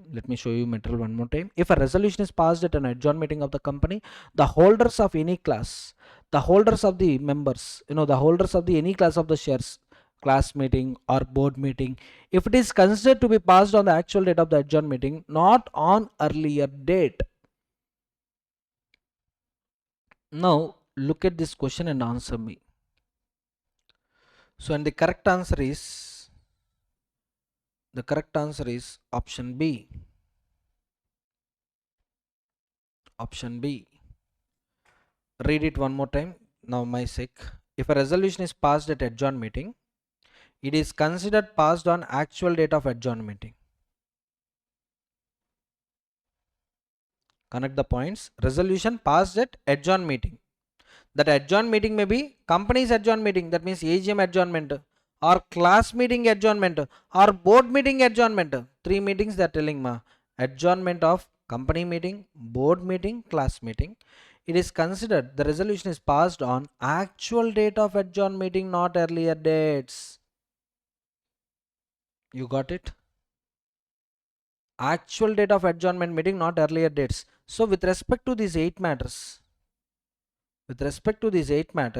resolutions will come into force with effect from 11th August only. But balance 3 matters which you discussed as on 18th August, those resolutions are said to be ineffective with effect from 18th August only. Understood? That means, in under 117 we will see filings with ROC. Under 117 we'll see filings with ROC. So filings to be done within 30 days of resolution. Within 30 days from which date we have to calculate? Original AGM data, adjourned AGM data. For 8 resolutions, original AGM data. For 3 resolutions, adjourned AGM date. Getting it? Or else you can also take this poll I told you. Poll should be conducted within 48 hours of the demand. Yes or no? So for balance, for remaining topics today discussion over. Only for poll we adjourn the meeting to day after tomorrow. Within 48 hours only.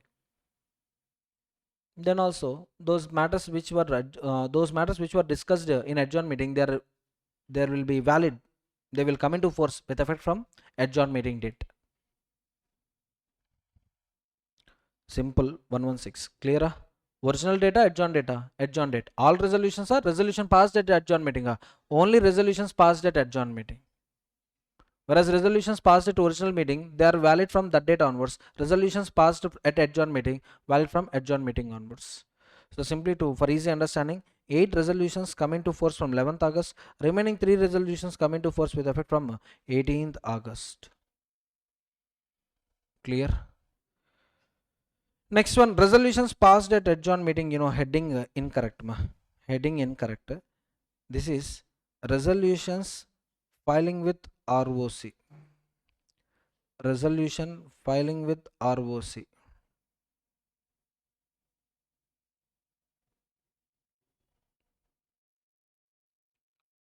So let's see the content. Resolution and agreements to be filed. So first of all, what to be filed with the ROC is the question mark. See, one side you can see company, other side you can see ROC. Now what are the things to be filed? Company has to file special resolution, company has to file class resolution, company has to file board resolution, company has to file unanimous resolution. All these are resolutions. Class resolution means what? Under section 48 class resolution is there, right? Under section 48 variation of rights, we take consent from only from the members whose rights are getting affected. Next, apart from these resolutions, agreements executed by the company regarding MD appointment, reappointment or variation, ARV, appointment, reappointment, variation of the terms and conditions. So all these things company has to file it with ROC using which form? MGT 14. Within how many days? Within 30 days of event. Within 30 days of event. And what are the attachments? Notice, explanatory statement. If at all a special business, explanatory statement to be attached. Explanatory statement shall be attached.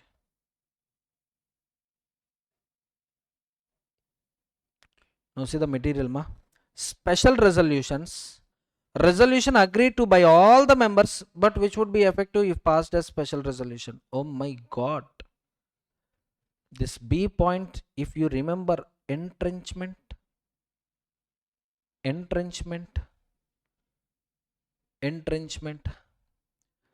Tell me, for alteration of AOA, what type of resolution is FNF? SR.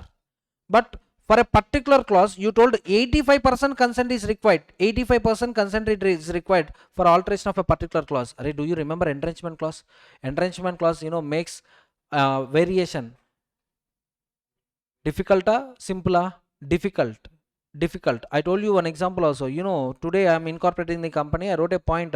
Mr. V will be the managing director of the company forever. I wrote. But tomorrow when I'm issuing shares to the public at a large, when my holding is getting reduced, percentage of holding is reduced, their percentage of holding getting increased, with special resolution they can remove this clause from the AOA. They may remove me from the position of director. My risk affected or not affected? Affected. So simply to protect minority interest, we can entrench what? AOA. In the AOA, I told that removal of managing director clause from AOA requires 85% consent, I told. Now you tell me, resolution agreed by all the members are not required, but which would be effective if passed as a special resolution. In case of no entrenchment, yes sir is enough. Because of entrenchment, I am telling 85%, 95%, 100% I am telling. Ma, getting my point? Everyone. So initially you would have passed that resolution as special. But because of entrenchment, you are taking consent from all the members or 85% consent of the members, like that. Board resolution agreements regarding appointment of MD, reappointment of MD, renewal or variation in the terms. Reappointment or renewal. Next one, variation in the terms of appointment. Resolution or agreements approved by the specific class of members which could not be effective without such approval unless passed by the specified majority in a particular manner. A class of members means, you tell me, this is nothing but section 48 only. Class of members, a specified majority in a particular manner. Additionally, all resolutions or agreements that bind the class of members, even if not agreed by every member. And finally, resolutions for voluntary winding up. Resolution for voluntary winding up of the company under section 59 of IBC 2016. Resolution passed under 179. This is nothing but board resolution, ma. This is nothing but board resolution. So let me add here winding up also.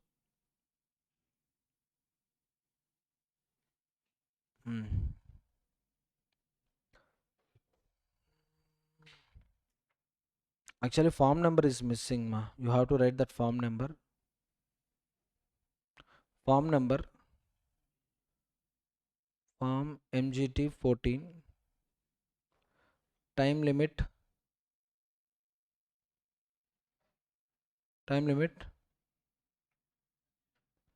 30 days of above events.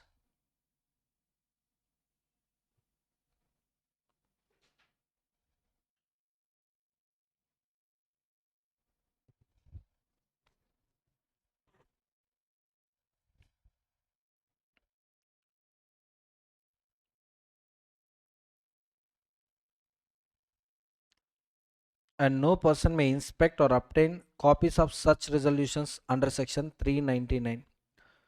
This is a protection of confidential information.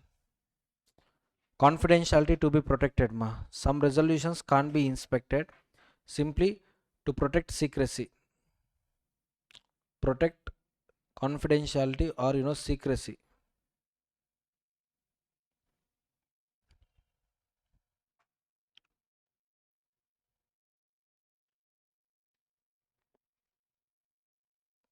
In case of delay in filing, this is the punishment. Simply write it in the equation form. Write it in the equation form.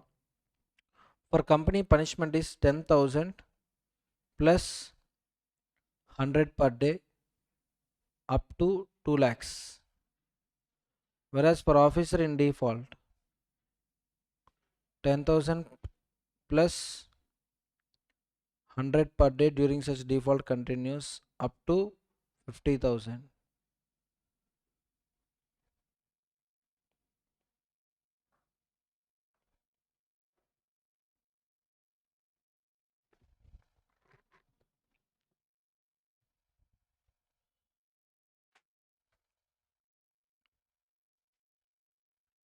So over. Exemption for the resolutions related to the loans, guarantees, securities under 179 is not applicable to banking, NBFC, housing finance companies. For them, what is the main business? Loans. Every time they give loans, every time directors exercising the power under 179 come and communicate with the ROC means complaints burden. And moreover, these three are already governed by RBI. Why once again company side governance ignore? Any other resolution agreements prescribed to be placed in the public domain. For specified IFSC companies, the filing time limit with ROC is 60 days. For normal companies, 30 days I wrote, right? So these 2 points you add it, form, time limit, form and time limit. So clear, everyone?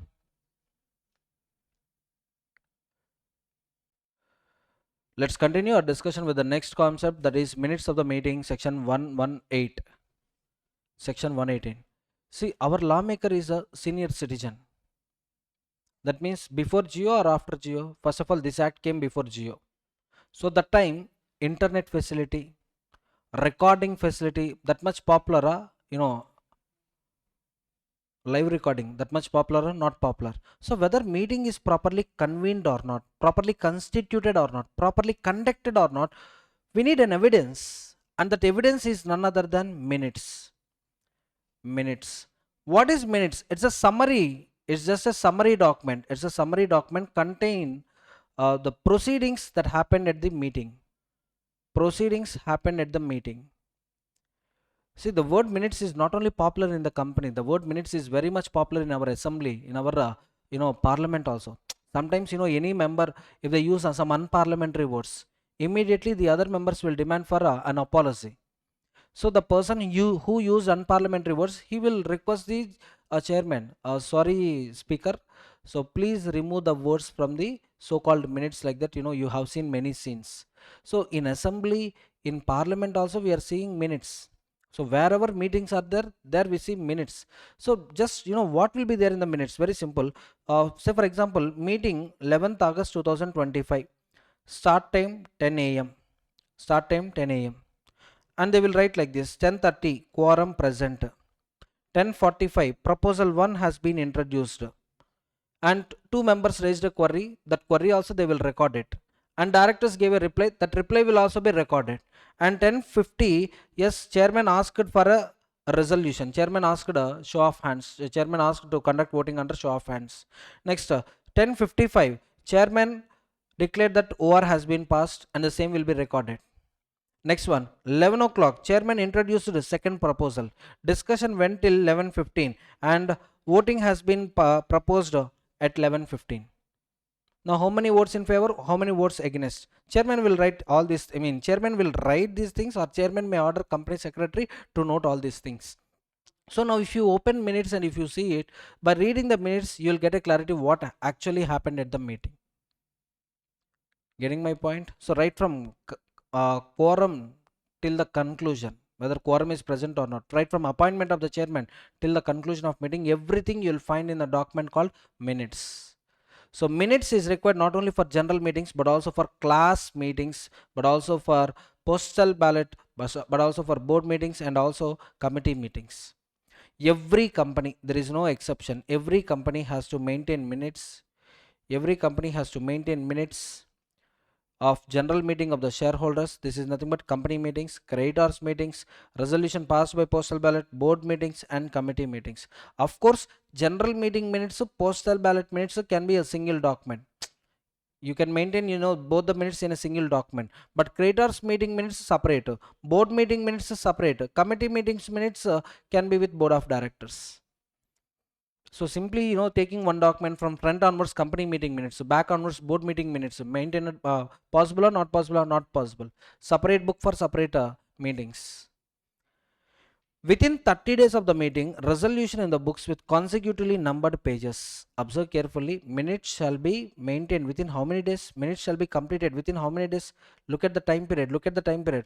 Within 30 days of the meeting, or within 30 days of the postal ballot resolution. This resolution is nothing but postal ballot resolution, and they should be entered in the minutes which are consecutively numbered pages. Why? If they are not numbered, there is a chance of tampering the minutes. We may take original pages and we may substitute with the duplicate pages. Getting it? So alteration may be possible, tampering should not be done, so that's why they should be consecutively numbered. For IFSC companies, minutes of board committee meetings must be signed at or before the next meeting. IFSC companies, specific point is there, my IFSC companies, board meeting minutes, committee meeting minutes must be signed at the same meeting, at the next board meeting or before the next board meeting. Why this point, for all other companies, that means other than IFSC companies, board meeting minutes can be signed at the same meeting or at the next meeting also. Maybe next meeting minutes and this meeting minutes can be signed at a time. That means after completion of second board meeting also, first board meeting minutes can be signed. But for IFSC company, it's not like that. Before you start second board meeting, first board meeting minutes should be signed. See, signing indicates finalization, ma. When I'll sign the document, when the document is complete, I'll sign it. So here they're asking you to complete it and get it signed. IFSC companies, time limit 30 days applicable or not applicable or not applicable. For IFSC companies, board meeting minutes, committee meeting minutes should be signed before the next board meeting or at the next board meeting. 30 days condition not applicable. Contents of the minutes. Minutes should contain a fair and correct summary of the proceedings of the meeting, includes all appointments made at the meeting. So what is the first one, ma? Contents of the minutes. Minutes should contain a fair and correct summary of the proceedings at the meeting. Fair and correct summary. That means what actually happened in the meeting. Record it. Is it an actual info na? Imaginary info na? Actual. Suppose ma, votes in favor of a proposal is 15. Votes against to the proposal is 16. O are passed or not passed? O are not passed. O are not passed. Like that recorded. Like this recorded. Now what subsequently chairman is doing, subsequently he is converting 5 into 6 and 6 into 5 and O are not passed. Not passed or not passed? Not passed. Now is it fair? Unfair? Correcta? Incorrecta? Minutes should not be like that. Minutes should not be like that. In one movie I have seen it, project not approved. One fellow will add E. Ex-CM, he told project not approved. Like that he wrote. Present, yes, I remember. Present CM, what he did, he just added word E. Not approved, not approved. What a variation. What a vision. Yes, I know. All these things is possible with Prakash Raj sir only. Fine. Listen. So minutes should contain a fair and correct summary of the proceedings of the meeting. Include all the appointments made at the meeting. Auditor appointed, sir. Auditor details incorporate. Directors appointed, sir. Incorporate the details of the directors. Simply 2 directors appointed. No. Who are the directors? Name them. For board meeting, committee meeting, include name of the directors present. Name of the directors dissenting or not concurring with any resolution. Important point. Observe, name of the directors present. Names to be recorded. Observe carefully, ma. General meeting is there, board meeting is there. General meeting, say for example, X to Z, A to B, for example, yes, general meeting, 5 members personally present shall constitute a quorum, ma. Yes, XYZ AB, 5 members attended the meeting. Now no need to write the name of the members. But coming to the board meeting, suppose 3 directors attended the meeting. We are having total 5 directors. For example, PQRST. Only 3 directors attended the meeting. Now record the names PQR. Sir, why not for members? Members may be in lakhs. Directors maximum 15 only. So write the name of the directors who attended the meeting. And if you see annual return, section 92, we have seen it. Directors attendance. Did we seen it or not? Yes. We seen it. We have seen the directors attendance. So write the directors who attended the meeting. And suppose, sir, PQ passed the resolution. PQ approved the resolution, whereas R rejected the resolution. Simply proposal, not resolution, proposal. PQ accepted the proposal, whereas R rejected the proposal. Now in the minutes, you have to write the details of R against votes against to the proposal. Observe carefully. Name of the directors dissenting or not concurring with any resolution. That means director who are in favor of the resolution, their names not to be recorded. Only the directors who are not giving consent or who are against to the proposal, their names should be added. First of all, Three elements, remember three elements. Directors attended the meeting, directors casted votes in favor, directors casted vote against.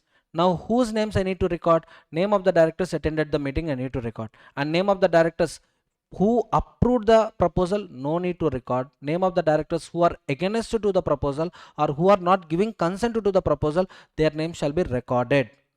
Exclusion from the minutes. The following matters shall not be included in the meeting if chairman considers them as defamatory content, irrelevant or immaterial content, detrimental to the company interest. For example, live example, you see assembly, not now, because in our assembly there is no opposition party for the time being. But the time being there is no opposition party. But if you see 5 years back assembly, the votes they use, parliamentary votes or unparliamentary votes, unparliamentary votes. Defamatory content, simply defamatory content. Suppose we are discussing about appointment of the auditor. One of the member raised a query about appointment of the director. Right now this matter, is it relevant matter at present? Is it a relevant matter, irrelevant matter? Irrelevant matter. Defamatory, scolding a directors, abusing directors, detrimental to the company interest. If that information is known to the public, our company reputation will only be damaged. Such matter to be included in the minutes, or not to be included in the minutes, or not to be included in the minutes. But who will exercise discretionary powers? Chairman. Chairman has absolute discretion in deciding what to include, what to exclude from the minutes. Getting my point, everyone? And legal presumptions. Minutes are the evidence of the proceedings. Valid meeting and resolution are presumed unless proven otherwise. Appointment of the directors, auditor, KMP, etc. are deemed valid. Only valid when all these matters are included in the minutes. In the minutes, if these matters are not there, if the below mentioned matters are not there in the minutes, then we assume that these things didn't happen, never happened. Understood, everyone?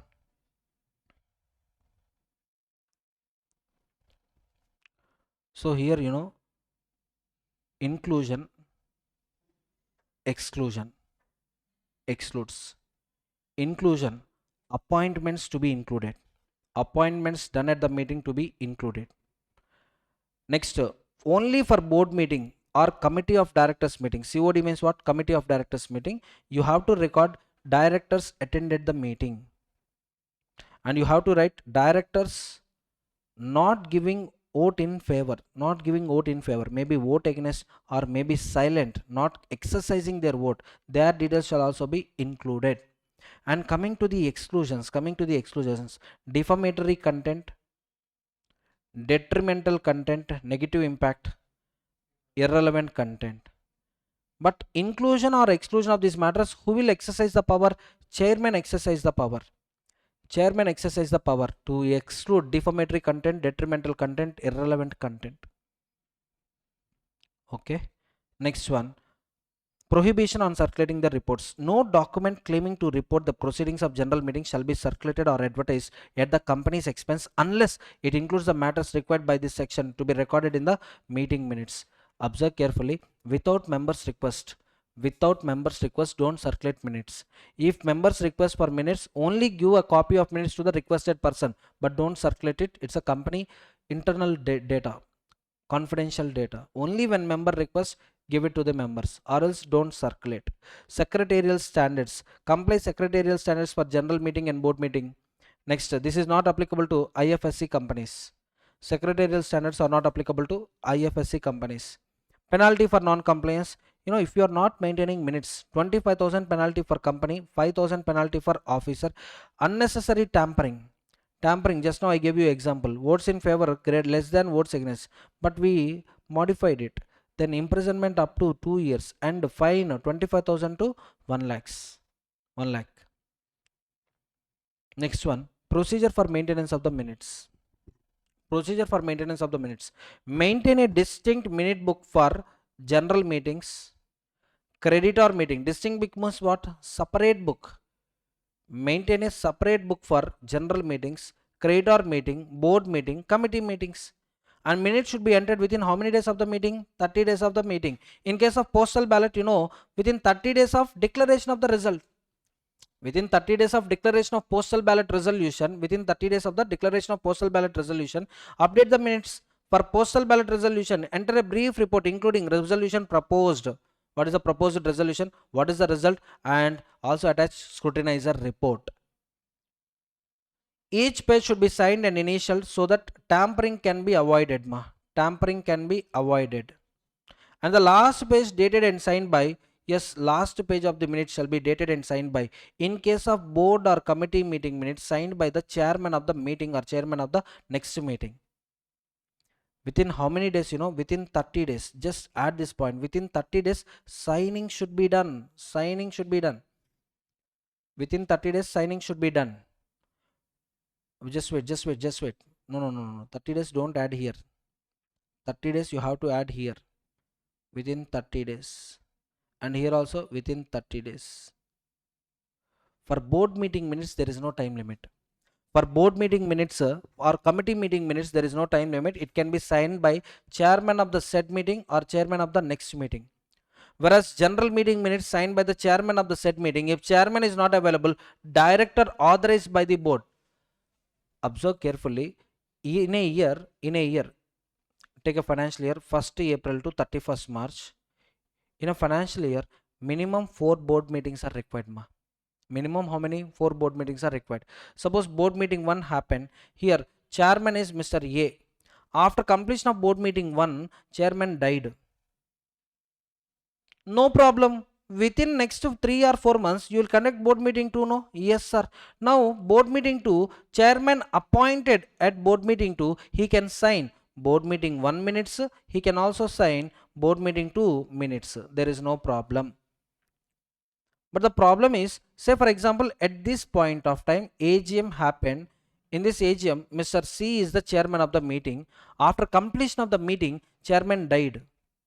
Now if I say till the next AGM, wait means till the next AGM means it will take 1 more year. Board meeting means, frequency will be very high, 4 in a year. Whereas general meeting means once in a year. Frequency is, the time gap is very high. That's why within 30 days only signature to be done. Either by present chairman Mr. C. Sir, C is not available, sir. Then any director authorized by the board. Director authorized by the board shall sign the minutes. Tell me, which minutes should be signed by the chairman or director authorized by the board? Company meeting minutes. Whereas only chairman can sign it. Which minutes? Board meeting minutes. Either now or after next meeting. Either now or after next meeting. So that's what. Add within 30 days time limit to these 2 cases. Add this add this time limit of 30 days with respect to these 2 points. For board meeting minutes, there is no time limit. It can be signed by present board meeting chairman or subsequent board meeting chairman. But company meetings, postal ballot resolutions signed by the chairman of the meeting or person, director authorized by the board within the 30 days of event. Within the 30 days of the event. Minutes books of general meetings should be kept at registered office and preserved permanently. Board meetings also permanently, but another location is also possible as decided by the board. As decided by the board. Exemption for Section 8 companies. Section 118 does not apply to Section 8 companies except minutes must be recorded within 30 days of the meeting conclusion. Especially if the AOA provides for confirmation by circulation. Getting it? Section 8 company where interest of the members is negligible, interest of the public is very, very high. So that's what Section 8 companies, if they want to circulate minutes, they can happily circulate it. For them, Section 118 is not applicable. But it must be completed within 30 days and AOA will confirm it.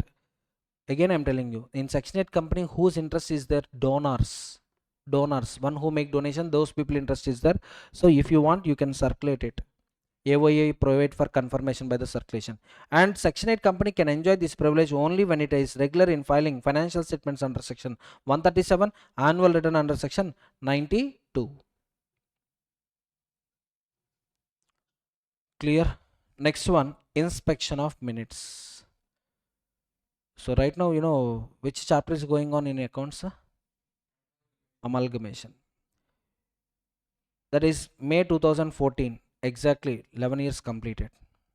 11 and a half years completed.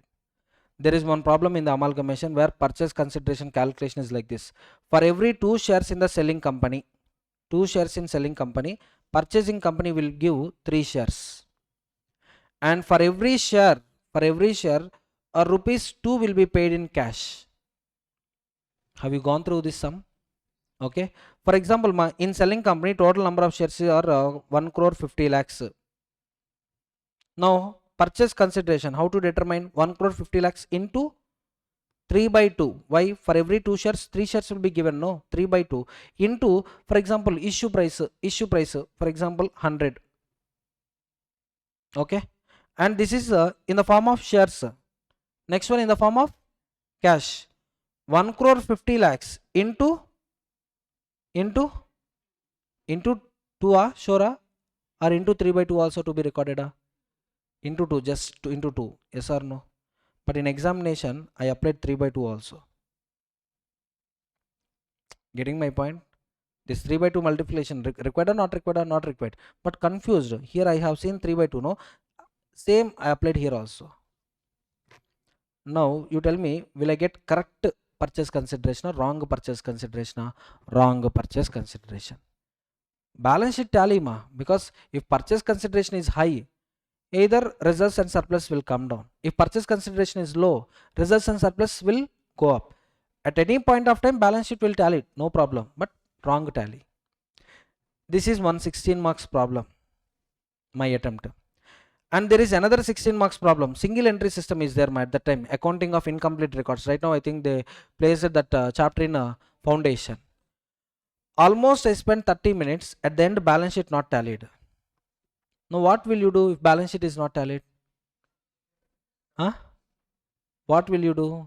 You will tally it, or you will leave it? Just leave it. Don't tally it, because suppose here you got 10 lakhs. Here you got 10.2 lakh. For making tally, whatever you do, it will not match with suggest answers. So that fellow will see suggest answers. Oh my god, in suggest answers it is 10.1 lakh. This fellow got 10 lakh, 10.2. Somewhere he did wrong. Complete wrong. Will get 0 marks. But what I did is, balance sheet not tallied, so I just kept it blank. I know some mistake happened, but where the mistake happened I don't know. Time constant is there, I ignored it. Another 16 marks. I attempted only for 96 marks that attempt. 96 minus 16 minus 16. Perfectly how many marks I attempted? 64. And again, in my attempt, one question directly it came from study material. Direct question, but one mistake happened. In the figure, 10 extra figure came. Extra 0 came. Same as it is sum. No change in figures, as it is figures, but one figure 0 added. If I do it, answer will be infinity. If I correct and do it, correct answer will come. But who am I to correct question in the examination hall? So that is another 8 marks. I wrote 2 answers because I know study material content. I wrote it and I told this, if this is a mistake, then this is the answer, or else the answer comes infinity, like that I wrote. So this 8 is also contingent only. So finally attempted 56 marks without mistakes, maybe. I thought, only single entry system is only wrong. I started reading law. My friend called me, how much is the purchase consideration? I said, no, I won't tell my answer. But he told his answer. He told the answer. Mismatch came. Finally doing calculation, I told into 3 by 2 there. No, array, you have to apply 3 by 2 there, not here. And that fellow said, okay, I need to read law. Bye bye, Tata, see you. He switched off the mobile. Very, very nasty fellow. Very happy that time. That fellow is very, very happy. So 56 marks attempted perfectly without any mistakes. Maybe I attempted 96. Out of 96, how many marks are correct? 56. But the score I got is 79 marks.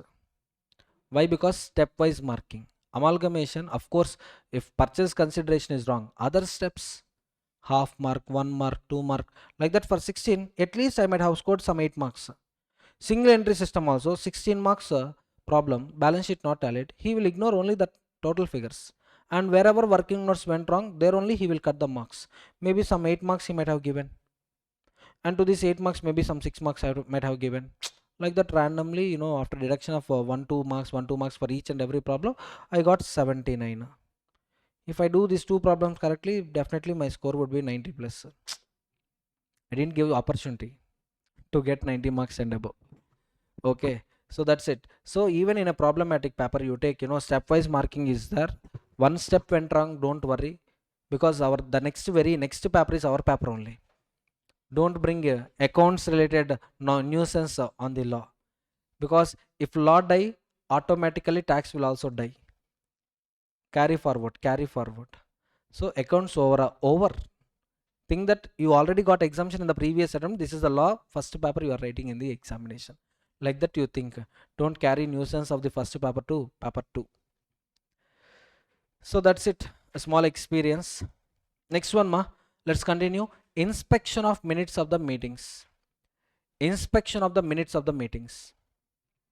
The minutes of the proceedings of general meeting will be kept at where? Registered office. Available for inspection by any member is the owner of the company. Definitely any member can inspect them during business hours only, not night times, subject to reasonable restrictions. That reasonable restriction is 2 hours per day allowed for inspection. Sima, minutes is a book maintained by CS is a full-time KMP of the company, key managerial person. Every time everyone is coming and asking for minutes means that CS should open the minutes and should display the minutes. Now CS is not a full-time KMP. He is like an office boy for minutes book. He will also have n number of works. So that's why don't keep minutes open for complete day. At least open it for 2 hours a day. So that CS time will be saved or CS assistant time will be saved. Minimum of 2 hours per business day must be allowed for inspection. A member can request a copy of the minutes within 7 working days by paying a prescribed fees. A member can request a copy of minutes. Just add a point. Company must submit minutes within 7 working days upon upon paying a prescribed fees. Upon paying a prescribed fees or upon payment of a prescribed fees. Upon payment of a prescribed fees. What is the exact point meaning? Simply, if you remember 117, if you remember section 17, what is section 17? Request for company documents. Whenever a person requests for company documents within 7 working days, the requested document should be submitted. Only request alone sufficient. Payment of fees also required. Payment of fees also required.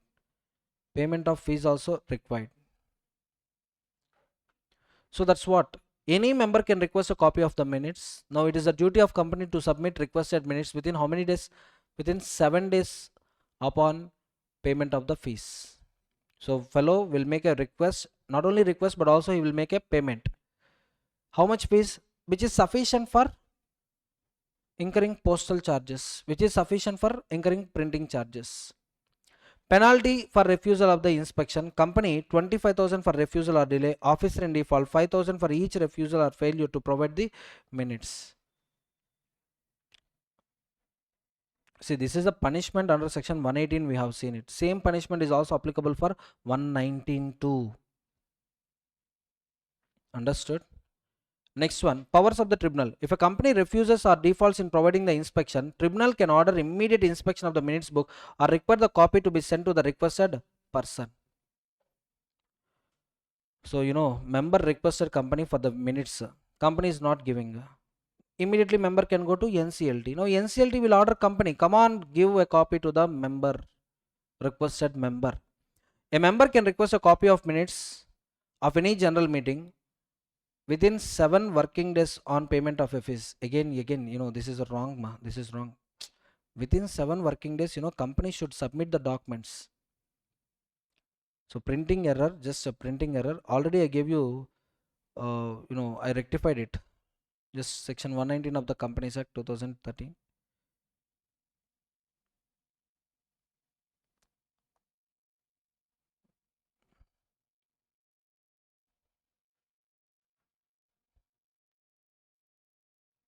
Here you can see, any member shall be entitled to be furnished within 7 working days after he made a request in that behalf to the company, and on payment of such fees as may be prescribed with a copy of the minutes. A lawmaker sentence drafting is wonderful. First we won't understand. First we can't understand. Observe carefully. The matter which is between the commas, ignore it. A member shall be entitled to be furnished on payment of such fees as may be prescribed a copy of minutes within how many days? Within 7 working days after he has made a written request. So tell me, first what happens? Request happens, next payment, and next delivery of the documents. So let me correct here itself. Any member can request a copy of minutes of any general meeting on payment of a fees. This is comma, on payment of fees, company has to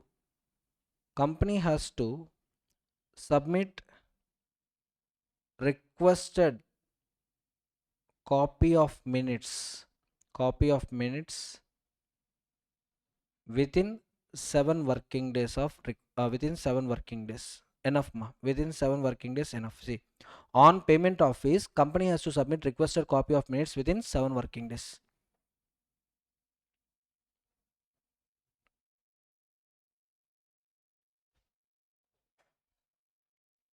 Clear? This is the correct sentence formation.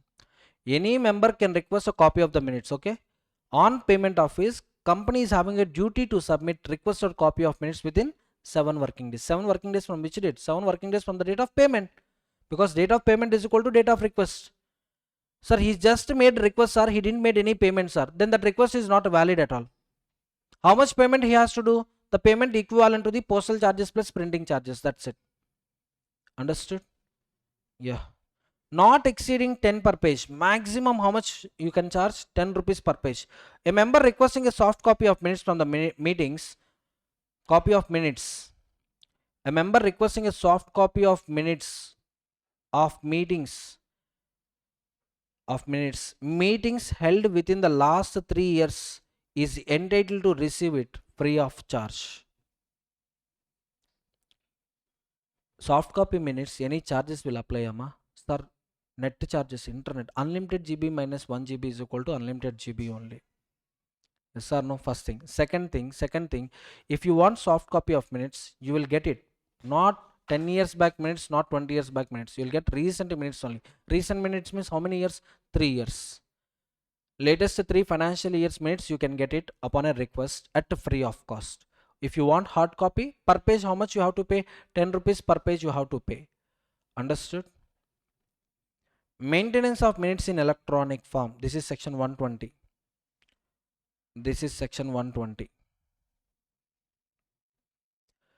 Storage and inspection. Any document, register, minutes required to be kept, inspected, copied under this act may be maintained in electronic form. Oh my god, he is giving you wonderful option. If you want maintain minutes in electronic form, you can also maintain minutes in electronic form. But for following companies, mandatory. This is mandatory of electronic mode of minutes. Which companies? Listed companies or companies with at least 1000 shareholders.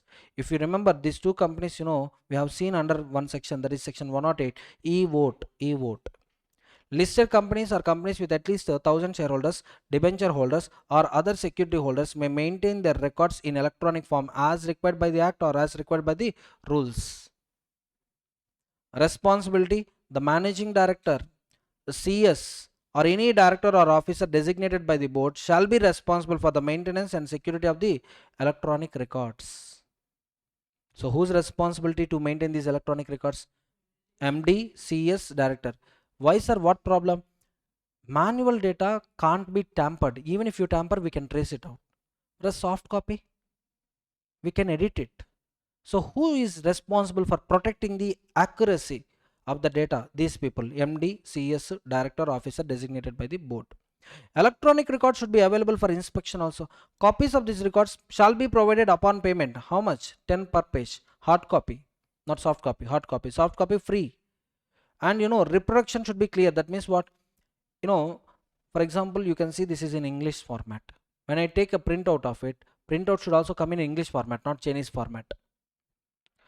Existing companies must convert records from physical to electronic record within 6 months of the notification. Existing listed companies, already with 1000 plus shareholders, 1000 or 1000 plus shareholders, they must convert physical minutes into electronic mode of minutes.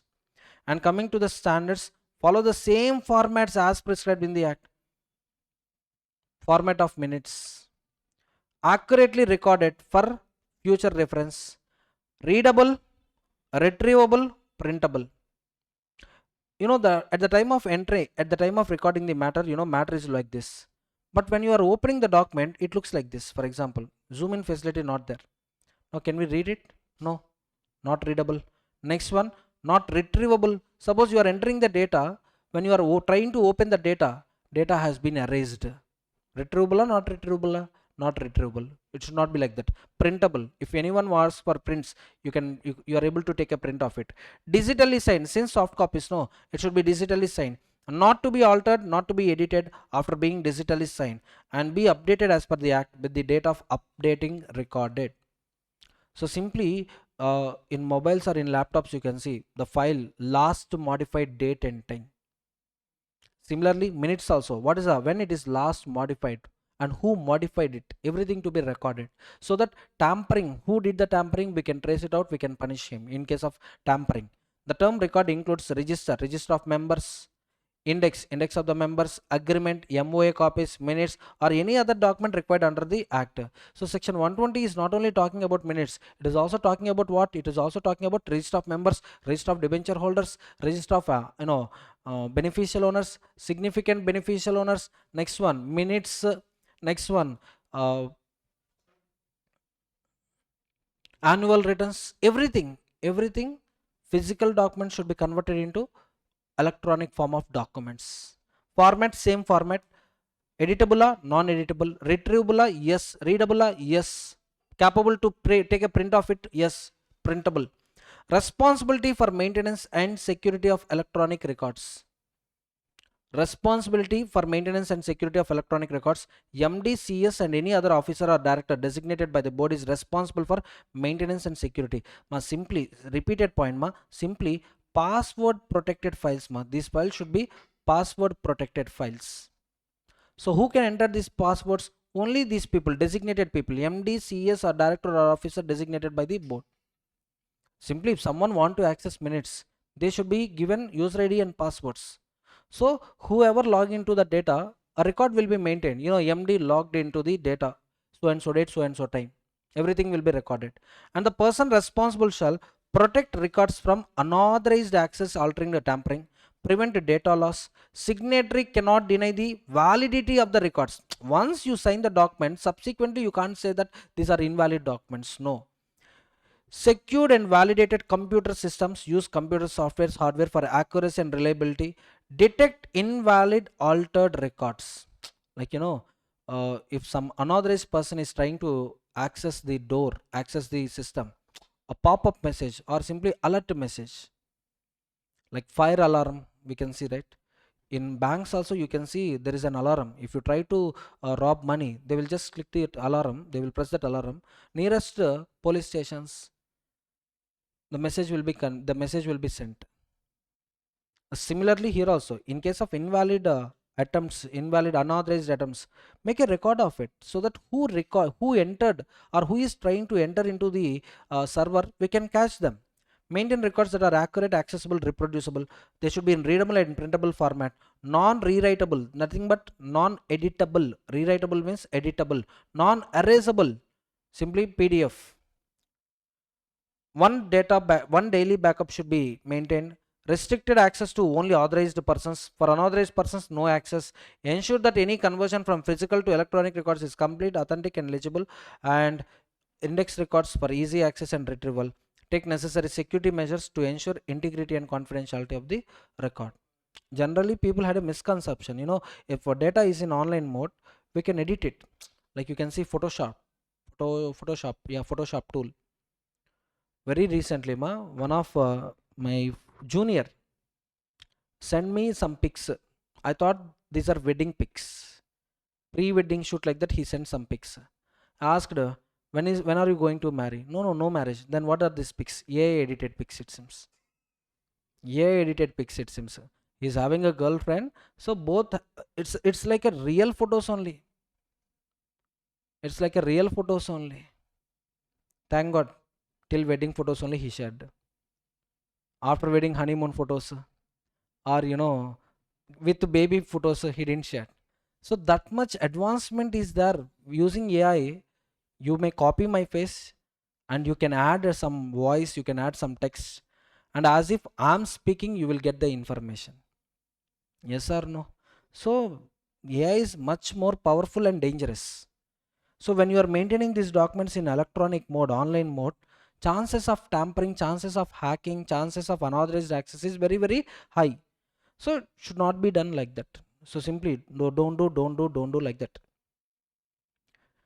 Understood? So this I'm not talking only about minutes, but also about register of members, index of members, everything, MOA, AOA, everything. One last concept, that is section 121. 121. First we will see MGT 15. That's it. It will be over. MGT 15. MGT 15 form of any company. Mm,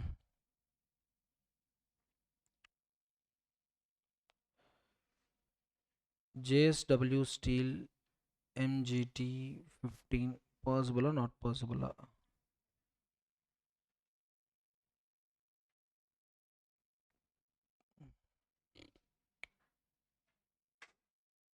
Chalo, directly we'll see form number MGT 15. First we'll see, what are the contents of MGT 15. Section 121 will be over. Form number MGT 15 applicable to only listed companies. First you enter SIN, click on prefill, automatically name of the company, registered office, email ID, all this information will come. Date of general meeting, day of AGM. This tells that AGM was not conducted on national holiday.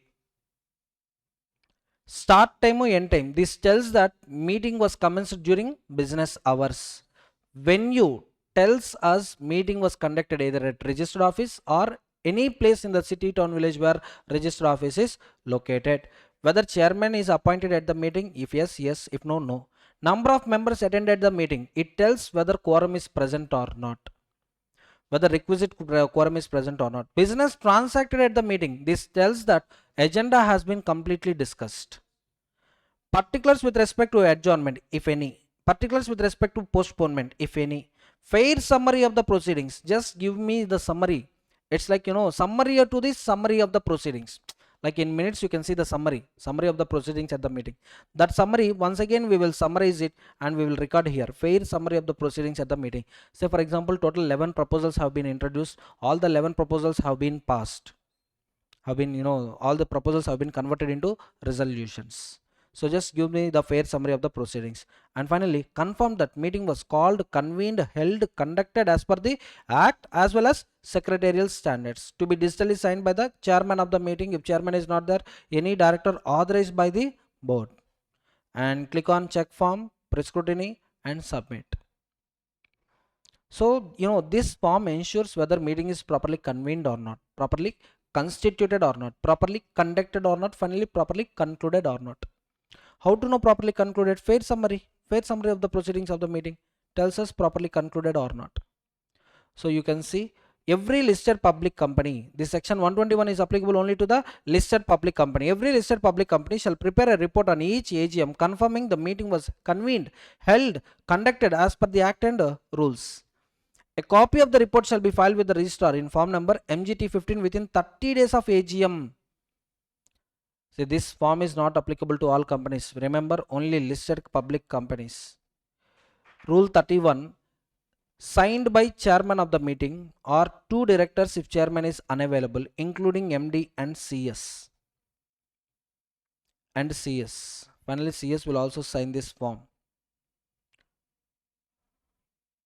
And coming to the details. Sima, this report is in addition to minutes. That's what I'm telling you. Minutes is a summary. This is the another form. applicable only to the listed company. So details you see, day, date, hour, venue of the AGM, confirmation of chairman appointment, number of members attended the meeting, quorum confirmation, compliance with act to rules, secretarial standards, business transacted and the results, adjournments, postponements, other relevant points. And penalty for default, just write equation. For company, the penalty is 1 lakh plus 500 per day up to 5 lakhs. Whereas officer in default 25,000 plus 500 per day up to 1 lakh. In case of delay in filing, how many days delay happened per day 500, and standard punishment 1 lakh to 25,000. But there is a maximum limit also, 5 lakhs for company. Ceiling limit for officer in default is 1 lakh. Simply this form is to ensure meeting is properly convened, properly constituted, properly conducted and properly concluded in addition to the minutes. Clear? Any appointments done, record it. Appointments done also record it, because you can see here failure summary of the proceedings. Appointments done, record it. But this is not applicable to board meetings. This is applicable only to the AGM, not also EGM, not for EGM, only for AGM. Form for filing report on AGM. Maybe this is also one exceptional topic. Listed company conducted EGM. ROC contended that the company didn't file MGT 15 within 30 days of conclusion of EGM. Do you agree with ROC contention? No, because form MGT 15 is applicable only for AGMs, that too for listed companies. Before I start new topics in this lecture, let's quickly revise section numbers of management and administration. I won't mention what is the section, I'll just give section number reference. Okay, management and administration 88 to 122 divided into two parts. Registers and returns 88 to 95, general meetings 96 to 122. And again registers and returns divided into two parts. One is registers, other one is returns. Registers, register of members 88, beneficial owners 89, significant beneficial owners 90, can be closed under section 91. And coming to the returns, we are having two returns for all companies. Annual returns are applicable 92, and changes in promoter stake 93. Of course these registers and returns are available for inspection, they will act as an evidence. Okay, so 93 not applicable to us, ignore. And we are left with 89, 90, 94, 95. In registers and returns part, we are left with 4 sections. Next one, 96 to 122. Here we are having types of general meetings. Next one is requirements. Types AGM, EGM. So AGM again two types. AGM called by company 96, AGM directed by NCLT 97, EGM directed by NCLT 98, non-compliance punishment 99, and EGM by the company 100. EGM by the requisition is 100. Next one, coming to the requirements, yes, 4 PCs I need to satisfy. First PC, properly convened. For properly convened, notice is must and should. And if it is having any special business, explanatory statement must and should. In explanatory statement, 2% rule you have to remember. Extent of shareholding of the promoters in the another body corporate with which company is entering into a contract. If it is 2% or more, then disclose. If it is less than 2%, don't disclose. Next one, properly constituted. For properly constituted, we check what? Quorum. Who will check quorum? Chairman. And while checking quorum, he excludes proxy. He includes representative of president or governor, representative of a body corporate. Next one is properly conducted. For properly conducted, yes, first we see what? Voting. And next, the effect of voting is resolution. Under voting, 2 branches. Restrictions, types. Restrictions 106, types SEPB. Yes, show of hands 107, e-vote 108, poll 109, ballot 110, postal ballot. Next, resolution city SAR. Circulation of resolution 111, types of resolution 114, special notice 115, adjourn meeting 116, resolutions to be filed with ROC 117. And finally, for properly concluded, we check what? Minutes. minutes 118, available for inspection 119, of course can be maintained in electronic mode 120, electronic mode of documents. These general meeting rules are not, these general meeting rules complied. Listed company, have you complied it? Yes. Communicate with ROC in which form? MGT 15. Within how many days? Within 30 days. Under which section? 121. And OPC for you relaxation under section 122. That's it. 3 minutes. Chalo, we are left with 5 sections in this chapter: 122, 94, 95, 89 and 90. Let's see section 89 first. Essence of section 89 is to find out the Binami transactions.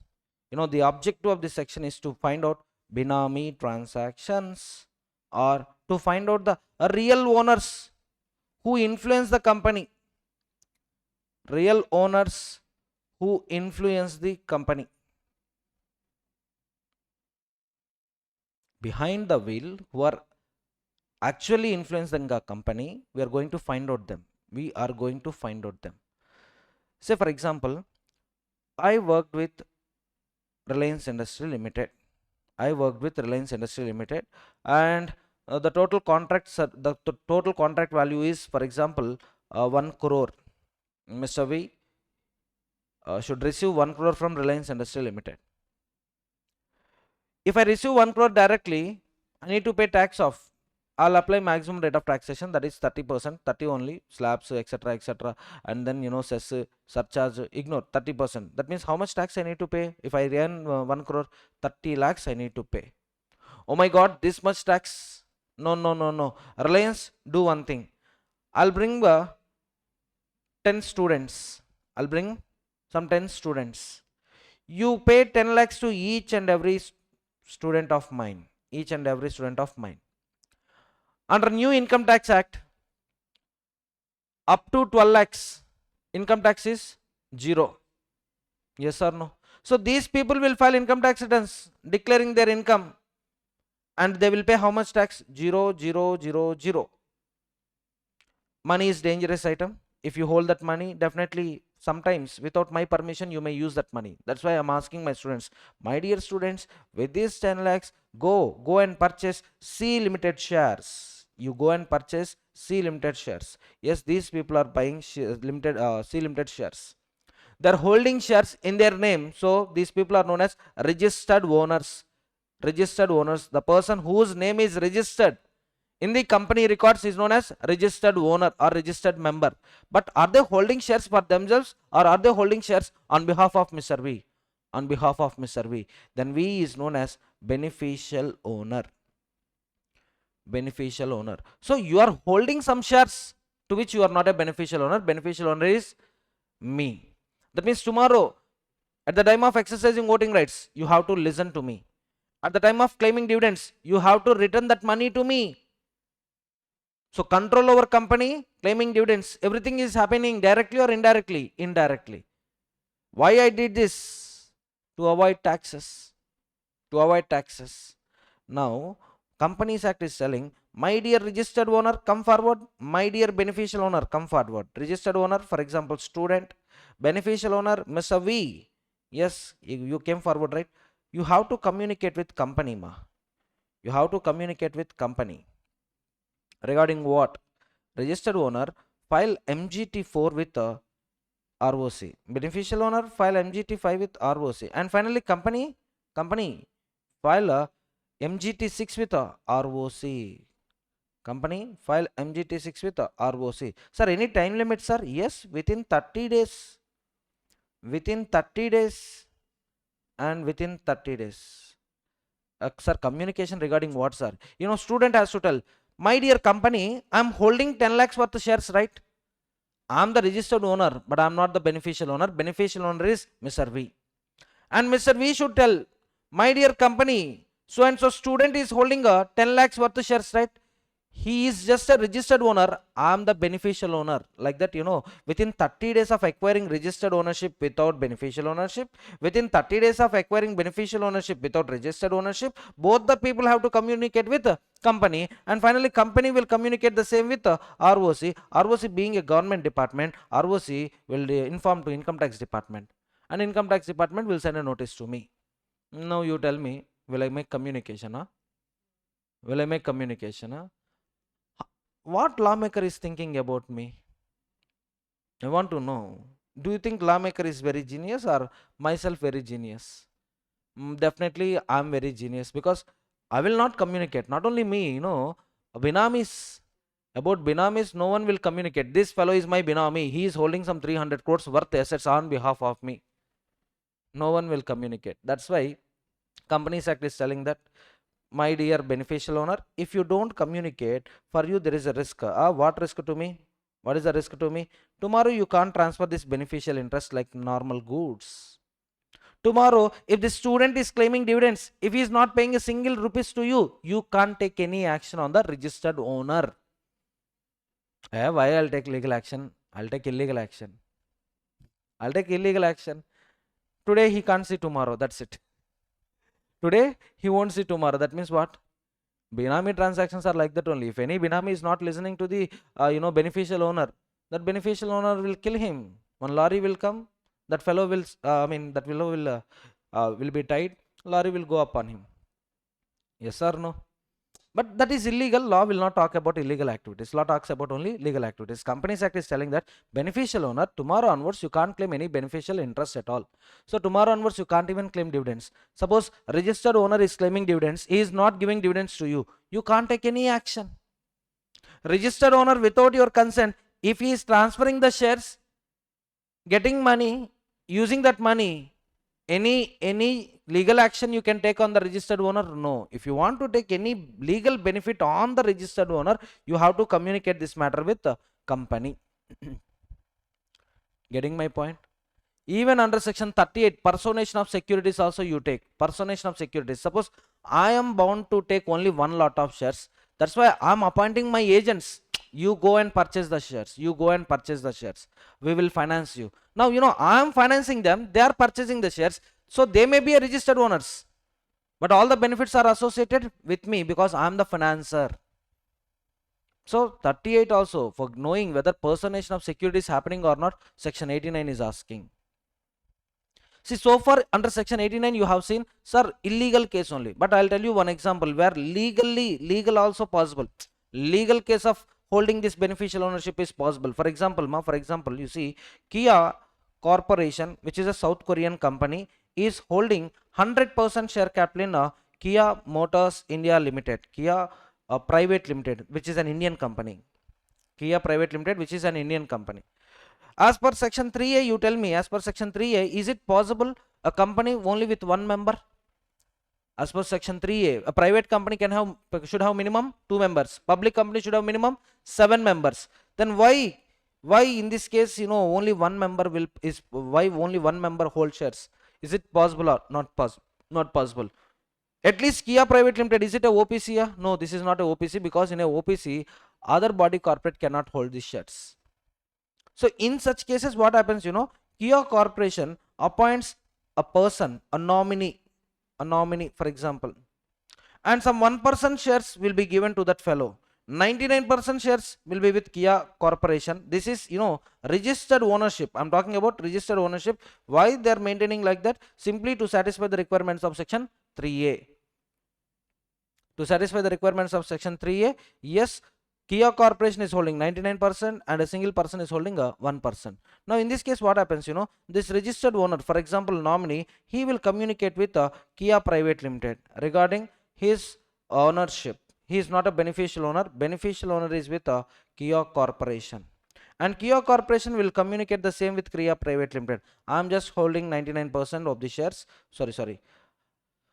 So I'm just a beneficial owner and Mr. N is the registered owner.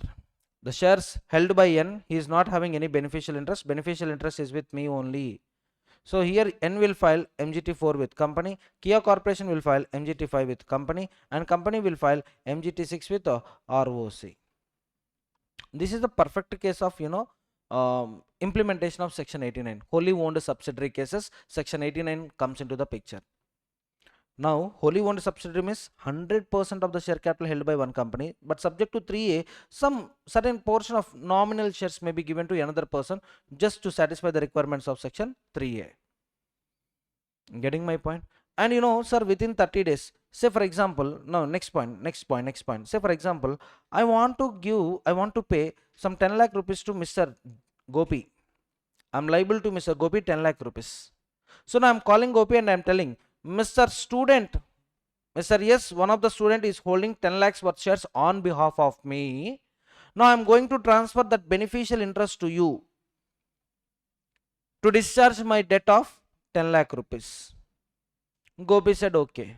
Now what happened?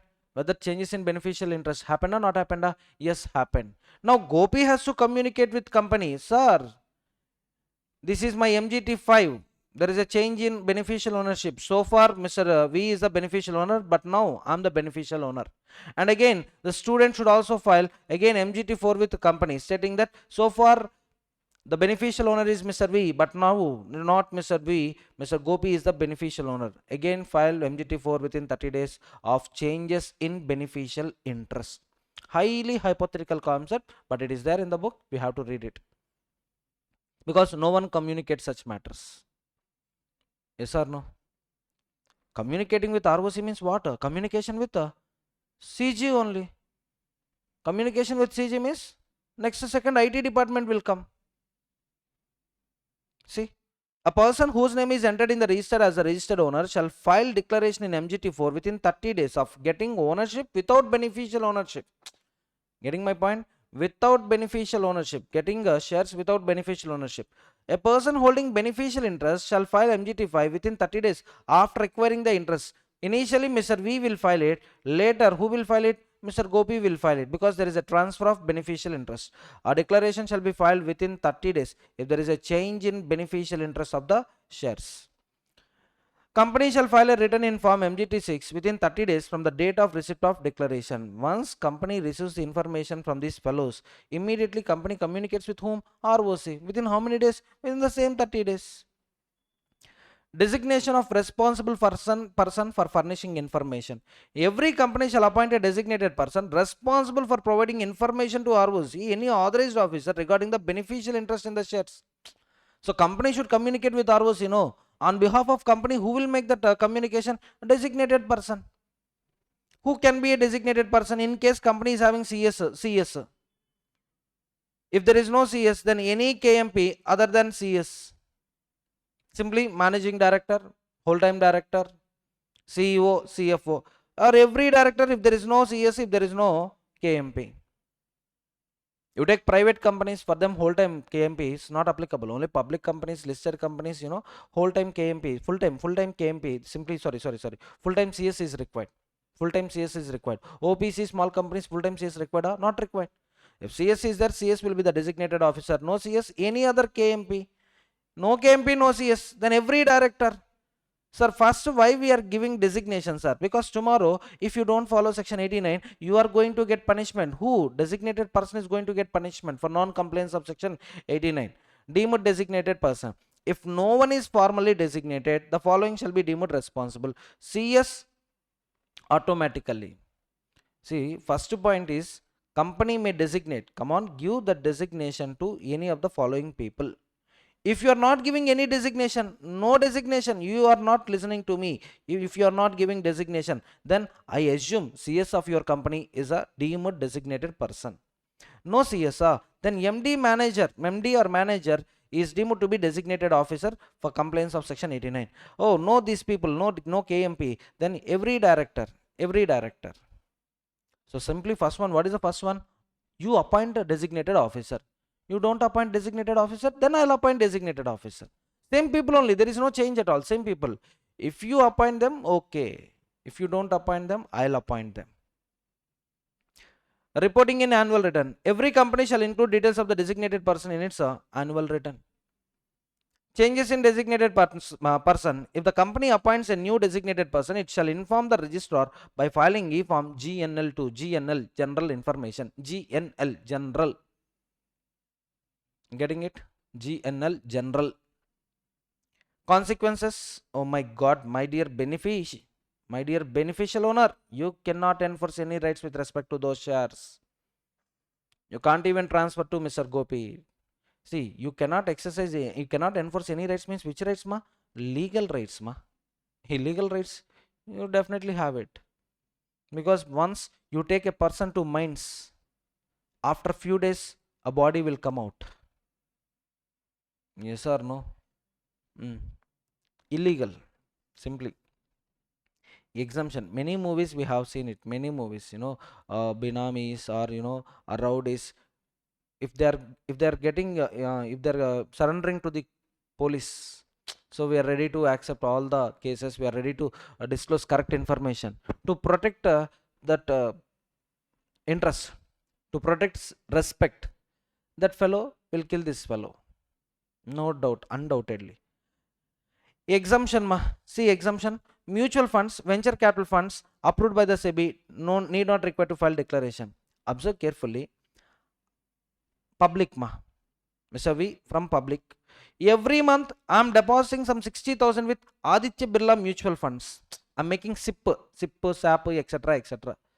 SIP, systematic investment plan. With this money, Aditya Birla Mutual Funds is acquiring shares of, say for example, some Reliance Industry shares, TCS shares, Asian Paint shares, and next some government undertaking PFC shares.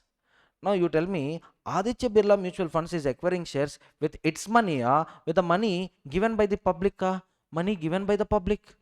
That means this might be registered owner, but Mr. V is a beneficial owner. So now every time when I make investment, can I file MGT4? Can Aditya Birla Mutual Funds file MGT5? Is it possible? Not possible, because mutual fund units may change. Sometimes I may buy, sometimes I may sell. That means there will be change in beneficial ownership. And Aditya Birla Mutual Funds, they will not hold shares for a longer duration. If they think shares will increase in the short run, they will make investment. Once shares price increased, they will sell it. So every time changes means, come on my dear registered owner, come on my dear beneficial owner, file the forms means every day before making investment, file the form. After making investment, after selling the investment, again file the form. Yes or no? But the logic is, they are already regulated by SEBI. Why again Companies Act asking them to complete the provisions? They are already governed by SEBI means risk of public interest will be minimal only. It's zero. It might be zero or very, very minimum. Next one, CG may exempt certain persons or classes from complying with section 89 under public interest subject to specified conditions. Oh my CG, you are having powers to exempt companies from the public interest. I told you few examples under 96, if you remember. Unlisted public company, if you want to conduct AGM, you can conduct AGM at any place in India. Yes or no? Like that, CG may exempt few companies from complying with section 89.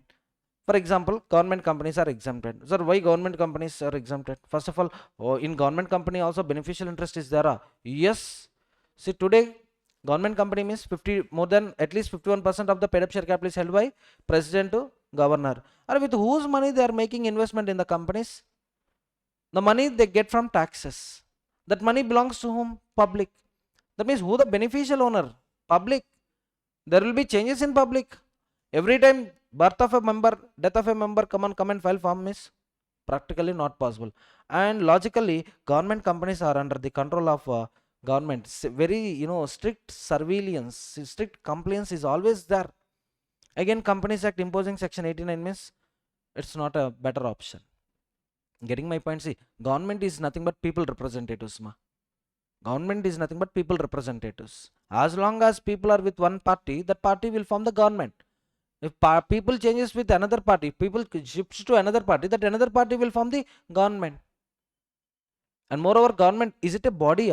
First of all, is it a separate legal persona? No. Every 5 years, elections will happen. That means old body will be dissolved. There is no concept of perpetual succession to the government. Next one, duty of company to pay dividend not affected.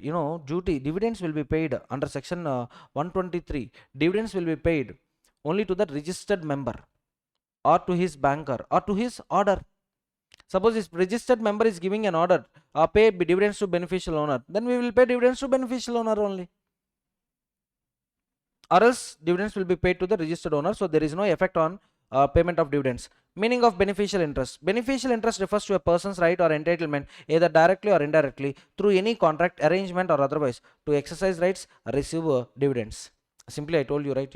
I'm asking you to cast votes in favor, I'm ordering you to cast votes against, and you are following me. Why? Because I financed you. Receive dividends or participate in any distribution related to the shares. Yes, whatever dividends you receive, come on, give it to me. So this is the types of beneficial interest, varieties of beneficial interest. Penalty. My dear registered owner and my dear beneficial owner, you fail to communicate a 50,000 rupees standard penalty. And how many days delay you will do, plus 200 per day, maximum 5 lakh rupees. Maximum 5 lakh rupees. And my dear designated person, come forward, and company, you also come forward. For you 1000 per day, 1000 per day, up to 5 lakhs for company. This is the punishment for company. Whereas officer in default, you also come forward, for you also 1000 per day and up to 2 lakhs. Here generally officer in default means designated person. Highly hypothetical section. If someone is following it, means follow it, ask them to follow it. I'll give you one more example, where beneficial ownership, significant beneficial ownership declaration. I'll show you. Just wait. Reliance, RIL, come on. RIL, SBO list. RIL, SBOs. No. Google. SBO means significant beneficial owners. Significant beneficial ownership. See, 89 over 90, the only difference 89 and 90 is 10%. 89 indirect holdings shall be communicated. 90 direct plus indirect. How much? Direct plus indirect. Total 10% if a person is holding. Then we call him as significant beneficial owner. Here, definitely these people are real influencers. Beneficial ownership is just to find out the binamis, to find out the issues, cases where taxes are getting avoided. Whereas SBO, the real intention of the SBO is to find out the persons who really influence the company. Because significant, right? 10% of the ownership is with you means you can simply, you can do anything. For example, you take, our democracy only, our political parties only, you take, particularly in our state, the difference of margin between, winning party and losing party is just 10% only. And you take central wide elections, the BJP vote share is some 36%, Congress vote share is some 32%. How much is the difference? 4% only. So 10% can influence anything. Just imagine 10% of other parties, if they support Congress can easily form the government. So 10% is definitely a significant interest only. Yes, you can see here shareholding pattern as on June 30, 2022. A same copy was sent to, London, Luxembourg and Singapore Stock Exchange. Singapore Exchange Limited. So next, on all official publications, many times I told you 7 components should be there. Top, you can see Reliance Industry Limited. Bottom, registered office, phone number, email ID, telefax, website address, and then SIN also you can see. And Reliance Industry Limited, format of holding of specified securities. Reliance Industry Limited, summary of the statement, holding of specified securities. Specified securities.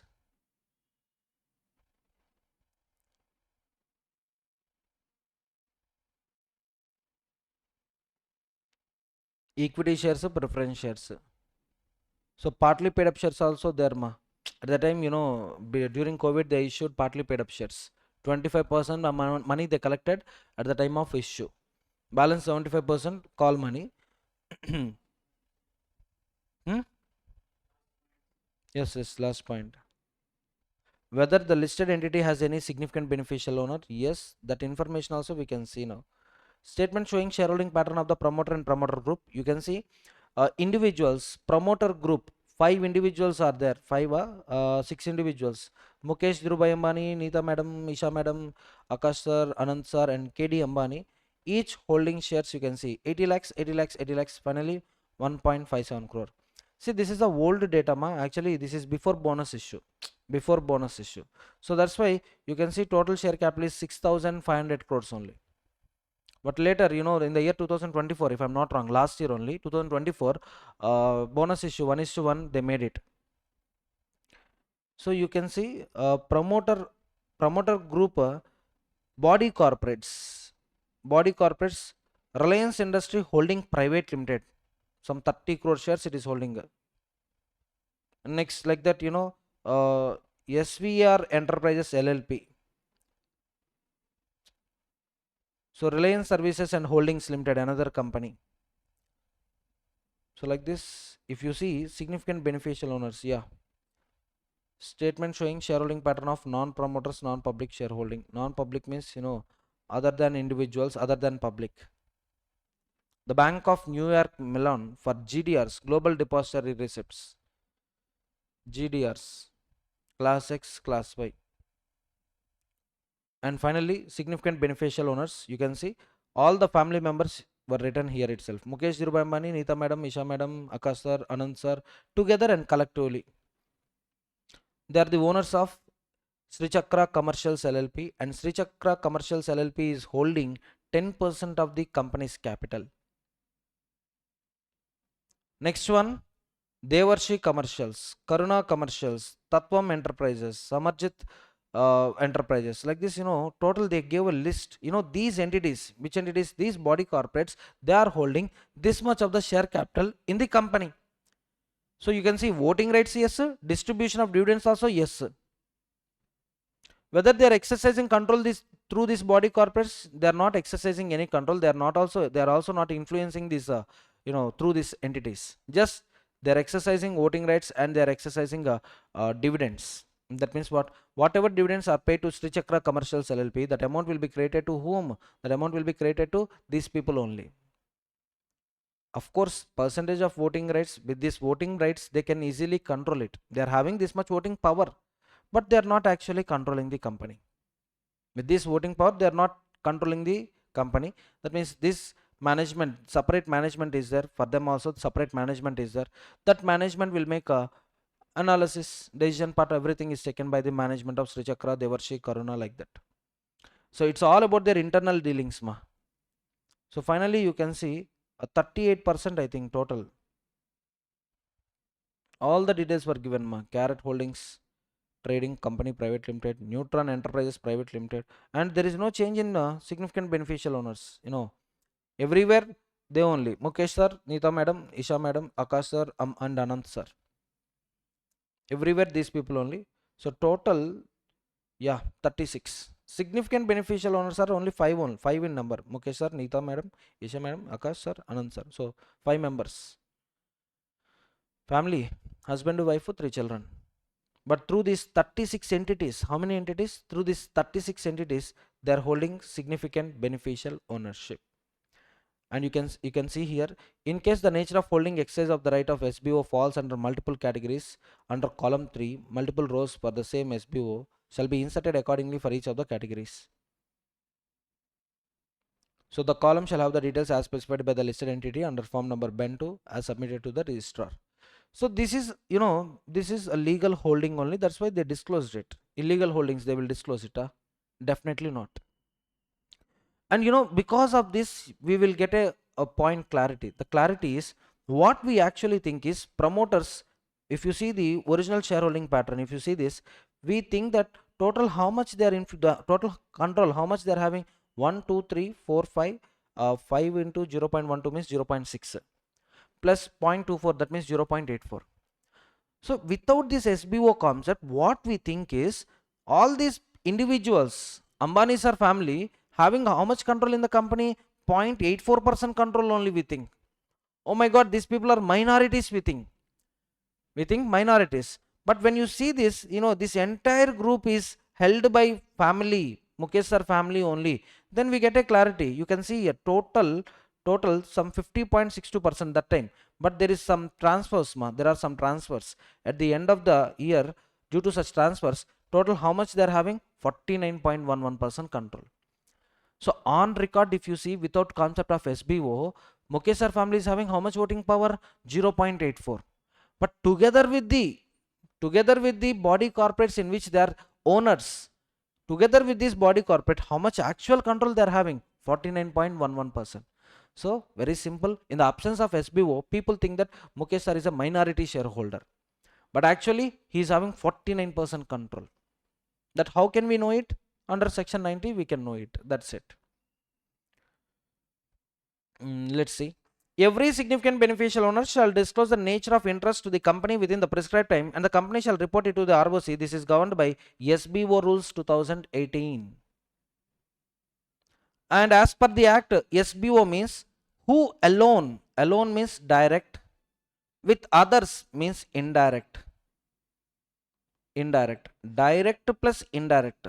So both the words are used, alone or with others or through one or more persons or trust, holds at least 25% of the beneficial interest, greater than or equal to 25% of beneficial interest in the company shares, or or prescribed percentage. As per rules, they prescribed it as 10, as per act 25, but as per rules 10. So of course this can be reduced, this can be increased, this 10% can be reduced, or this 10% can be increased. But right now, what is the rules? Sorry, as per rules, what is the current rate? 10%. In recent examination also on this point only, on this 10% only question came. So act is telling 25, but government is sorry, Parliament is giving power to the central government to fix other percentage also. The right to exercise or actually exercises significant influence or control over the company. SBO is now defined as someone who holds indirectly or together with direct holdings. Total indirect or direct plus indirect. Sir, only direct there are. Only direct holding means what is the concept of SBO? See ma, I'm directly holding 60% of the capital in the company. Now what about, why should I disclose SBO details? I'm the beneficial owner, I'm the registered owner. Total 100%, I'm the owner only. 60% I'm holding. In that 60% I'm not holding for others, or others are not holding for me. Direct holding. In case of direct holding, why section 90, why section 89 will come into the picture? Section 90 comes into the picture only in case of total indirect holdings or partially direct and partially indirect holdings. Direct will not come. Direct alone will not come. Not less than 10% of the shares voting rights in the company, has right to receive, participate not less than 10% of the dividends, has significant influence or control. Simply what they are telling, voting rights. A second one is dividends. Third one is control. For these three, there is a condition of 10%. 10% of company voting rights, 10% of company dividends, 10% of company control, or finally has significant influence, either directly or indirectly. So in this case, in this case, I may not hold one share also, but I may enter into an agreement with the company. So private agreements, without my consent. Without my consent, you should not do the things. Simply to find out the shadow promoter or shadow director who really influences the company, government want to know. And this is also useful for FEMA. This is also useful for FEMA. How? Say for example, you tell me a Pakistan citizen, is he entitled to make investment in India? Allowed or not allowed? Not allowed. FEMA restricts cross-border transactions with the countries who is sharing our land boundaries, country land boundaries. And definitely, if this fellow want to make investment subject to FEMA, may be possible. I'm not telling 100% prohibited, may be possible. Now, due to these conditions, due to these restrictions, this Pakistan citizen, what he will do, he will finance a Mauritius citizen. And Mauritius citizen is free to make investment in, for example, our company C Limited. So yes, Pakistan citizen is financing some $2.5 billion, for example, 2.5 billion dollars or rupees. And with this money, Mr. M is acquiring C Limited. Mr. M is acquiring C Limited. Now you tell me, C Limited is actually under the control of M. Is it under the control of Pakistan citizen? Definitely Pakistan citizen, because Mr. M is just a tool in the hands of the real owner, the beneficial owner. So here is a real, he is a real, but as per the records, this fellow is real. So that's what I write like this for easy understanding. This fellow is just a dummy person, but who the real person? The Pakistan citizen is the real person.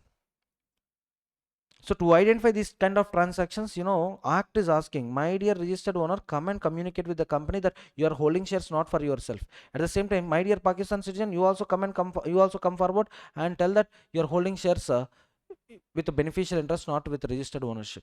But my question is, who will make communication, such kind of communications?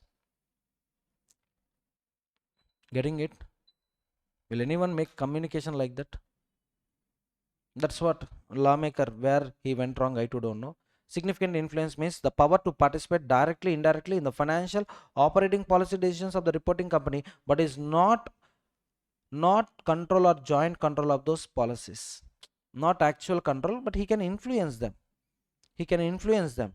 Financial and operating policy decisions. Like how much to produce, where to get finance, how to make payments, how to make settlements, financial decisions, operating policy decisions. Sir, why not control, sir? Or if it is a control, you will be covered here. Under AB points, you will be covered. I'm talking about C. C is about policy decisions. Like, in standard costing, you have seen budgets, budgetary control. So, yes, making the budgets, fixing the targets, everything is taken care by this fellow. Then this fellow is also known as significant beneficial owner. Majority stake. Sir, are you telling about CEO, sir? CEO is officially registered with the MCA. CEO is officially recorded with the MCA records. There is no problem at all. But CEO is getting influenced by other person, for example. Now that other person details we have to furnish. CEO is under the influence of Mr. X. Mr. X will decide total budgets, total finance requirements, how to procure finance, everything. X is making communication and CEO is just acting like that. Next one, majority stake, holding more than half of the. Majority stake means what? More than 50% of the stake is held by one fellow. That fellow is said to have majority stake.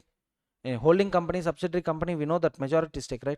More than half of the distributable dividends, no problem. Direct, indirect shareholding. An individual will not be considered as SBO if they hold rights, if they hold entitlements. Rights means voting rights Entitlements means what Dividends Dividends. Directly in the company. Direct holding criteria.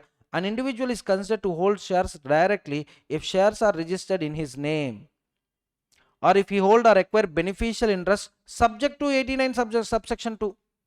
When you are filing declaration under section 89 subsection 2, I assume that you are holdings only. Your holdings only. But you are making another person to hold the shares. When you are making such communication, we assume that you are directly holding in that company only. If you are not making declaration, it won't be a direct holding. Observe carefully shares registered in your name. Suppose 10% shares are registered in your name. Okay. Next one, shares are registered in the name of your binamis. Say for example 1% or 2%. For example. Now, if these fellows are not making communication with the company in MGT4, you are not making a communication in MGT5, company is not making communication in MGT6, then how can I know you are holding these shares? Getting my point? So, are they direct holdings or not direct holdings? Not direct holdings. I assume they are direct holdings only when you communicate in MGT4, MGT5. Indirect holding, just now we have seen in the, Reliance Industry Limited, SBO. An individual shareholding is indirect if shares are held by the through body corporate, HUF, partnership, trust, pooled investment vehicle. If you see, private limited companies are there, LLPs are there. Duties of the reporting company, duty of Reliance Industry Limited. The company is responsible for identifying SBOs and ensuring them they are filing a declaration. A notice will be given in which form? Ben 4 shall be sent to any person suspected of being SBO. So how company suspects are very simple. See, Mr. V is holding, for example, 6% of the paid up share capital of the company. Getting my point? And Mr. R is holding some 2% of the paid up share capital. Mr. S is holding some 3% of the paid up share capital. Okay. So every time Mr. R, Mr. S appointing V as a proxy. V is coming to the meeting and V is exercising 11% voting power. Or R and S authorizing company to pay their 5% dividends also to Mr. V. Now company paying dividends to whom? To Mr. V. 6 plus 2 plus 3, how much? 11%. Now company should get a doubt. My dear Mr. V, what is happening? Your holding is 6%. Why these people are asking to pay dividends to you? Tell me, are they your registered owners? Are you a beneficial owner to them? If yes, come on, file form under section 90. File form under section 90. Getting it? Like this, if company is having a doubt, if company is suspecting a person to be a significant beneficial owner, now company should ask him in which form? Form Ben 4. Give Ben 4. Ask him, are you SBO? Then he need to respond, no, I am not SBO. Burden of proof lies on burden of proof lies on the person who is suspected to be SBO. Company shall maintain a register of SBOs, Form Ben 3, open for inspection by members for a fees not exceeding 50 per inspection. Okay, members, you can inspect this one, subject to fees of 50 rupees per inspection. So members should know who is actually controlling the company. Members should also know. Transparency is, entire Companies Act expect what? Transparency, transparency, transparency. Application to the tribunal. If individual is not responding to the company, if individual is not responding to Ben 4 within 30 days of the notice, or information is unsatisfactory, he gave information but it is not satisfactory, then company go to tribunal and file within 15 days of expiry of the period specified in the notice. Like what means, day 0, imagine day 0, company sent Ben 4 to Mr. V.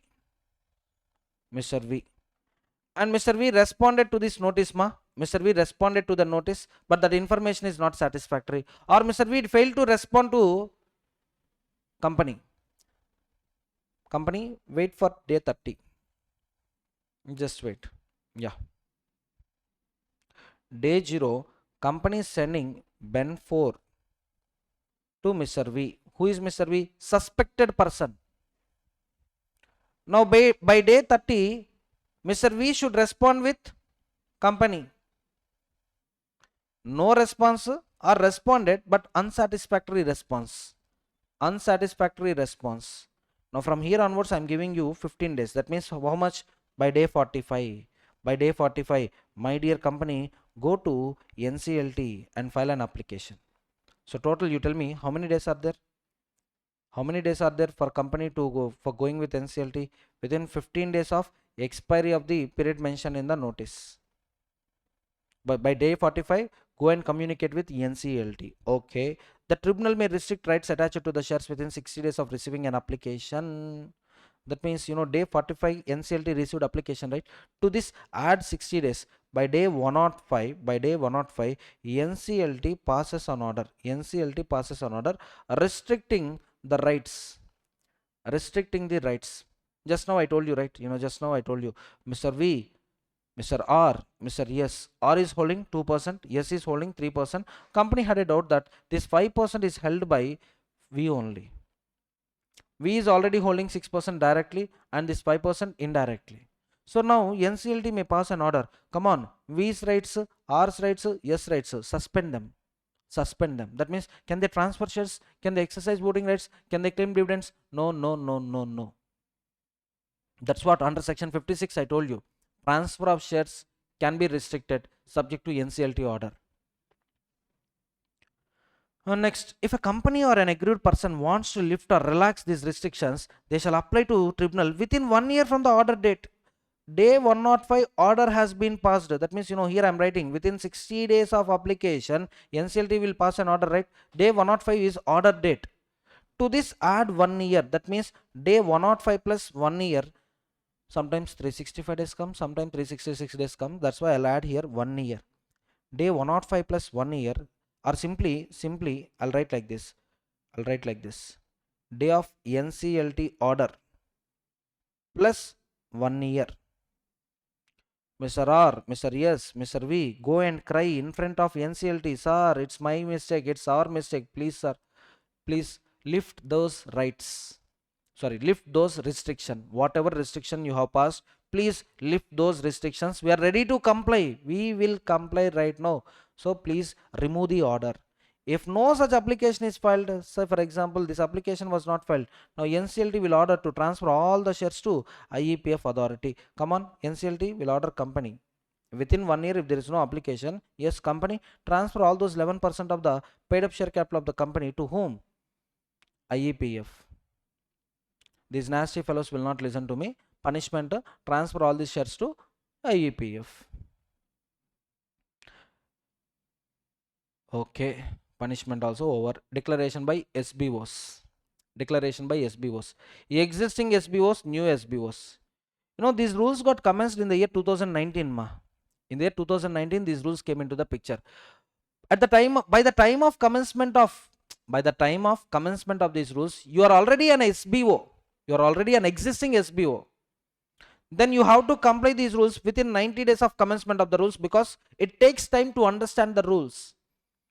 Listen carefully. Suppose these rules came into the force with effect from, we'll ask Google only. Google is there, no? SBO rules commencement date. SBO rules commencement date. SBA rules, no, SBO rules 2019. 8th February 2019. That's what we have seen in Mr. Mukesh sir holdings also. So 8th February 2019. So this was dated 8th February. 8th December I told, 8th February. 8th February, right? Yeah. 8th February 2019, these rules came into the picture. Which rules? SBO rules 2019. But the point is, sir, Mr. V is a registered owner with 6% of the capital, and R and S, they are also registered owners for 5%, but they are holding on behalf of V. This arrangement already happened in the year 2018, sir. That means Mr. V is already an SBO at the time of commencement of the rules. Now, my dear Mr. V, you comply these norms within 90 days of 8th February 2019. So I'm giving you 90 days. 8th February 2019 plus 90 days. By this time, come on, communicate with the company in Ben 1 form. No, sir. This arrangement not happened in the year 2018. This arrangement happened in the year 2020. Date, for example, 31st March 2020, sir. Now for you, I'll give 30 days only. Already rules are there, no? Already rules are there. And within 30 days, that means by 30th April 2020, communicate your significant beneficial ownership with the company. Are you all getting my point? Existing SBOs means by the time of commencement of rules, he's already an SBO. Comply with the norms within 90 days. No, sir. After commencement only I became SBO, sir. Now for you, 30 days. But this is very, very interesting point. Just give one time reading of this point, I'll tell you. Very interesting point. If an individual becomes SBO within 90 days of commencement of the company amendment rules 2019, it will be considered effective on 90th day from the commencement date. The 30-day period for filing declaration will be counted from the date. Oh my God. The beautiness. Let me tell you.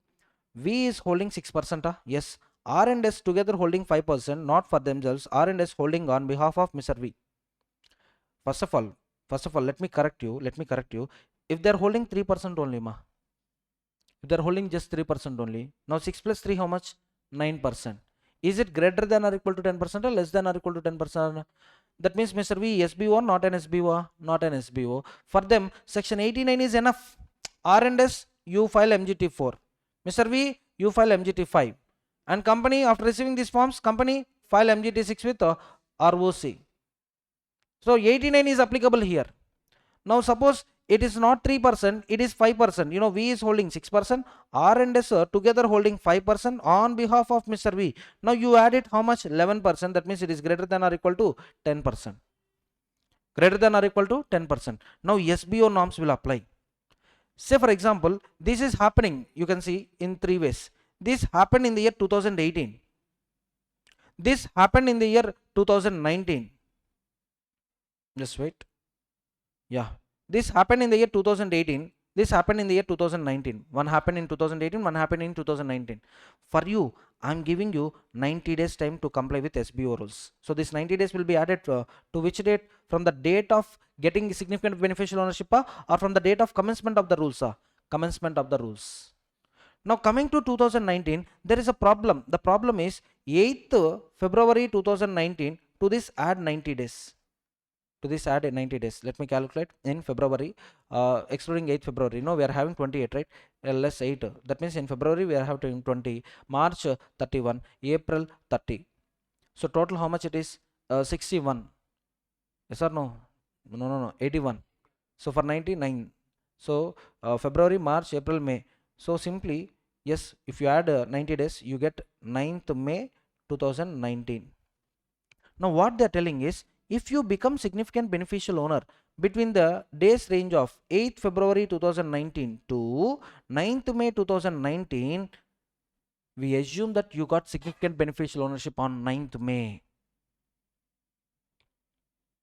For example, this kind of beneficial interest I acquired on 30th March 2019. If you tell you have to comply within 30 days, understand, try to understand. Within 30 days of acquiring beneficial ownership, now how much time is left over with me?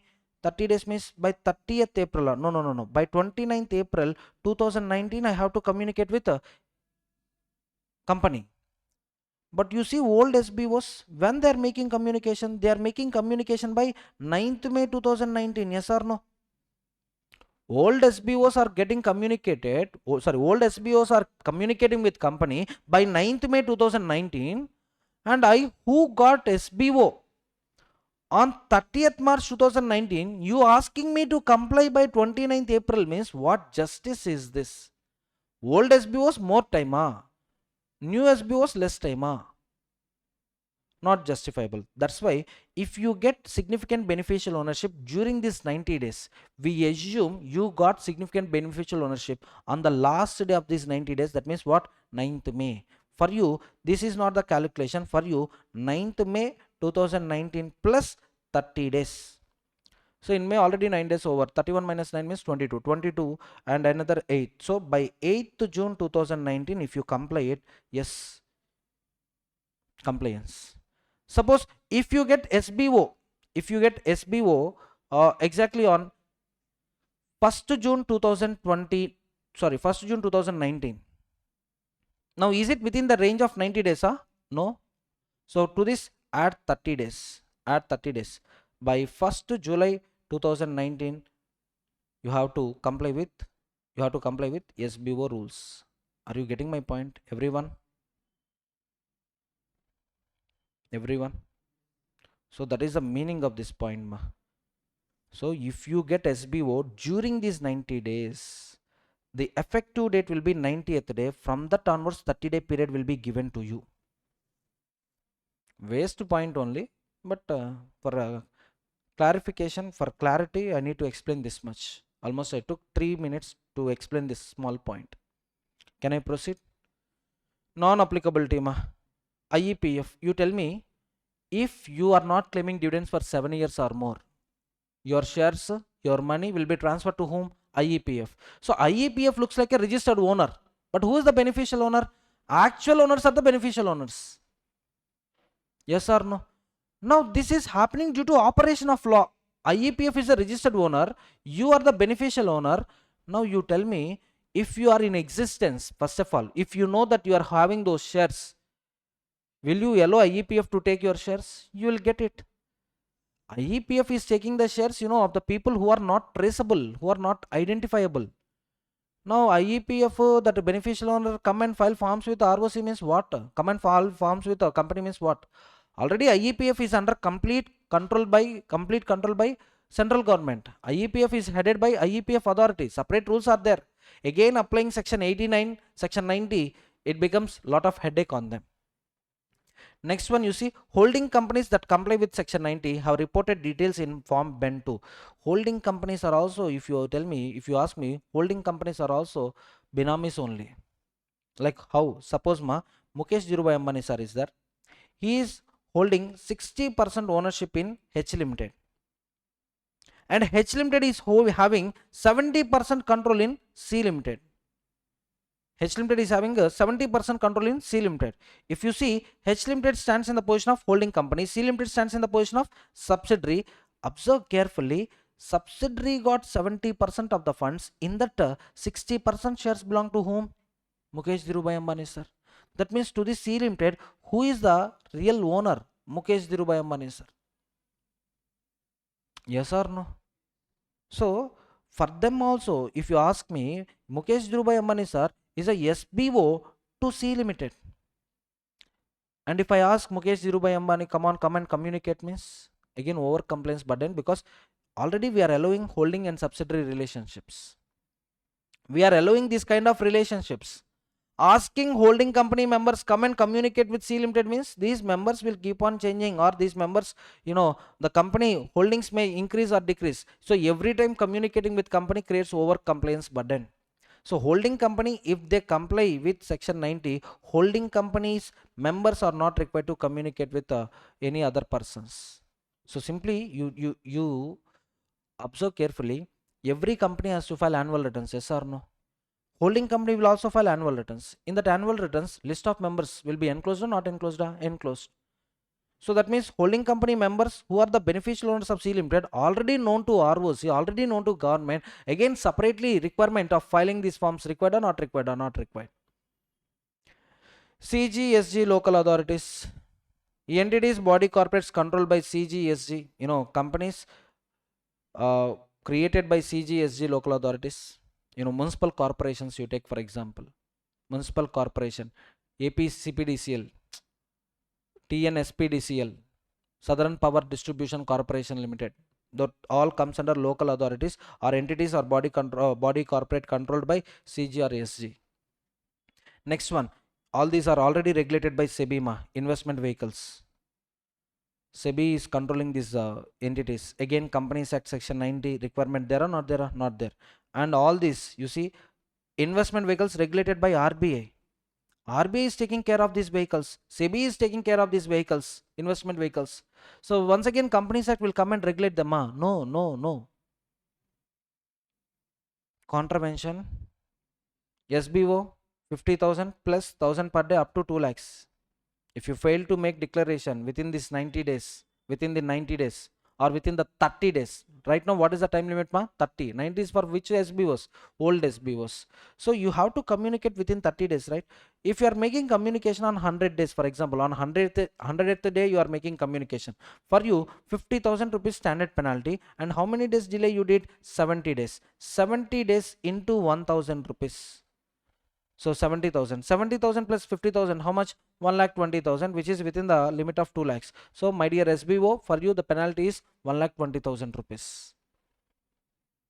For company fails to maintain the register, files the necessary information, fails to allow the inspection of the register, the penalties you can see. Company 1 lakh plus 500 per day up to 5 lakhs. For defaulting officer 25,000 plus 200 per day up to 1 lakh rupees.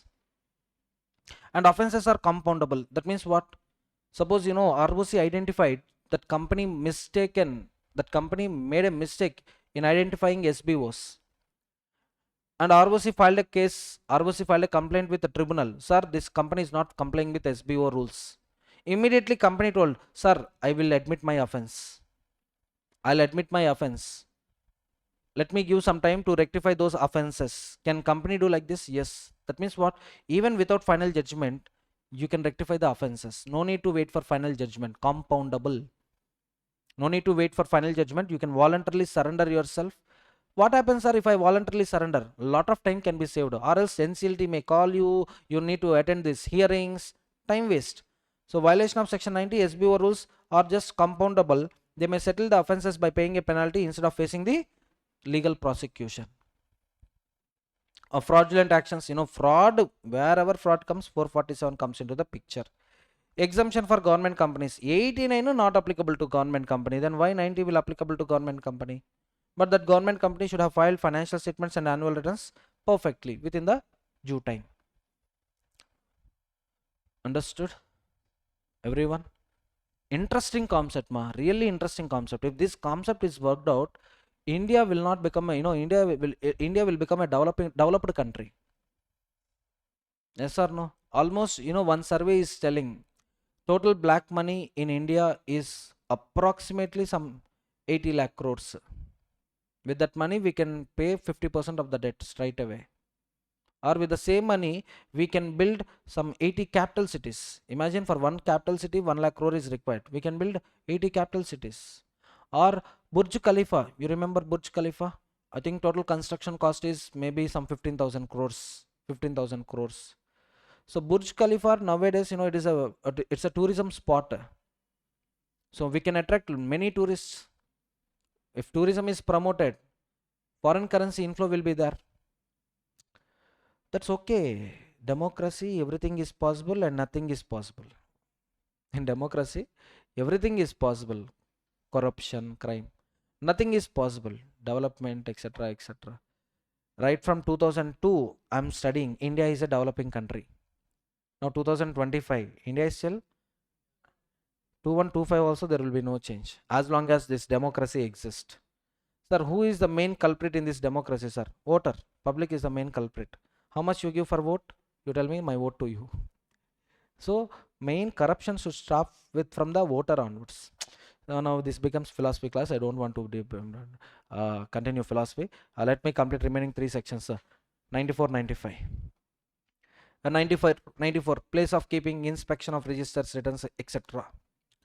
All these registers and returns, first priority to the registered office. Next, you can maintain these copies of returns and copies of registers at any location in India subject to special resolution provided more than 1/10 members reside. Of course, there is a conflict between section 88 and 94. Under section 88, registers can be maintained in 3 spots. Registered office, any place in the city, town, village where registered office is situated, or any location in India where more than 1/10 of the members reside. But coming to 94, it is giving only 2 spots. It is giving only 2 spots. Drafting error, ignore. Under 94, under section 94, these registers and returns can be kept at only 2 locations. One is registered office and the second one is another location in India if approved by special resolution. This is condition number 1. And condition number 2, more than 1/10 of the members reside. Clear? Next one, inspection. Registers and indices must be open for inspection during business hours by the members, debenture holders, security holders, other persons. Other persons entry fees 50, whereas members, debenture holders, security holders free of charge. Inspection at least 2 hours of every working day. Same point we have seen under section 118 also. 119. Inspection of minutes, if you remember, not less than 2 hours shall be allowed for inspection every day, the 2 business hours. Extracts and copies, if they want copies, collect 10 per page and give them copies. And those copies or extracts must be provided within how many days after payment? This is similar to section 17. Upon written request, within 7 working days, company's duty to submit requested copies, requested documents. Section 17. Certain details such as address, email ID, unique ID, Aadhaar number, PAN will not be available for inspection. Why? Daily we are getting 20 to 30 spam calls. And if any advertisement agency, if any agency going to each and every company collecting these details, next day onwards brokers will call, sir, very very good company, sir, your returns will be doubled, sir, come and make investment, sir. Now 20 spam calls, tomorrow onwards 200 spam calls, all the members. See, why we are getting spam calls is when you are taking account, demat account, you will submit your KYC to your depositories, yes or no? And I don't know how they are getting that information. All these stockbroking firms, not broking firms, consultancies. If one person getting information, some 10,000 data may be sold for 2,000 rupees to each and every consultant. Till today also you may get calls from the educational institutions. We are providing crash batch course. Yes or no? like that it happens. That's why to protect secrecy, to protect secrecy of the people, privacy, not secrecy, to protect privacy of the people, personal data available or not available, not available for inspection, not available for taking copies also. Preservation of registers and returns. Registers of members permanent ma, whereas other securities like redeemable debentures, sorry, redeemable securities like debentures or preference shares, you have to maintain them for 8 years from the date of redemption date. Register of members permanently, there is no doubt at all, whereas other securities debenture holders 8 years. Sir, what about your opinion on preference shares? Preference shareholder is a member ma. Member details will be updated in register of members. Register of members should be preserved permanently. Whereas register of debenture holders 8 years, not from the date of issue but from the date of redemption. Copies of documents filed with ROC shall be preserved for 8 years. That means annual returns. Foreign register must be preserved permanently until discontinued and transferred.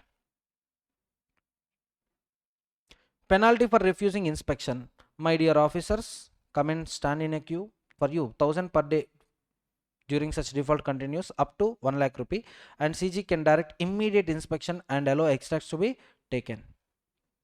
And section 95, if you maintain registers, index of the members, copies of the annual returns, they will serve as prima facie evidence of the matters recorded under the act.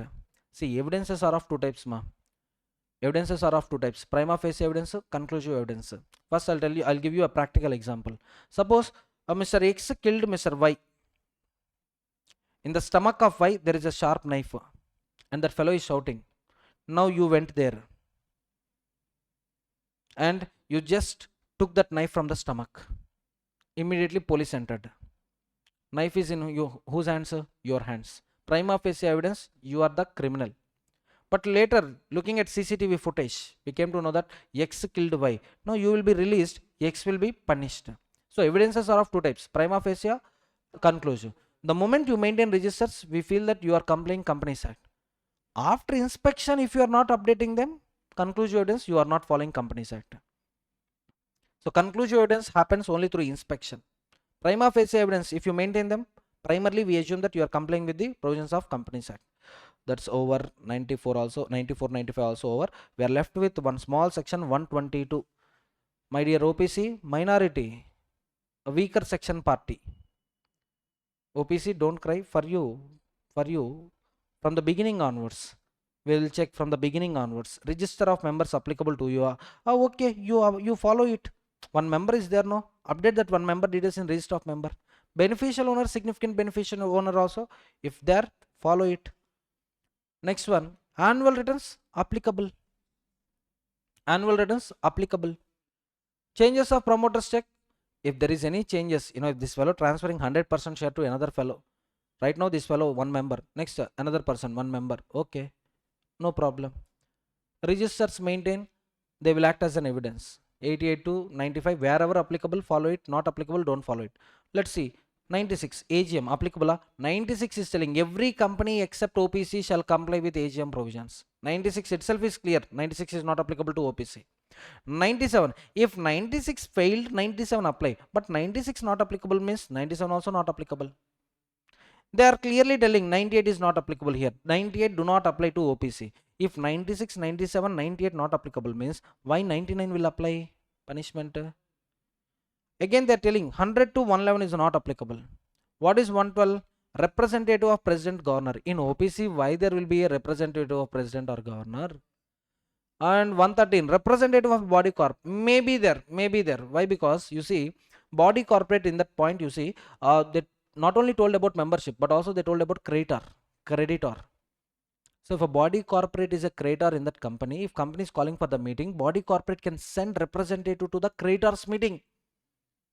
Like that possibility is there. Member possibility not there. If you see 113, I think proxy, right?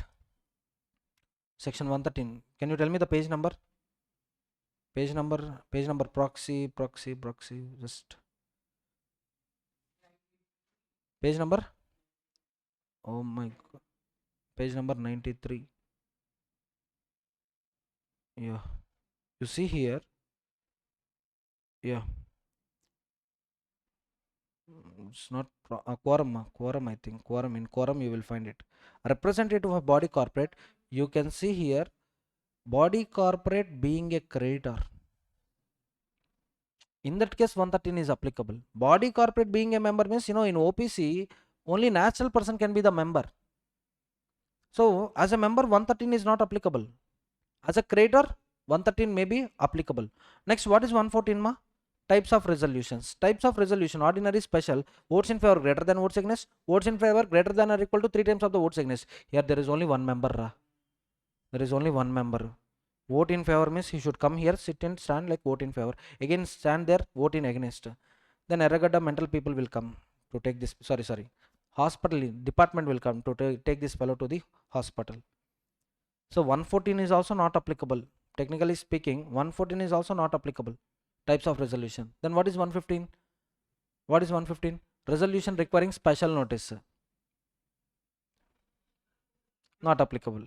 116, resolution to be passed at adjourn meeting. Original meeting or not there. Adjourn meeting, why it will be there? But maybe there. Why? Suppose in my company, yes, there is only one member. There may be two directors. In that case, board meeting may be applicable, because in each company, OPC minimum one director, private company minimum two directors, public company minimum three directors. But in all these three companies, maximum directors is 15. So in 116, I told resolution passed at adjourn meeting of company, adjourn meeting of directors, adjourn meeting of class meeting. So board meeting may be possible, but general meeting, class meeting, not possible. Next, what is 117? Resolutions to be filed with ROC. Board resolution to be filed with ROC. In case of board resolution, file it with ROC. That means partial applicability. 118 minutes. Minutes for AGM not applicable. Minutes for EGM also not applicable. Minutes for board meeting applicable or not applicable? It depends on number of directors. Okay. So if 118 is not applicable, 119 also not applicable. 120 also not applicable. 121, it is clearly told that 121 is applicable only to the listed companies. So that means, this chapter partially applicable, remaining not applicable. So ordinary businesses under section 102 subsection 2 clause A, where AGM approvals are required, here just communicate with him over a mail or over a phone. Get confirmation from that person. Enough. Meetings not required. So in OPC, any business requiring OR or SR may be transacted if the resolution is communicated by the member to the company. Enter in the minutes book. Ask him to send a mail. We had no problem with declaration of dividend. OPC member, just send a mail to director. Director will maintain it as an evidence. Will record the same into the minutes. The date is deemed to be the date of the meeting. So when you are sending an email, the date, I assume it as date of the meeting for the purpose of Companies Act. For a one director OPC, board resolution shall be entered in the minutes book, signed and dated by the director. Date is deemed to be the date of board meeting. And penalty for non-compliance, this is a general penalty for OPC, not about only this section. General punishment. If you not comply with the provisions of Companies Act, then for you, company 5,000, officer in default 5,000. For continuing contravention, further fine of 500 per day may be imposed. This is a general punishment for OPC. Next, this is about section 20, which we have already discussed. Company wants to communicate with members. How such communication may be done? So here, document to be served on a company. Okay, this is not like this. This is like members, income tax department, central government, NCLT, ROC. They want to make communication with a company, or they want to communicate with a officer. Then how such communication will be done is a matter. So post, courier, leaving at the registered office, electronic mode. IT department, CG, member, for example, member executed a transfer deed. The transfer deed shall be submitted to company within 60 days of execution of the transfer deed. How such communication happens? Registered post, speed post, courier, or handing it over to the company directly. That means physically you come to the meeting, deliver it to them physically, or send them electronic mode, in electronic mode. Depository records, the beneficial ownership records may be served electronically through email. So these fellows are your beneficial owners. Like Reliance Industry Limited, some 10 lakh people are holding shares of the Reliance Industry through depository. Now depository, NSDL, CDSL may communicate with Reliance Industry. Yes, these 10 lakh people are the real owners. We are just registered owners. This communication will happen through email. And this is a reverse. Now company want to communicate with members. Company want to communicate with members. For example, section 101, you take notice calling for meeting. How they communicate, how they give notice to the members: post, register post, speed post, courier, deliver at the address, manual delivery, electronic or prescribed modes. Next, member request. A member can request delivery of documents via specific mode and shall pay fees determined by the company at AGM. This we have seen section 20, section 101 also we have seen it. Yes or no? If any prescribed mode has been specified, no, I don't want electronic mode, I want only through registered post. So senior citizen, for example, not having any email ID, for example, so he can come to the company, deposit sufficient fees, and amount will be, sorry, documents will be given like that only. One exceptional topic, last point, exceptional topic. See, for example, C Limited received an instruction from a member M not to serve notice through electronic mode. I'm not having any emails, so just send me through registered post, that too with acknowledgement due, and for which member deposited sufficient amount with the company. C Limited is having 10 lakh members. One among these 10 lakh is Mr. M. C Limited forgot about this instruction, and C Limited gave notices via email. This fellow didn't receive any notice. General meeting was conducted, resolutions were passed, and ROC filing also done. Now this member applied to NCLT about non-receipt of the notice. Now my question, whether this general meeting properly held, whether resolutions properly passed, whether meeting was properly concluded, and the answer is no, because this is intentional omission. Sir, no, sir, they forgot it, sir. Are how can you forget the standing instruction? It's negligence. It may not be intentional omission, but it is a negligence. This meeting was not properly convened. If it is not properly convened, meeting is invalid. Sir, only one member, sir. Out of 10 lakh, only one member, sir. If like that is the situation, you think about Satyam Computers. One person questioned Satyam, sir. 2 questions he questioned. Why are you acquiring real estate companies? That too at a value of more than 7,000 crores. You know, the difference is of 7,000 crores. Already they are not in profits. And why are you paying more amount? So single member vote in a democracy, single member vote is also important. Maybe this single person may influence other members. Getting my point? So non-compliance of the standing instruction is improperly convened. If meeting is improperly convened, then meeting is invalid. Clear? With this, the small chapter management and administration is over.